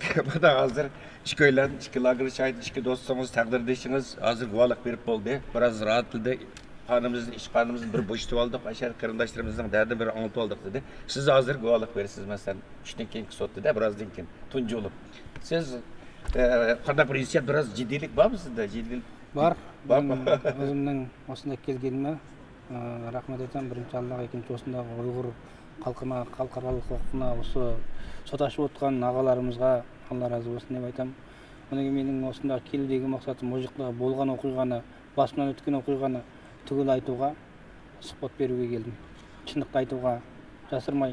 Endi men Qozog'istonga qaytib borgandan keyin mening umrim bir Allohning qo'lida deb bilaman. Endi o yoqqa borib sotlab jiberaman, jo'g'alda atib tastayman, jo'g'alda pichoqlab ketaman, jo'g'alda cho'q qilib jiberaman.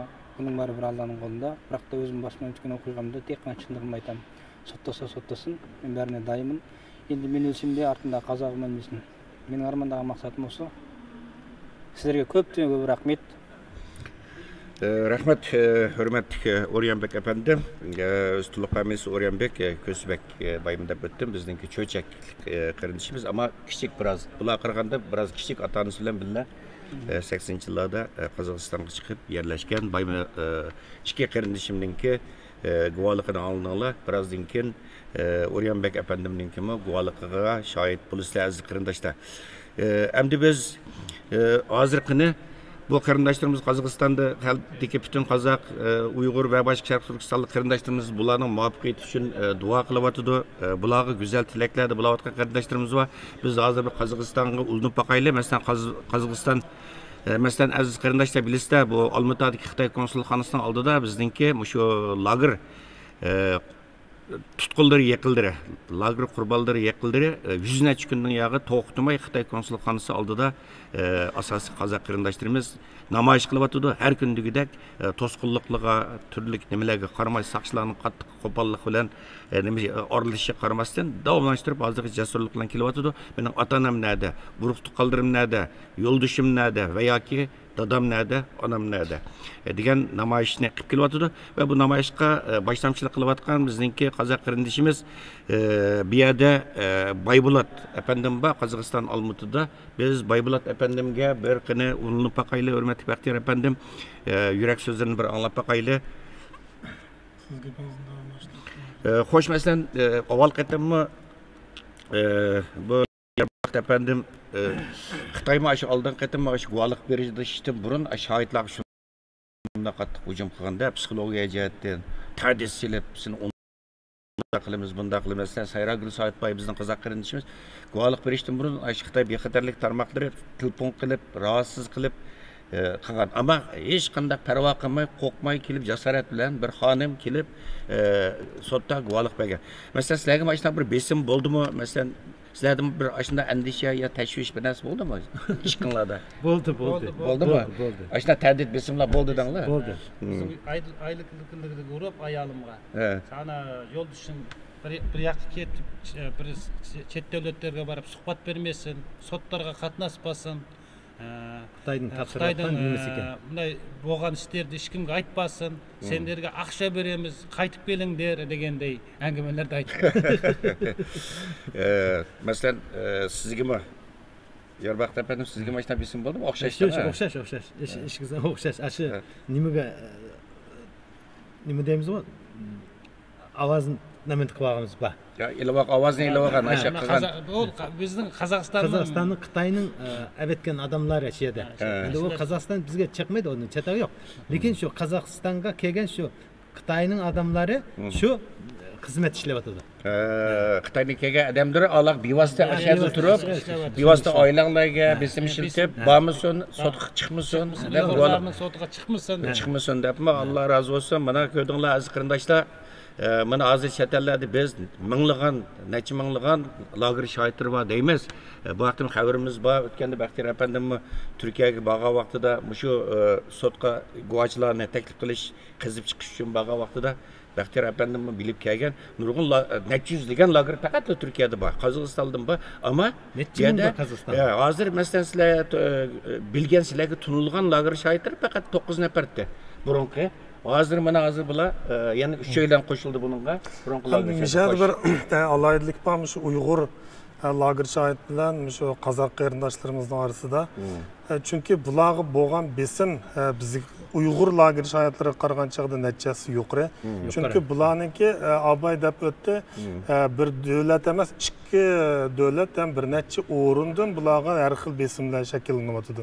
Ya'ni bularga o'ziniki ba'zi Qozaq qarindoshlarimi tushunishmaslik tufaylidan bularning qilayotgan ishining xatoligini, hatto bularni noto'g'ri ishlar bilan shug'ullanayotganligi to'g'riliq besim qilayotganlar bor. Ya'ni Uyg'urlar o'ziniki millat tarafida yo'qotilayotganligiga shohidlik bersa, bular o'ziniki Uyg'ur qarindoshlarininki beshiga tushayotgan, ham o'zi qozoqlarning beshiga tushayotgan Xitoyning zulmiga guvohlik berishdan boshqa mushu o'zining ichidagi sirtidagi Xitoy emas, hatto Qozog'iston davlatniki besimga qarshi guvohlik beryapti. Bir kembigen asan emas, onun üstündeki bu qarindoshlarımızın hiç qaysısının hizmeti yok. Qozog'iston bu balalar hizmet kılanmaydı, hizmet kısmı hiç kim almaydı. Çünkü guvohlik berdi bular. Bularning ailesinin qanchalik nachar sharoit ekanligini biz shu balalarning o'zi bildi, boshqalar bilmaydi. Biz bu balalar bilan uzundan yaqin guvohlik jarayonida akfukadek qarindoshlar bo'lib ketdik, lekin mushular qarab turib biz o'zimizning vijdonini ham bir qatim so'roq qilib beqishimiz kerak. Ben tövende Kazakistan'daki qarindoshlar bilan bir urush bakay. Alish bakay bayi Bektir efendim dedi, bayiyalık Baktali efendim dedi. Aşı lagerdeki qarindoshlarım menimki köz aldığımga kelip bilip uykum kelmey, kecha için başında uykum kelmey uxlayamadım.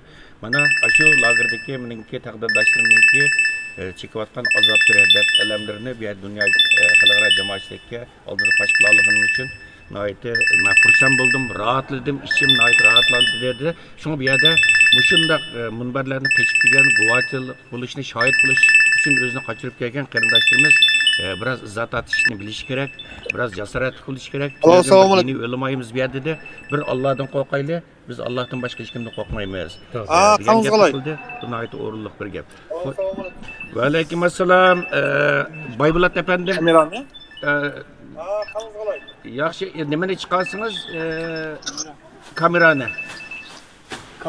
Kameranız açılmadı. Kamera açılmadı. Kamerayı açın. Oslay istiyorsan bola mı?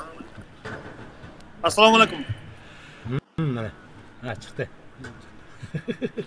Assalamu alaikum. Oslay istiyorsan bola mı? Bo'ldi. Alaykum assalom. Qandaq Baybulat efendim yaxshi tudingiz? Yaxshi tudingiz. Sizni avar qildik.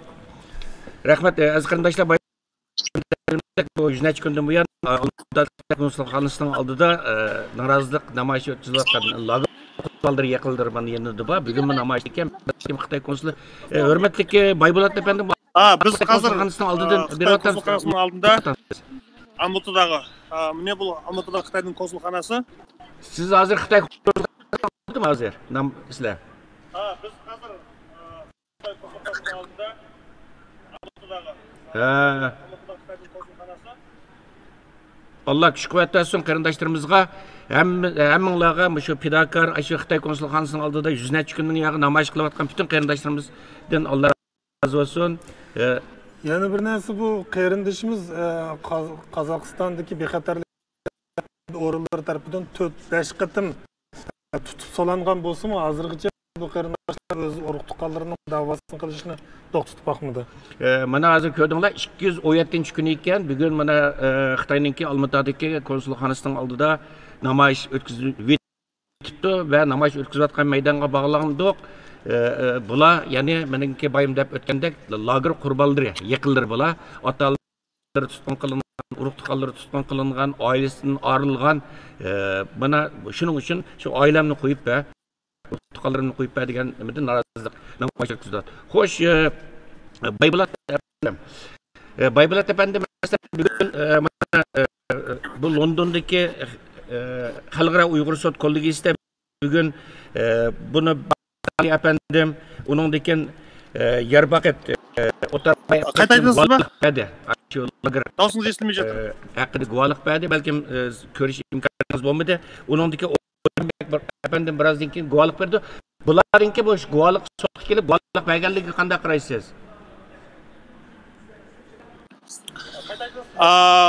Biz uchun o'sha kishilarning Qozog'istondan barib Londonga qaytisuvi mana hozir bugun жағдай.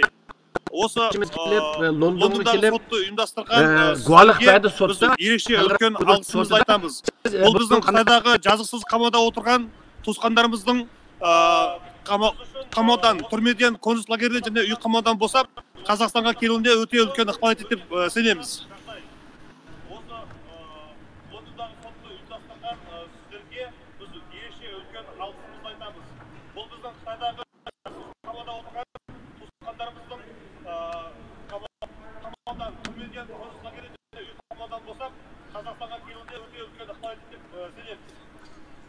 Rahmet.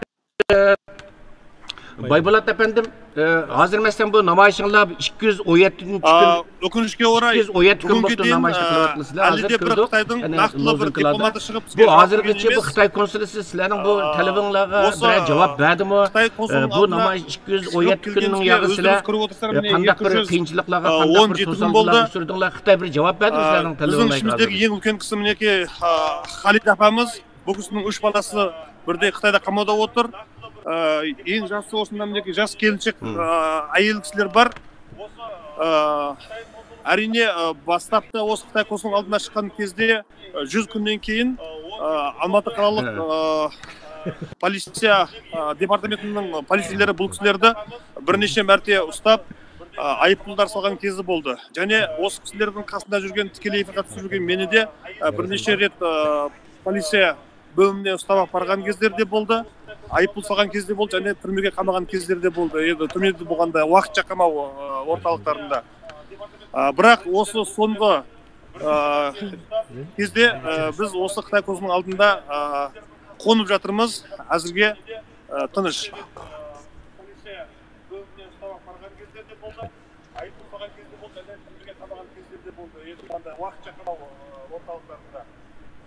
Бірақ осы соңғы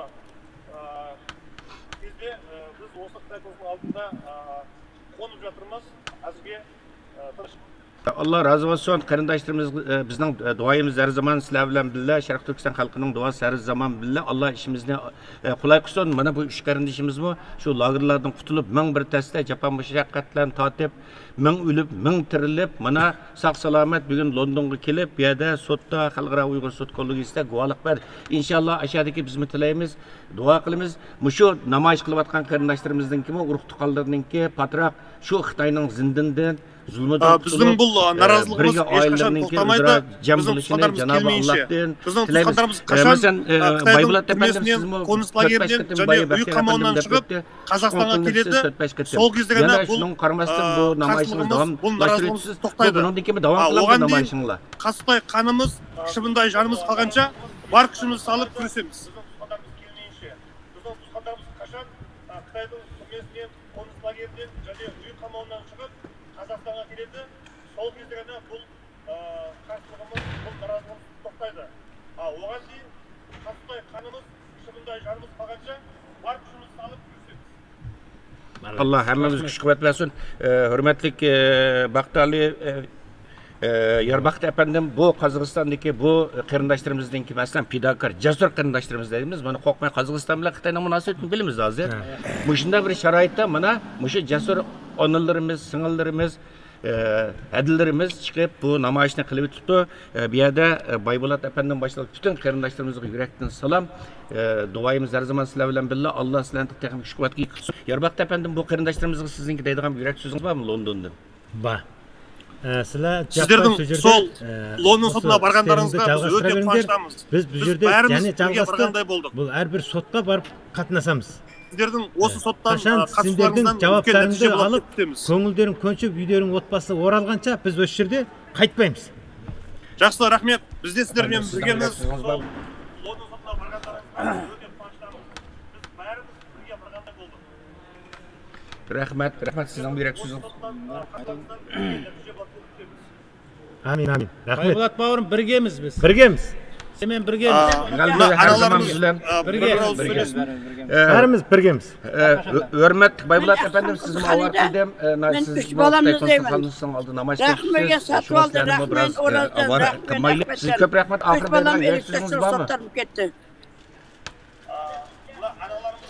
Мен Алтынай Арасов. Бұны бір сөз Жолдасым Ерболат Құсманұлы қазірге дейін Қазақстанға келе алмай отыр. Қазақстан террорист мемлекет деп. Мен Құлнұр Қостөйлек. Мен Құдай қосқан қосағын сәрсенбі ақпар 2017-те шекарадан өткен кезде телефоннан WhatsApp шықты деп ұстап кетті. Содан бері отбасымызға жібермей отыр. Мен Макен Жәмила, мен екі туысымды іздеймін. Біреу менің туған інім Нұрлан Макен ұлы. Екінші менің күйеуім Тоқтар Оспанғали ұлы. Менің анам Анархан Қанат деп 71 жаста тек намаз оқығандығы үшін 11 жылға сотталды. Мен Нұрсат Ермекбайқызы, туған ағам Бірлесбек Ермекбайұлы имам болған үшін жазықсыз Қытайдың кинасының құрбаны болып, ағам түрмеде 12 жылға сотталып кетті. Ағам араша болыңыздар. Мен Мырзан Алмақан, туған ағам Бақытқан Мырзанұлы, имам болдың деп 14 жылға соттап отыр. Қазір 5 жыл болды, сотталып жатыр. Үрімжі қаласы Бейінтан түрмесінде жатыр. Жазықсыз. Менің туған ағам. Сонен кейін айта кететін мына кісі Жарқынбек деген кісі Тұрсынғұл Нұрахай тетеміздің күйеуі. 10 жылға сотталған осы Қазақстанға келген үшін. Мына жерде Азамат Айболатұлы Гүлбарам Өмірәлі тетеміздің бауырының баласы. Мына жерде Кенжебек Анархан. Мына жерде Қастер Әкімханның отбасы, әйелі, балалары отыр. Мына жерде менің інім Баймұрат Наурызбек бұлда түрмеде отыр. Жалпы сіздердің бізге осылай тікелей эфирге шығып, біздің хал жағдайымыздан хабардар болып жатқандарыңызға көп рахмет. Осы Лондонда өтіп жатқан ұйғыр сотын, осы ұйғыр трибунасын ұйымдастырған барлық ұйымдастырушыларға, қатысушыларға, баршаңызға Алла разы болсын. Осы ісімізден үлкен нәтиже шығады деген үлкен үміттеміз. Рахмет баршаңызға.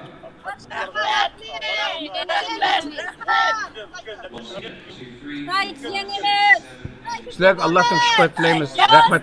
Hemmanlarga Allah'tan şükür tileyimiz. Aziz qarindoshlar, haqiqatan ko'nglimizga ait yerim bo'ldi.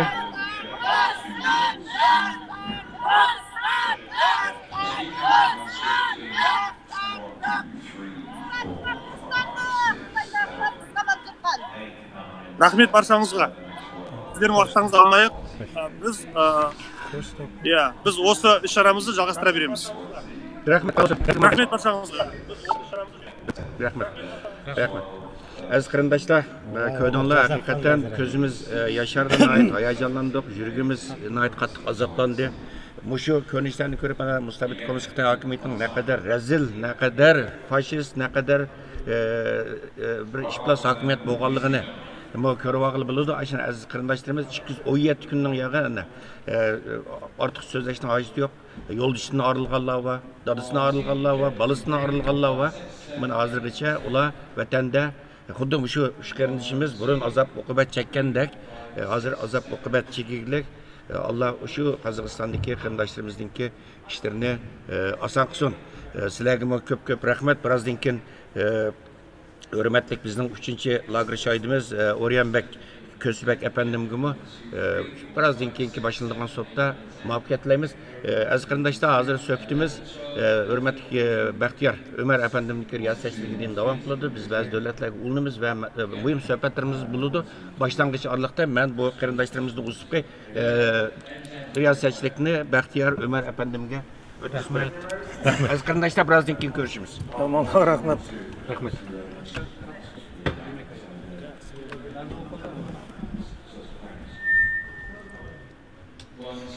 Assalomu alaykum qarindoshlar. Hozir tushlik damlash vaqtidan foydalanib bir necha sirtdan sotni yaqindan ta'qib etayotgan Uyg'ur faoliyatchilar, siyosatchilar bilan ko'rishmoqchi. Dunyo Uyg'ur qurultoyiniki ijroiya komiteti raisi Samat Ablo apandi, muavin raisi Samat Ablo apandi bilan bo'lishmoqayli. Hozir bu yerda texnik xodimlar ovozni sinayotganligi uchun bir sal shovqin bor.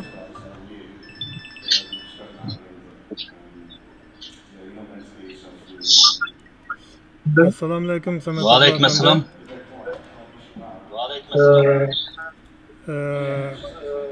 Bazı surat vardı.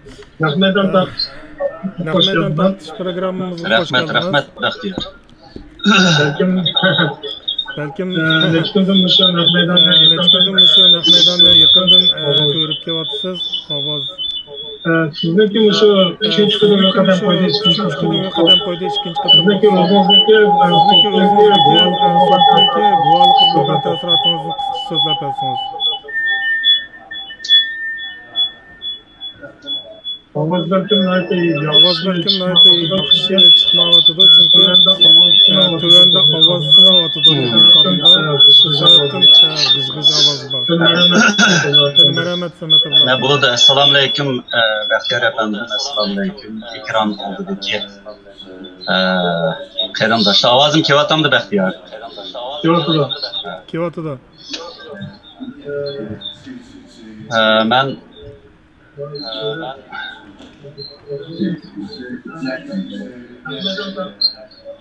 Men bu 3 günden beri soatning ikkinchi qatimliq soatni ko'ryapman.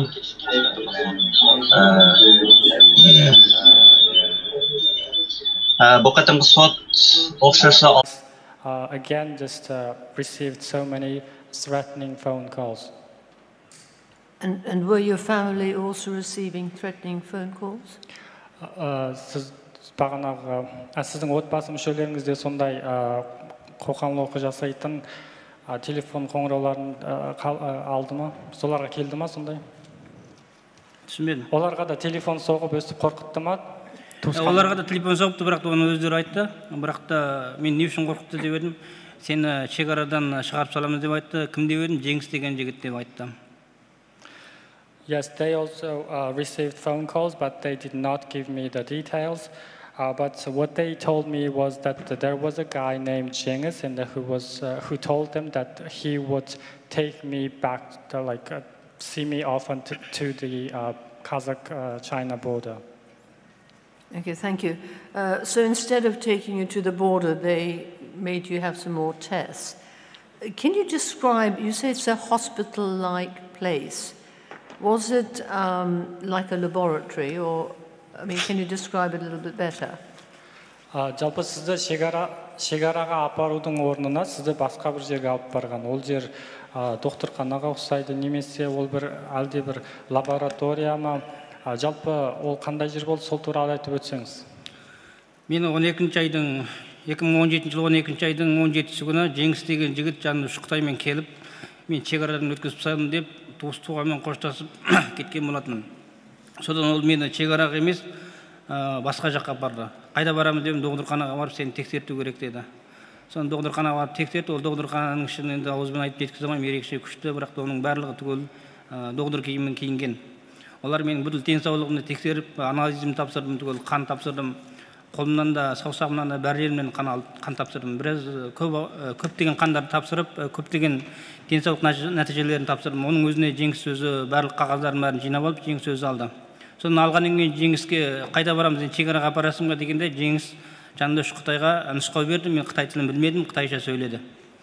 Соны қытайша сөйлеп, бізді шекараға емес, басқа жаққа қарай апарды. Ол басқа жаққа апарған жер қорқынышты, үсті тікен-тікен, сондай жер еді.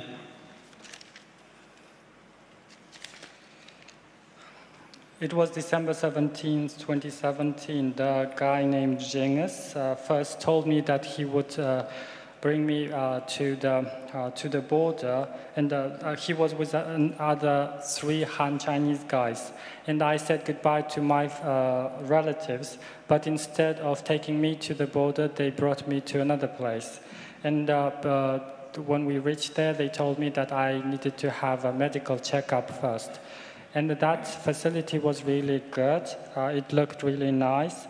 And they had my blood samples. They drew blood from my fingers and from my veins. And I had some other tests too. And Cengiz got all the papers given by the hospital about my checkup.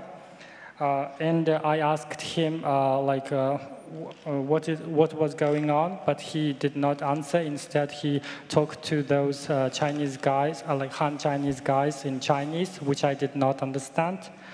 Then in the end, they took me to a place which was surrounded by barbed wires.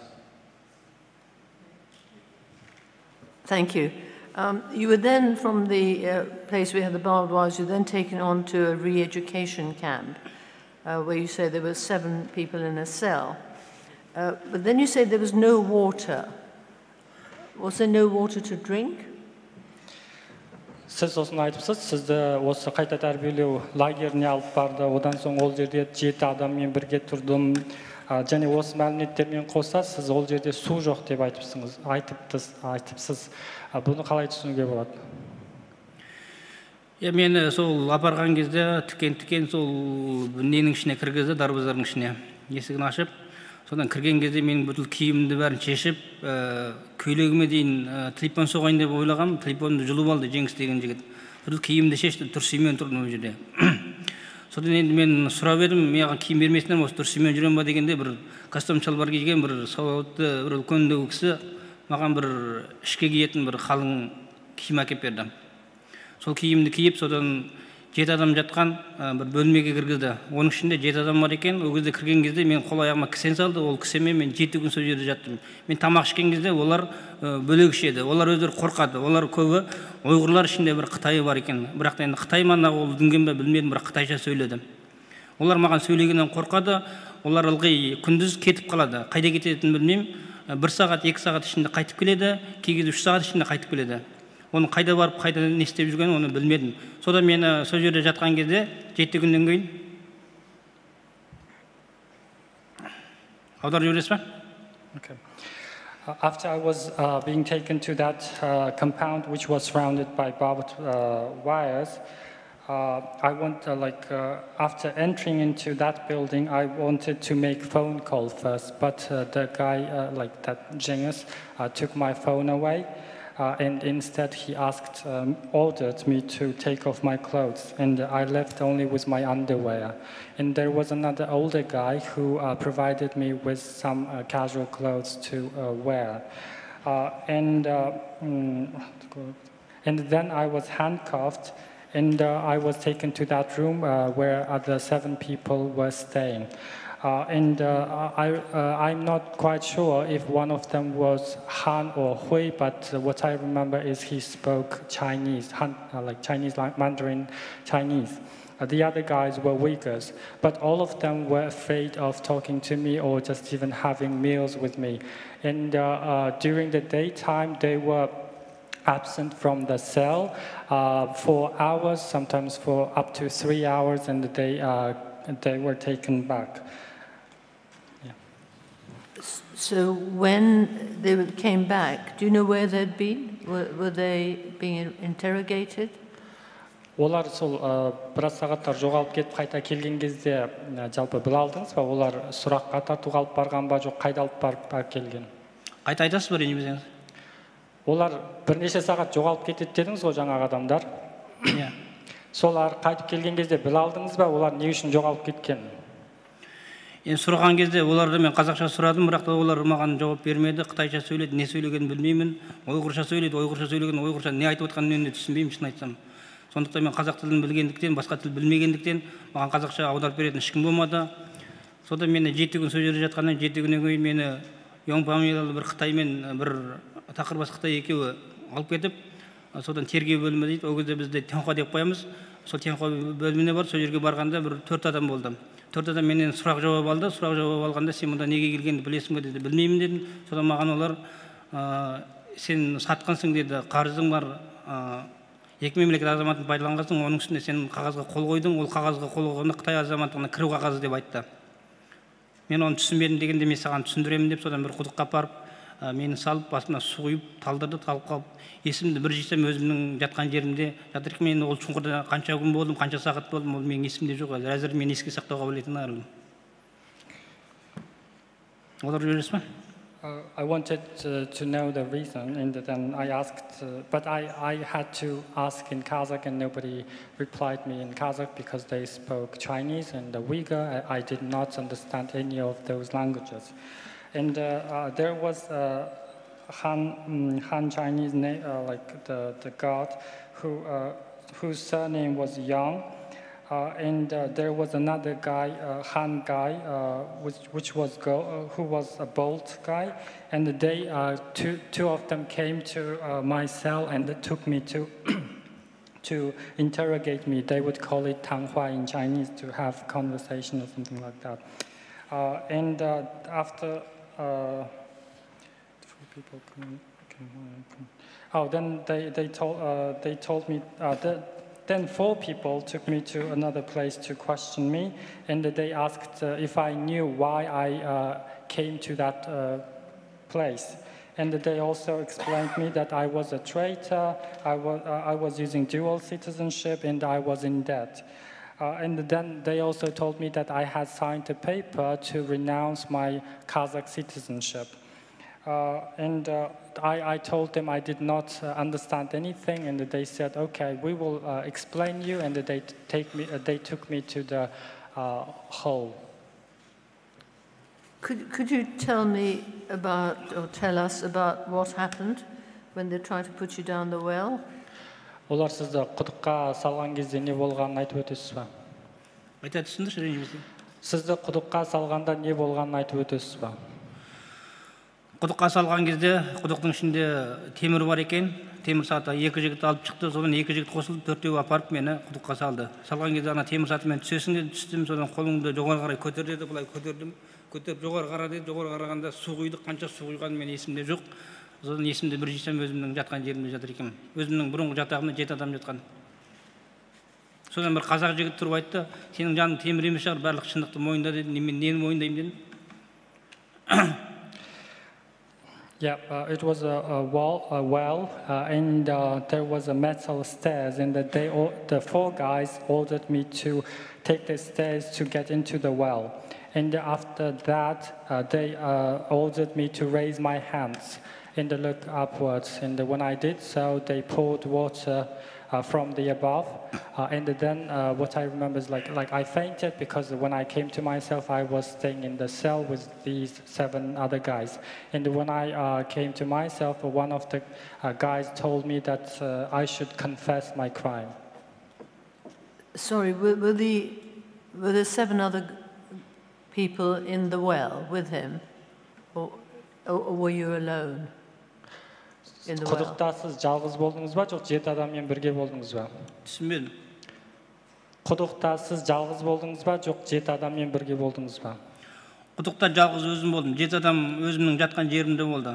Ол жерде құдықта жалғыз адам ғана сыяды. Менен басқа ешкім сыймайды. Іші тар құдық, ішінің бәрі цементталған. Енді ішінде не бар екенін білмеймін, бірақ есімді талып қалыппын. Талдыратын не бар оның ішінде? Бір Құдайдың өзі біледі.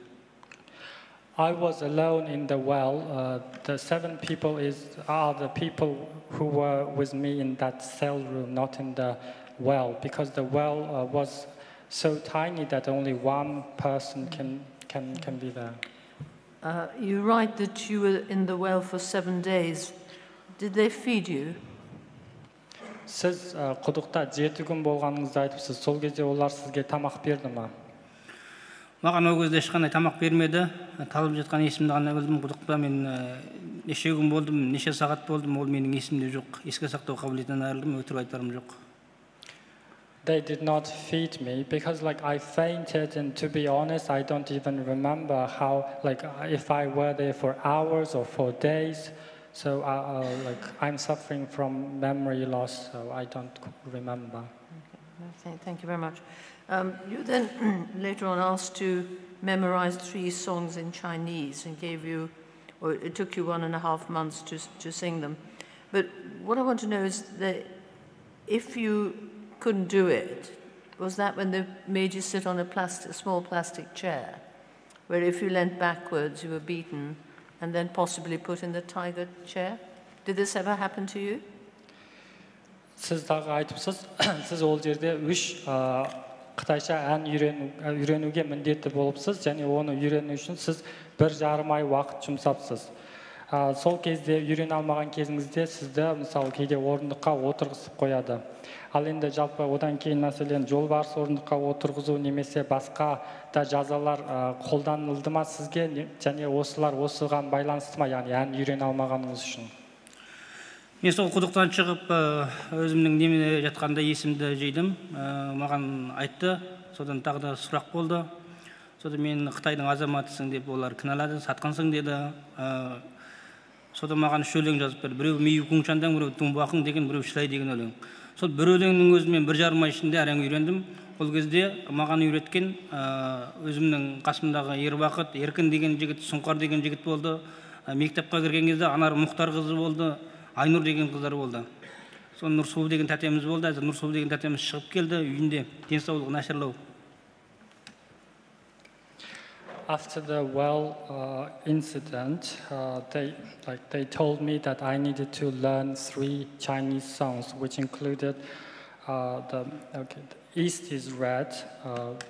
Without the Communist Party, there would be no New China, and the Chinese national anthem. It was very hard for me to recite those songs. But meanwhile, all the other guys there helped me, including Erbakut, Yerkan, and the Sunkar. Those guys helped me a lot. And there were other women like Ainur, Nursulu, and Nursulu is now in Kazakhstan. Did they ever put you in the tiger chair? Олар сізді жолбарыс орындыққа отырғызды ма? Мен ол жерде сол өлеңді үйренбесең, 5 жылға дейін соттаймыз сені деп 5 жыл деп үкім кесіп тастады. Енді ол 5 жыл деген үкімін сол жердегі түрмедегі адамдар білді, басқа ешкім білмеді ғой. Содан маған пластмасс орындық берді, сол пластмасс орындықта былай дүзіп отырам. Екі көзім дүзіп болады, мына қолым былай тұрады. Дүзіп тұру керек. Егер қолым қисық болса, тағы да ол жерде басқа жақтарға барып ұрып соғып қинайды. Қинаған кезде маған шапалақ ұрса қуанамыз, андай қолымдағы таяқпен бүйірден ұрады. They told me that if I failed to learn those songs, then I would be given a prison term up to 5 years prison term. But only the detainees were aware of this. So I'm not sure if I was given this prison term in reality.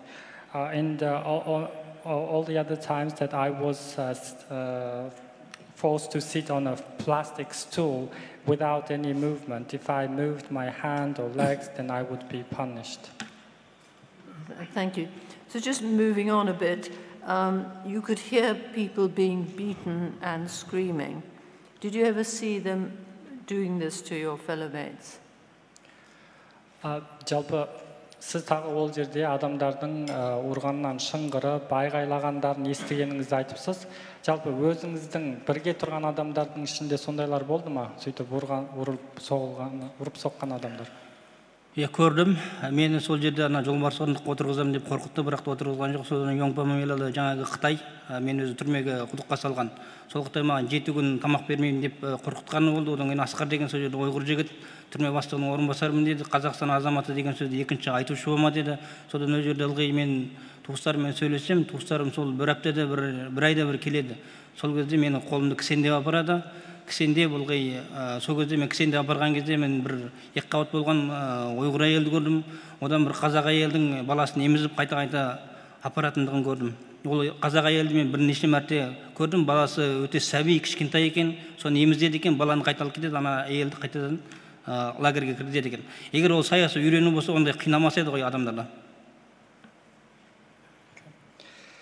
Yes, I witnessed such things. And the guy I mentioned, surnamed Young, threatened me that I would be seated on a tiger chair, but I wasn't seated on it. He also threatened me, saying that I would be deprived of food for 7 days. And because he was angry that I kept saying that I was a Kazakh citizen. I was allowed to meet my relatives, and when I was taken to that room to meet my relatives, I would be shackled. And during that time, I saw 2 women, one Kazakh woman and another Uyghur woman, another Kazakh woman. The Kazakh woman went there to feed her baby. Thank you. You were given an injection in your right side. Were the other inmates also given injections? Сіз оң жағыңызға укол салғанын айтыпсыз. Ал сізбен тұрған басқа адамдарға да укол салынды ма? Мен сол бірінші түрмеде алғаш рет кірген кезде мен оң жағымнан укол салды. Уколды маған ғана емес, барлығына салды. Мына Ербақыт Отарбайға да салды. Басқа сол жердегі адамдардың барлығына салды. Сұңқар деген жігітке де салды. Сұңқар деген жігіттің сол жерде қолы сынды, бізге тұз бермегендігі де бар. Онан кейін мен өзім сол жерде түрмеде ылғи жылайтынмын қорқып. Өйткені маған 5 жыл үкім кескеннен кейін 5 жылдан кейін қай уақытта шығамын, мына қытайша өлеңді қай уақытта үйренемін деген сондай бір қорқыныштар болды. Сол кезде мен жұбататын осы менің қасымдағы қазақ достарым мен ұйғыр достарым болды, қырғыз бауырларым болды, дүнген бауырларым болды. It wasn't only me who was injected, and it happened in the very first prison. Not long after I was taken to that prison, I got I was injected, and all the other people were injected too, including Irbaqat and the Sunkar.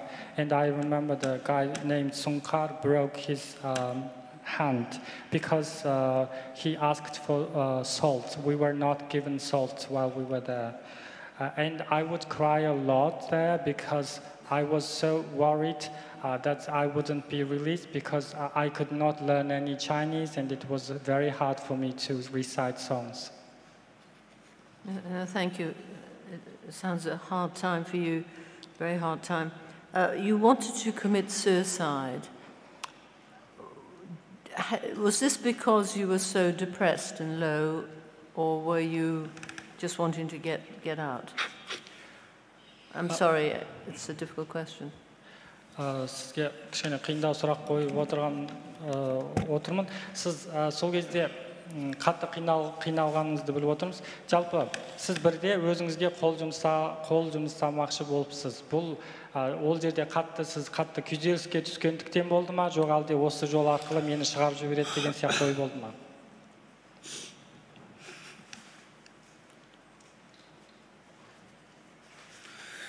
Ол жерде мен өзіме қол жұмсап болғаным рас. Ол кезде мені құтқарып қалған мына Ербақыт, Ербол деген жігіттер болған. Бірақ оның бәрі күйзелісте мына қытайша білмеген кесілінен болған. Бірақ олар маған 5 жыл деп күнде ылғи сұрақтайын, сөйтіп айтатын, сен Қытай азаматысың, Қытайда қаласың деп. Мен бірақ Қазақстан азаматын соншалықты қинайтын, Қазақстан сендердің не істеді деп сұраған кезімізде, сен Қазақстанға не үшін бардың, не себептен бардың деп маған көптеген сұрақтар айтады. Мен өзім мұғалімдардың өзімен 27 рет кездесуі теңқо дейді ғой, сондай болды. Олармен кездескен уақытында мен тек қана Қазақстанға жіберіңдер, мен Қазақстан азаматымын дейтін. Бірақ олардың ана қағазға қол қойғандағы себебі Қытай азаматтығына кіргізу екенін білмедім. Егер білгенім, ол қағазға қол қоймайтын едім. Мен өз-өзіме қол жұмсаған кезімде мені құтқарып қалған Ербол, Ербақыт деген жігіт, Сұңқар деген жігіт, тағы да басқа ұйғыр бауырларымыз, қырғыз бауырларымыз куәгер болатын сол жерде. Енді олар тірі болса куәгерлік етеді деп ойлаймын. Yes, I tried to commit suicide, but fortunately the guys like Irbaqat, Yerbol just rescued me. All this happened because I did not speak any Chinese. And every time they questioned me, they kept saying that I wouldn't be released at least for 5 years. And they would always ask why I've become Kazakh citizen. So in total, I was questioned about 27 times, and each time they repeated this. They also asked me to sign some documents which I did not understand at all, and I have signed it. And only after that, I realized actually it was about renouncing my Kazakh citizen and restoring my Chinese citizenship. So I regret it. If I understood that, I wouldn't have just signed it. But I'm very thankful to the guys like Yerbol, Yerbakot, and some other Uyghur and the Kyrgyz guys. And like they witnessed what I've experienced, and I hope that they will give evidence if they are still alive. Thank you very much. You're now back in Kazakhstan. Can you tell us how you are? Do you still suffer from what you've been through, which has just been awful? Енді қазір сіз Қазақстандасыз. Жалпы Қазақстанға қайтқаннан кейін әлі де осы жағдайларда еске алып қиналып жүрсіз ба? Жалпы осы туралы айтсаңыз. Мен әзір күйзелістемін. Енді бұны еске алған сайын жылау болады. Енді ол жерде маған көп соққы берген Асқар Жеңіс деген азаматтар. Асқардың талай рет мені боқтап, Қазақстан азаматы емес екеніңді дәлелде, Қытайдың азаматысың деген боқтық сөзі болатын. Бірақ та ол өзі қазақша ат қойған Асқар деп өзіне, бірақ та өзінің ұйғыр тілімен сөйлеп, ұйғырша сөйлейтіні, бірақ та оның нақтылы ұйғыр ма, жоқ әлде нақтылы қазақ па, басқа ұлт па, білмедім. Мен не мақсатта қамағандығын, сонымен бүгін сотқа келдегі мақсатым, соны дәлелдеп берулеріңізді сұраймын.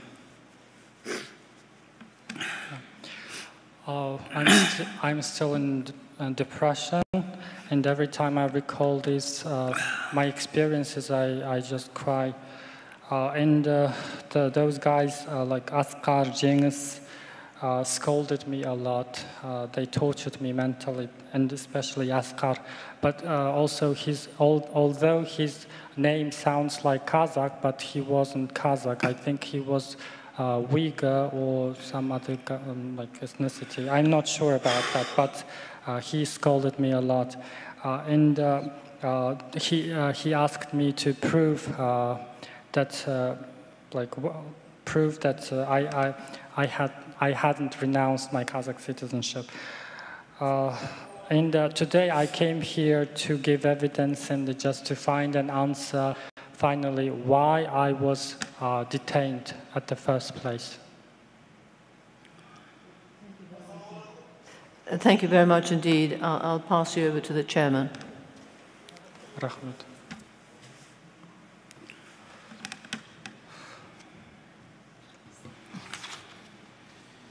Mr. Koksabek, thank you very much for coming and speaking to us.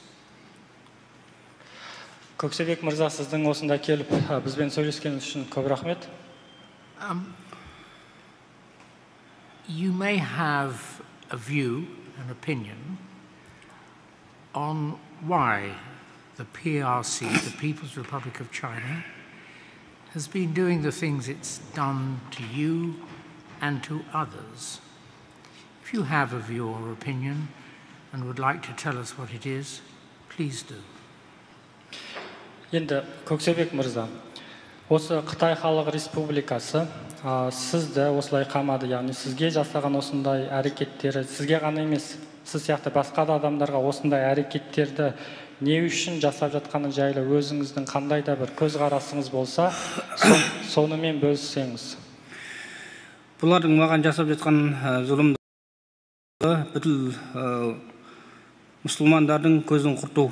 Бұл мұсылмандарды ғана емес, ұйғыр халқын, қырғыз халқын, дүнген халқын, бүткіл мұсылман халқын көзін жойып, барлығын қытайша сөйлетіп, Қытайдың өлеңін айтқызып, Қытай қылу мақсаты. Олардың мақсаты бүткіл дүние жүзін жаулап алу. Оны жаулап алу жөнінде маған түрме бастығының орынбасары Асқар деген жігіт оның сол жерде тағы да бір жігіттер айтқан болатын. Біз күндердің бірінде дүние жүзін жаулап аламыз деп. Бірақ та мен айтқам, жаулап алсаңдар да біз секілді қазақтарды жаулап ала алмайсыңдар деген. Мен бұл сұхбатымды ешқашан да тоқтатпаймын деп сөз беремін. Бүгін мұнда келудегі мақсатым осы басымнан өткен қиыншылығымды, оның кейін осы қазақтардың ешқандай зардап шекпеуін, бүткіл мұсылмандардың емін-еркін жүруін сұраймын. Енді осы әділдік деген өмірде бар ма?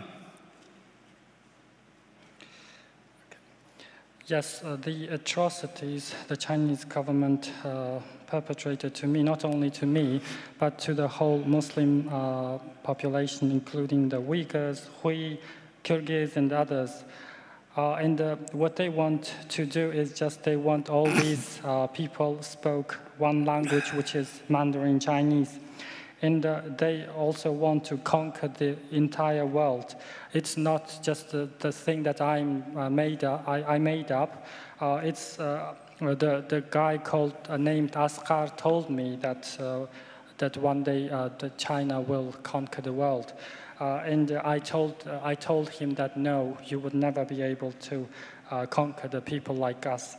And I really, I wonder if we can get if the people like us would get any freedom, if there is any freedom for us.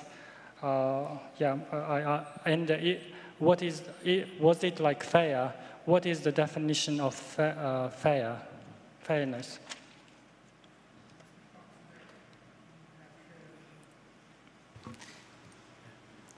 Mr. Coxbeck, you have shown great dignity and generosity in telling us of your experience. We're grateful to you for coming. I'm just going to check. There may be one more question, but I'm not sure that there's time. What's the question?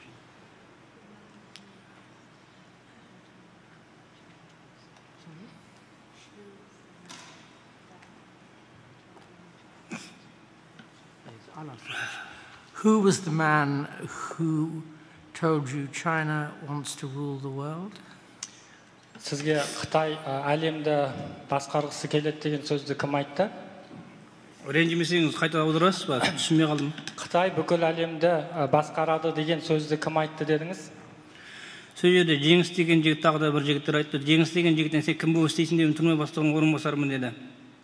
Түрме бастығының атын айтқан мен ұмытып қалдым. Өйткені көптеген нәрселерді ұмытып қалатын болдым. The guys like Cengiz and others, I remember his name, and I think he was the deputy head of that prison, and he also told me the name of the head of the prison, but because of my memory loss, I cannot remember their names. Одан кейін Асқар деген жігіт бар сол жерде. Асқар да өзі сөйтіп айтқан болатын, түрме бастығының орынбасарымын деп, талай рет мен Қазақстан азаматымын емеспін деп айтты деген. And there was another guy named Asghar. He was the deputy head there too. And he kept saying to me that I shouldn't say that I am a Kazakh citizen anymore.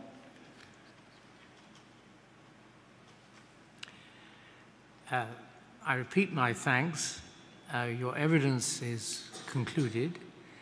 And if you choose to stay in the hall for the remainder of today and tomorrow, I hope you will find it helpful to see the exploration that is being made of the things of which you tell us. Sizge tағы да алғысым шексіз. Осында келгеніңіз үшін, куәліктен өткеніңіз үшін енді куәлік беру аяқталды. Сіз ары қаратай залда боласыз ба, осында бүгін ертең осында келіп көресіз ба, оны өз еркіңізде. Жалпы куәлік беру аяқталды. Менің тағы да бұл кісілерге айта кететінім, бүткіл қазақтарды, бүткіл ұйғырларды, бүткіл қырғыздарды, бүткіл дүнгендерді заң алдында қорғауын, оның мына заң алдында адамды құқық деген бар ма, адамды қорлау деген бар ма, оның мына Қытай мемлекеті Қазақстан азаматын қорлау, Қазақстан азаматтарына тіл тигізу деген бар ма, соның қандай осы сот артында қандай бір жауабы бар екенін соны білгім келеді сот мырзалардан. Жоқ әлде өстіп біз қорланып, өзіміздің құқығымызды таптап, көрінгенге мазақ болып, иленіп, ит болып, күшік болып жүре береміз бәлде?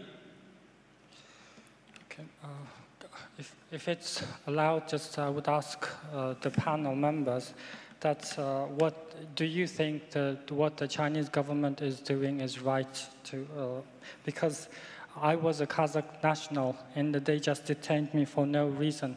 Is there any legal judgment about that? And will they continue to trample on our human rights like if we were dogs and cats? You can be sure that the questions you ask are among those the tribunal will have in mind and will consider. Thank you again. You're now at liberty to leave the seat and stay in the hall or go elsewhere. Thank you. Sizge tағы да алғысым шексіз. Жалпы біз осы трибуналды ұйымдастырып отырған себептеріміздің бірі де осы сұраққа жауап іздеу, сондықтан қазір енді боссыз. Енді мен тағы да бірдеме айта кетейін, аудап бере салыңыз бұл кісілерге. Енді мен осы барлық қазақ халқы атынан, барлық ұлт атынан барлық адамдарға төлем төлеуін талап етемін. Әрқайсысына төлем ақы беруін заң бойынша зерттеп, заң бойынша ескеріп, осыны қатаң түрде бақылауын. Ертең мен Қазақстанға барғаннан кейін, ертең мен Қазақстанға қайтамын, Қазақстанға барғаннан кейін мені өлтіріп кетуі де мүмкін, пышақтап кетуі де мүмкін, соттап кетуі де мүмкін. Енді мен өзімнің алдымда қандай тағдыр бар екендігін мен айта алмаймын ешкімге де. Менің алдымда бір Алла ғана, мен Аллаға ғана сенемін бұл өмірде. Мені құтқарып алып шыққан Қазақстан мемлекеті, Қазақстан сыртқы істер министріне мен рахметімді айтамын. Осында отырған барлық ұйғыр халқына, барлық ұлттарға Алла разы болсын деп рахметімді айтамын. The last thing I would like to mention is like now like I'm going back to Kazakhstan in the, I don't know about my future, like if I'll be detained or if someone will kill me, but still like I would like to express my gratitude to the Kazakh government, the Ministry of Kazakhstan, that they rescued me, and all the Uyghur people who've organized this. Thank you. Thank you. Mr. Vetch will escort the witness out. Mr. Sabi, the next witness, please. Thank you, Mr. Chairman. Our next witness is Maya Mitalipova. She will be joining us from the United States remotely.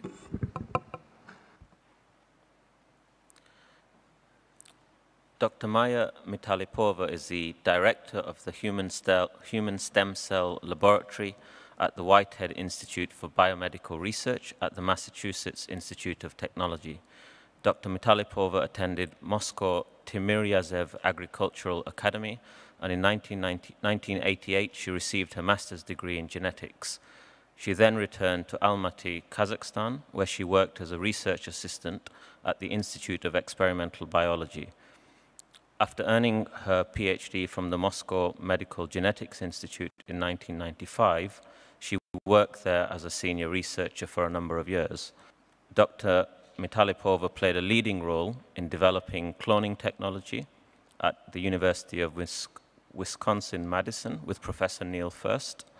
In 2001, she accepted a job in the Australian biotech company Bresogen, where she was one of the first scientists working on human embryonic stem cells and was the second scientist in the world who isolated human embryonic stem cells. She has trained scientists on the same areas around the world and is very widely published in leading journals. Dr. Mitalipova has been a Uyghur activist since 2017 and has brought attention, as she says, to their plight in Massachusetts, where she is based. Dr. Mitalipova's very short reports to the tribunal relate first a review on plasma collection in Xinjiang, and second to the link between large-scale DNA sequencing and alleged organ transplantation of Uyghurs in Xinjiang. Dr. Mitalipova, thank you very much for joining us. We would be very grateful for a short presentation on your reports. The panel have received your two reports and they've also considered your biography. We'd be very grateful if you might be able to stick to 10 minutes, after which I'll ask you a handful of questions and then hand you over to the tribunal members. Thank you very much. Thank you so much for introduction, for nice introduction. I go as Maya, or my son, my Uyghur name. And I want to talk about the large-scale DNA sequencing in Xinjiang or East Turkestan. So we know that from about 2016, I can share my slides if I may. I will try to stick to the schedule if possible.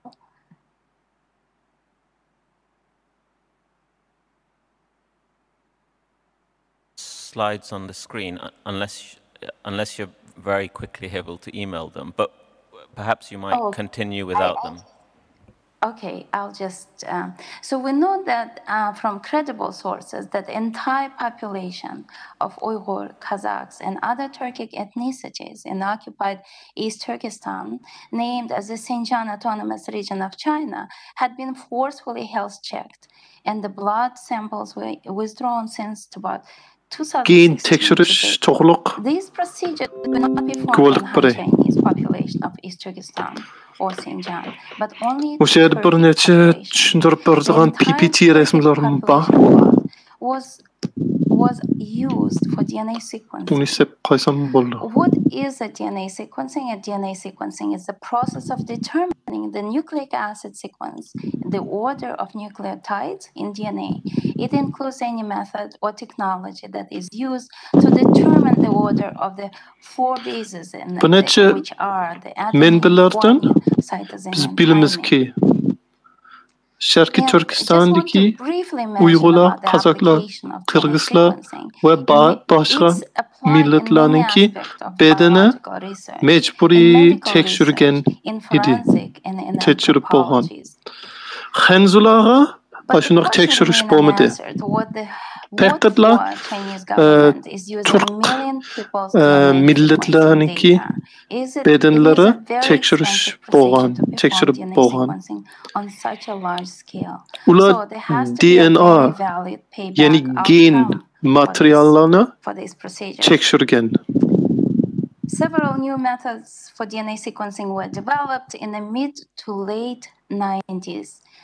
And were implemented in commercial adamın bedeni bir neçe küçük amillerden ibaret buldu. Uni DNA deyimiz. DNA'ni düşünüş için beden tekşiriş gerek. Genomu tekşiriş gerek. And now we have a sequencing machine which are Lekin Xitayninki hükümeti uni nimi için işletti o. Bu pek kıymetli bir tekşiriş buldu. Bulup mu şunçacık adamla bolsa pek kıymet toktaydı o. Şunun için biz azırçı bilmeyimiz. Nimi için Uygurlarınki, Kazak, Kırgızlarınki kendini tekşireydi o. Gen DNA'nı tekşireydi o. Catalyzing the personalized medicine movement. Next generation sequencing technologies leads to potential benefits to Uni tekşiriş için pek yukarı teknolojiye gerek buldu. I will try to very briefly to cover that. 20 yılının aldı pek çoğun maşine gerek idi. Hazır biz yenerek maşinelerini işletsek mingligen adamlarının bütünley DNA'nı tekşirilayımız. And other factors that improve Aşnak maşine pek kıymet buldu lekin. Organ transplantation considered as a routine curative treatment for end-stage diseases in kidney, heart, liver, and lung and Bez DNA tekşiriş usulla bedeninki kesinlikinin aldığını eliş için buldu. Lakin başka bir xil organ eliş için mu buluşu mümkün. In the first, second 2 years after transplantations. And why is that? Because there is organ elip ma adamınki içteki organını elip başkalı adamın içine sep koyuşunun ki tekniksi first 2 years after transplantation, and how to overcome these difficulties in organ transplantation technology. Terekkiyat bolğan bütün dünyada. Şunun için azı organ elip başka bir adamga beriş pek kıyın emesken. Especially developed after 2010 up till now. And next generation sequencing technology pek yukarı bolsa suffering from organ failure and failed organ transplantation, hazırçı estimating rejection rates using the specific biomarkers 60%'nin next organ generation sequencing between the patient transplant and the bo'lgan donor odamlar and finding the best matching donor and organni transplanting it to the qabul patient qilmaydi. and achieving successful donor transplantation. The diversity of Shuning uchun human genome is an immersed as the population of human being on Earth. Those diversities range from operatsiya population to personal qilgandan keyin mushki ya 3 yilgacha variation like deletion, insertions, translocations, copy number beden changes, yeni single nucleotide organni polymorphism, and others. uni yaxshiroq qilish uchun 60%dan ko'p qilish uchun long-term function of allograft. DNA tekshirsak, bo'lib cho'nqaroq tekshirsak, balkim shuni hal qilishi mumkin. Hech bo'lmasa qabul qilmaydigan prosentlarni tövünlish qo'yishi mumkin. Shuning uchun DNA tekshirish organ elish uchun pek muhim bo'ldi. For successful organ transplantation, doctors rely on several important criteria, including several main blood tests, cell surface tests, and limited DNA tests to determine if a patient and a potential donors are the match. Now scientists have come up with a Buni yaxshiroq qilsak, texnologiya yuqoriroq bo'lsa, u odamning salomatligi pek foydali bo'lishi mumkin. Ba'zilarning kasallik oldini olish mumkin, ba'zi kasallarningki bo'lgandan keyin davom berishi mumkin. Long-term acceptance of the new organ, but scientists reasons that a much larger tekshirish, DNA tekshirish uningga pek muhim bo'ldi. Better indication and a better survival of the allograft in a recipient, yes. And there is a huge direct organ berdigan bilan organ aldigan odamningki o'xshash bo'lamdu, bo'lmamdu degan ish bilish uchun bir necha tekshirish qilg'ili bo'ldi. Qonni tekshirish kerak, yana bedanni tekshirish kerak, yana gen DNAni tekshirish kerak. That forced harvesting of organs has happened on Eğer berdigan bilan aldigan adam o'xshash bo'lsa, uningki natijasi yaxshi chiqishninki imkoniyati yuqoriroq bo'ldi. So I can answer the question. So shuning uchun DNA tekshirish bilan organ elib olishninki xeli munosabati bor. Biz burundan tortib biletdikki, Xitoyning hukumati türmede yatgan, türmede ölüp ketken ya öldürgen adamlarınki organlarını elib algan idi. China has the second highest transplant rate in the world. Mutalipova Hanım, doktor. Or just 2 to 3 weeks. Pova, I am going to stop you because we quite understand that your long-term commitment to the will make you want to temalar to'g'riliq ekansiz. But I think we really biz sormoqchi bo'lgan temaga qaytib kelsangiz yaxshi bo'ladi. And indeed when Boldo. Abraham has finished, Professor Lynch, who happens to be a member of the tribunal and is a professor at London Teaching Hospital, imkoniyat xeli yuqori bo'ldi-ki, is going to ask you some questions on our behalf, and we're rather keen to get on with that. Thank you, Chair. Sharqiy Turkistondagi turmalar va lagerlarda yotgan odamlarningki organlari balkim Xitoy hukumatidan elib extreme mumkin.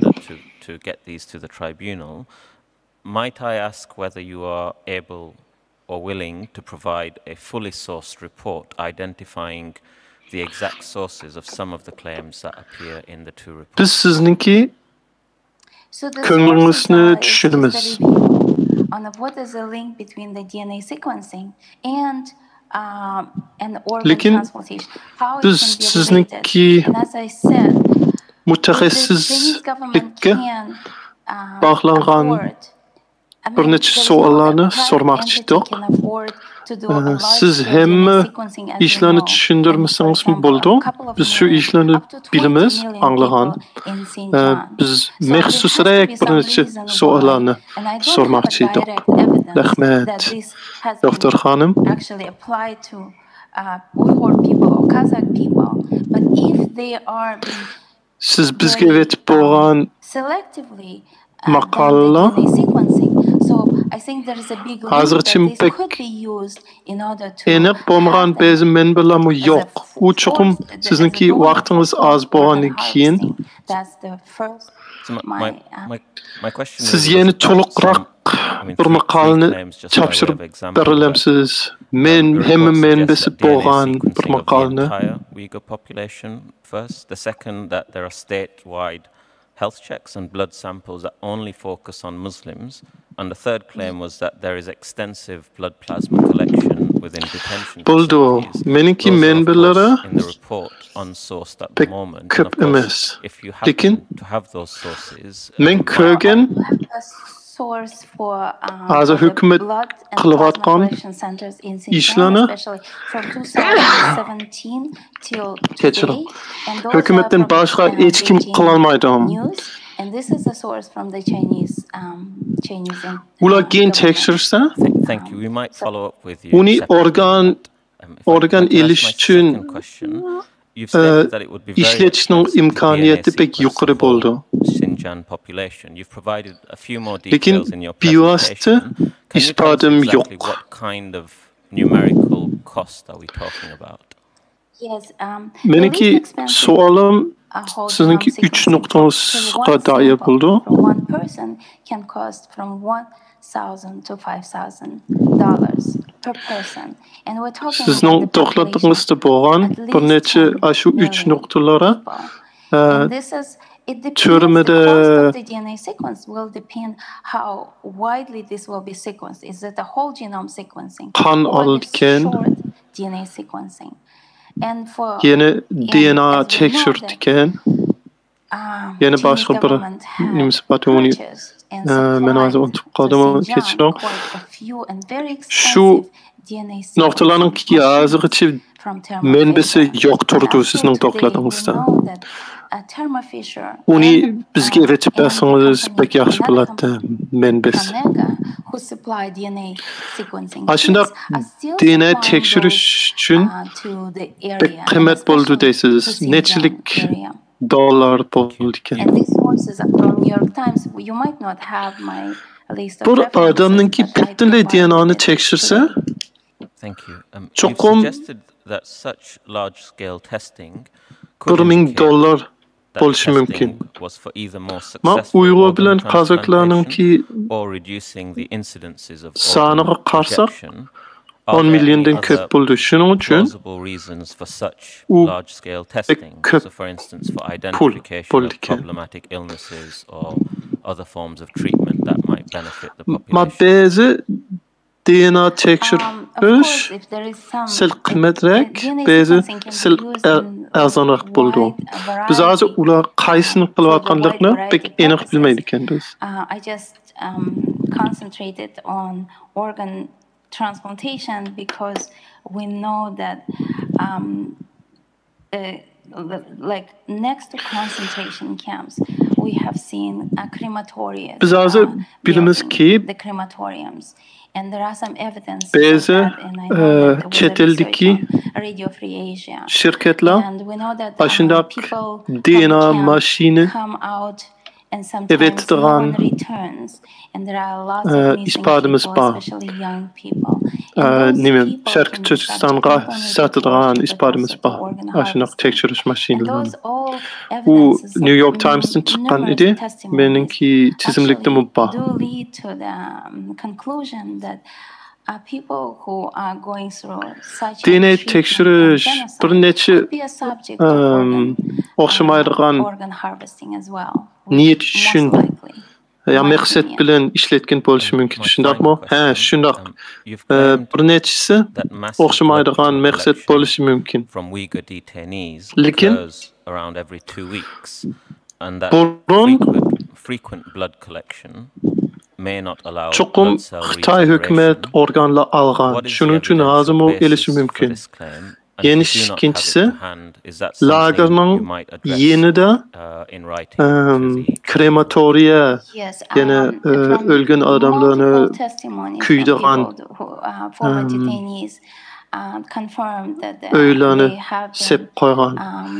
Yeni biz pek köp adamlar lagerden çıxmağan, döküm ölüp ketken dep xeyralarını anlığan.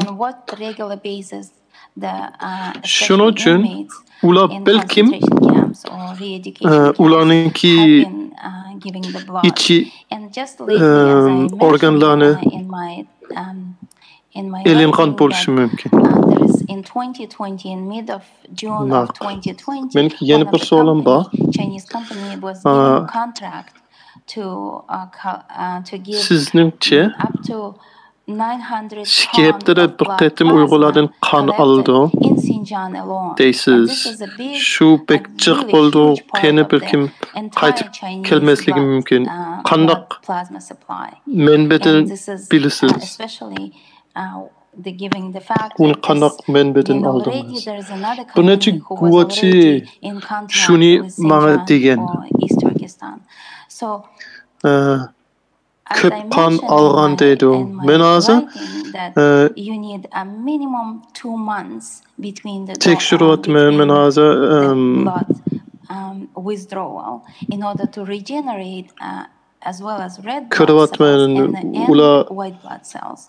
And this resmi skeptire bir qatim qilgan yoki boshqa yoki ko'proq yoki ozroq qilganlikni hozir tadqiqot if qilyapman. this is happening in concentration camps or re-education camps and in much more frequently, this could be explaining why we have so many people coming in such a Lekin bizning ba'zi manbalardan health status that they are dying bilimizki within 2 months after releasing. And Xitoyda ishlatgan their qonning cho'ng health bir condition is omili, very poor cho'ng bir when they qismi come out. And this could be Sharqiy also Turkistondan one of the kelgan reason why bo'lishi kerak deb have o'ylaymiz. been released and shortly after release they die at home. Thank you very much, Dr. Mitalipova. The panel have questions for you. Odatda qon olgandan keyin cho'qim 2 oy kerak bo'ldi. Yana bedandan yana yetilik qon chiqarib kelish uchun 2 oyda qilsangiz cho'qim uning pek tamoq yeyishingiz kerak. Yetarli tamoq bo'lishi kerak. Lekin lagerlarda there's widespread DNA testing, but there seems to be a remarkable lack of lagerda yotganlar yaxshi tamoq yemaydi. Shuning uchun ulardan shunchalik ko'p qon olsa, DNA testing is being done. Do you know ularga pek ziyonli bo'lishi mumkin. or just SNP analysis? Balkim shuning uchun lagerdan chiqqanlarning ko'pi yoki uningdan chiqqanlar hali ko'p odam chiqib bo'libla o'lib ketgan edi. Shunaqa hikoyalar bek ko'p bo'ldi. And according to them, there is a 5 or 10 machines have been sold, and those capacity of those machines are pretty large. It is a minimum $500,000 or $250,000 machine each cost, Men and sizden it can sequence. soraydigan And the birinchi capacity savolim of bor. sequencing is pretty Birinchisi good. So, and the machines that I researched at New York DNA Times, in tekshirishniki 2019, they have resmi published isboti at least 2 bormi? Chunki articles pek about ko'p this. The odamlar machines are very advanced machines, so they can do a whole genome uni sequencing. deydi, And lekin hozircha especially with isbot the bo'lmadi. technologies are existing at the moment. Yeni ikincisi qandaq DNA tekshirish bo'ldi? Butunlay DNAni tekshiramdi yoki bir parchasini tekshiramdi ekan? Uni bilmaydi ekanman. Lekin Fisher degan bir shirkatdan 5dan 10 cho'ng DNA tekshirish mashinalarini Xitoyga avetib berilgan ekan, ya Sharqiy Turkistonga avetib berilgan ekan.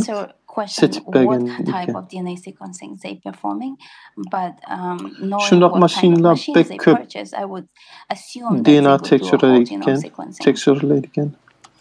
New York Times bo'lgan bir maqola, ikki maqola 2019-yilda chiqqan. Ularniki maqolcha bek cho'ng mashinalar, bek qimmat mashinalar bo'ldi. Uni bir shaxsiy shirkat cho'qim qilolmasligi mumkin, puli yetmasligi mumkin. Shuning uchun bizningcha cho'qim Xitoyning hukumati ilib olgan mashinalar. Men boshqa maqolalardan bilamanki, Xitoylar hamma Sharqiy Turkistonning adamlardan DNA bilish bilgisi bor ekan deb bilaman. Ular qanday DNA tekshirish qilayotganligini men bilmayman. Especially in children, the relatives can be successful donors. And they have actually developed the marks, genetic marking, cho'ng tekshirish bo'lishi mumkin. Donor organs and was successfully, those allografts had prolonged survival. Sizning qalingizdan chiqqan ashunaq tekshirish. Does that mean that this has been tested in 53 donations? Belge berdigan DNA tekshirish sistemi bor ekan. Shuni bizga tushuntirib bersangiz bo'ladimi? Bo'ldi, men ashunaq sistemniki keltirganlik bir necha maqolalarni o'qigan. Shuning uchun uni yaxshi bilaman. I don't think anyone in the US or UK is routinely using such a system. Bo'ldi, shundoq tekshirish jadvallar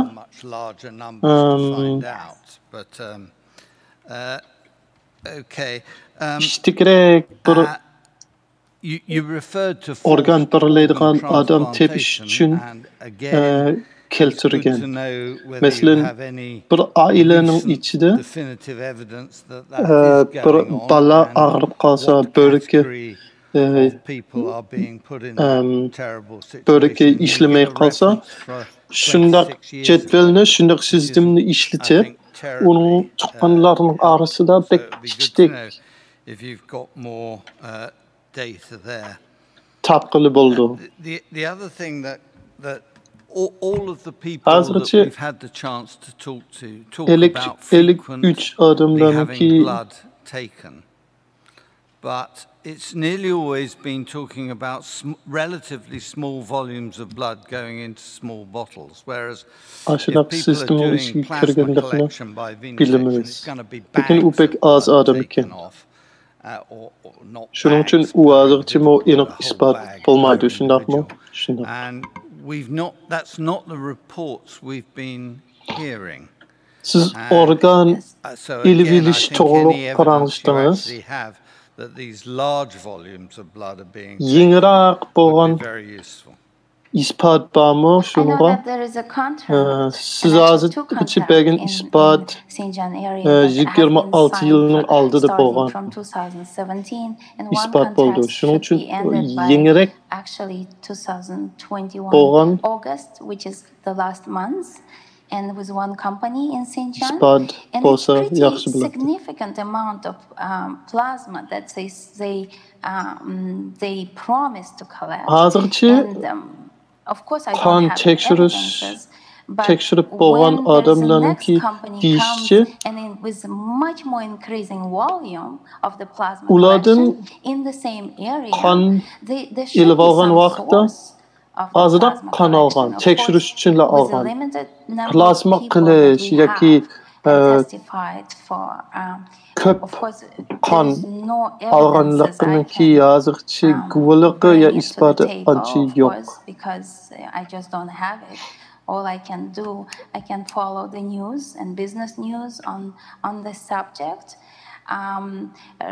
Men Sharqiy Turkistonda bo'lgan forced organ harvesting, I know there are kelishnoma to'g'riq xabarim bor. And the people in detention, of course, they could be a subject for forced organ harvesting as well. Thank you very much. I'll hand over to any of my colleagues. Turkistondagi shirkat ko'p qon olamiz, ko'p qon setib beramiz deb va'da bergan edi. Ular rasmiy shundoq qilganmi, qilmagan hozircha meniki aniq xabarim yo'q, ham isbotim yo'q. Lekin mash kelishnomani men ko'rgan. Biz bek ko'p qon alımız, tapşırıp verimiz degan kelishnoma bo'lgan edi. Shuning uchun shu qonni qandoq oldi, kimdan oldi, u aniq bo'lmaydi. I'm not quite sure what you're saying. So far, what we've heard is from the witnesses we've had. They've had small quantities of blood being put into bottles. Organ elibelishninki xabarimiz xili bo'lgan. Lagerda yotganda balkim shuning ichida bo'lishi mumkin deb o'ylayman. Sizga ko'p rahmat, doktor xonim.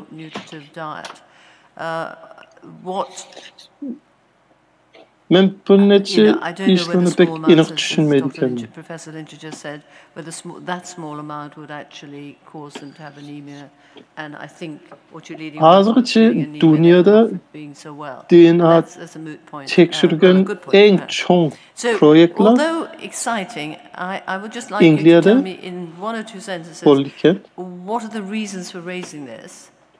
Secondly, is it for research? Is it for stopping organ transplantation at the rate they're going? And I mean forced organ transplantation rather than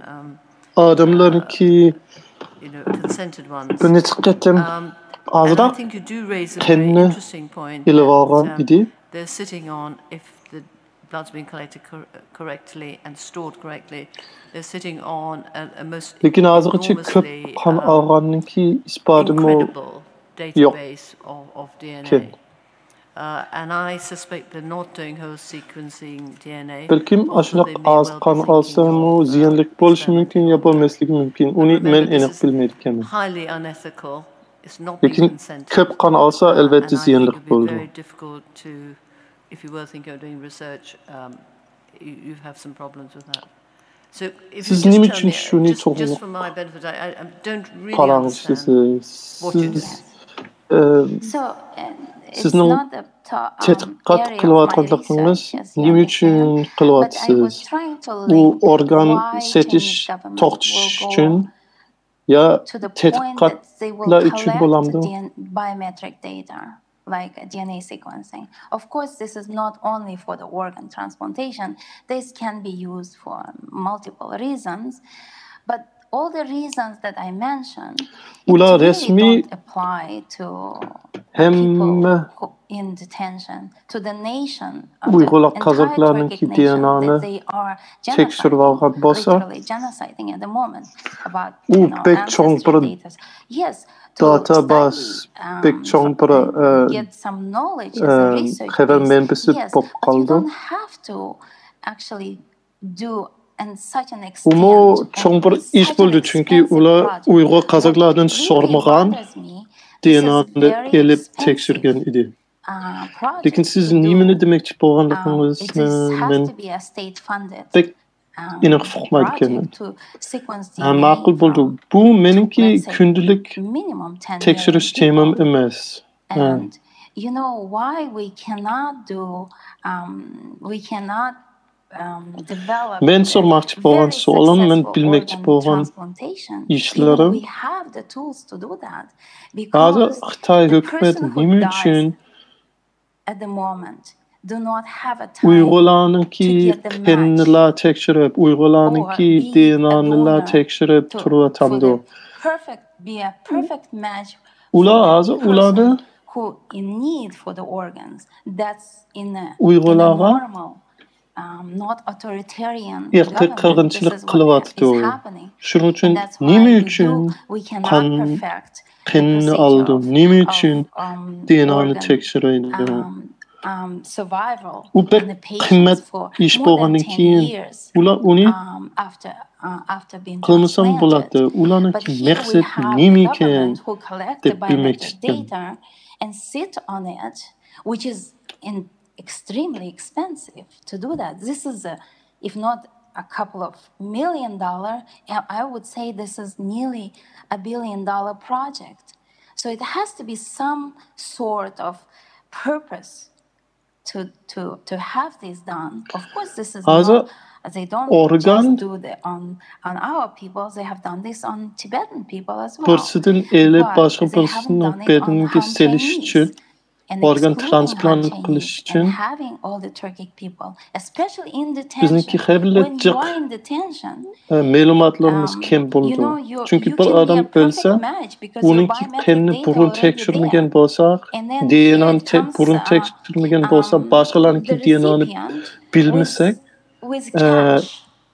mast keladigan odam topmoq bek tez. Donor organ, and they don't even have to wait for that long. Mush yerda bir hökümet or even less. Pek köp adamlarınki DNA'ni tekshirgan. With, you know, it's not just Uni bir the cetvelde bir sistemde bo'lish kerak. But there is a bioinformatics people, highly trained, PhD level bioinformatics Ular people nima uchun have to shunday have this qildi? data and process it. Ular And you have it on a Tibetlarninki computer. And then you have a qannimi tekshirgan, DNA'nimi tekshirgan. Lekin Xanzularninki, Xitoylarninki qanni DNA'ni tekshirmagan. U nima uchun bo'layotganligini men tushunmayman. Bir sebep bo'lishi kerak. Bir maqsad bo'lishi kerak. Is actually at home, but that person is in open air prison.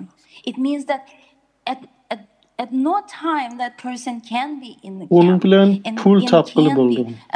as a donor for the recipient looking for the organs. Biz ağlaganki, mesela Saudi Arabistan birisi pul bilan Xitoyga borsa, Evidences for that, and ashuna unfortunately I cannot unga have mos that keladigan bir evidences organni because, you know, topmoq when bek you oson bo'ldi donate the ekan. donor, Bek ishtek bir don't necha haftada survive. chiqdi ekan. And probably even Uni detainees qandoq oldi, nerdan oldi, nima uchun? multiple Shuncha ishtik bo'ldi. that they just disappeared in the night and never come back to their Eğer cells. burun No one sees them. ashundoq DNA'ni tekshirgan bo'lsa, As an evidence. Thank you very shuni much. topqili bo'ldi. Your answers have been generous in the extreme. We get less chance to ask questions. Sharqi Turkistonda bo'lgan odamlarni It's not lagerda bo'lsa-mu, ya turmada bo'lsa-mu, ya bo'lmasa-mu, sirtda bo'lsa-mu, bir cho'ng bir sirtda bo'lgan turmada turgandan keyin hukumat, Xitoy hukumat ularni bek ishtik topalaydi, bek ishtik qo'lga ilib olaydi. Ular rasmiy shuning uchun ularni bek ishtik topqili bo'ldi. Hukumat rasmiy shunday qilamdi, qilmandi, hozirgacha meniki aniq isbotim yo'q. Lekin men bildigan ma'lumotlardan qarsak, imkoniyati bek yuqori bo'ldi. Lagerdan bizmi ko'p anglaganki, Yes, we Ba'zi know that there is lagerda yotganlarmu so'zlab bergan sequencing supplies, that there is companies that are still supplying to that area. Even there is a Ba'zi sanction from 2019 by US government. ular bilan yotganlarni in US have Kamerdan elib alğan yeni qaytıp kelmegen idi. Aşınaq hikayeler xili bar. Men sizden bir neçe näsini somaq çitdim. But they have substructures in China. 10% of Thermo Fisher's business is actually in China alone. And of course they have a substructure. Please bear in mind that many groups throughout the whole of Europe, including my own institution, actually send our samples to China for sequencing. Bolmasa bolmaydı. Muşu sotda ispat çokum bolish kere. İmkaniyet bolsamo yetmeydi. Dr. Mitalipova, thank you. Yes. Dr. Mitalipova, remember, if you would be so good when you leave us, Professor Lynch's request for evidence, if any exists and is available to you, Burundan başlap the mo kind he sought. Uni deydiğanlar hele adamlar ba idi. Meslen Thank you very ki much for şirket coming to give evidence or being available to den mu us to give ispat evidence. çıkan Your evidence is now concluded. aşında maşinlarını Xitayga Thank you, seçip Mr. bergen. Chairman. Our next witness is Ms. Rogia Turdash.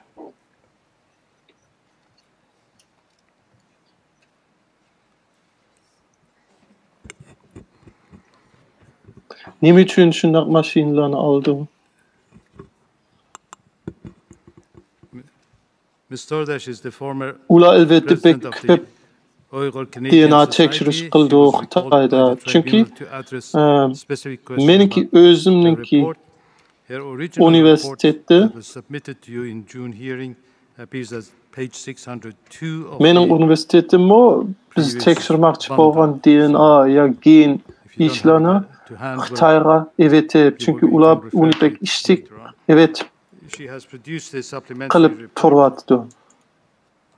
which is in your bundle. Ulanı çünkü u pek erzan buldu hem iştik kıldı. Rahmet sizge yeni bir kuvalıkını çakırmız. Do we have Ms. Turdash? Rukiye Turdash Hanım. Merhamet. Good afternoon, Ms. Turdash. And thank you for joining us. Turdash The tribunal has received your report and Hanım, thank you for coming back again to burun answer the questions. Kanada'nınki Uyghur Teşkilatı'nın prezidenti As you idi. know, there are three areas that the questions have been raised and you have kindly responded to that. Onun kim o bir The first report area bolgan would be about biz the family evet bergen idi. Would you please tell the tribunal briefly how the Onunki yeni bir ikinci report mu bolgan? Xinjiang get around the Musilanınki kitapların içinde bu. of the central government in China? Thank you very much for having me again. Actually, I had a presentation and forgot about it. 214. betten başlap uni tapalaysılar. East Turkestan. Actually, I would like to say Turdash Hanım, policy against Uyghur women should not be part of China's geçiniz xeyirlik national bolsun. family planning policy. Yaxşımısınız.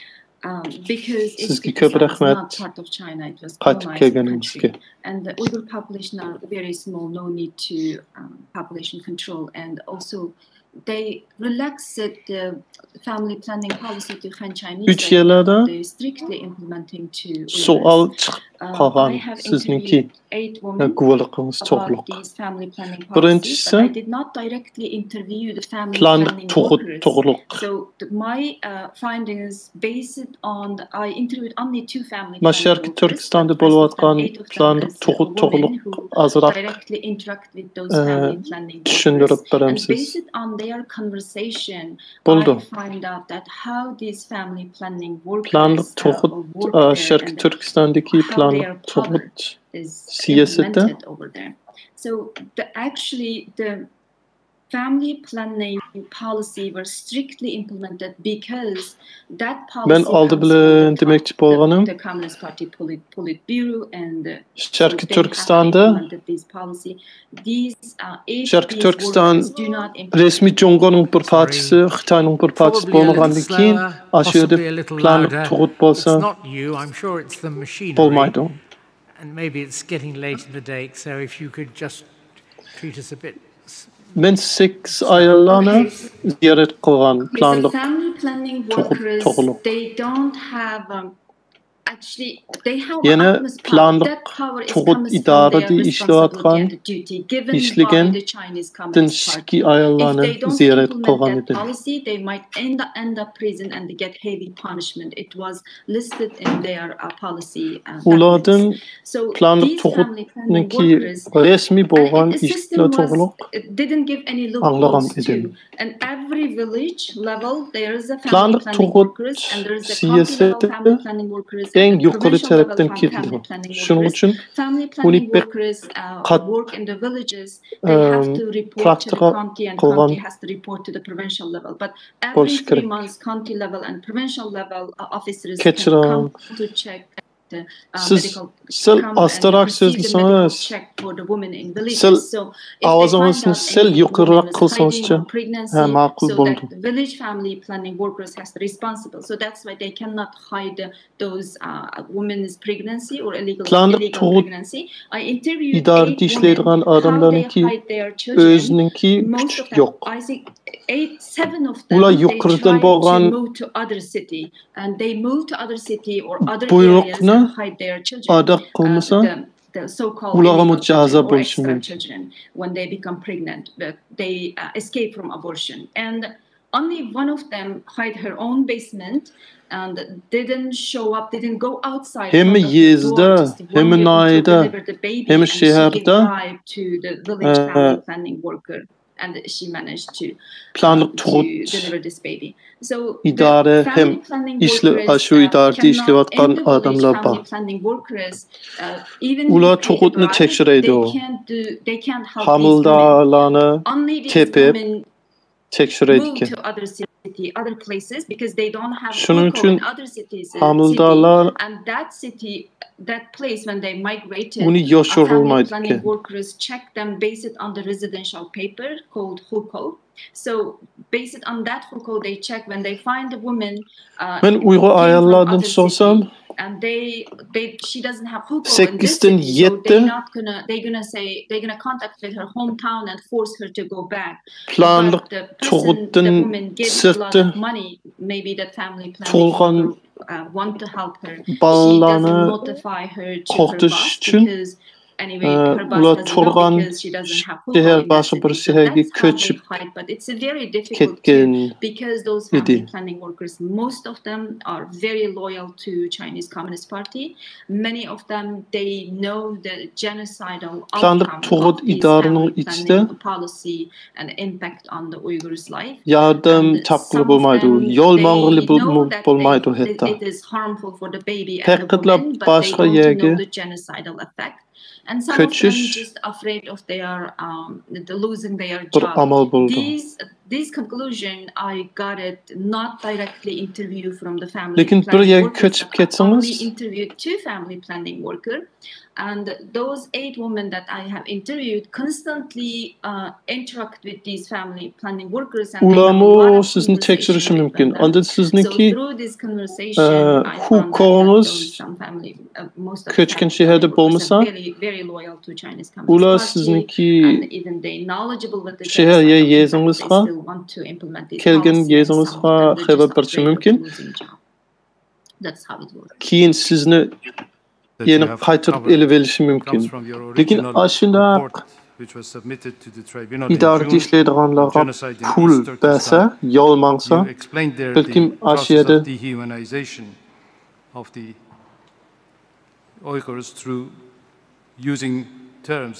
aşıyada turuşunu turuşga yol berişi mümkün.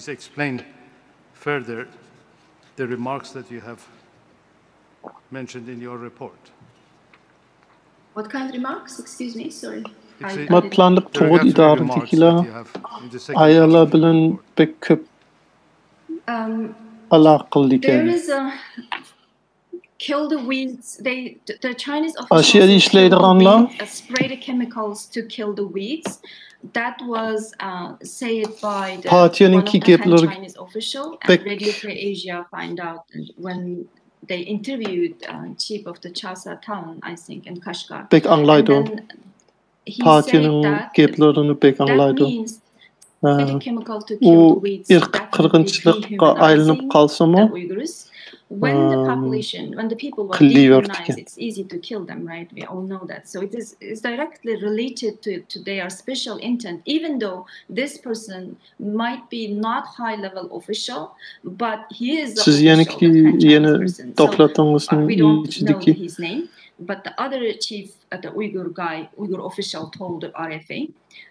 But even though this guy is not high-level official, but still he represents the Chinese Communist Party, and he's knowledgeable about these policies. So there is an indirect intent too. And another derogatory words is bir Xitay hükümet işleydiğen bir Xitay Xinjiang Communist Party Youth League. They recorded manifesto in kind of saloon in social media. They said that zehirsiz gerek olmasa ziyanlık üsümlük ölmeydi o degen idi. Şunun için bu Uygurlarını ziyanlık üsümlük dep çağırgan idi. Bunu kim degen biz enip bilmeymiz. Onunki ismini bilmeymiz. Şu. Lekin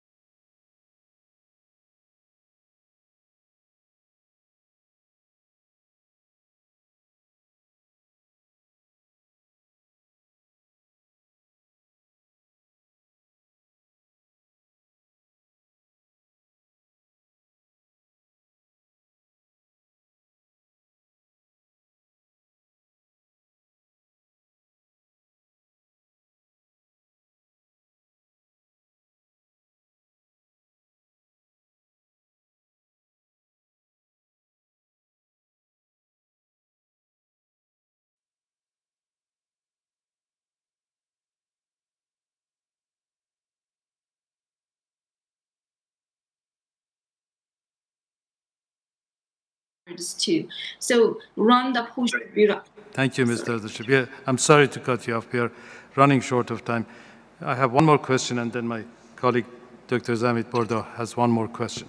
My question relates to the third part of your report on the images and information of the Uyghur children that were separated. You have given 62 pictures and details of 62 children who were taken away. As you requested, this will not be published on our website, so it will be excluded from part of your report.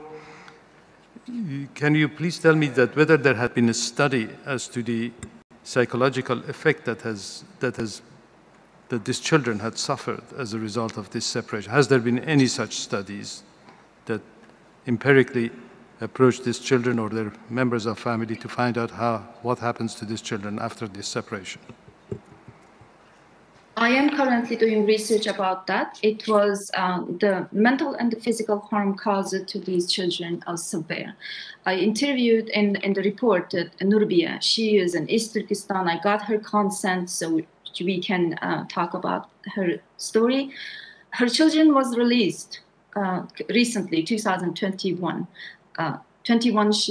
Her children, 4 children was taken to the concentration camps, and her children was released. After they were released, she told me that they don't want to talk to her much. They were so quiet, and they always scared, even afraid of their own mom. Whenever they do something, they just feel shocked and they right away, they were thinking, did I do something wrong? Like a feeling like that, look at their mother, look at the people, and they don't want to speak in Uyghur. Her eldest one is 14 right now. When she was taken to the concentration camp, she was 11.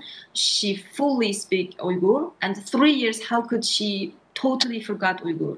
Maybe she was so afraid, doesn't want to speak Uyghur language, or she really forget Uyghur language. We don't know, but she was so afraid she doesn't speak Uyghur. And the youngest one is forget the Uyghur language and they don't speak. They're afraid of their mother, and her mother said their behavior and they're so changed. But she can't talk much because she is from East Turkestan and I'm here. It's for her safety. We speak in coding language, so it's not easy to communicate to very detail. But that's the one of the case that I found.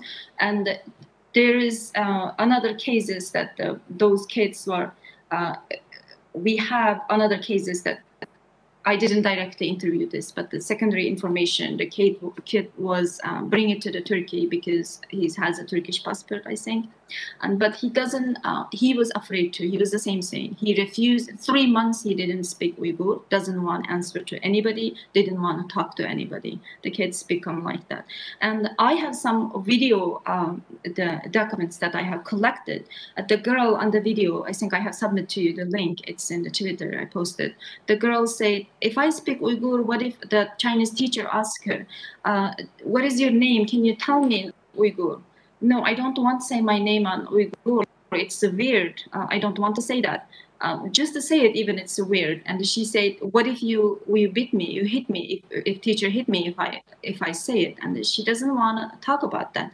And she was afraid. And they said, "Okay, we don't do anything, just to say it." And then at the end, she said her brother's name, but she said, "Oh, that's so weird." So that's mean they teaching them the Uyghur language is very weird, the bad language maybe. So kids are behavior were totally changed. And a lot of other videos I collected, the kids were not look healthy. And one of the video, the Chinese teacher tried to speak to her, talking to her, but that girl even gave it to her candy, but that girl just like a shock, traumatized. It's looking at the one place and doesn't move her eyes. And I saw other kids' videos too posted by the Chinese workers, and it was those videos, the kids all the time are crying. Some of them just sitting on the bed waiting for their mommy to come back to pick them, doesn't want to sleep. And thank you. I think it's time for Professor Osler's. So we are running. Dr. Zamit Bordo has one short question. A very short question with a very short answer, please. Relating to the section of your report to derogatory language. And it's just, and you mentioned how this derogatory language has been sourced to official sources. And just very briefly, I mean, if one were to try to deconstruct those terms used, so, for example, weeds and a malignant tumor, if one were to deconstruct that language, would you say, is that terms relating to reformation or assimilation, or is that language relating to destruction of those particular? That's related to destruction because it's explained their special intent. When humans become weeds, you can easily kill them. You can easily destroy them. What we're gonna do, mankind, with the weeds? We destroy them, right? So the Uyghur people become weeds. They want to destroy. The intention is comes after, like right away to destruction. That's not the assimilation. Even. Thank you. I think that's enough. Well, I'll pass you to the panel. Thank you very much. Ms. Terdish, very simple proposition is that the shorter the question and answers, the more we will get into the remaining short period of time. I'm sure you'll want to help us. Professor Osler. Thank you, Ms. Terdish. I would like to ask one question about each of the three sections, and relating to the family planning workers and the women you have interviewed. You've given us some information about how they've hidden. I would like to ask whether these 8 interviews with women revealed anything about how these women managed to continue hiding and educating their children later as they grow up. You've told us about the babies and the bribing and so on. Whether you have any information from those interviews on how they manage the education of their children without papers. Until 2015, they could not send these children to the school or help anything. They couldn't do anything because these children were considered as illegal. And after the children was born, they pay heavy fine. And the fine is different based on their income. 10% in somewhere, 5% in somewhere, it's like that. And then even they pay the heavy fine, these kids were not allowed to go to school or don't do anything. But in 2015, China started to give hukou to the black illegal children. They said black hukou, black kids. I don't remember right now. Sorry.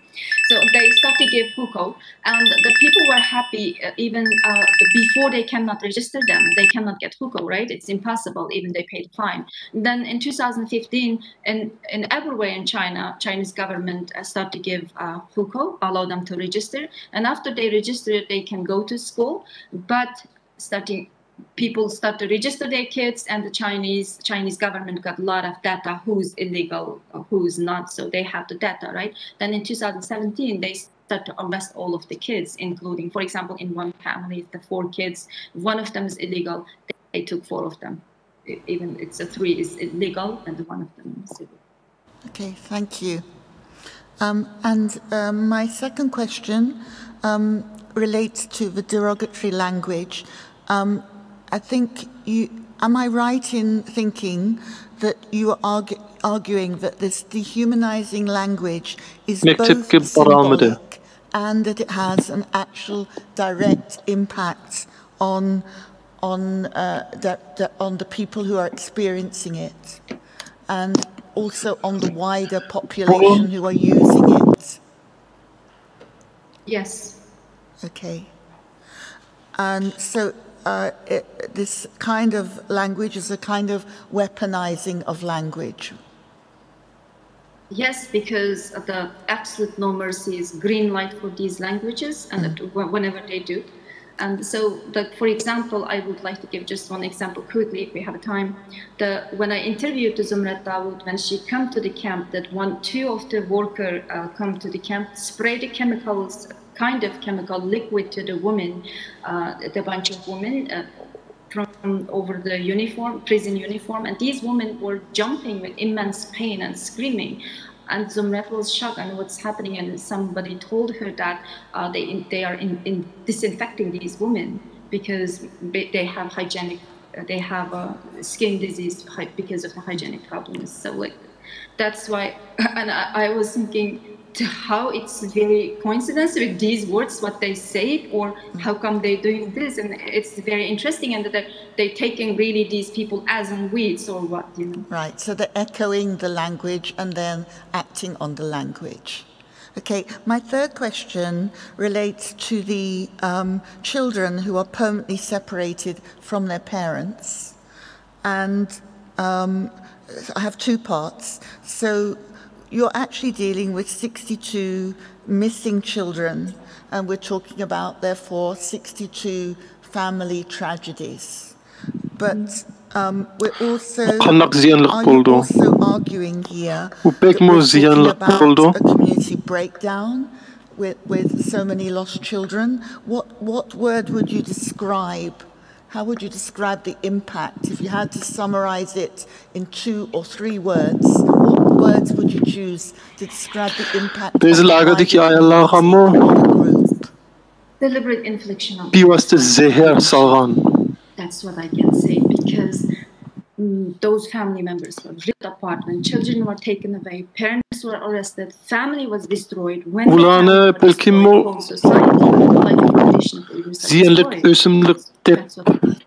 tek ойлаған болушы мүмкін. Шуның үшін зиянлык өсімліктің алдына елішіміз керек деген кеплері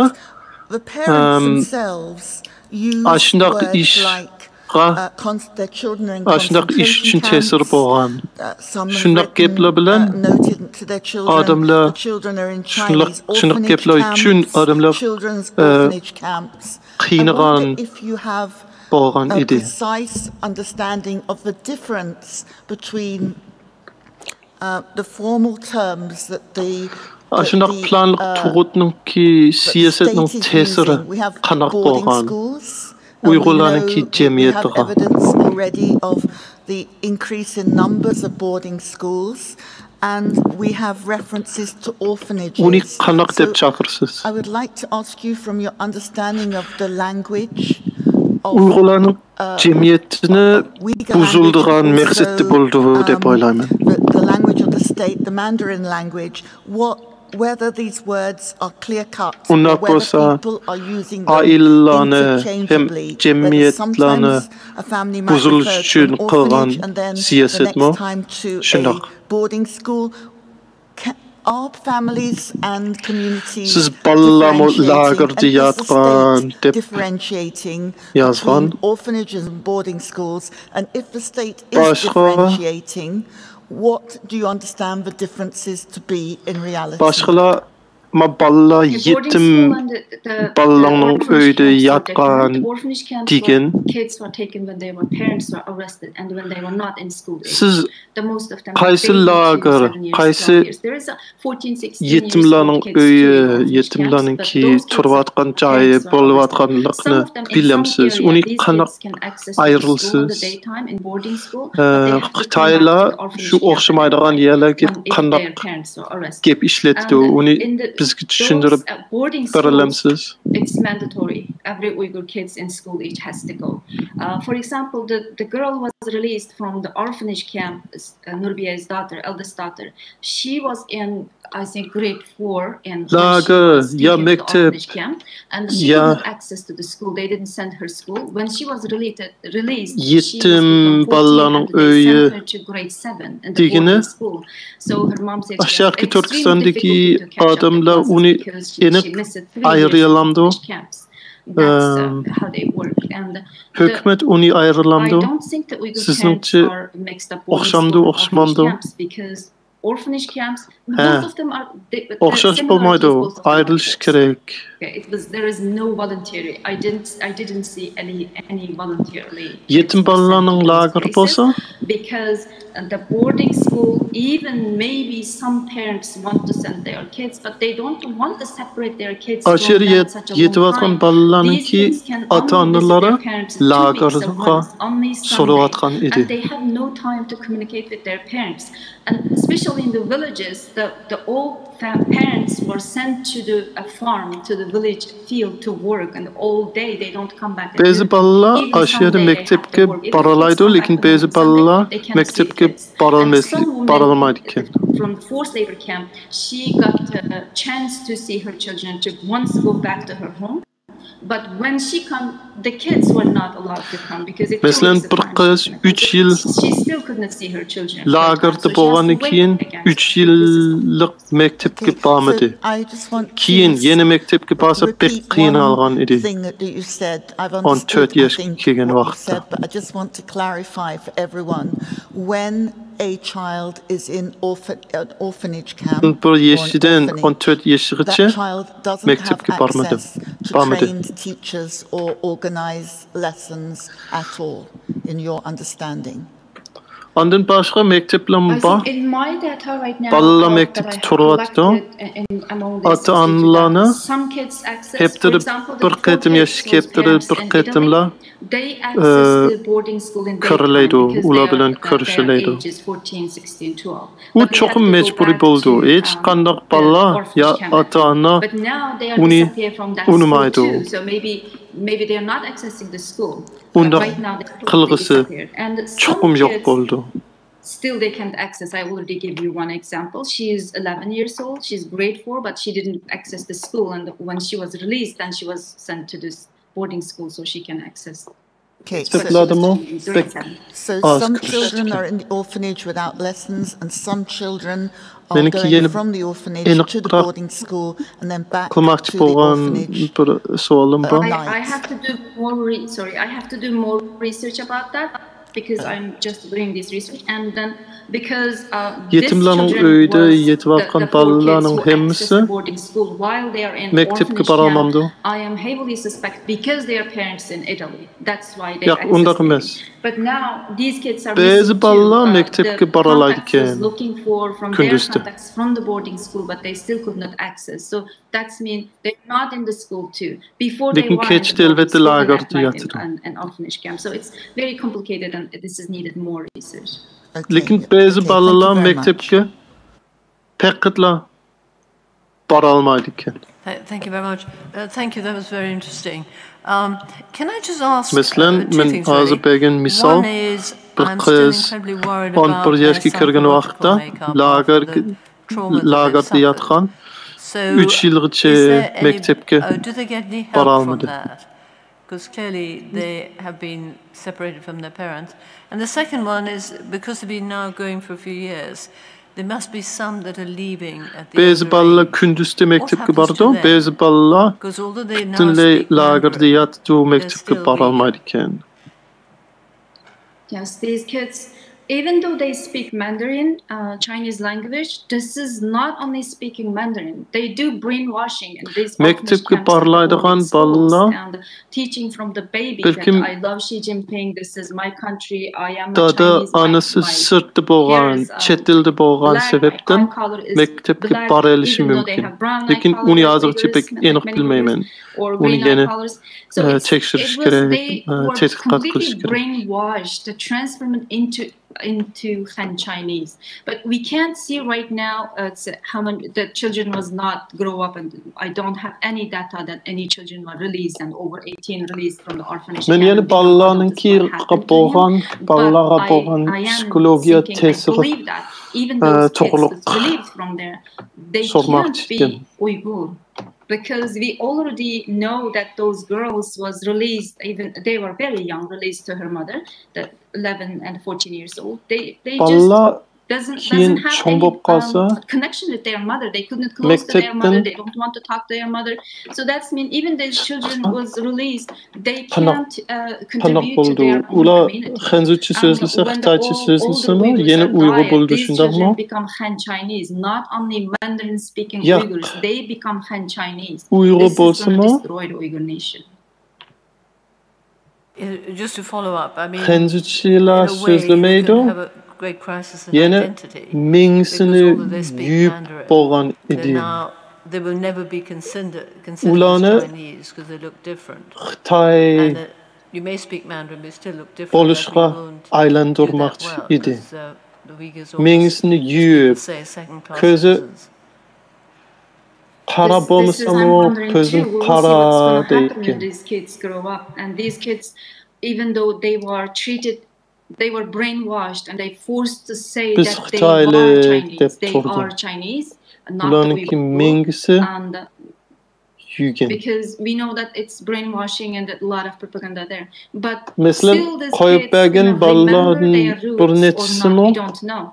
Because this was özünün apsıdın, özününki cemiyetidin, break the origin, break the connection. kokap That was turup, really well applied to these orphanage camps. They apsı don't bilen, allow these dadsı kids bilen to say gep their kılışını parents, see their unumay parents. So turup. connection was cut, and then they don't want them to practice their religion, eat halal food, or speak in Uyghur language, access their culture. So they break their origin and break their lineage too. They can't see parents, they can't see the communities, anything related to them. No one can visit them, and they are high fenced in prison style camps. So how many years they gonna stay there, stay like this, and they might gonna hate their own background, origins. Completely want to get out from their own origins, become totally Han Chinese, or still they will remember their origin. We don't know. So what kind of identity crisis they going to go through needs more research when there is a that happen. Xenzula ulanı farklı muamele kılışı mümkün. Mr. Sabi, so thank you very much, Ms. Terdesh, for coming again to help us and for giving so much information and with such clarity and enthusiasm. That's the end of your testimony. Thank you. Thank you very much. Mr. Sabi, we have a break. Bir evlat, başka bir evlat bilen bolgan munisibetini bütünley çekligen, buzulgan. Şunun için Xitay hökümetininkü meqsidi ularni Xenzulaga, Xitaylarga aylandırışı meqsidi bolgan idi. Uni bu meqsadni adak qilgan. Quarter of an hour break. Two witnesses of 45 minutes. Thank you very much.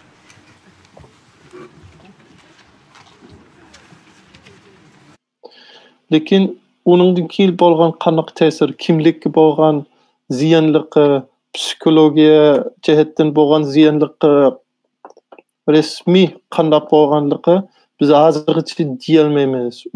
Uni yana onun üstüge yeni tədqiqat qilishimiz kerak. Bo'ldi. Rahmat sizga.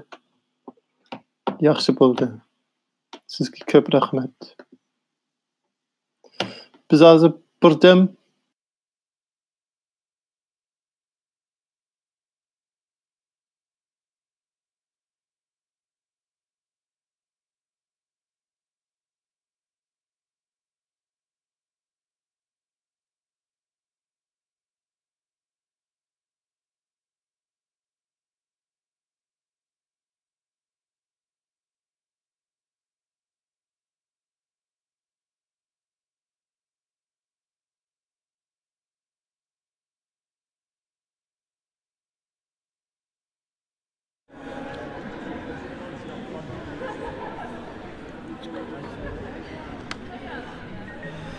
Assalomu alaykum. Ekran oldidagi Sharq Turkistonlik aziz qarindoshlar, ko'rayotganinglar, Angliyaning poytaxti Londonda o'tkazilayotgan Xalqaro Uyg'ur sud kollegiyasininki ikkinchi qatimliq sudininki amaliy ahvoli bugun mana sud 3-kuniga qadam qo'ydi va 3-kunning oxirgi bosqichi hozir qisqa bir dam olish chiqdi. Uningdagi yana 2 chet ellik mutaxassisninki guvallık bilen, doklatı bilen bugünkü bu sorunun 3. günümü şunu bilen ahırlaşkan buldu aziz qarindoshlar. Oldu bilen sizlerge bir salam bergaç şu kısa demliş fırsatdan paylanıp durup anandaki bizning chet ellerdagi yuqori darajalik bir akademisyenlerimizden, alimlerimizdenki bu sud haqqidagi qarashlarni bir egallash kirishimiz agar bağlana alsak aziz qarindoshlar keyin bu naq maydon programmamizni va keyin qitilgan qarindoshlarimizni eslatib qo'yaylik. Bugun jami hozirgacha 6 nafar Sharq Turkistonlik qarindishimiz guvalık bədi. Bunların 3 nəfəri Şərq Türkistanlı Qazaq lager şahidimiz, 3 nəfəri nəhayət muvaffəqiyyətli halda cəsarət bilan çıxıb guvalık bədi. Nəhayət təsirlikdə həqiqətən anlatqan bəgən guvalıqları nəhayət içinişlikdə bu sot bağlaş heyətinin nəhayət qattiq təsirləndirdi. Onundan keyin bizdinki 3 Uyghur qardaşımız akademisyenlik salayeti bilan, tədqiqatçı salayeti bilan guvalık bədi.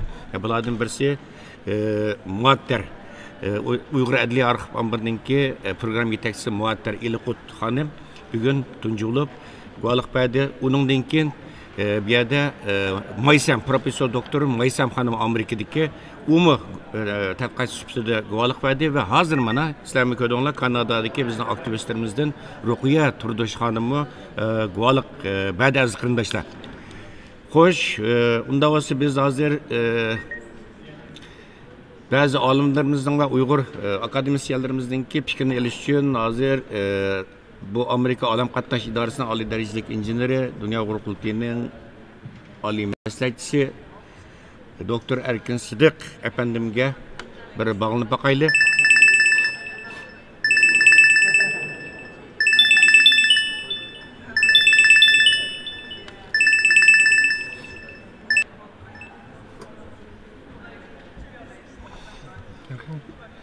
Assalamualaikum Erkin Sidiq efendim. Aleykümselam. Qanday ahvolingіз yaxshi, salomat tudingiz? Hozir siz turayotgan yerda atigan bo'ldi, sahar bo'ldi aqshan. Ekranni bunda o'ngshayapsiz, hozir ekranni yan to'p qoldi. Tıklamdı. Yo'q. Abi, nelaqa aylandigan yerini besibsa, urut qildigan yerini. Yan to'p qo'yibsiz, lekin besilmabdi. Madaqdan. Miniki de yansıdı. Amerika'dan. Seyret kulüpünü besibesi buldu. Teatri çıkıp kaldı. Madaqdan. Ben madaq çörsem çok bunu. Bombizi tıkkılı yukuyu var. Tıkkıyama. Hazır biz ekran aldık aziz görürmenler. Bu taqida qarashlarni sizlar bilan o'rtoqlashish uchun hammalarga tunishlik bo'lgan, algi tunilgan bizningki Uyg'ur olimimiz Amerikadan doktor Erkin Sidiq efendim ekranda.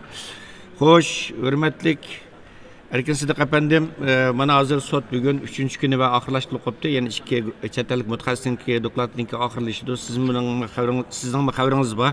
Bu sot boshlangandan tortib hozirgacha izchil turda bu Xitoy hukumatining hujum qilish nishoni bo'lib keldi. Har kuni degidek ig'ir darajada hujumlar bo'layotdi. Shohidlar, guvohlarga nisbatan ig'ir darajada tahdidlar bo'layotdi. Siz mo yaqindan taqib qilib turyapsiz buni. Siz o'zingiz bir Uyg'ur olim bo'lish sifatingiz bilan mushu sotning muvaffaqiyat echilganligiga o'zingiz qanday bavrisiz, sotning ahamiyatiga qanday bavrisiz, bu vaqtdagi institut Uyg'urlaringizni bizning ekran oldidagi qarindoshlarimiz bilan o'rtoqlashsak, marhamat. Buludu. Assalamu alaykum, aziz qarindoshlar. Endi bu qatam sotning ikkinchisi, birinchi qatamda sot bo'lgandan keyin mushu Xitoyniki Uyg'urlarga yurgizayotgan siyosatiniki irqiy qirg'inchilik ekanligini tilga olib shunda atab, shunda baholab kelayotgan organlar, çeteliklerinin sani ait zor derecede ko'paydi. İkinci qatamliq sotmu bu hozirga qadar isil davomlashdi, yuqori saviyada. Shunda boshqa endi bu qatam sotniki Xitoyniki shu irqiy qirg'inchilik jinoyatini dunyoga e'tirof qildirish jihati yana zo'r ahamiyati bo'ladi. O'tgankidan bir qadam ilgirlagan holda. Şuna şahsen ben intayın xoşal. Endi bu Uyg'urlarni başa kelgan kunga albatta hemmamiz perişan hozir. Bek ig'ir kunlar kelib ketdi. Ashtaq bo'lsa-mu dunyoda Uyg'urlar Xitoyniki Uyg'urlarga qarata qolmish irqiy qirg'inchiligini to'xtatish jihatda hech qanday qadam ilinmadi. Endi shu Birlashgan Davlatlar Tashkilotida tasdiqlangan irqiy qirg'inchilik nimasi ölçüm bir çıkarılgan bolsak, onunki 5 şartı varken Uygurlardaki ahvalli 5 şartının hemisi düşüyordu. Başta bu başka Uygurlarını beşe gelen ırkı kırgınçılıkını kandakta bir dereceden taşkı kırgınçılık deyip ataşkıma bulu da hazır. Şuna buluşun karamay, hakiki bir Xitoyni to'xtatadigan bir tedbir o'tirib chiqmadi. Shundaqda bu qatimki sotniki buningdagi mushahadaga ishlarniki tezroq bo'lishini amalga oshirishda cho'ng rol o'ynaydi deb o'ylayman. Shundoq bilan birga hammamizning xabarda bo'lgandek bu xalqaro sud qandaqdir chet el hukumati yoki xalqaro tashkilotlarni Xitoyga qarshi bir tadbir qo'llashga majburlaydigan o'rin emas. Shundoq bo'lgani uchun biz Uyg'urlarniki mas'uliyati oxirlashmaydi. Bu qatamki sudniki oxirlashish bilan bu bütün chet eldagi qarindoshlarniki qalsa aniq bo'lish kerak. Biz chuqur o'zimizniki hozir qadar qilayotgan ishlari Xitoyniki irqchilikni to'xtashsiz hozir qilayotgan ishlarimizni bunga texnik ishlab berishimiz kerak. Bu jihatda bu ish qilishimiz qat'iy bo'lmaydi. Meniki bütün dünyadaki qarindoshlarga deb qo'yadigan yurak so'zim shu. Rahmat, hurmatlik doktor Erkin Sidiq aka, sizni attiganda Amerikaning vaqti attigan bo'ldi. Attiganda avar qildik. Bergan bu güzel fikrlaringiz uchun sizga ko'p rahmat. Albatta sud ati yana davom qiladi. Bu oraliqda yana sizningki ba'zi qarashlaringizni biz televizor ko'rgizlarimizda rahmat sizga. Rahmat. Hurmatli ekran oldidagi televizor ko'rgizlar, sizlarning kimi shu bu sud boshlanganning yog'i qarindoshlarimizningki zerikmay, terikmay bas texnik masalalarda xatolik chiqsinmi? Shu ekran oldida o'tirib bu sud haqidagi Naqmaydon programmasini anglaganlar uchun sizlarga takrar rahmatimni minnatdorligimni bildiraman. Chunki shuning o'zim bir qo'llash, shuning o'zim bir madad.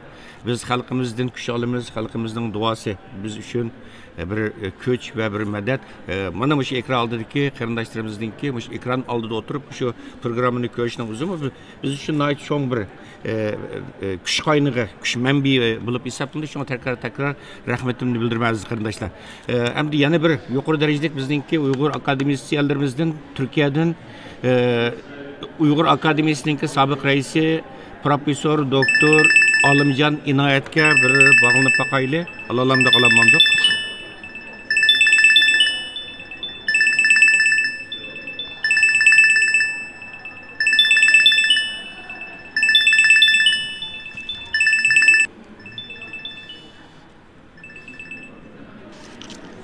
Assalomu alaykum.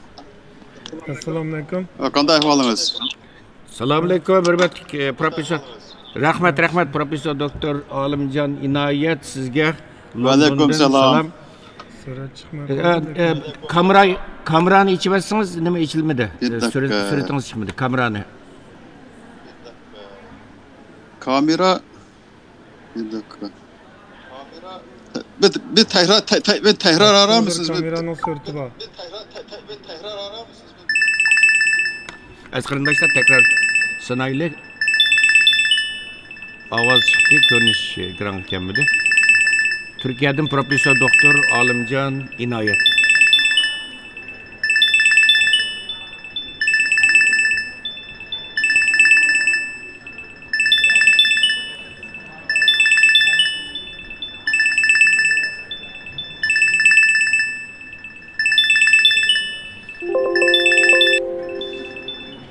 Kamera çıktı mı ya? Kamera çıkmadı mı? Yok. Kamera çıkmadı mı? Kameranın aslında kameranın belgesi var. Açtım bir besip baksanız. Açtım aslında. Öyle ters okap tutuyor mikrofon bir tane. Mikrofonun yanında. Mikrofonun yanında bir kameranın belgesi var. Açını sınap baksanız. Hürmetli qarindoshlar ko'rayotganlar, Dunyo Uyg'ur qurultoyi to'rt televiziyasining Naqmaydon programmasi. Hozir biz sizlarga Londondagi Churchill House sarayida Naqmaydondan bir program taqdim qilyapmiz va 3 kundan buyon Xalqaro Uyg'ur sud kollejisining ikkinchi qatimliq sudi mana shu sizlar ko'rib turgan shu yig'in zalida o'tkazilyapti. Xo'sh, Olimjon Inoyat apandim, unda biz ovozliq sizning fikringizni olaylik. Assalomu alaykum.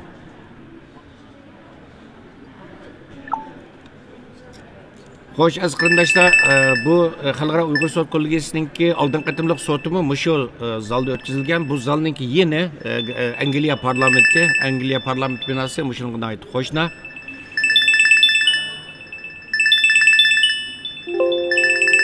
Bu zalning bexatarlik tadbirlariga oid kuchlik. sot başlanğandan yağı oldun qetim favqulodda kuchlik bo'lgan. Aleykümselam. Assalomu alaykum Alimjon efendim. Unda bo'lsa, bu ovozli qo'shma sizningki qarshingizni ilishtirishayli.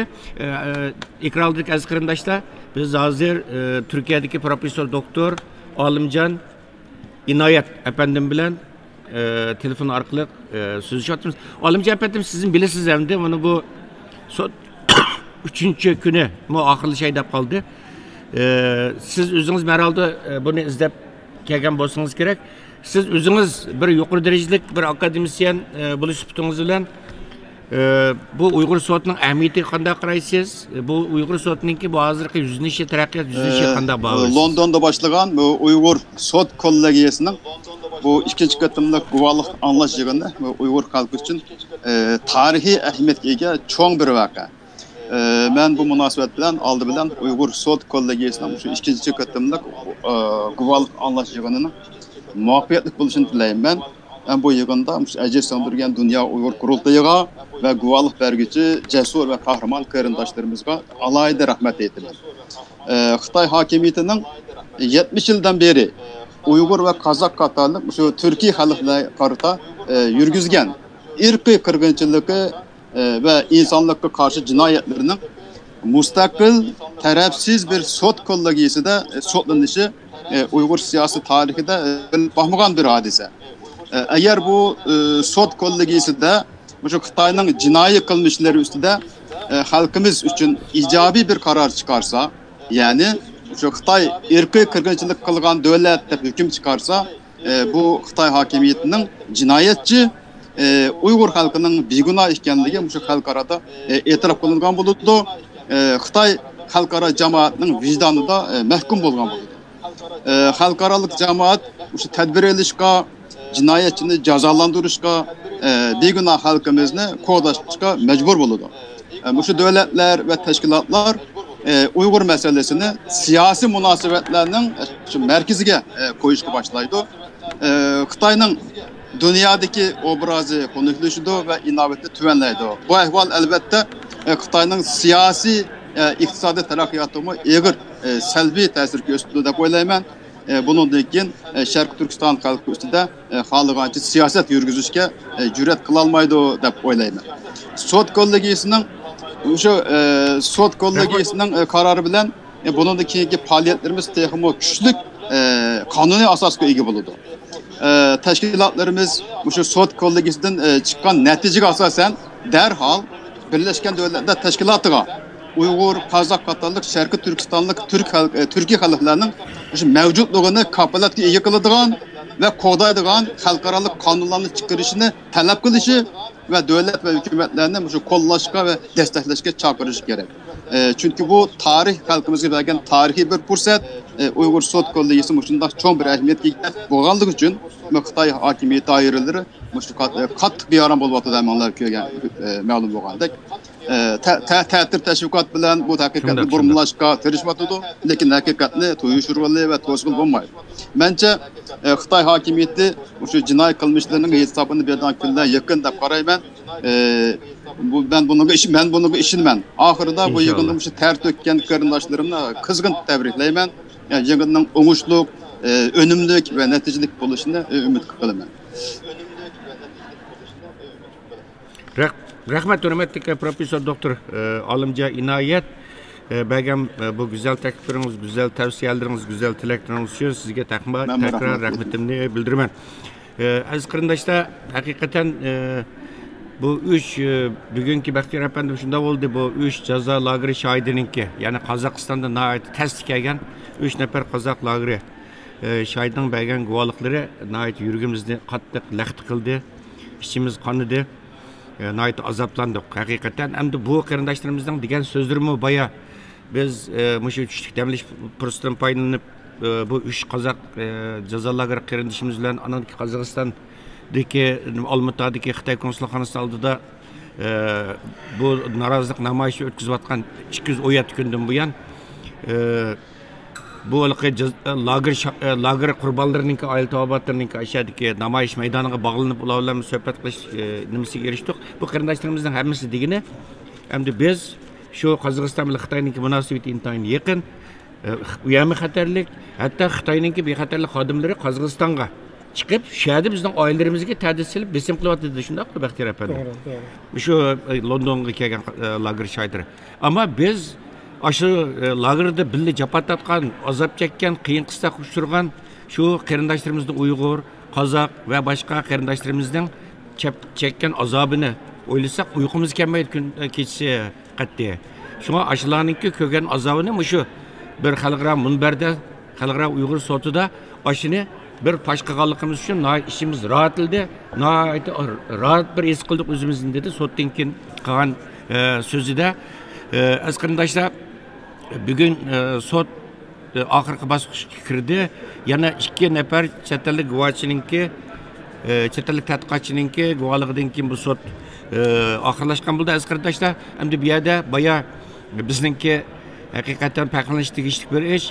Bizningki 2 Uyg'ur akademisyenninki, masalan, Maysam professor doktor Maysam xonim bilan Ruqiya xonimninki inglizcha bergan dokladini bir bizningki Girman do'stimiz ham Girman qarindishimiz Runa apandim. Uyg'urcha ismi Yusufjon. Bu Uyg'urchaga tarjima qilib berdi.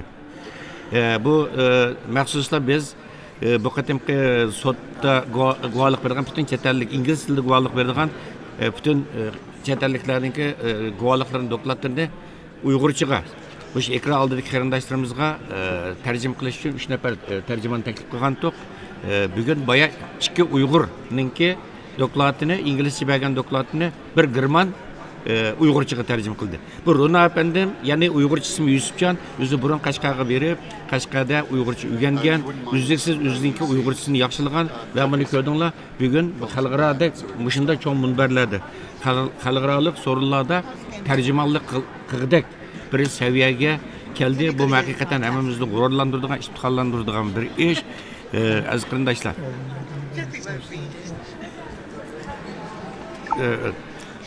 Mr. Vice Chair, shall we come to order? So we are going to resume. Please take your seats.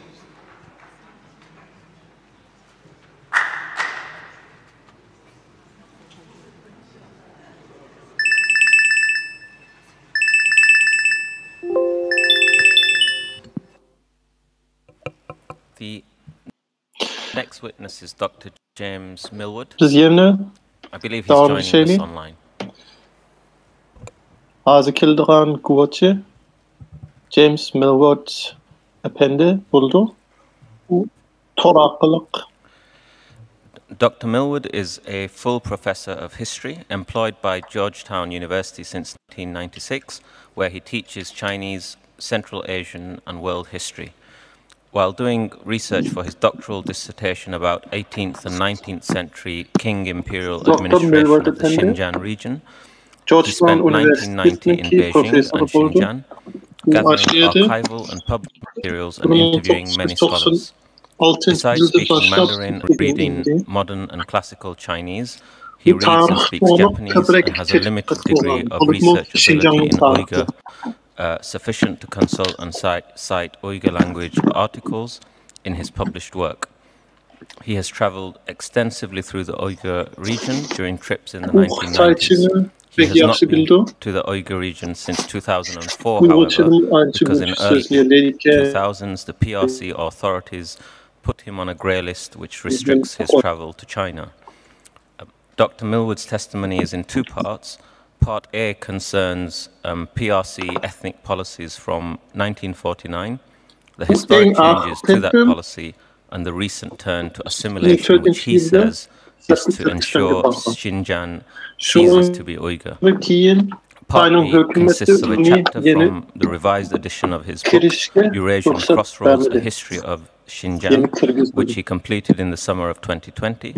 The chapter, which he's provided very kindly to the tribunal, is entitled Colonialism, Assimilation and Ethnocide, 2000s to 2020s.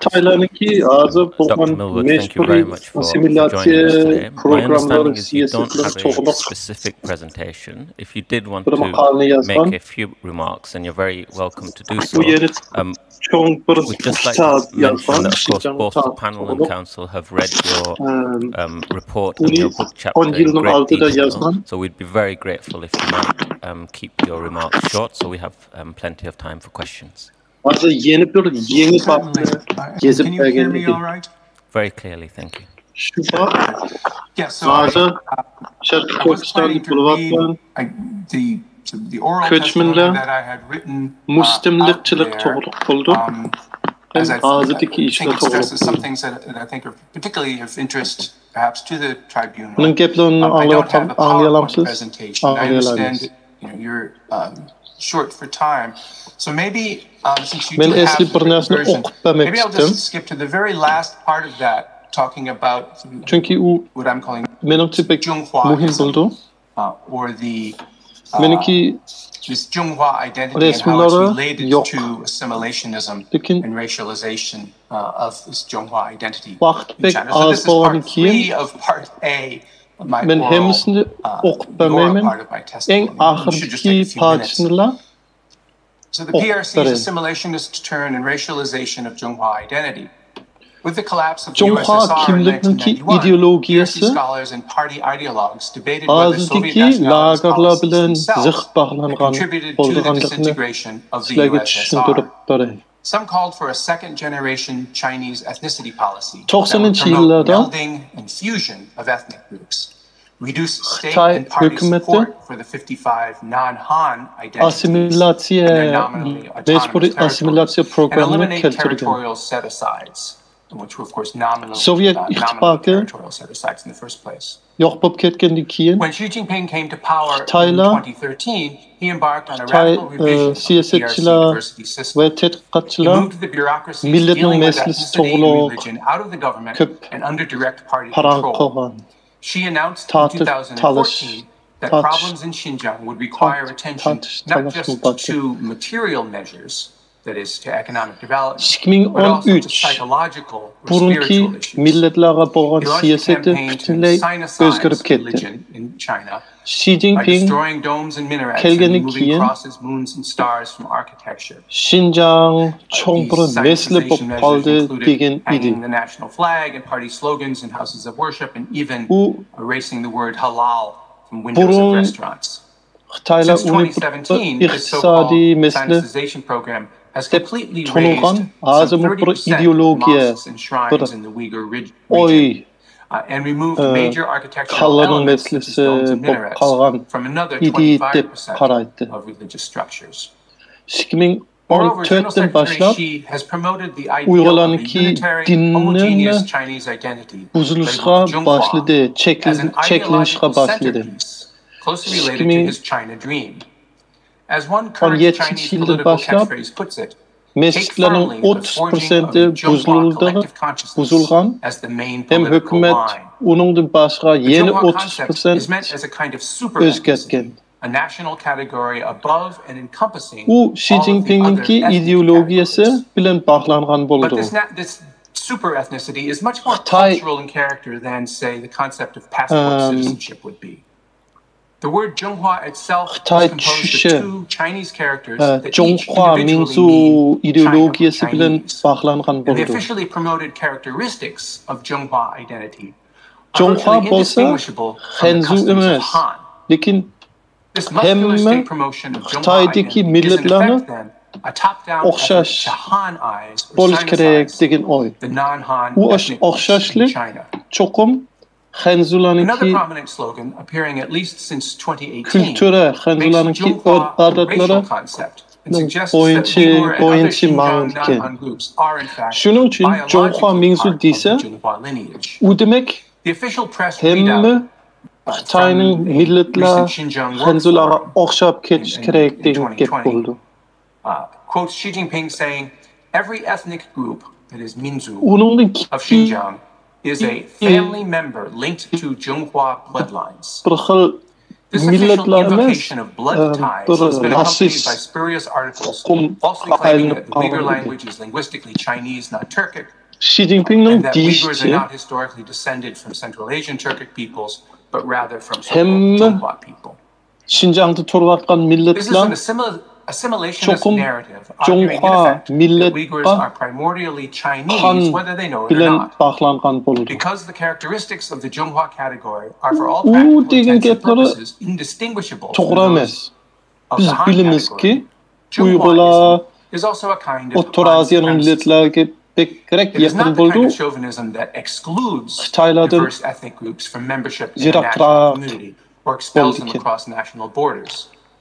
Rather, the current PRC assimilationism seeks to forcibly merge Xinjiang non-Han peoples into an invented identity, mandating that distinctive ethnic features be swept away in false historical narratives, cultural and language erasure, rhetoric about shared bloodlines, and coerced re-education, while at the same time re-engineering Han, non-Han demographic ratios in Xinjiang. Ular başka milletlerine sırtqa çıkarmaydı. Lekin başka milletlerine özgürüp, özgür okşaş bolish kerek. Özgür okşaş kıldırışını tercih Bugünkü siyaset, Xitaylarniki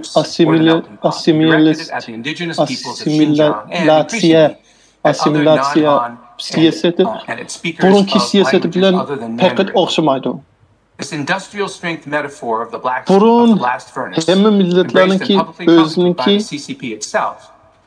örf adet, kültürü bolish kerek degen siyaset var idi. Lekin u özgürüp ketdi.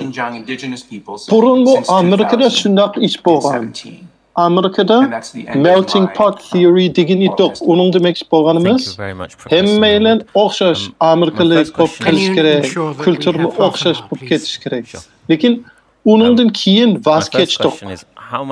Xitoylar bolsa 2017'den başlab hozirgacha that the Uyghurs are primordially Chinese and ought to be assimilated to that original state with policies that seek to physically or biologically change the Uyghur population? That's a good question. I guess I would say that the rhetoric and the ideology is tending in the direction that I've described. Profesör, siz demekçi bolgan gepleriniz muşundaqmı? Xitaylarninki hökümetinin oylashıçı Uygurlar burunmu Xitaylar bolgan, kiyinmi Xitaylar, yeni Xitaylarga aylanıp bolish kerakmi? Belki şundaq bolishi mumkin. To make Xinjiang look much less like an East Turkestan. Hozir Uygurlar bilan Xitaylar like a Chinese place, right? O'xshamaydi. Hukumat uni tushunadi. Lekin u farqini yo'qotish uchun rhetorically and ideologically, hozir tirishyapti. Also in terms of demographic engineering, both of those are tending towards that same goal. Sharqiy Turkistonni o'zgartmoqchi documented systemic discrimination of Uyghurs going back decades. There is an implicit suggestion in your book that a combination of assimilation and repression, together with huge investment, appears to be making up for previous failed assimilation attempts. Could this mean that once assimilation, or as you call it, mandarinization is achieved, coercive and repressive measures might stop?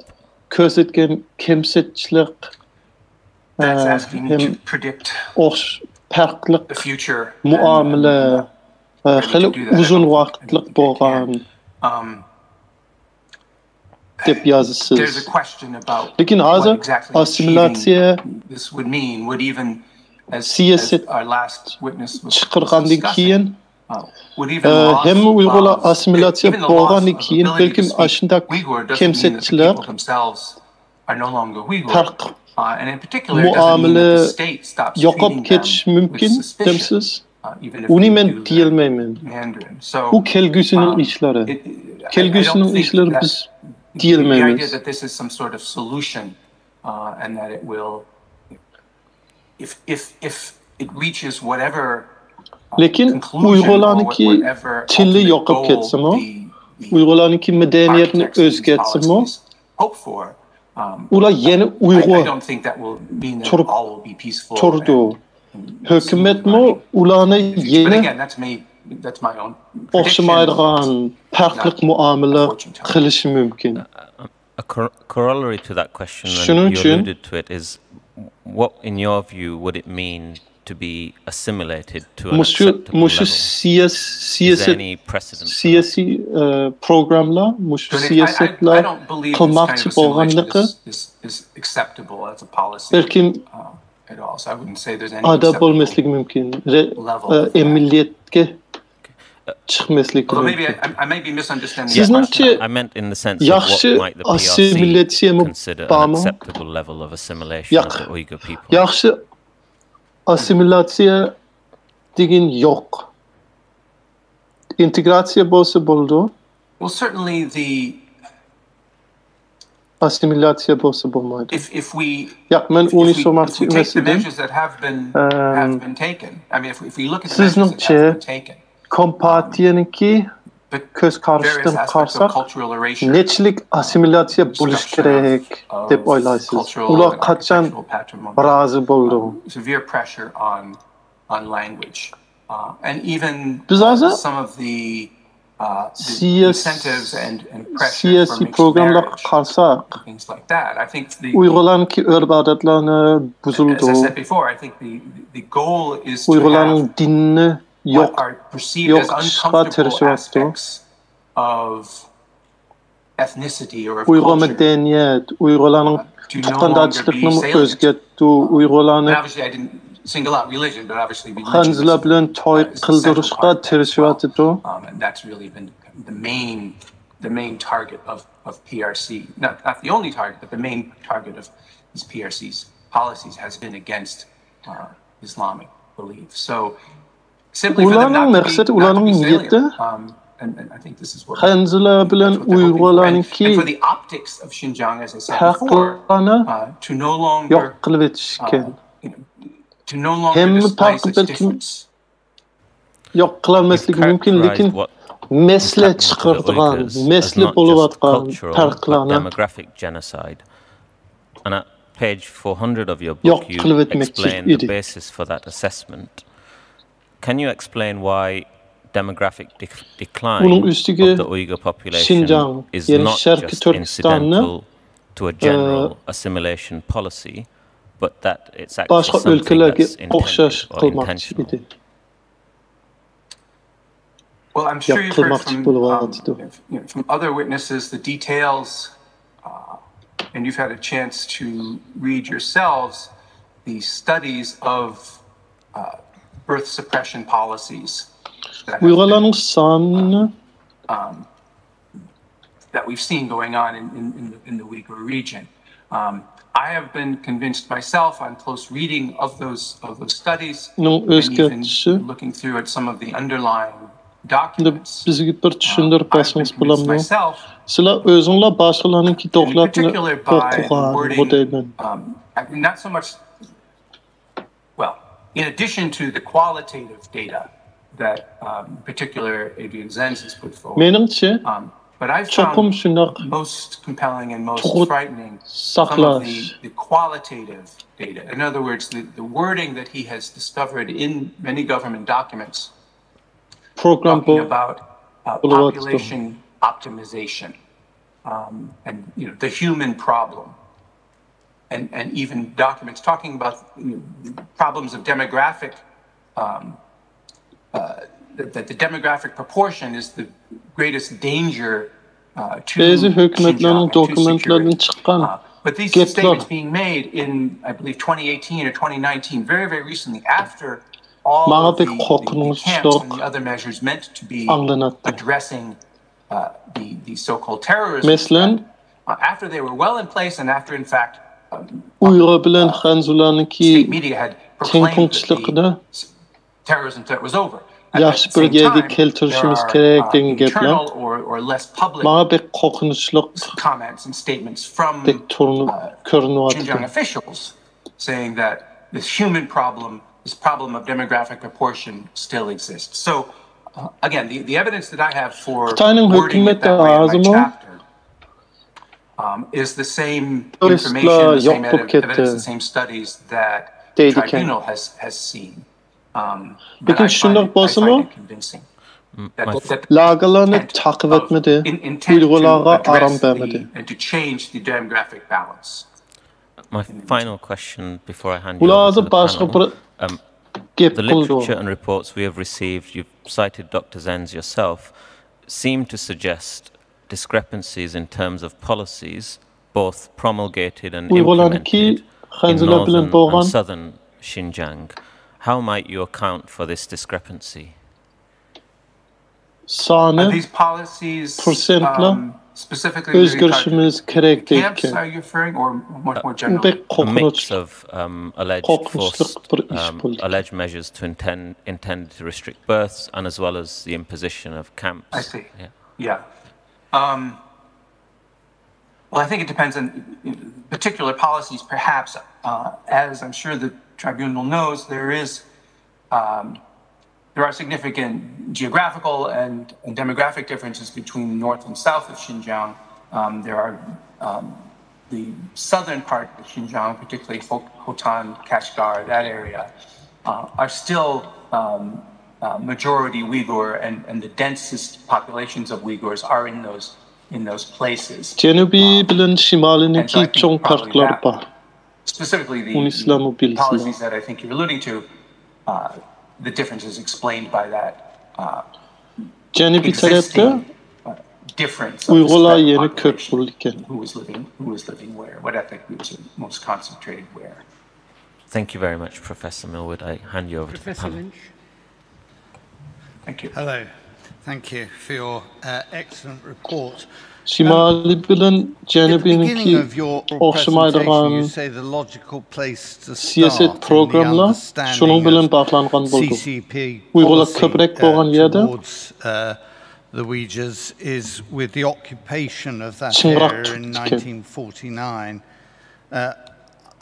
Other witnesses we've heard from try to stress the importance of the prior history, and I wonder whether you think that actually the independence movements in the years leading up to 1949 actually underlie many of the current attitudes of the Chinese state and the way they behave. That's a good question, and perhaps a good corrective.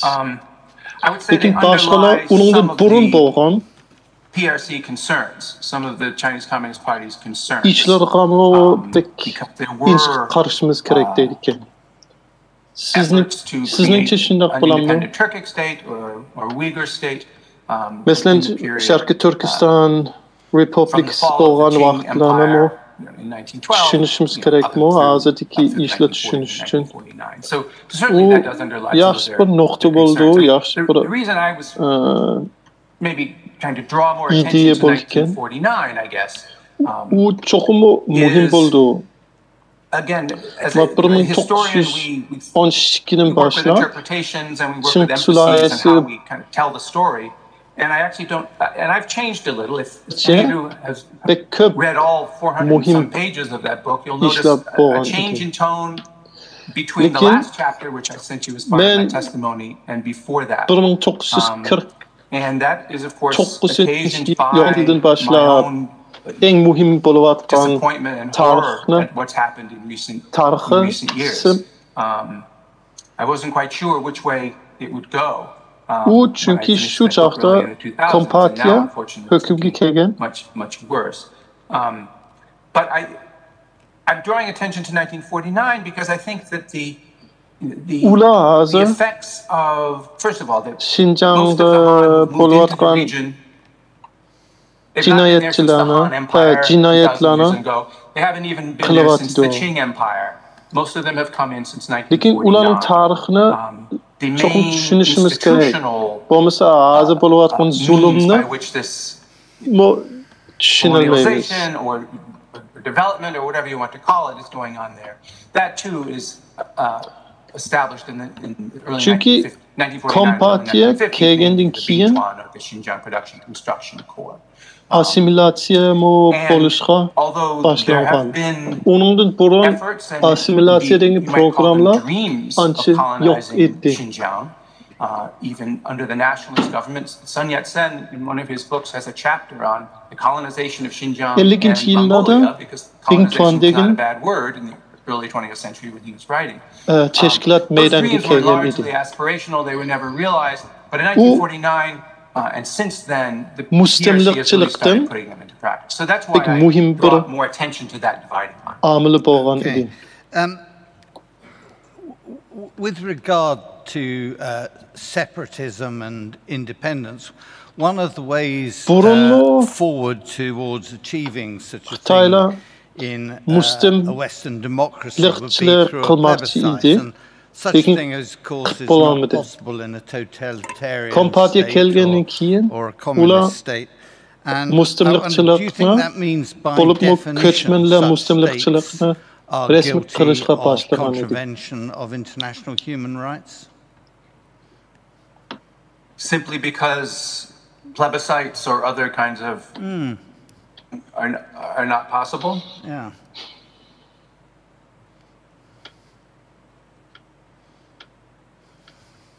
That's a good question. I haven't thought about it before myself. I don't think that. Well, I didn't read all of my my preamble, my oral testimony today. But one point I wanted to make in that is that the PRC had a way of managing diversity. That they put in place, and with the system of 56 Minzu, territorial regional autonomy system, various things like that. And although it was not always observed and not always honestly practiced, there were periods when, in fact, it was. The early 50s and in particular the 1980s. And many non-Han peoples in Xinjiang, including the Uyghur scholar Ilhan Tohti, has said that this period of the 1980s was in some ways a golden age for Uyghurs in Xinjiang. And it shows the way in which the system could actually work to prevent majoritarian control by Han to celebrate cultural difference rather than trying to suppress it. We've seen this ourselves, very different approaches to 2008 Beijing Olympics, where some may remember the children dressed in the costumes of all of the different peoples were paraded around, and there was some criticism and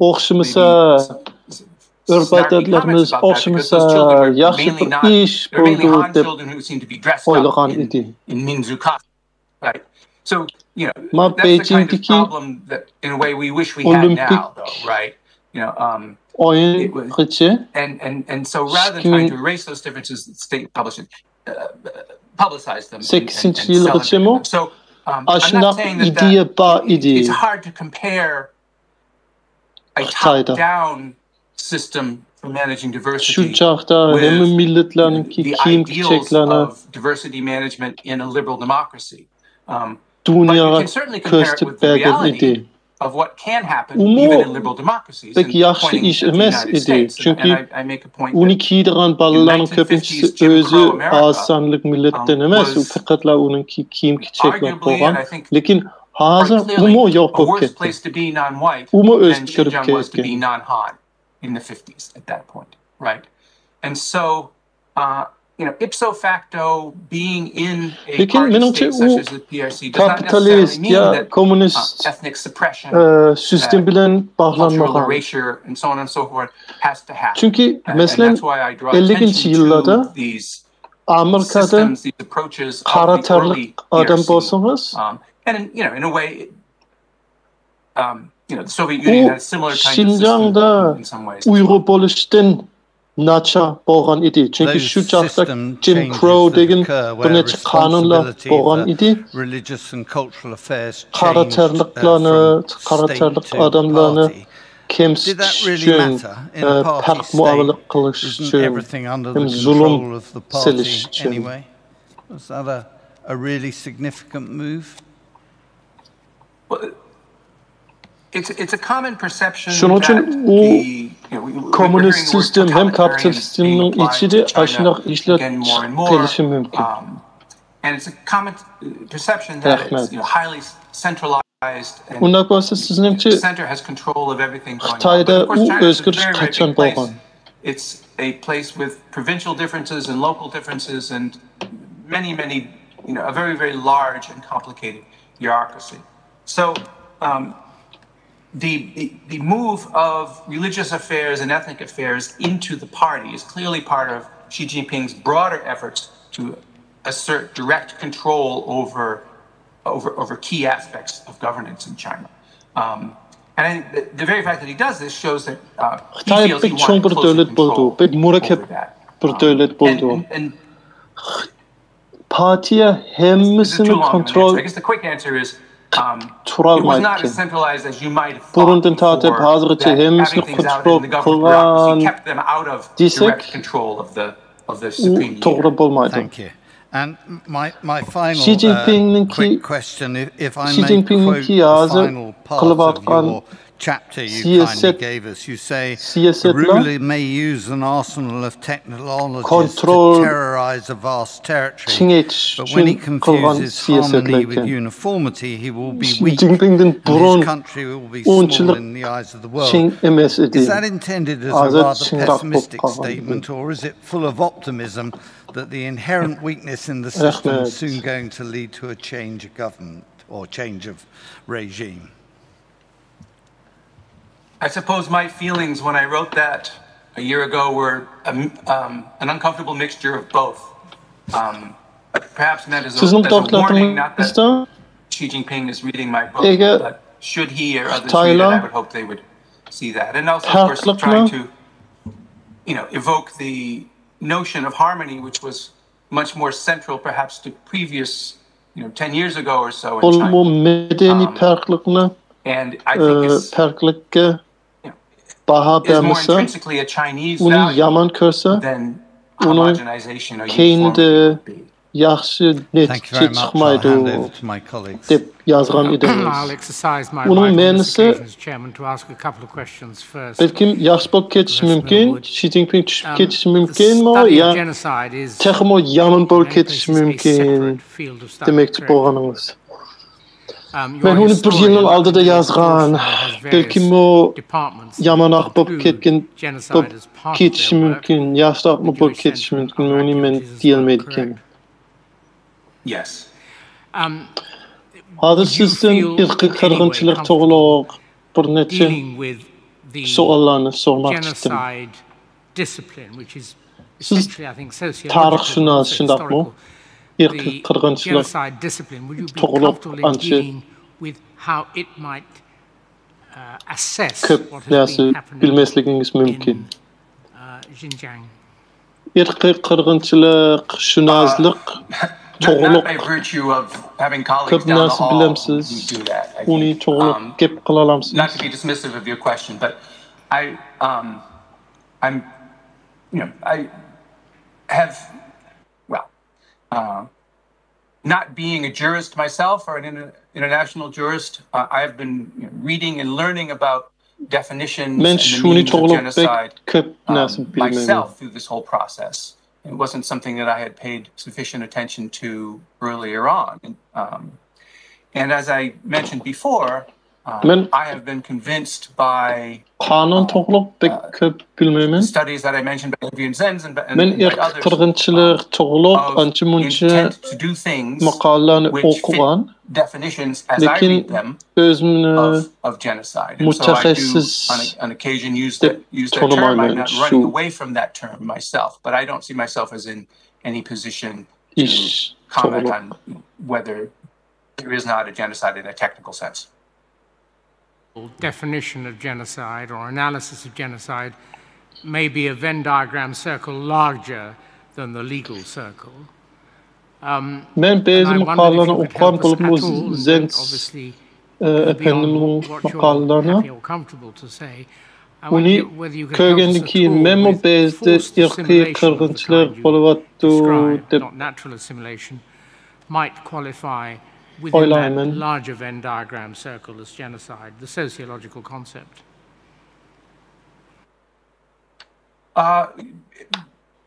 Sure, within the larger Venn diagram, and perhaps the narrower one as well. I guess to put just a slight historical cast on it, mecburi asimilasya current policies in Xinjiang have in a way, well, whether it's conscious or not, I don't know, but they have in a sense reinvented the wheel by mecburi asimilasya bolsa uni bir xil irqiy qirg'inchilik desak bo'ldi deb o'yladim. In Europe, or through the actions of colonialism and efforts to achieve control, to open wilderness, to achieve a kind of state control and to securitize areas. Through all of those same kinds of processes, 100 yıl altında Avrupa'da boğan ki Avrupalılarınki müstemlikçilikte boğan besivaran devletlerde boğan işlere sel oxşap kettik. Hazır Şinjan'da bolayotgan işler burun Amerika'nınki g'arbiy ülkelerde boğan işe oxşap ketdi. Mesela Kanada ya Amerika'daki Indianlarni bozaq qilgan işler bilan oxşap ketdi. This idea of educational transformation, which has roots in Confucian thinking as well as in communist policies. And so, drawing on that, but then, as those impulses flow together with artificial intelligence and with security concerns and with modern industrialization and all of these modern technological and political tools, they came to the same kind of place. They have come to the same sort of place that we've seen in other parts of the world that we do call genocide. Terbiyeleş bilen özgürtümüz, terbiyeleş bilen mecbur terbiyeleş bilen adamlarını özgürtümüz degen oy bağlan buluşu mümkün. Lekin şundaq bolsa mı? Ular yeni biz qilgandek, biz burun qilgandek irqiy qirg'inchilik qilyapti. Maqsadi qandoq bo'lsa, u niyati qandoq bo'lsa. Men sizdan yana boshqa bir savol so'ramoqchi edim. So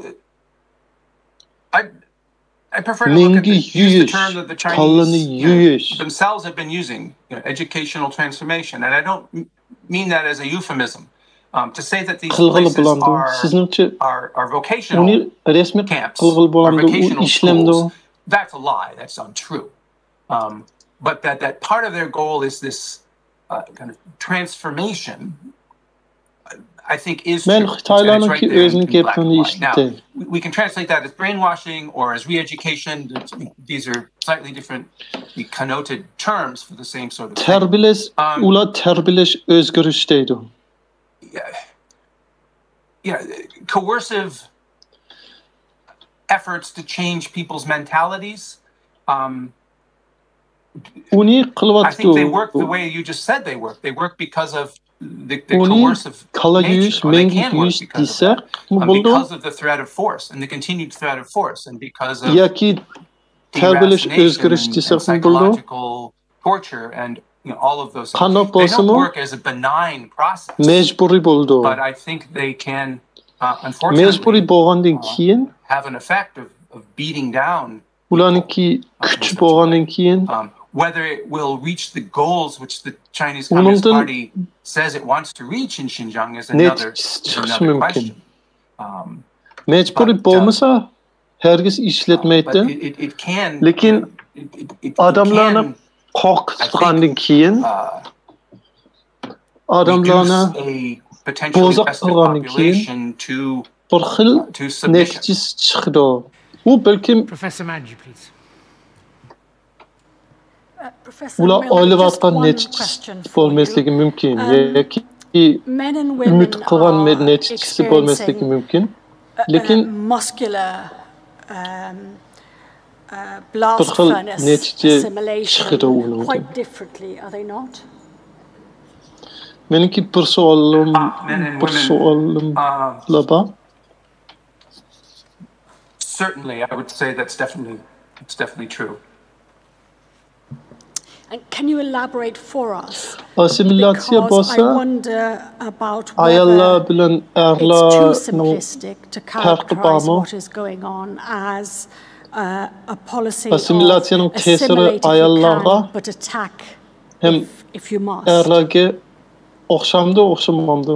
Meaning the policy of the PRC. Yes. Well, I think you're alluding to the particular pressures that women have been put under and forced birth suppression and all of those. Yes. And also, of course, the experience in various types of incarceration and internment. Assimilasiya qilolmasa hujum qilishimiz kerak. Eyewitness accounts from that. We know that experience is different for women and men, and arguably much more horrific. Aşnak desek buldu. Mesela Uyghur ayarlara pek zulüm boğan. Ularını pek bozuk koğan. Women in society, even before the really hard edge policies began in 2017, there were policies about, for example, don't wear the veil, right? So trying to discourage women from wearing the veil. Or any kinds of face or hair coverings. It's interesting the way in which they were carried out, right? It was I've forgotten the precise term for it, but the beauty campaign, and you let your beautiful hair fly and let your beautiful face be revealed. And there's a consistent discourse about that continues despite everything else and despite the narrative about terrorism and so on, about how beautiful Uyghur women are, right? And so, and this has been officially part of the portrayal of Uyghur women really for decades. They sing, they dance, they're beautiful, they have long hair, and so on and so forth. So, if I'm not as well as capable as many of my colleagues are of talking about this in gendered terms. But it's very, very clear that the push for marriage and the way in which the state advertisements of marriages between Han and Uyghurs have been played out, right? Have been shown, and then of course the pressure on reproduction. This is a very, very sharp edge of this that I thank you for the question, actually, because I need to give some more thought to it myself. But if we really do look from the women's point of view, the biological aspects of it are much more clear.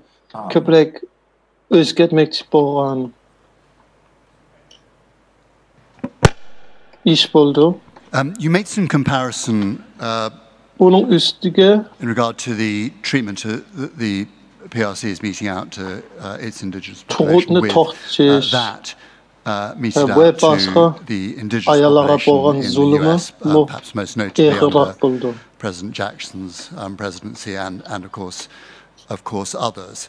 But in that case, it was almost entirely, unless you're going to correct me, motivated around land and the acquisition of land. Would it appear from the evidence that we have heard that is in part a motive in regard to the PRC and the Uyghurs. But could you expand as to whether you think there are other motives other than that relatively simple one? Meaning more sort of material motives, perhaps, not just land grabs, but in speaking of the Xinjiang case, not the American case. Right? Yeah. Şu çağda önemlisi zemin. Here's where the cotton industry is quite interesting. Cotton growing, cotton spinning. Lekin Şarkı Türkistan'da boğan işler zemin toğuluk emes, şundaq mı? Yoki zemin toğuluk bolsa? Whereby sort of acreage on which cotton is grown has moved from eastern China out into Xinjiang. But more than that, and more recently, the actual spinning industry, so the spindles on which factory spinning of cotton, has been moved progressively Menimce azı Şinjan'da Şarkı Türkistan'da bolğatkan zulüm zemin toğuluk boluşu mümkün. Talking about this, so a combination perhaps of market forces, but also being pushed by the state. And I think it's quite clear why this is happening because as the cost of labor in eastern China has gone up, and there have been efforts to move manufacturing in China, in eastern parts of China, up the value chain, then the lower valued industries of textile manufacturing has been pushed back out further really into Xinjiang, sort of into the corner, and really to the last place where labor is still cheap, right? Or still is the cheapest labor in China. And so, an argument could be made that the need to control Xinjiang more effectively from the United States is actually tied to this push of cotton growing, and in particular of spinning and textile manufacture that we've seen out there. And this is to a certain extent corroborated by, not all of the factories that have been built, but many of the factories that have been built through the Caring Partnership Program, some of them even adjacent to or within the same compounds with the internment camps. Many of these are in fact textile iqtisod jihatdan shuning uchun kontrol qilishimiz kerak. Chinroq, qattiqroq kontrol qilishimiz kerak degan o'y chiqqan bo'lishi mumkin. Uning tagida paxtaninki, rextninki, yipninki ishlari xeli bor. Şunun için lagerdan yoki bo'lmasa yezlardan zavodlarga ko'chirib kelgan Uyg'ur qozoqlarmi pat-pat kiyim-kechak zavodlarda, paxta zavodlarda, yip zavodlarida ishlagan edim. Men bayağı ilham to'g'liq konuşgan edim. That has not happened in Xinjiang. And they have not been permitted to do that. İlham to'xtamın deyişçi, have not been permitted to do that. And so, Xitoyning boshqa o'lkalardagi it's not exactly the same kind of political economy of chasing people off the land. Dehqonlarningki turmushni yaxshi qildirgan siyosatlar Xinjiangda qilinmagan. Ashyada iqtisodni Clark, take a minute again back from council, but do you think you can manage in a minute and 30? I can do even better than that, actually, because Mr. Vetch, with great presence, has Indianlar, Amerikadagi Indianlar bo'lsa, Amerikaliklar ularni haydab etgan, ularning zeminini ilib olgan. Hozir Uyg'urlarni zemindan haydab etmaydi, lekin uning zeminni yana ilyapti. U yana zemin to'g'liq bo'layotgan bir ish. Extremely helpful, along with your written material. Thank you for making yourself available. Sorry, I should ask. Mr. Abraham, do you wish to take more time? I'm sorry, do you wish to ask another question? Nothing other than to thank Professor Millward. Millward Efendi, sizga ko'p rahmat. Thank you. Sizniki ashunaq yuqori suratda bo'lgan Abraham Efendi, sizniki savolingiz bormi? Yo'q, hozir boshqa savolim yo'q. Rahmat sizga. Mr. Chair, our next and final witness is an expert witness, an investigative journalist and author of the book The Perfect Police State. To write this book, the expert witness interviewed 168 Uyghur and Kazakh refugees, former camp detainees, their family members, diplomats, governmental officials, scholars, former technology workers, and others who had left Xinjiang. From his field research, the witness was able to identify 3 key and interlocking themes in the PRC's policy towards the Uyghurs. The first is a strategic, sustained campaign on the part of the PRC of psychological torture. The second is a campaign of physical torture as an enforcement mechanism for the method of psychological torture. And the third is the deployment of novel technologies, which we have heard significant evidence over the last few days, which all in all create a foreboding fear that everyone was constantly being watched, but did not know when or when. Lagerda bo'lgan. Ikkinchisi fiziologiya qiyinishmi bo'lgan.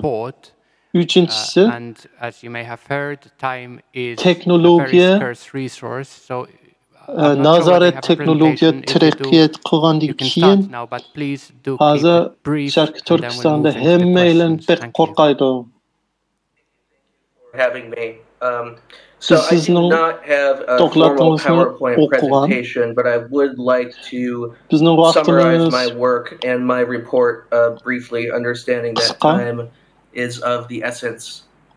So I come from a background in investigative journalism. I was at The Economist and The Wall Street Journal many years ago, and I covered a number of genocides and a genocide tribunal in Cambodia, Myanmar. I had been to North Korea and covered authoritarian regimes, been all over China, and I decided to write this book to begin this process of interviews because in all the reporting and investigative journalism I had done, I felt that something in Kashgar, something in the western region of China was significantly different than what I had experienced earlier, and that is the deployment of these novel technologies that so many experts here have discussed. While these technologies have been, well documented in the quantitative data, particularly in excellent reporting by BuzzFeed, nimalarni ko'rdim, ham shunga oid uchurlarni ko'rib, doktor Zan qatorliqlarninki, Millwardninki. I was interested in qualitatively hem o tayyorlagan materiallarniki sifatining yuqoriligini ham ta'kidlab o'taman.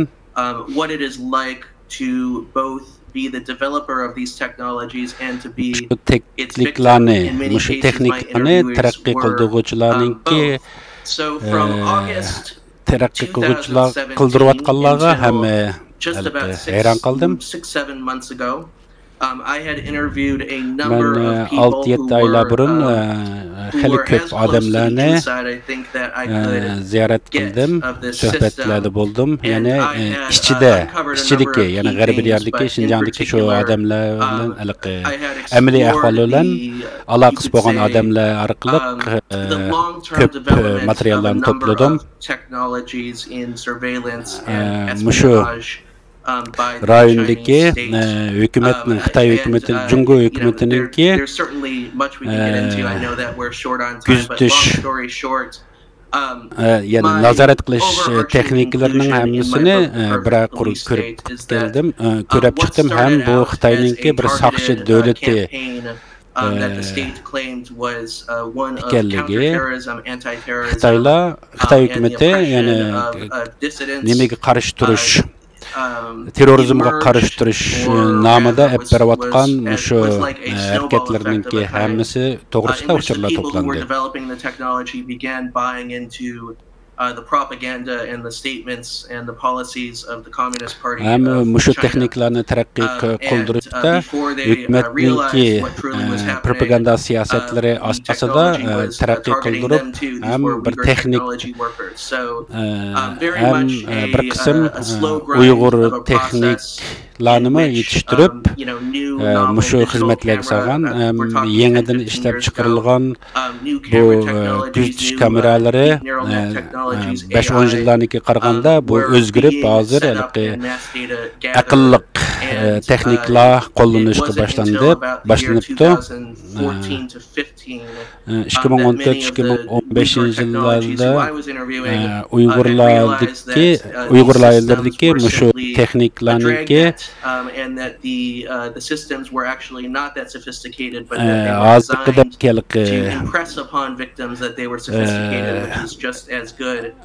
mumkinchiliklarninki yo'qligi hozirgisi bo'lsa, yana Xitoylar bilan Uyg'urlarni farqlantira oladigan mushta aqlli texniklarning bo'lganligi mening o'zimning tadqiqotlarimga asoslanganimda mening tadqiqotim ustida so'raydigan savolinglar bo'lsa so'rasanglar bo'ldi. Mening bir qancha savolim bor, undan keyin bizning mush guruhga o'tkazib beraman savol so'rashni. Started out as a policy to fight extremism, and just to clarify, in what did it evolve? So just to clarify the question, into what did it evolve after the counter-extremism measures? Sualni aniqroq so'ragan bo'lsangiz, savolda demoqchi bo'lganingiz shu terrorizmga qarshi turish shuardan keyin yoki ekstrem kuchlarga qarshi turish shuari ostida shakllandi desak bo'lamdi shu. In practice, it did not. According to 4 former Uyghur technology workers who were embedded in some of these offices that were involved in technology, despite the official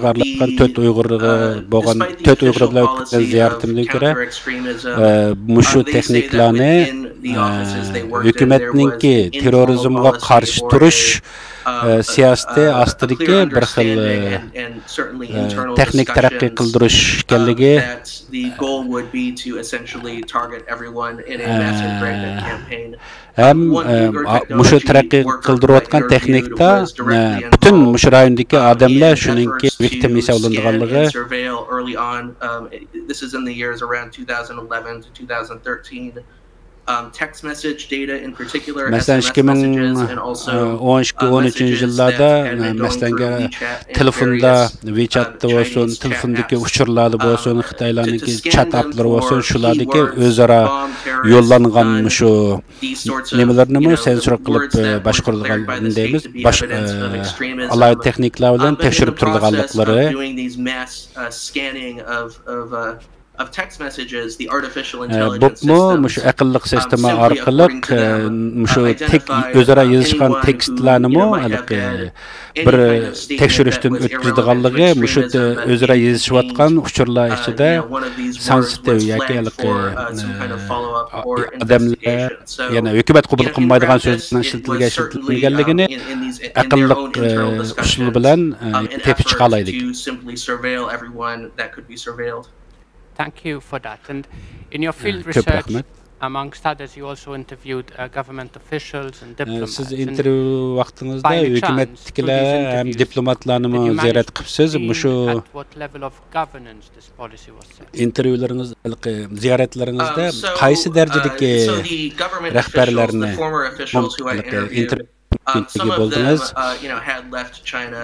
ba'zilari ziyorat bo'lganlarimning ko'p qismi Xitoydan ayrilganlar. I can say that the most revealing interviews that I did were with the technology workers because they were actually in the room where these surveillance ta'kidlaydiganim men o'zim ziyorat qilgan mushu texniklarni taraqqiy qildirish va shuni o'rinlashtirishga qatnashganlar ularninki deyişçe dastlabki vaqtlarda bu siyaset muşun texnikni taraqqiy qildirish siyosati bekrak lokal yerlik hükümet nimasida bo'lgan bo'lsa, keyingi vaqtlarda yuqori o'rinlarninki buyruqi bo'yicha bo'lgan. Ular şu vaqtlarda nima bo'lganligini nihoyatda yaxshi esda saqlabdi ekan. Ular meningki shular bilan bo'lgan suhbatimda shu bir diagram tuzib chiqdim. Men shu tayyor qilgan diagramni asli sizlarning shu men yo'llagan sizlarga yo'llagan hujjatga qo'shgan bo'lsam yaxshi bo'ladi asli. Shu diagramga asoslangan vaqtida shu yumshoq detal taraqqiyotini tushunadigan odamlar, masalan Google texnikalarni taraqqiy qildirilgan mutaxassislarningki ko'rib tasdiqlash bilan tayyorlagan bir xil diagram. Ammo shu keyingi vaqtlarda hozir Xitoyninki bexatarlik idoralarininki yuqori darajalik bexatarlik idoralarininki buyruq bilan olib berilgan. Meniki oxirgi savolim siz demoqchiki the policy would have been set or at least known of by these ministries that you have mentioned. In your book, you refer to the three interlocking patterns that you have identified, one of which is surveillance. However, the other two being psychological and physical torture. Siz o'zingizdagi kitobda shu nazoratchilik ya'ni hukumatninki xalqni nazorat qilishida odamlarninki to'layotgan bedeliniki psixologik ham fiziologik taraflarda bo'layotganliklarini tushuntirgan bo'lsa.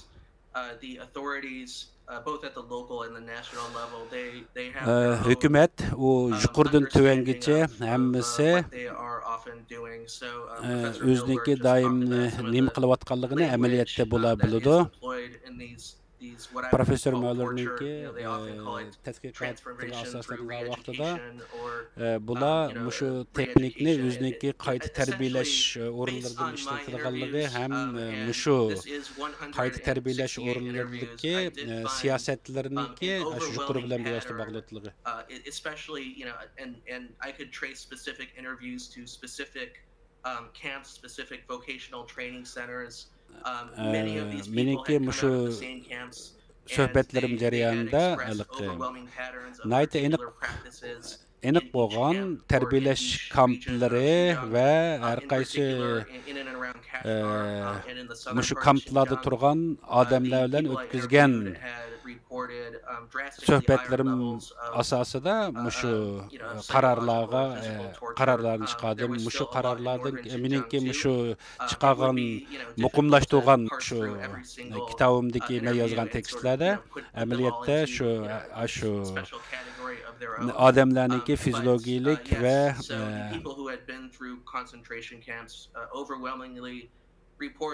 yani her xil fiziologik tarafdan jazolanayotganligi bu jazolash o'rinlariniki yolg'iz bu qayta tarbiyalash o'rni turmalar bo'lib qolmasdan qayta tarbiyalash o'rinlariniki o'xshash ekanligi. The detainees would be, one of them would be seated in front of two tables, and one table, for example, would have a home and a road and a car or a motorbike. And they're supposed to rearrange this neighborhood to make it look like it's correctly placed. And the other table would have an AK-47 assault rifle and a grenade and other. Masalan, shu tashviqot materiallarda bular bir tarafdagi rasmda yoki tayyor qilgan modelda bir yaxshi ratlik o'rlashtirgan mashinalar, motorlar va raylarni tayyorlagan bo'lsa, yana bir tarafda shu ekstrem kuchlarga yoki oshqin kuchlarga qarshi turish uchun ishlatiladigan qurol va har xil Qurallarningki resimlari berilgan. Bu şu adamlarningki psixologik bir psixologik qiynash deb tushunsak bo'ladi bu xil tashviqot yo'llarini. Buna cazalash yollarda mesela adamlarni ma'lum bir ishni qilishga mesela tuz mengib bir sizni qustiri mangdirish yoki har xil talablarni o'rindashni talab qildiganligi agar uni shu talab bo'yicha o'rnash bo'lmasa ularni har xil fiziologik jazolashga uchraydiganliklari haqida uchurlarga bo'lgan. Ko'p rahmat. Mening so'ramoqchi bo'lgan savollarim shu. Yana boshqa meningki bu paneldagilar sizdan yana so'raydi. Keyin apanda siz Kambodiya haqida so'zladingiz. Siz hamda yana bir shunday genocide o'rnini ziyoratda bo'lgan bo'lib ekansiz. Shu undan boshqa yana men Myanmardagi Rohingya xalqlarining ahvollarini bir ko'rib kelgan. Undan boshqami Janubiy Koreyadagi Shimoliy Koreyadagi, Rossiyadagi, Turkiyadagi yana shunga o'xshash totalitarian rejim bor mamlakatlarda ko'p ziyoratlarda bo'ldim. Men yana o'zimningki yozganlarimda mushu davlatlardagi ahvollarni o'zimningki suhbatlarim o'tkazgan intervyularım orqali xalqqa sundim. Comparisons can even be valuable for lawyers if one fact is similar to another. So, am I right in thinking that you found a lack of similarity between what you were encountering in the People's Republic of China and what you had seen or knew of elsewhere? Or were you seeing some similarities but some differences?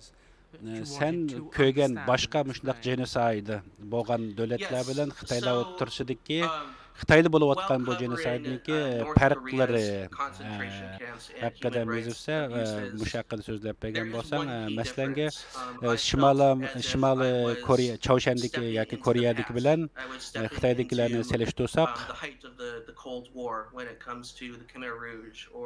the North Korean Gulag system.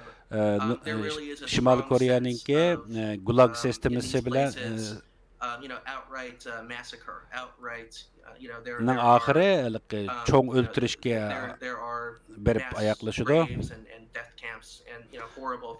Hamda bularni ya'ni o'lim kamplari deb atashga bo'ladi. Bu 21 asrninki dastlabki vaqtlarda yuz bergan ahvollar. Men Xinjiangdagi berib intervyu qilgan odamlarimda ko'ra men hamda kelajakda bo'ladigan bir xil bundaq genocideningki taqdim qo'rqinchli yangi bir yangi xil usuldagi texniklar orqali bo'ladiganligi bu xuddi 1984-yillardagi xiyoliy romanlarda yozilgan hodisalarningki bo'layotganliklarini ko'rdim. Xitoy bilan Koreya o'rtasidagi yoki boshqa davlatlar o'rtasidagi o'xshamaslik Xitoy Jungo hukumati garchi bu Uyg'urlarni shundaq bir genocide altini siyosatni yurgizayotgan bo'lsa-mu, bu yana bir xil farqli ishlatayotgan taktikasi farqliq yani. Bular bekrak fiziologik qaraganda fiziologik zarba berish, qiynash texnikasini bekrak qo'llangan. Dr. Milburning kitobida mushu men yozgan bergan uchurlarga o'xshash uchurlarni ta'kidlagan. Race that that stands above all else, that stands above the minorities, and that wants to either erase the minorities or bring them into some kind of supposed higher level of development. This is a pattern that has been well documented in the Cambodian genocide. This idea of this master Cambodian sort of ethnic. Yani buniki Kambodiyanınkiga selishtirgan vaqtda Kambodiyaniki mındaqılık millat bo'yicha qirib tashlash musulmonlarni bo'pmi Vyetnamliklarni o'ltagan ahvollarga selishtirganda Shimoliy Koreyadagilarningmi bu bir davlatninki birligi uchun, davlatning muqimligi uchun olib berilgan bir xil kommunist sistemadagi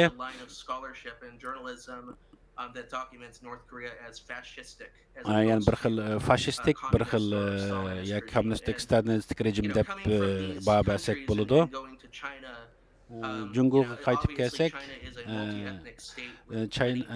Xitoy yoki Jungo o'xshamagan millatlarga oid ko'p bo'lgan, o'xshamagan til va madaniyatlar mavjud bo'lgan bir davlat, ularga selishtirgan vaqtida this belief in being a master of the domain that the Han Chinese must Xitoyda bo'lsa, Jungo'da bo'lsa Xitoylarningki g'o'juluq o'rnini muqimlashtirish, ya'ni Uyg'urlarni discrimination qilishdak bir holatni shakllantirgan.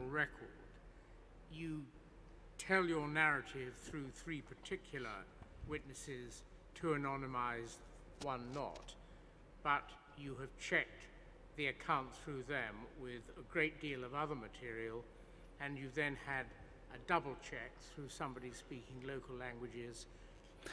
Sen şu üzerindeki tayarlagan hüccetlerini yalğız üzerindeki interview başkalarınınki yazgınıga asası emas, üzerindeki qilgan interviewlerini seliştirish arqali yazıp chiqding. Shundaqmi? Ha, shundaq.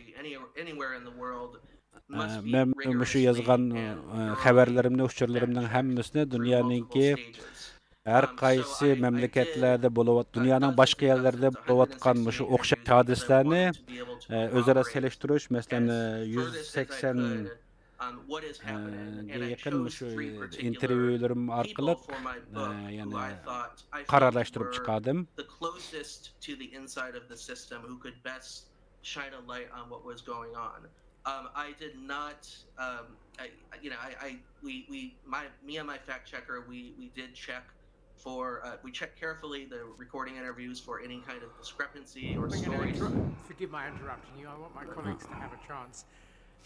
Hamma narsani so'rashni nima emas, meni so'ramoqchi o'g'lim ba'zi narsalarni mening boshqa xizmatdoshlarim so'rash mumkin. Siz sen o'zingizning qo'llangan metodologiya haqida boshqa birasininki bir kritik yoki shunday berilgan sana bergan fikrlarni uchratding bo'lsa, yo'q men hozircha undaq bir narsani ko'midim, undaq yozgan yoki bo'lmasa bu chunki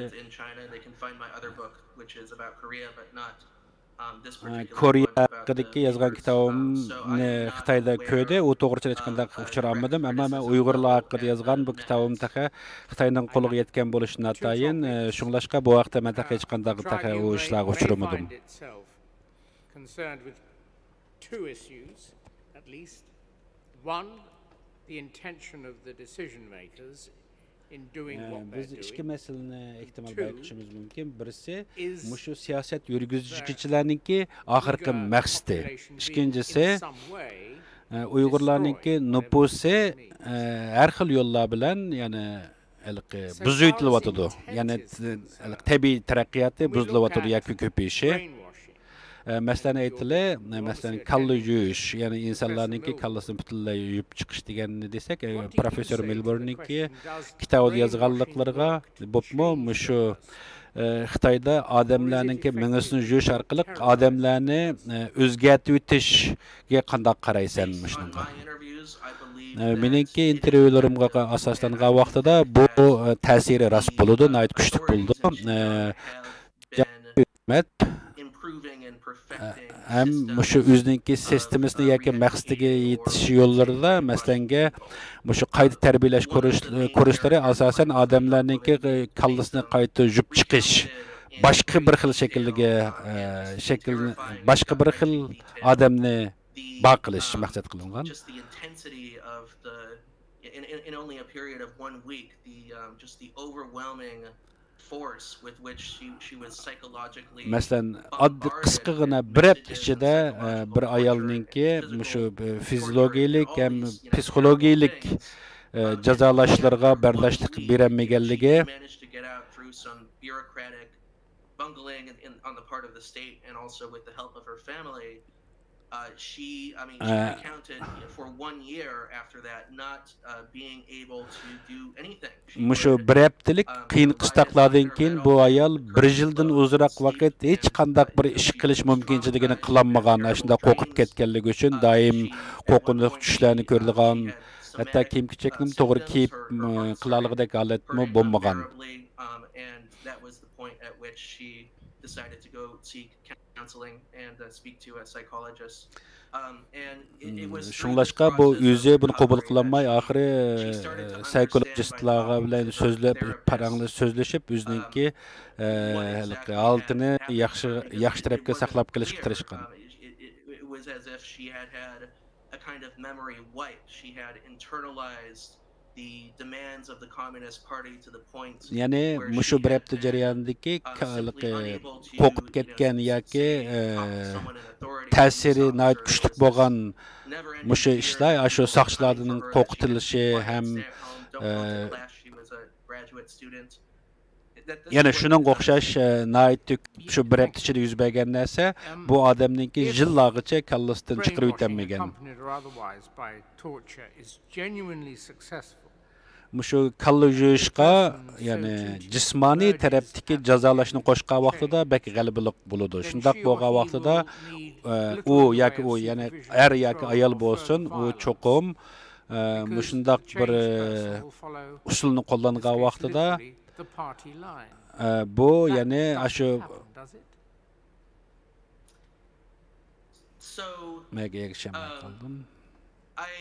I did not find direct evidence that, you know, people in Xinjiang simply start following the party line. You know, from my interviews, the tendency and the pattern was more that it's an söhbetlerim jarayonida his qilganlarim Xinjiangdagilar avoid standing out in a way that would attract har qandaq vaqtda hukumatning diqqatini qo'zg'ab qilishdan nihoyat qo'rqqan ham bek diqqat qiladi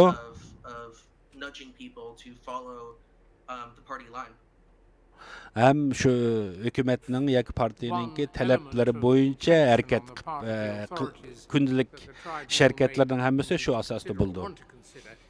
Is the intention genuinely to change the way people are, as opposed to changing what bizning people sotning qiziqadiganimiz mushu kalla yuyish odamningki yashash xarakteri ki usulni o'zgartirishga qanchalik rol bo'lganligini bakrak bilgimiz keladi. Buningga qanday qaraysan?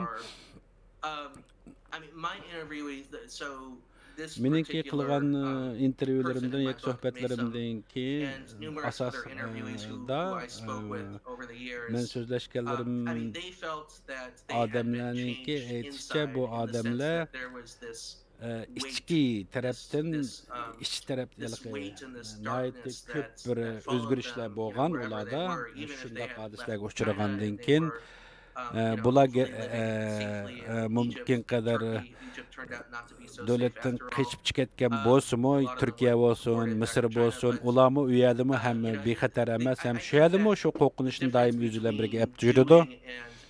It's a very hard question to answer because you know, the way it's like the way the interviewees described it is that yes, they were behaving differently, but it was as if whatever inner self they had been suffocated and bludgeoned, and there was something underneath that wasn't something in their personality that was no longer getting through and coming out. They felt they had been changed in that way. Yani adamlarniki umuman qilib aytgan vaqtida nayt ko'p o'zgarishlar bo'lgan. Shu qilli o'zgartish texnik taktikasi Xitoylarningki, ya'ni o'ngishli bo'layotdi deb qarasa bo'ldi. Shu o'zgartishlardan keyin yoki shundoq bir qiynashlarga uchragandan keyin odam bir xil robot aylanib qolgandek bo'lib qoldi. Shundaqmi? Shundoq. Agar shu hukumatningki yoki qilayotgan ishi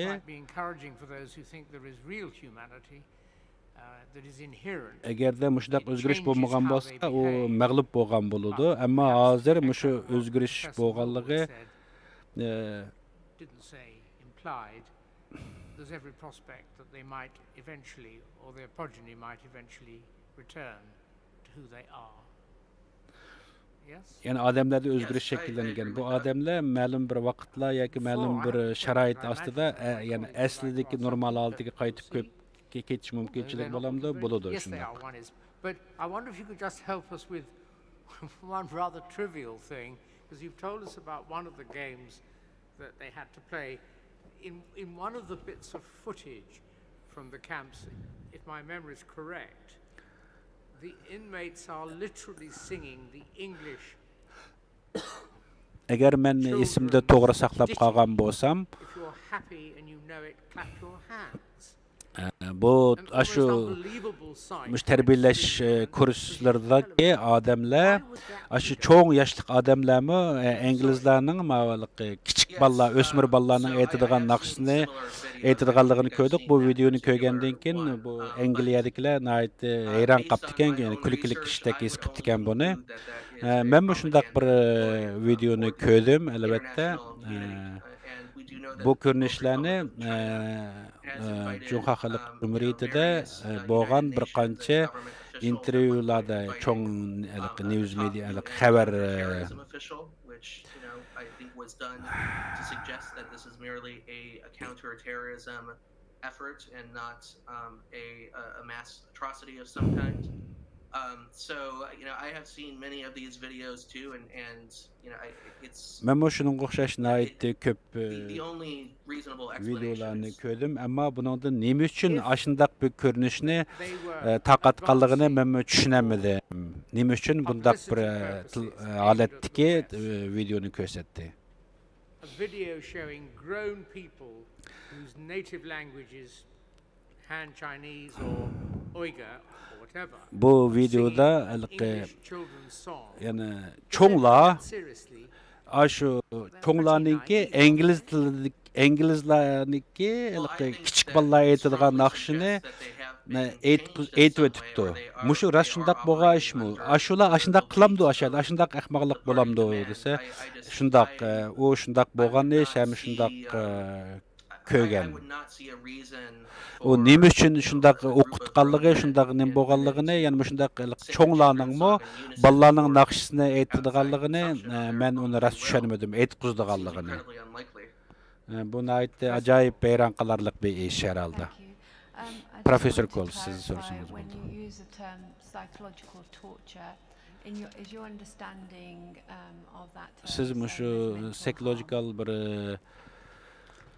jazo uslubi haqida so'zladingiz. That's a good question. I would say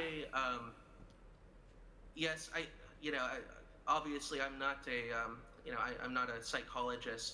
I don't approach this from psychologist emas, the actual field of psychiatry. I come more from buningda background bekerek chunqur nimasini aytib bermayman, ammo bir genocide uchurlarni, xabarlarni, amaliyotini tekshiradigan bir jurnalist bo'lish sifatim bilan bundaq psychological yoki psixologik bir xil ideya tarafdan jazolash usulininki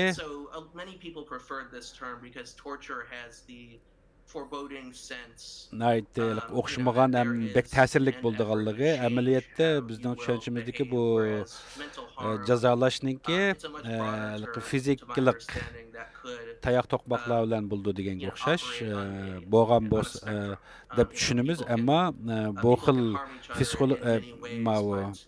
psixologistik with a clear end and a clear purpose, often by a state actor or some kind of institution that is doing it for political purposes. Ma'lum bir siyosiy maqsadni oq ko'rinish qilganligini oq ko'rinish qilgan deb tushunsak bo'ldi. Both inside the detention centers or prisons and outside of those buildings as well. Yani bu could argue that mental harm is being exacted. Bu xil yani nazorat qilish uskunlari mayli mushu qayta tarbiyalash o'rinlarida yaturumlarda bo'lsin yoki sirtda, yani erkinlik yani sirtdimi, yani o'xshash shuning o'xshash kuch nazorat qilish narsalari bor, yani hech farqi yo'q, shundaqmi? Shundaq. İşteş o'xshash. Sir Geoffrey's question. So the objective and the outcome potentially of the brainwashing, psychological torture, mental torture. Kallı yuş, psychological bir xil jazalash could inevitably change a person. Aqibetida adamlarniki o'zgarganligi, ammo mushu o'zgarish cho'qim shu rejimninki yoki mushu boshqaruvchininki at least temporarily degini bo'yicha o'zgarish hosil qildi qila oladi demoqchi sen, shundaqmi? Shundaq, men o'zimning intervyularda shundaq bo'lganligini bayqadim. Obviously keeping in mind that I was interviewing refugees and men chet eldagi ko'chman Uyg'urlarni ziyorat qildim. Meningki shulardan egilagan uchurlarim, albatta men Xitoyning ichida bu masalalar tarafda Xitoyning Jungoning ichidagi Uyg'urlarni men ziyorat qilib boqmadim bu masala haqida. Mushundaq psixologikal jazolash haqida qilgan intervyularım asosan 2014-yildan 2017-yilgacha bo'lgan aralıqda Jungodan ayrilganlarni ziyorat qildim. Bular asosan shu 2018-yildan burun chiqib ketganlar. About 2 to 3 years ago, when they were overseas, when they had escaped, they were never ever cheerleaders for the regime. Maslanga bular shu Jungoning ichidan chiqib ketgandan keyin shu ichida Xitoy o'zgartmoqchi bo'lgan maqsadlarga yetam ichida Xitoy yetmoqchi bo'lgan u maqsadlar ichida bo'lsa-mu teshib chiqqan vaqtida undaq bo'lmaydi. Masalan, teshib chiqib chiqqanlarning hech qanday birisi shu Jungoninki talbi bo'yicha undaq yashamaydi. Their family or other detainees or themselves had felt like a patient who had woken up from a car crash and had amnesia. They had been stripped of their identities, and it was a process of rebuilding after being able to get out of the region, rebuilding their identity. Nimadan qaytib qechib chiqqandan keyin o'zining kimligini qayta shakllantirish uchun kurash qilyotdi, qechib chiqqanlarmi? Could be to render that person or those people or the entire population potentially supine, repressed, unable to react, completely dominated. Is that correct? Yani içideki adamlarning bununla qarşılıq turanmasligi o yani nayetli kuchlik bir kuchning besim ostida bo'lganligi uchun ular bilan qarshilik qilolmayapti. Shundaqmi? Shundaq. Rahmat. Thank you. I just wanted to ask one specific question, if I may. One of your 3 people who's called Irfan in your paper was an intelligence officer with the PRC. Men bir narsani so'ramoqchi, ya'ni Xitoylarningki mushu bexatarlik idarasi ishlaydigan bir odamni ziyorat qilsa, bu odam Afg'onistonga the Uyghurs, among other things, the Uyghurs and terrorism based out of Afghanistan, something which I think the PRC government has alleged over some time that there are connections, there are radical Uyghur groups. Bağlılığı hem şeyde Afganistan'da bir kısım radikal grupların bağlılığını Xitayla daim muş doğrusida sözlü Xitaylar deydi. Yani Afganistan'da, Türkiye'de bolsun muşundaq bir terörist güçler bar dep sen aşu şpiyonluğunu qilgan kishi mushu Talibanlarga kirish orqali ham Afg'onistonlarga berish orqali ular ashundaq nayt az bir qism odamlarni ham topgan o'rinlarini bilaligan ular o'zlarini shu Taliban deb atagan bu nayt az bir qism Uyg'urlar ular mumkin qadar chet elga qochib ketishni maqsad qilgan Uyg'urlar amaliyotda bu Uyg'urlarning maqsadi amaliyotda bir o'zlari mushundaq mashqlarni qilish orqali qaytib ketib o'zining mamlakatida bir xaliflik qurishni maqsad qilgan nayt az bir qism kishilar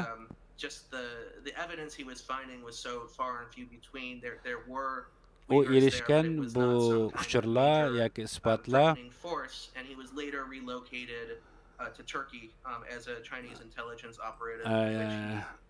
hem Türkiye'de uçuratkan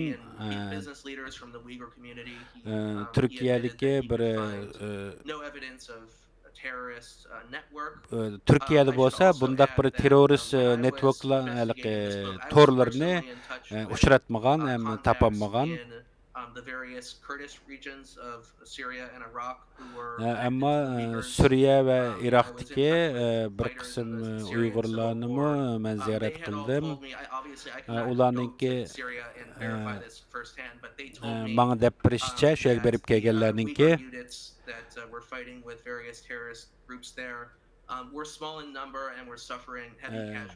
biz u yoqda nayt az ama biz her tarafdan qiynalimiz her tarafdan biz bosqiga uchraymiz u yoqdami qo'rqitilimiz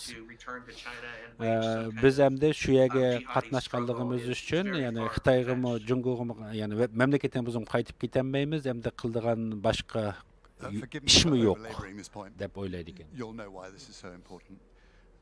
So if we accept, as you've posited, that this psychological torture would render these individuals or this group dominated, is it reasonable then to say that they have lost their identity as a group? Yani mushundaq psychological bir xil jazolash qiynash taktikasini qo'llangan vaqtida bu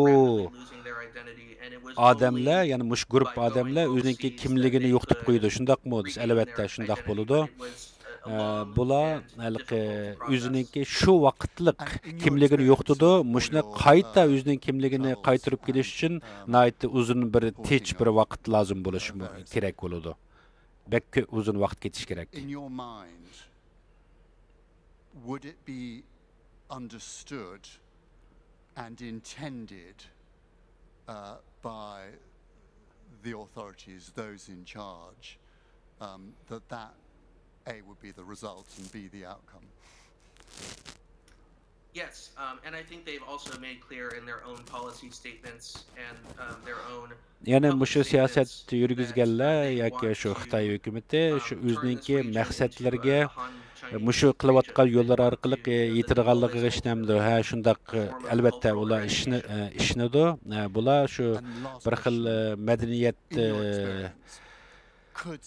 o'zgartish maqsadi, ya'ni devised at a local level by local authorities, by local police, the guards in the prisons, or would it have to be in the scale that would have to be done in this particular region, have to be done at some higher policy level? Would it be possible to possibly orchestrate this at a local level? I don't think it would be possible to orchestrate it merely at the local level. And my evidence for that statement is that in my own historical interviews and in the historical documentation from, about 15 to 20 years ago, the previous decade, is that they there were many local initiatives, but it was simply not enough to, to release this level of surveillance and suppression on such a vast scale. And I think scale is the key word. The man who was appointed to head the party chief of Xinjiang, Mr. Chen Changguo, who's sanctioned by the U.S. Commerce Ministry, is someone who had done similar tactics in Tibet, and I cannot personally prove this, but I don't believe that someone like him could be appointed to head the Xinjiang region without the approval and the careful consideration of people at the very top of the Chinese government system. Sorry, could I just follow on from Mr. Reach's comment? So this loss of identity, do you think this would then be propagated onto the next generation? Özünün kimligini yo'qotib qo'yish kelayotgan shu bir avlod uchun qanday bir ahvollar bo'lishi mumkin. Keldigan yana bir avlodlarningki bugun mandarin tilini, ya'ni Hanzu tilini o'rganish orqali o'zining Uyg'ur tilini unutib ketadi albatta. Menchi bo'lgan vaqtida bu yolg'iz bu til tarafdan yo'qotishlar emas, bu ayollarni qisirlashtirish yoki tug'ishdan to'xtatish usullari mushu Uyg'ur va qozoqlarningki mushundaq bir bolalarni, chunki hozirqisida tug'ish mumkinchiligi bo'lmagandan keyin bu yetishayotgan ikkinchi avlod bolalarda, yetishayotgan kelajak avlod bolalarda cho'qim bir o'zgarish bo'ladi. O'zining kimligini yo'qotish bo'ladi. That's fine. I have exhausted my questions. Thank you, Chair. Bir minutdan azroq vaqting bor, savoling bo'lsa so'rasang bo'ladi. Bo'ldi, men savol so'rmayman. Sizningki biz uchun bergan qimmatli uchurlaringiz uchun ko'p rahmat. 45 minut bizga isbot berdingiz. Sizga ko'p rahmat. Thank you, Mr. Chairman. That brings to an end today's proceedings. Reis efendim, sizga ko'p rahmat. Bugungi so'timiz müşahede tugaydi. Sabi efendim, erta oxirgi kuni, ya'ni bu usulda hep bardigan bir intervyusi ma'vu nimamiz tugaydi hamda so'timiz, ammo bir qatim yig'ilgan vaqtida biz bundan keyin o'tirib chiqaramiz xulosasini. We'll make sure that they will get that. Secondly, aldılar men şu qozoqlar uchun kelib tarjimonlik qilib berganiga ko'p rahmat aytaman. In order that our separate functions are kept apart. But I wonder if, as I can see tomorrow disappearing quite fast, if you, the three of you, would be good enough to attend us if we're all present at 8:45 in the morning to make sure there's nothing you need to tell us and nothing we would like to tell you. To deal with what happens hereafter, because by the time we reach the end of tomorrow's evidence, I think we'll probably all be pretty exhausted and keen to get going. Tomorrow it's 9 o'clock. 9 o'clock, sir. And it's a very full day, I think. It is. Bek köp qildigan ishlarimiz bor. Saat 9'da başlandı. Nayt muhim sohbetlerde bulunuz. Thank you all very much. And to those in the hall, Bugün muşunun hemmimiz, bugün muşunchilik hammanglar uchun ko'p rahmat. Erta saat 9'da görüşelim.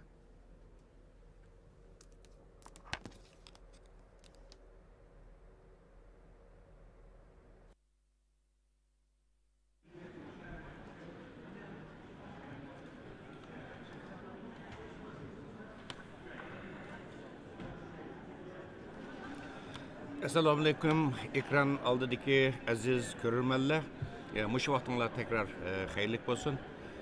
Aziz qarindoshlar, Londonda chaqirilayotgan Uyg'ur sud kollegiyasininki ikkinchi qitimliq sudning 3-chi kunimi bugun nihoyat muvaffaqiyatli yuqori saviyada oxirlashgan bo'ldi. Sud yana davom qiladi. Oxirgi kuni aziz qarindoshlar, bugungi sudda avval qatim sud bu programmaga keyin qo'shilgan qarindoshlarimizga bir qisqacha izoh berib qo'yay dedim. Bugungi sudda jami 11 kishi xatolashmagan bo'lsam, guvohlik berdi. Bularningki 3 nafari maxsus Qozog'istondan bevosita kelib guvohlik bergan bizningki Sharq Turkistonlik qozoq lager shoirlarimiz. Bularning yana 3 nafari bizningki Uyg'ur tadqiqotchilarimiz. Tadqiqotchi sifatida ularni guvohlik berdi. Jami Sharq Turkistonlik 6 kishi. Qolgan 5 kishi chet ellikda. Asosan butunlay chet ellik mutaxassislar mushu maxsus irqiy qirg'inchilik masalasi haqida tadqiqot va analiz olib borayotgan tadqiqotchilar va huquqchilar nuqtali holda atlikka 9 kishi, ya'ni 9 mutaxassis atlikka guvohlik berdi, doktorat berdi.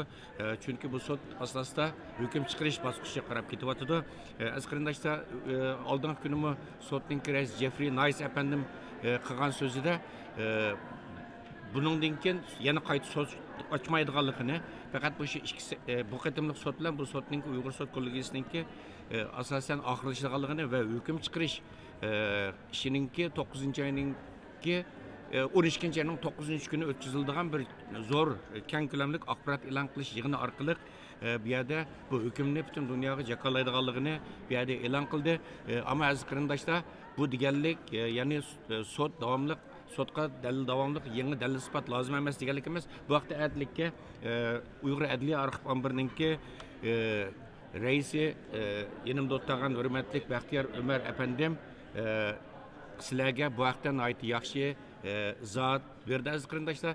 Uningdan keyin adlikka bu sud oxirlashgan hamalla uning ulabla Dunyo Uyg'ur qurultiyi tarafidan bu Uyg'ur irqiy qirg'inchiligi Uyg'ur irqiy qirg'inchilik qarorininki Angliya parlamentidan qabul qilinishida zo'r kuch sarf qilgan va bu sababdan Xitoyning embargosiga uchragan Nusrat G'ani boshchiligidagi ba'zi parlament a'zolariga sharafnoma taqdim qilish, ya'ni Sharq Turkiston xalqi nomidan sharafnoma taqdim qilish murosimi o'tkazildi va bu murosimni sizlar ko'rayotgan Dunyo Uyg'ur qurultiyi to'r televiziyasi orqali naq maydondan berildi aziz qarindoshlar. Mushu fursatda paylanib turib ekran oldida mushu bizni qo'llab, bizga madad berib, Sharq Turkiston xalqining taqdiriga ko'ngil bo'lib, mushu ekran oldida o'tirgan sizlar aziz, fidokor, aziz ko'rilmanlarimizga takrar minnatdorligimni, rahmatimni bildiraman va mush fursatdan foydalanib turib xalqaro Uyg'ur sud kollegiyasining qurilishi va uningki bugungi kunga kelish uchun uni moddiy va ma'naviy jihatdan qo'llagan butun tashkilotlarimizga, siyosiy faoliyatlarimizga va vatanparvar xayri saxovatchi butun Sharq Turkistonlik qarindoshlarimizga ko'plab rahmatimni bildiraman. Dunyo Uyg'ur qurultiyining raisi bo'lish suhbatim bilan aziz qarindoshlar, xuddi chet ellik kuzatuvchilarning deganidek bu xalqaro Uyg'ur sud Sharq Turkiston xalqining muhojirat tarixidagi intayin zo'r tarixiy hodisalarning biridan iborat. Shuning bu sudga $1 yordam qilgan insonmi Uyg'ur milliy hareket, Uyg'ur mustaqillik hareketininki tarixiy batiridan oltin harf bilan xotirlandi.